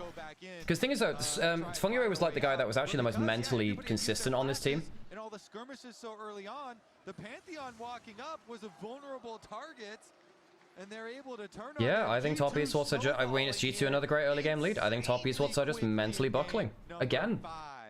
And I get that Fungi sort of saying, you know what, I'm unlikely to be able to get out here by walking away, so let me BB just still jump in has at least. flash. They see Skewmond. Health advantage to the duo of TES, but the push in favor of First strike gold, hell yeah. Level 6 now coming through as well as Jackie Love. Does he have satchel? Caught out here. I don't think it's satchel, is he? Oh god. Not quite enough damage yet, but Onsama getting a lot done here. Caps nice. Good Spirit Cleave. Level 6, no flash reminder. You can't kill with that E timer left, I don't think. 3 winning lanes for G2. I think as soon as the E route hit, it was unlikely to be a kill. You could have ulted for the trade though. Skewmond on the clear, right yeah, for the bit. down, top to bottom again. For the vine, so to speak. Clear out the minions on the bottom side, but the vineyards, don't you know? Lanes. Yeah. The great vintage. Really dangerous. Cream though on the Yone. Cream 10 CS down, but then again, Yone being 10 CS down, not uncommon, I guess. Yeah, he's okay. If it stays at that margin, you are fine. Yone's also excellent at picking that CS lead up in mid game. Tien fucked his whole team with the Wukong in game 3. Yeah, it was really bad. There's no excuse for it. Like, the W actually gets him killed, and then he has flash, doesn't do that. It's a little bit like, remember that Kanavi Belveth moment? Hang on. Oh, they just used the... Oh, lovely. Can they get in range? No way. Caps gets out of another gank. Oh my god. Fungi actually could have maybe W'd... Oh, okay. You know he's dead. He's actually going to die now. I don't think he dies. I wonder whether he gets charged into the wall, was my thinking. From it, I think. I wonder whether wall charge into Keeper's Verdict knockup might be an FCC chain. Not without the wall stunt, I don't think. He was too far away from the wall. All the way down using his Ornn ultimate. But that's twice now Caps survived attempts on his life. Hang on. Oh, good W. Skemon's dead. Oh, a little late from Jackie there. Do you have W? Additional movement speed is just sending Skewmon into TES's jungle. Doesn't have a... He has the empowered E for the move speed. No mana? He doesn't kill him. He doesn't kill. Yeah, I can try and donate this over. Jackie would like an auto, please. Well, I'd like a skill shot that freaking hit. Then might have to give it over to Cream. Yeah. Yeah, fine. Cool. As you said, worst possible person. Okay, so Skewmon loses Scuttle, loses his life. Still goes to Cream. A little bit of hope back there for TS, but there's still... But I mean, Swian's 20 CS down. Jackalove's not happy. I think if G2 just managed to keep themselves playmaking and they keep just top Esports off balance, I mean, it's not like the Pantheon's going to get crazy amounts of value out of his global when he's this far behind, right? Did make a bit of an impact in the mid lane, unfortunately not enough to get that kill. Yeah. I mean, the The impact of that level 1 from LeBron, I guess Fungue's going to go for Sundered Sky first. so heavy in this game. It's also amazing to see the difference between G2 with an early foothold and G2 without it, right? Like, Caps looks very poor from behind. Yeah, well, we saw this against nice reflect on the Q, by the way. Yeah, oh, you can reflect the Ono Q, but you can't reflect the ult, obviously. But I was going to say, yeah, I mean, we saw it first stand finals, right? If G2 gets a lead in an early game because something goes wrong from the other team, or for whatever reason, yeah, they're really good at playing out mid game. My worry is that basically if teams draft like even to winning lanes, it does get rough against the very top teams. I'm not quite sure Poppy's qualifies as that really, but Cream's got a flash and he's got all his shit. And they're going to continue to be rewarded. Startup. The grubs there. Oopsies. For Skewmon, he should be uncontested. He's got flash as well, so he's pretty happy with that. Game for G2, building such a big lead so quickly. Fungue hasn't really had a chance to pick up XP, so delays that level 6 and the ability to threaten on side lanes. Skewmon even up the chicken diff, true, but Tien's still been farming pretty well. Once he gets to through to Leandri's Bloodletters, he's really happy. It seems like neither support is particularly interested in all the additional benefits of that quest. Labrov's had a solid game again, actually. Good series. Well, I think it's been largely a good series from him. His Lulu game was good. This one's been good. His playing last game. The Milio's whatever. Milio's Milio, right? So goes mid lane. So goes the game, though. A lot of the times, especially when Yone is in. Oh yeah. On the rift. Pantheon's kind of unplayable in that 2v2. I don't think it's unplayable. They're actually winning the early push. I just think they ended up over pushing a little too far, right? Them moving back down. They've got the ward in Tribush already. Both Maokai and Poppy have very big damage to monsters on their Qs. And should be fine. Yeah, I can sort of see that potentially it's very possible for Pantheon only getting stun locked by Rel, and it's quite an unfun time. And you can sort of just get run down then by like Sivir just doing horrible things to you, and you trying to and actually Sivir's spell shield makes her really hard to go on. In a way, at least with Maokai, you've got a number of ways of kind of like breaking the spell shield. So we going Grasp is a decision. Yeah, I think Spellbook would have been wise. Comet's fine too. Yeah. Just not this, you know. How many Grasp procs do you think he'll get? Not enough. Okay, good dodge. Teleports back out here. Boots 2 in. Wasn't able to complete his item, but refill the potion. Oh, he's using fake Azoni skin. Yeah. I do find it funny how he fake Azoni skin despite it being like historically one of his worst champions of all time. He does love it though. Sending their supports. Yeah, no, well, there's still no W from Caps. I think you were distracted, but I mentioned earlier the fake Azoni going, oh yeah, so it is. Yeah. I know. I think I was just looking. Anyways, yeah, I figured you were distracted just throughout. Well, no. I do remember. It's just I forgot. I wasn't distracted. I did hear you, and then I forgot because I've had 2 hours sleep. Well, yes. Well, yes. Oh, that's not a bad little play. Flash. Oh, okay. Flashed him under turret. You get flash. Good response from the G2 top laner. Probably worth it, I think. Oh, hang on. Pantheon. Oh, good flash of the Solar Snare. He's out again. Oh my god, oh my god, thank goodness for that. Okay, finally get him. Loses a cannon wave, loses a plate mid. Does Jackie die bot lane? Doesn't have ults. Okay, good wave play from him. Okay, not a bad first ult. Cream's 2-0. And is Cream's Yone as well. He's fucking good at this, you know? He's got mid lane quest actually with that kill as well, so he gets the upgraded Berserker Greaves. Broken Blade mark, that's the additional auto coming in. Fungue blocked by the wall. Oh, another breath of proc. Another Q. Oh, got the egg. Okay, that'll do. You'll take that. But I don't think we're going to see a redive quite yet. Yeah, won't be the broken. The egg remains unscrambled. Just gets the refill. Skewmondu. Oh, Tien, not again with the back cancel. Not bad from Fungue. Oh, he's dead. Very good flash. And Fungue is just dead now too, even when the empowered E. So Fungue dies trying to save Tien. Fungue is just dead. Oh, what are we doing, guys? Yeah. I think this team is entirely tilted, Sam. I think Humon's rather good as well. As soon as you see him going there, just walk away. Just throw your ult and walk away. You don't have to die there, you know? Like, you see him here, just walk. You're fine. You have 3v2 even with low HP. If you walk topside, at least Ornn can come help you, you know? to redirect so he can get into the wall. It does take the flash, but whatever. Yone do not be having flash nor ult. Campion's coming. Caps has ult. Shield. That's not bad healing. Oh, Cap still had ult. Yeah, I think if he managed to get another, yeah, doesn't matter. He'd already used his W. No one's got a shield to help him with. Caps is still. I wonder whether if he managed to get another auto off, he might have had just enough bursts. So never mind. Well, just not the autos give him healing or shielding. He's got Vamp Center. It's Sam, that's barely anything at this point. No, I know. I was just trying to figure out whether he gets something. I think because it's been a full trade with the ult charging. Ooh dear. I wonder if you get that into fleet footwork might be enough. Oh boy. Okay, well, Scumon's just running the map now. Okay. I think Tien is not present. I think Fengyue is not comfortable playing this champion. I know we saw one game of it, but I think he's very comfortable here. Was it this year? Yeah. This game 5 is a blowout. Yeah. It absolutely is. Scumon terrifying. Merc treads in a sundered sky against a. That's all you need in a Poppy. I'm telling you, man. Level 3 Poppy is full build. Yeah. Full build Poppy. Is going to be unkillable. Well, top esports are not doing very much to, you know, dissuade us of calling them chokers. You know? Yeah, I mean, I think Cream probably gets a pass. Yeah, Cream's been good. I also think last Worlds, Cream was not the problem either. Cream did quite well last Worlds. So, yeah, I think that Swian, mixed series, whatever. Fengyue, largely alright, actually.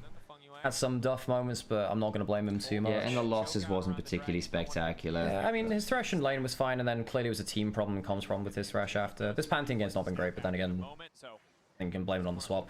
Tien, great in the first 2 games. Bad since, really. I guess the knockdown was fine, but he's lost. Oh, he kept it all away. Don't like this. Okay, Cream, what are we doing, boss? I've got people coming. Ah, it's all a bit of a bait. It's all a bit of a ruse. It's all a ruse. Okay, Tien's got decent damage. Jackie's being run up by hands. Jackie's being run up by hands. Okay with the satchel, actually. Oh, Caps gets Pantheon that dies. Do they have Mel ult? No, they don't. Where's the Maokai passive? Do they need it? Oh, yeah. Mel used Panther. Mel. Oh, Hands didn't get the kill. Oh, nice kill for Jackie. Labrov's gonna get run down by Cream. Flash, maybe? No. Is Cream kill? Full tilt. He's got 1-for-1 on bot side as well. Cream's gonna have E soon. He's now. Yeah. That's nice though. That's nice. Ramping. Ramping move speed. Yeah. Oh! Holy crap though. Onivia gets free time top though, so he's going to be over 1,000 gold ahead. So Swian gets 1 kill, but at the cost of a tower and God knows what else. We're going to go to Dragon Get instead. Dragon, Okay. we get to see what soul it is. I mean, 2 dragons for top esports isn't awful. No, not bad at all. Jackie getting a kill or 2 is not awful. I think Cream actually baits this in quite well. Because obviously got their Maokai coming down, so it's so like I think they've clearly said, look, we can play this. Top does give a big Oops, gets amount over. of peel from this Maokai ultimate, and then they're able to section them off. They get their kill. They're shut down. Yeah, Caps gets the Pantheon with that one, and then Hans has to back away. So what happens to Jackie to get him killed? Because obviously there was a very, very split set of fights. Doesn't Hans flash? He doesn't get the kill. He gets slowed down by something. Okay. Oh, root. Does it matter? I think it does actually. Yeah. PP. Oh, he times it wrong. Did he kill him with Brittle? No, another root, another root. Swian, dude, you don't flash for that shit. He mistimes his E. He doesn't get the Brittle. Hans? Maybe another flash. Okay. Oh, the terrain from his Q was not Yeah. fully built. He mistimed his E. He can't get the kill, can't get the knock up onto Caps. Swayon goes down. And it's just getting harder and harder for TES. They're fighting as much as they can, desperate to find an angle back into this game. But Broken Blade is finally around. Hey, that's Intel. Appreciate you. Okay, so Cream has Blade. But, like, I just don't trust top esports playing against GT from behind. Obviously, last game was a little better, I guess, but Broken Blade is, like, almost 2k ahead. He's feeling really happy. Yeah, and I think the Onivia is going to get really nice. Oh, Jackie's dead.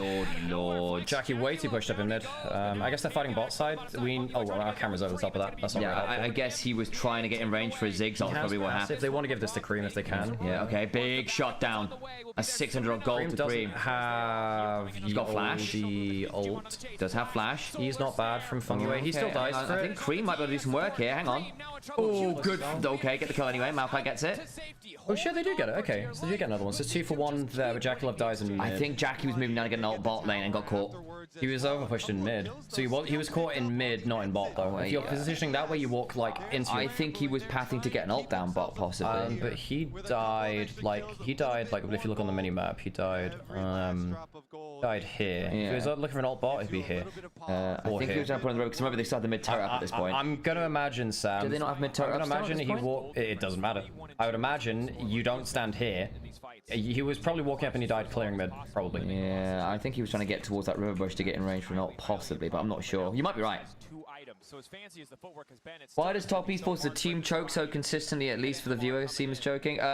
Certain players on this team have gotten a complex going international. Well, I think Jaculov's part of that, you know? Jaculov's part of that? I think Jaculov is an international choker at this point. And Tien has kind of gotten over it a little bit, but bluntly, I'm not going to lie, games 3 and 4 were pretty poor. But yeah, Jackie in particular, considering how Corey is these moments, is really bad. And we had this they tend to be the shot callers too, unfortunately. And we said this, we saw this kind of confirmed when Hom, who was leading the team last year at first hand, that said, oh yeah, you know, we've got some players on this roster which are like basically international. Well, they struggle with their mental up to internationals, basically.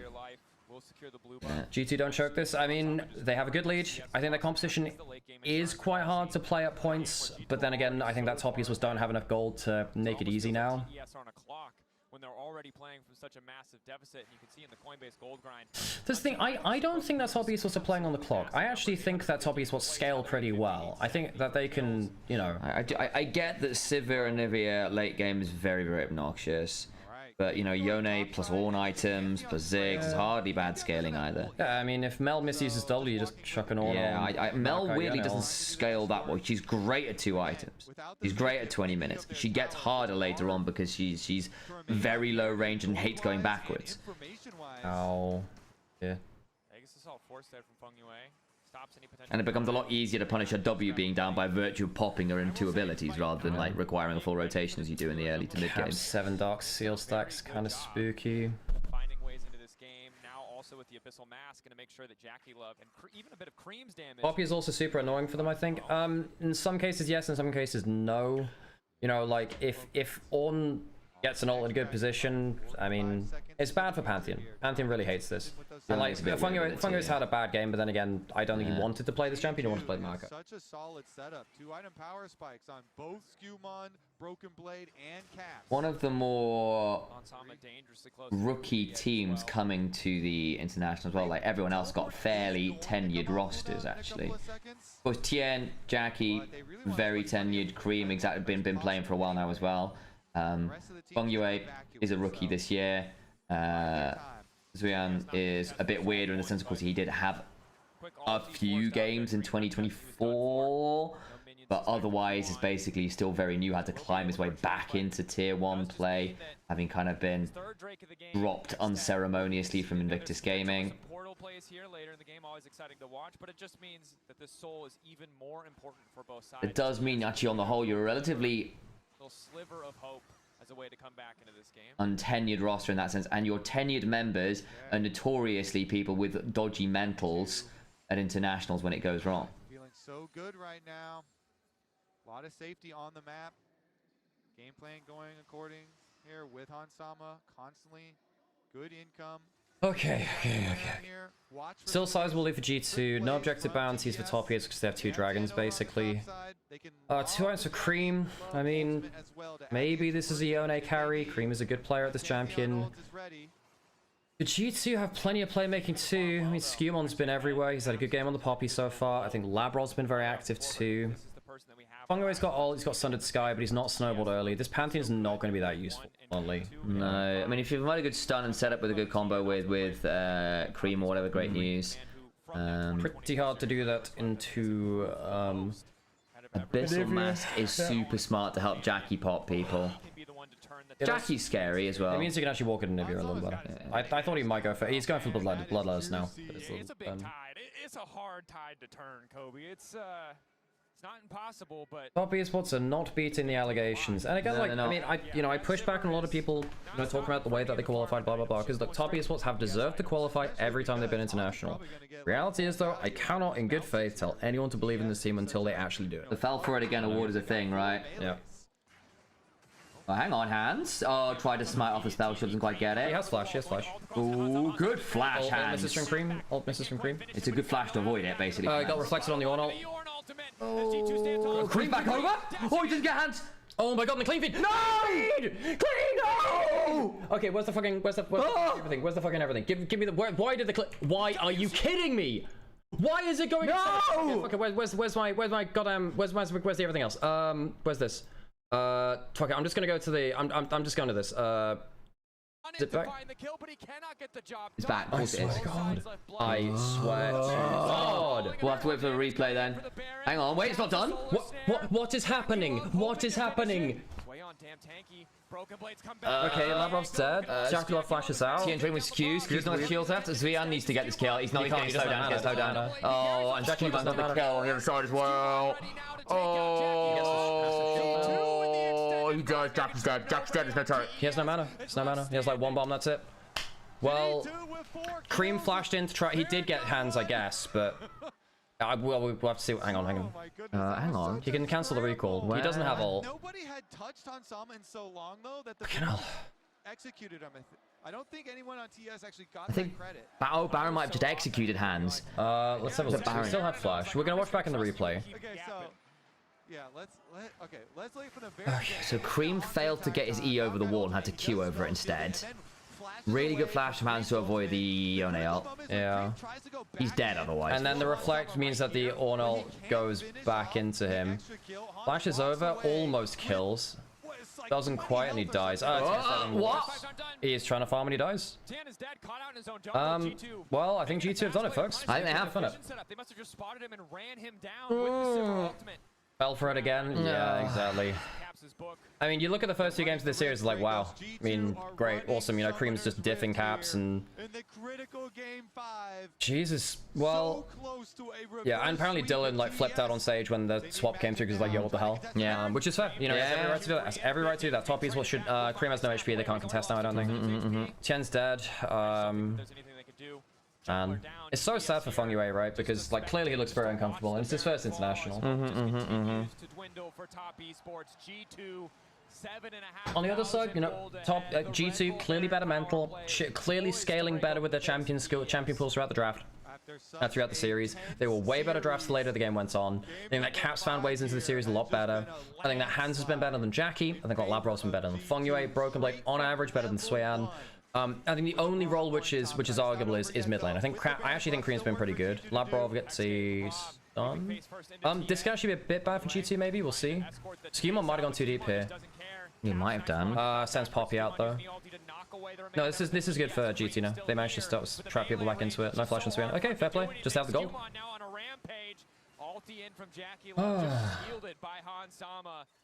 No hope of securing this dragon, maybe of even defending this tier 2. TES once again sent packing.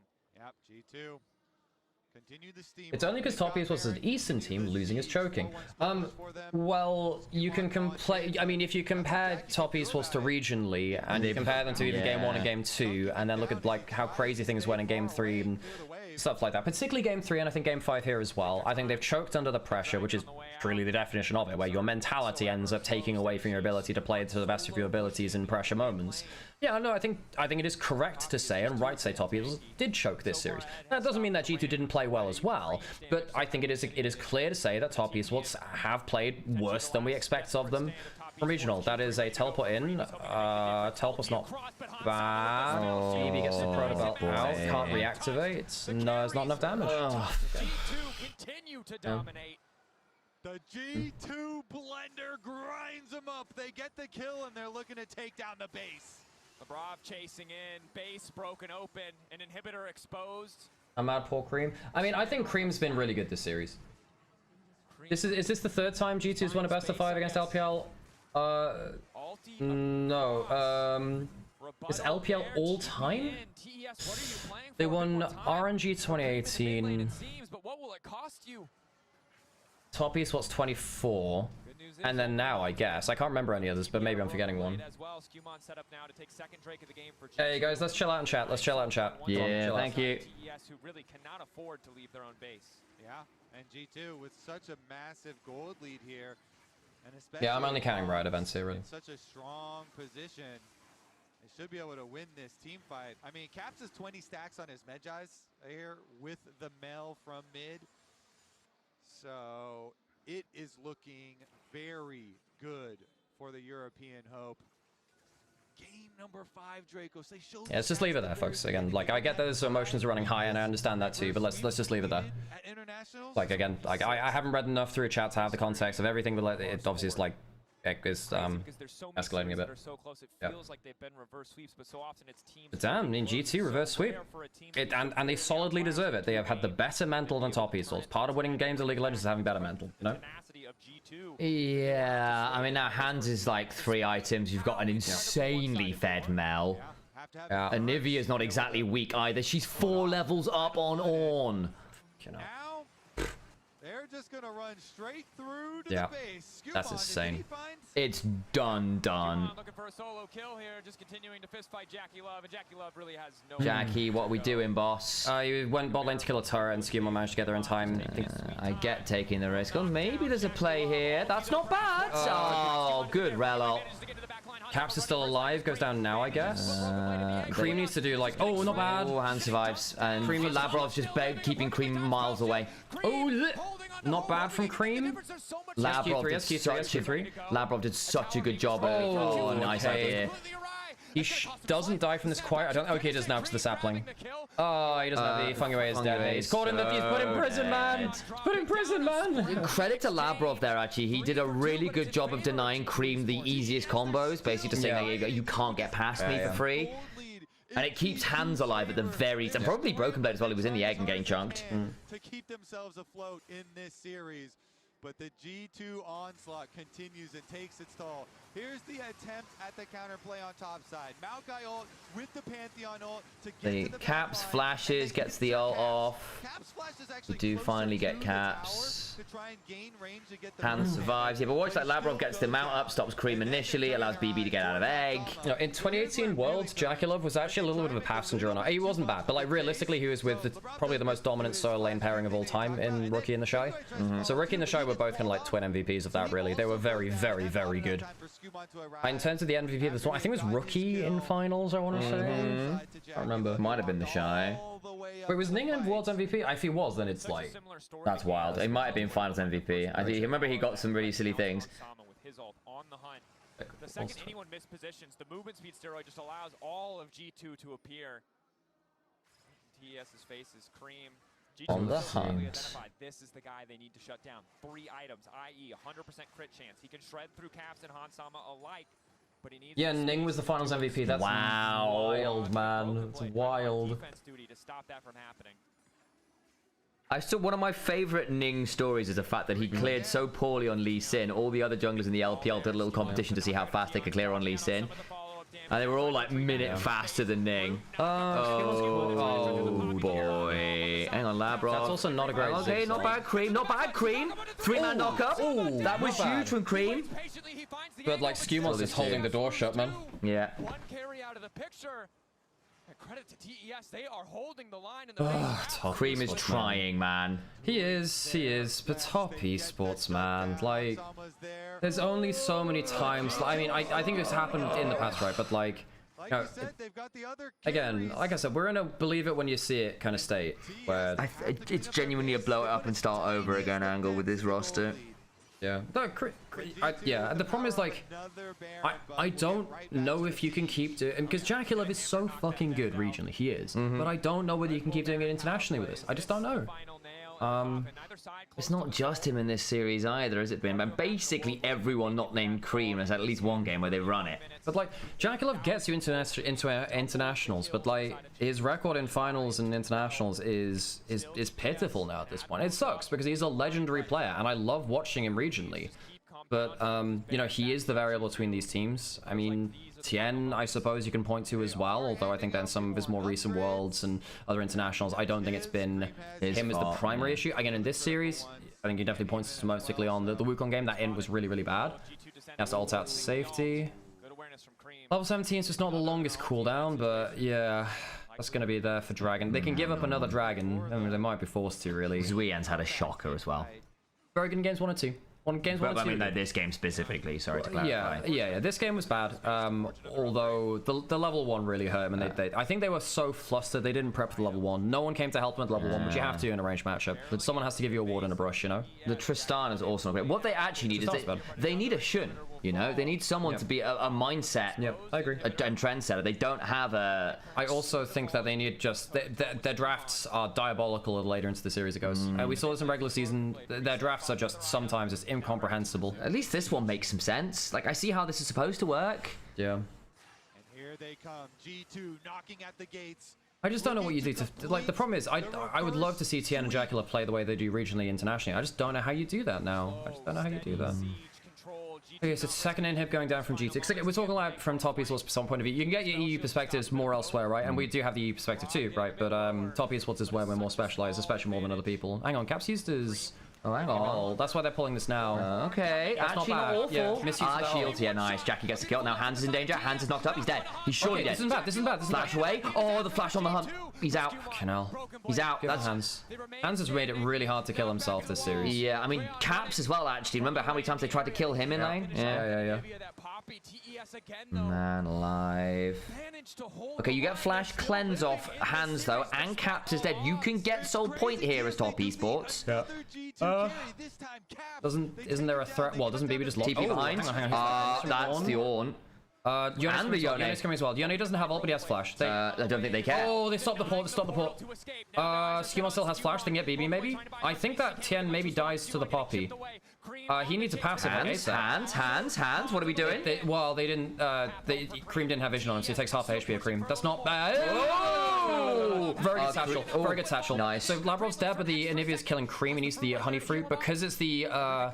No, there's 2 honey fruits. That spawned really well for them actually. They don't have Yone ult. Yeah, they can the base. Ah, shoot. You can't get recalls in time. You can't get recalls in time. Who's gonna get in there time? Who's gonna get there in time?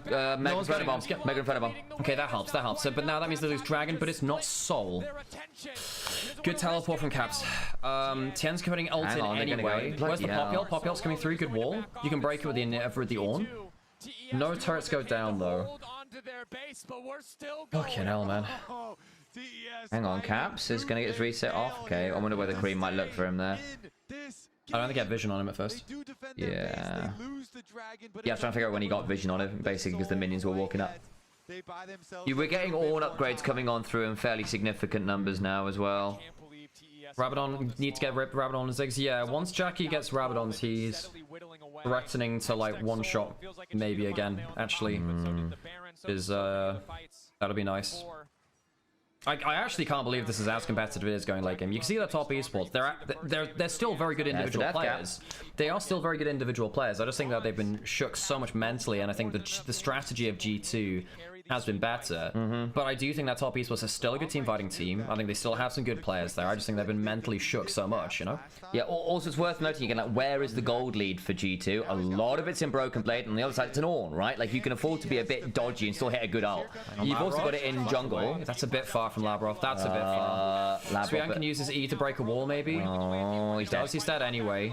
Didn't have flash. Okay, I thought they just killed Labrov, but fair play. They were clearing too much on the Nexus. Is that just death now?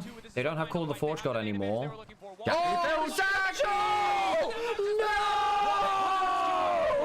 Oh, God! Oh, Jackie hate on that. That's bad. Tien goes in. Hang on, Queen. Oh, God! It's curdled! Oh, it's curdled! The cream's curdled. Oh, dear God, I don't want to watch this as an LPL fan. Oh, God. We are witnessing a reverse sweep as G2 take down top esports. All right, G2 are worse with the LPL. Okay. Oh God, top esports, man. Fucking hell. They have done it. Reverse sweep by Oh G2. Jesus, man. Yeah, I don't know. I think I think not only the players, but I need therapy after watching that series. Oh God. Oh, Jackie, that satchel was not bad, not great. Best region in the world. I love you guys when you play like this. They had us in the first half, man, but the second end of the series was absolutely phenomenal from them. I mean, Zareth, you haven't seen BLG play yet, and reminder what happened to G2 at finals of first stand. So, like, obviously top esports, not fantastic. G2 were in finals at first stand. They are not a bad team. Oh man, top is. Yeah, I saw his highlighted message, and then I saw you shit talking LPL Zareth. So, you know, Mixed messages here, friend. W would have done better. W robbed. They didn't deserve to get there. They were blasted by top esports and they lost the series to BLG. So yeah. And again, like they had their chances, and again they are so monkey dependent, right? That TN just took them apart. I think top esports. I think as soon as TN made that in on a mid lane turret in game 3, the mental just shattered. The mental is shattered, man. Yeah. The thing is, like, you cannot argue that top esports deserve to qualify. They do, but this team just never does well internationally. Like, when was the last time that top esports did well internationally? What, 5-game series versus Genji at MSI 24? That's probably the highlight they've had recently. I know they made world semis last year, but that was going through G2, and they kind of humiliated themselves in semis, really. I mean, that Worlds, just in terms of on the face of it performance, it still didn't feel like it was a great performance from top esports, which is crazy to say because they are world semi-finalists. But they came up against a struggling BLG, which is the regional matchup, which they overcame. And then they played against a G2 who were sadly not great in quarterfinals for them. I'm going to put this out there, though. Realistically, it's the harder road for G2 to go forwards in the upper side of the bracket, by the way, now. Because now if they go down to the lower bracket, it's BLG and HLE are their potential opponents. Not HLE, BLG T1. I was looking at... HLE is on their side of the bracket this time, so... Yeah, but I think it's then HLE, and then you face HLE, and if you go down to the lower bracket, it's BLG T1. Yeah. Which is not pretty HLE, yeah. But it's pretty horrifying. Yeah. Whereas if you go through the lower brackets, if you lost this one, you're actually on the better side of the bracket, hilarious. Yeah. Well, the mental fortitude of top esports strikes again. You know, man, this team just has the fragility. Headset, let me just check where you put onto the forward wall. I missed the message. My bad. Let's have a look. See. Who do you want on there? He's chasing someone down who has like 5% HP. Yeah. And I'm just thinking. Headset, who did you put on the fraud wall? I didn't see your message in there. Matchup against Cheese level 1. He gets ganked. He's taken out of the side lanes. Hey, thanks for the gifts up there, Seraph. Appreciate that. And I did see the whole like let LPL, did Jackala play LPL, 1xN International, they'll be world champions. That was very funny. I did appreciate that. You put top, yeah, we can put top esports directly in fraud. Oh yeah, for sure. After game down the stretch here and take it back. Whereas the exactly the way you want to start the tournament when you're on the side of G2 Esports, because at the beginning of the day we said that for once we have hopes as European fans. They reignited that hope with the performances that they had at first stand, and I know that's Oh, for God's sake. Like, if they just cleanly 3-0'd, at least their mental stays intact. What do you do with this team? What do you do with this team? Like, it is an unsolvable equation with this group of players. I'll show you the fraud wall as well. This is the fraud wall as it currently stands. Like, top esports are obviously on there as well now. Like, what? Yeah, Zareth, you have another one outstanding as well, I believe. Let me have a check. Yeah, I think you had one outstanding already, but you now have a second one, so we can like they're an incredibly smart team, incredibly flexible team, and the fact that we went to game 5 and oh yeah, Zareth, you had one from before, I think. So Zareth, you have like time. You've got two. You have two you can use at some point. Is there a tier worse than fraud to put top esports in there? Not yet. Not yet. Yeah, saving it for Bin. I mean, if he does, look, thing is, if Bin now messes up after shit talking, it's gonna come down like a weight of bricks on him, like a ton of bricks. It'll be so good though. Because this is the thing, right? Like, I support Bin's right to trash talk, but you best back that up now. Reminds me of the cool one from Top Gear. That's exactly what it's after. Yeah, it is the cool wall. Call it the top esports wall. We might, yeah. Redub the sponsored by Top Esports. Yeah. I hope Ben eats his words. I'm sure many people do. Personally, I hope he stands by his words and he shows them up, because I've seen so many people disrespecting LPL and disrespecting BLG. And of course, after Top Esports loses like that, you'll have people, disrespecting the LPL. I understand that, but like.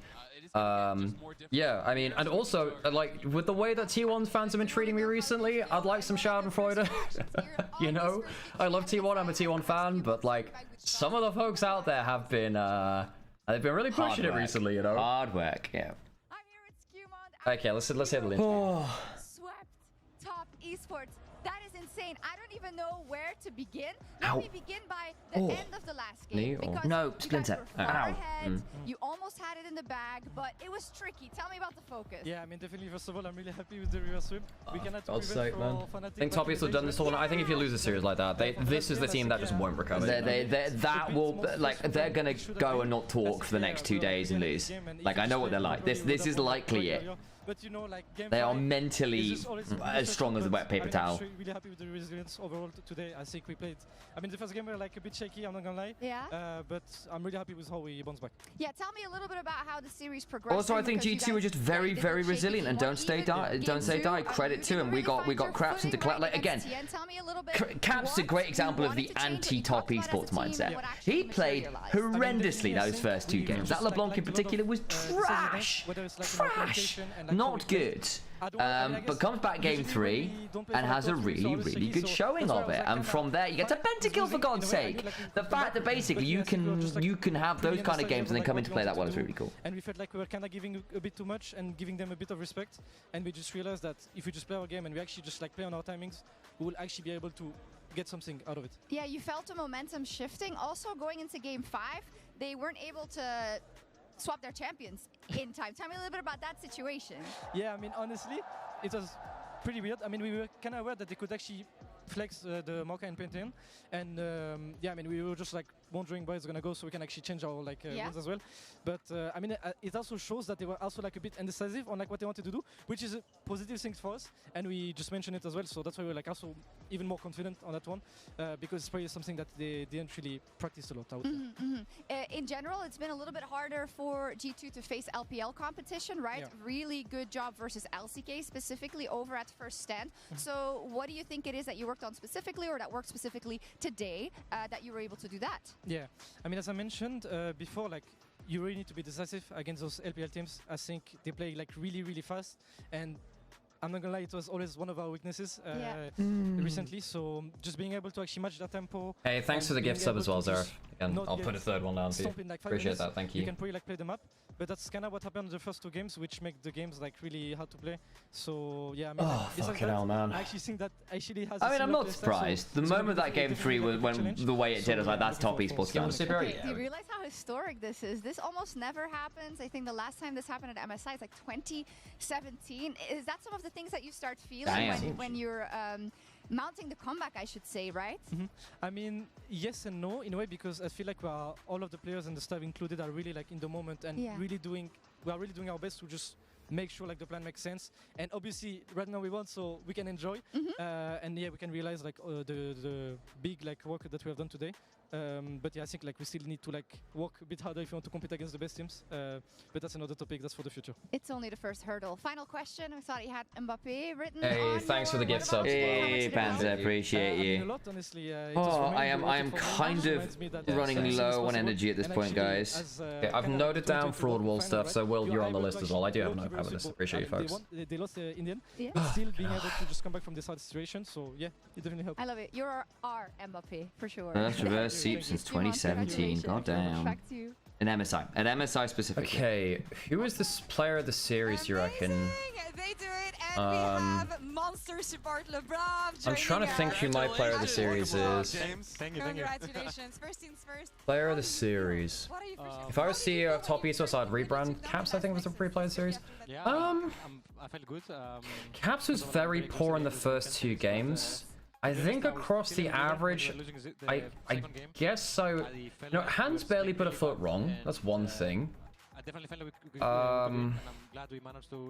Labrov was pretty damn good. You know what? I actually might give it to Labrov. I think it's Labrov. I think he was pretty solid the whole fucking series. Yeah, I think Skumon was good, but I think Labrov had some really good showings. Actually, even in this one, right, like him body blocking here was pretty bloody clutch. Yeah. His Lulu was really good.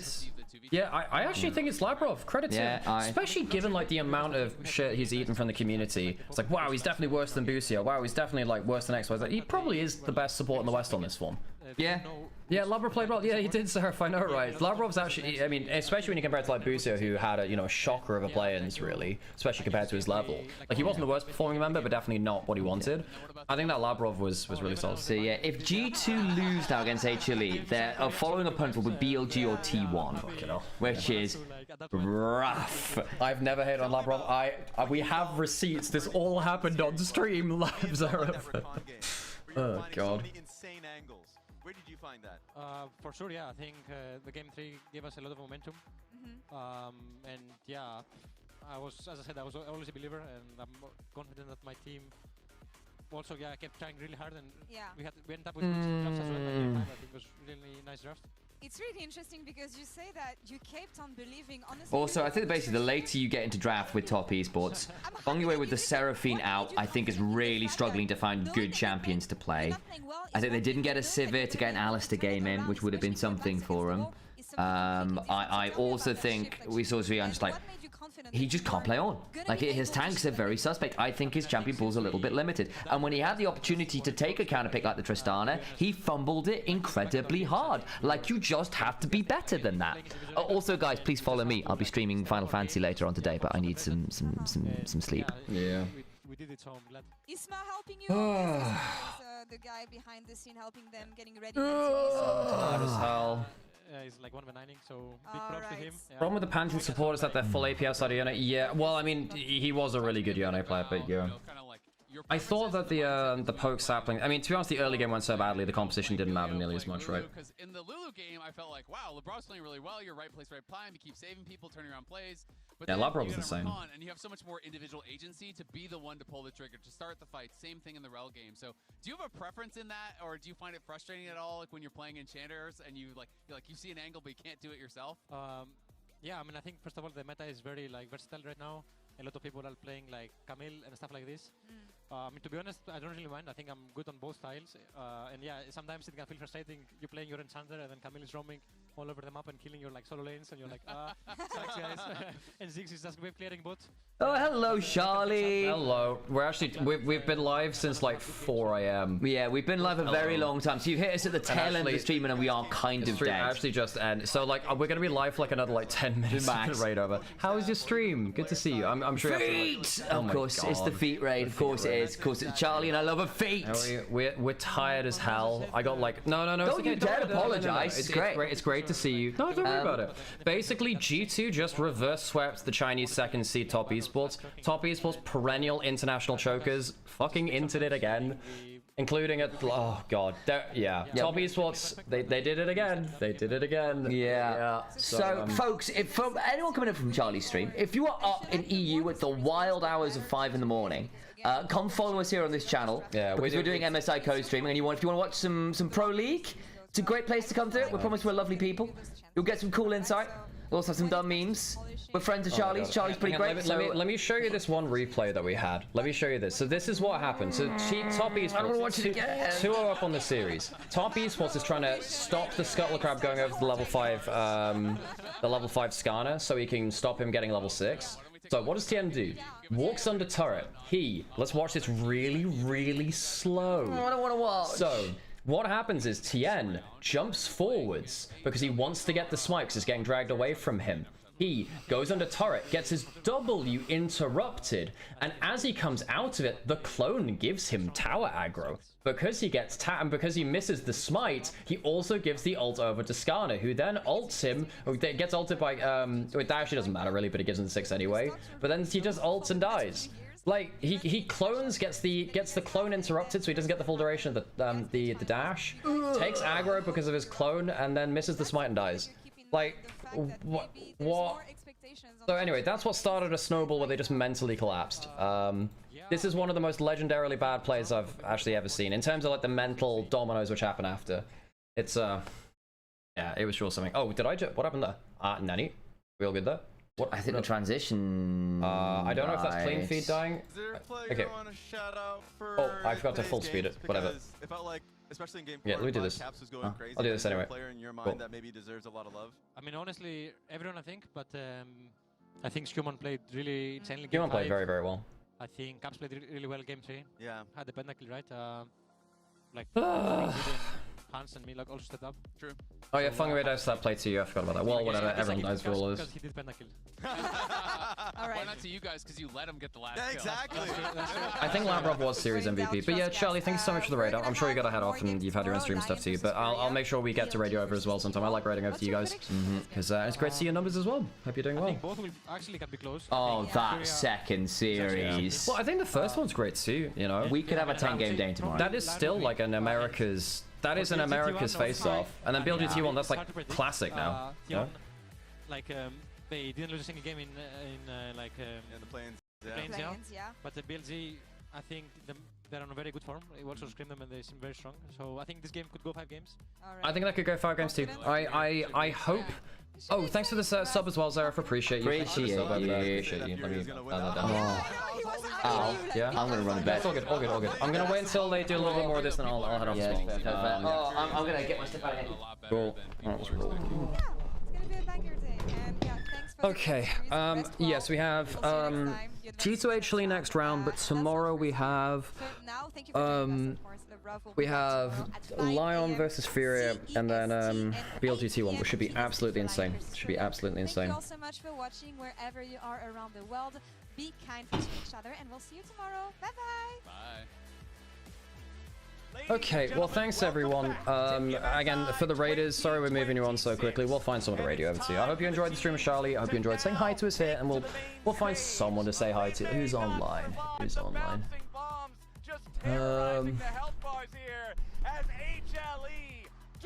Yamato's gonna go off soon.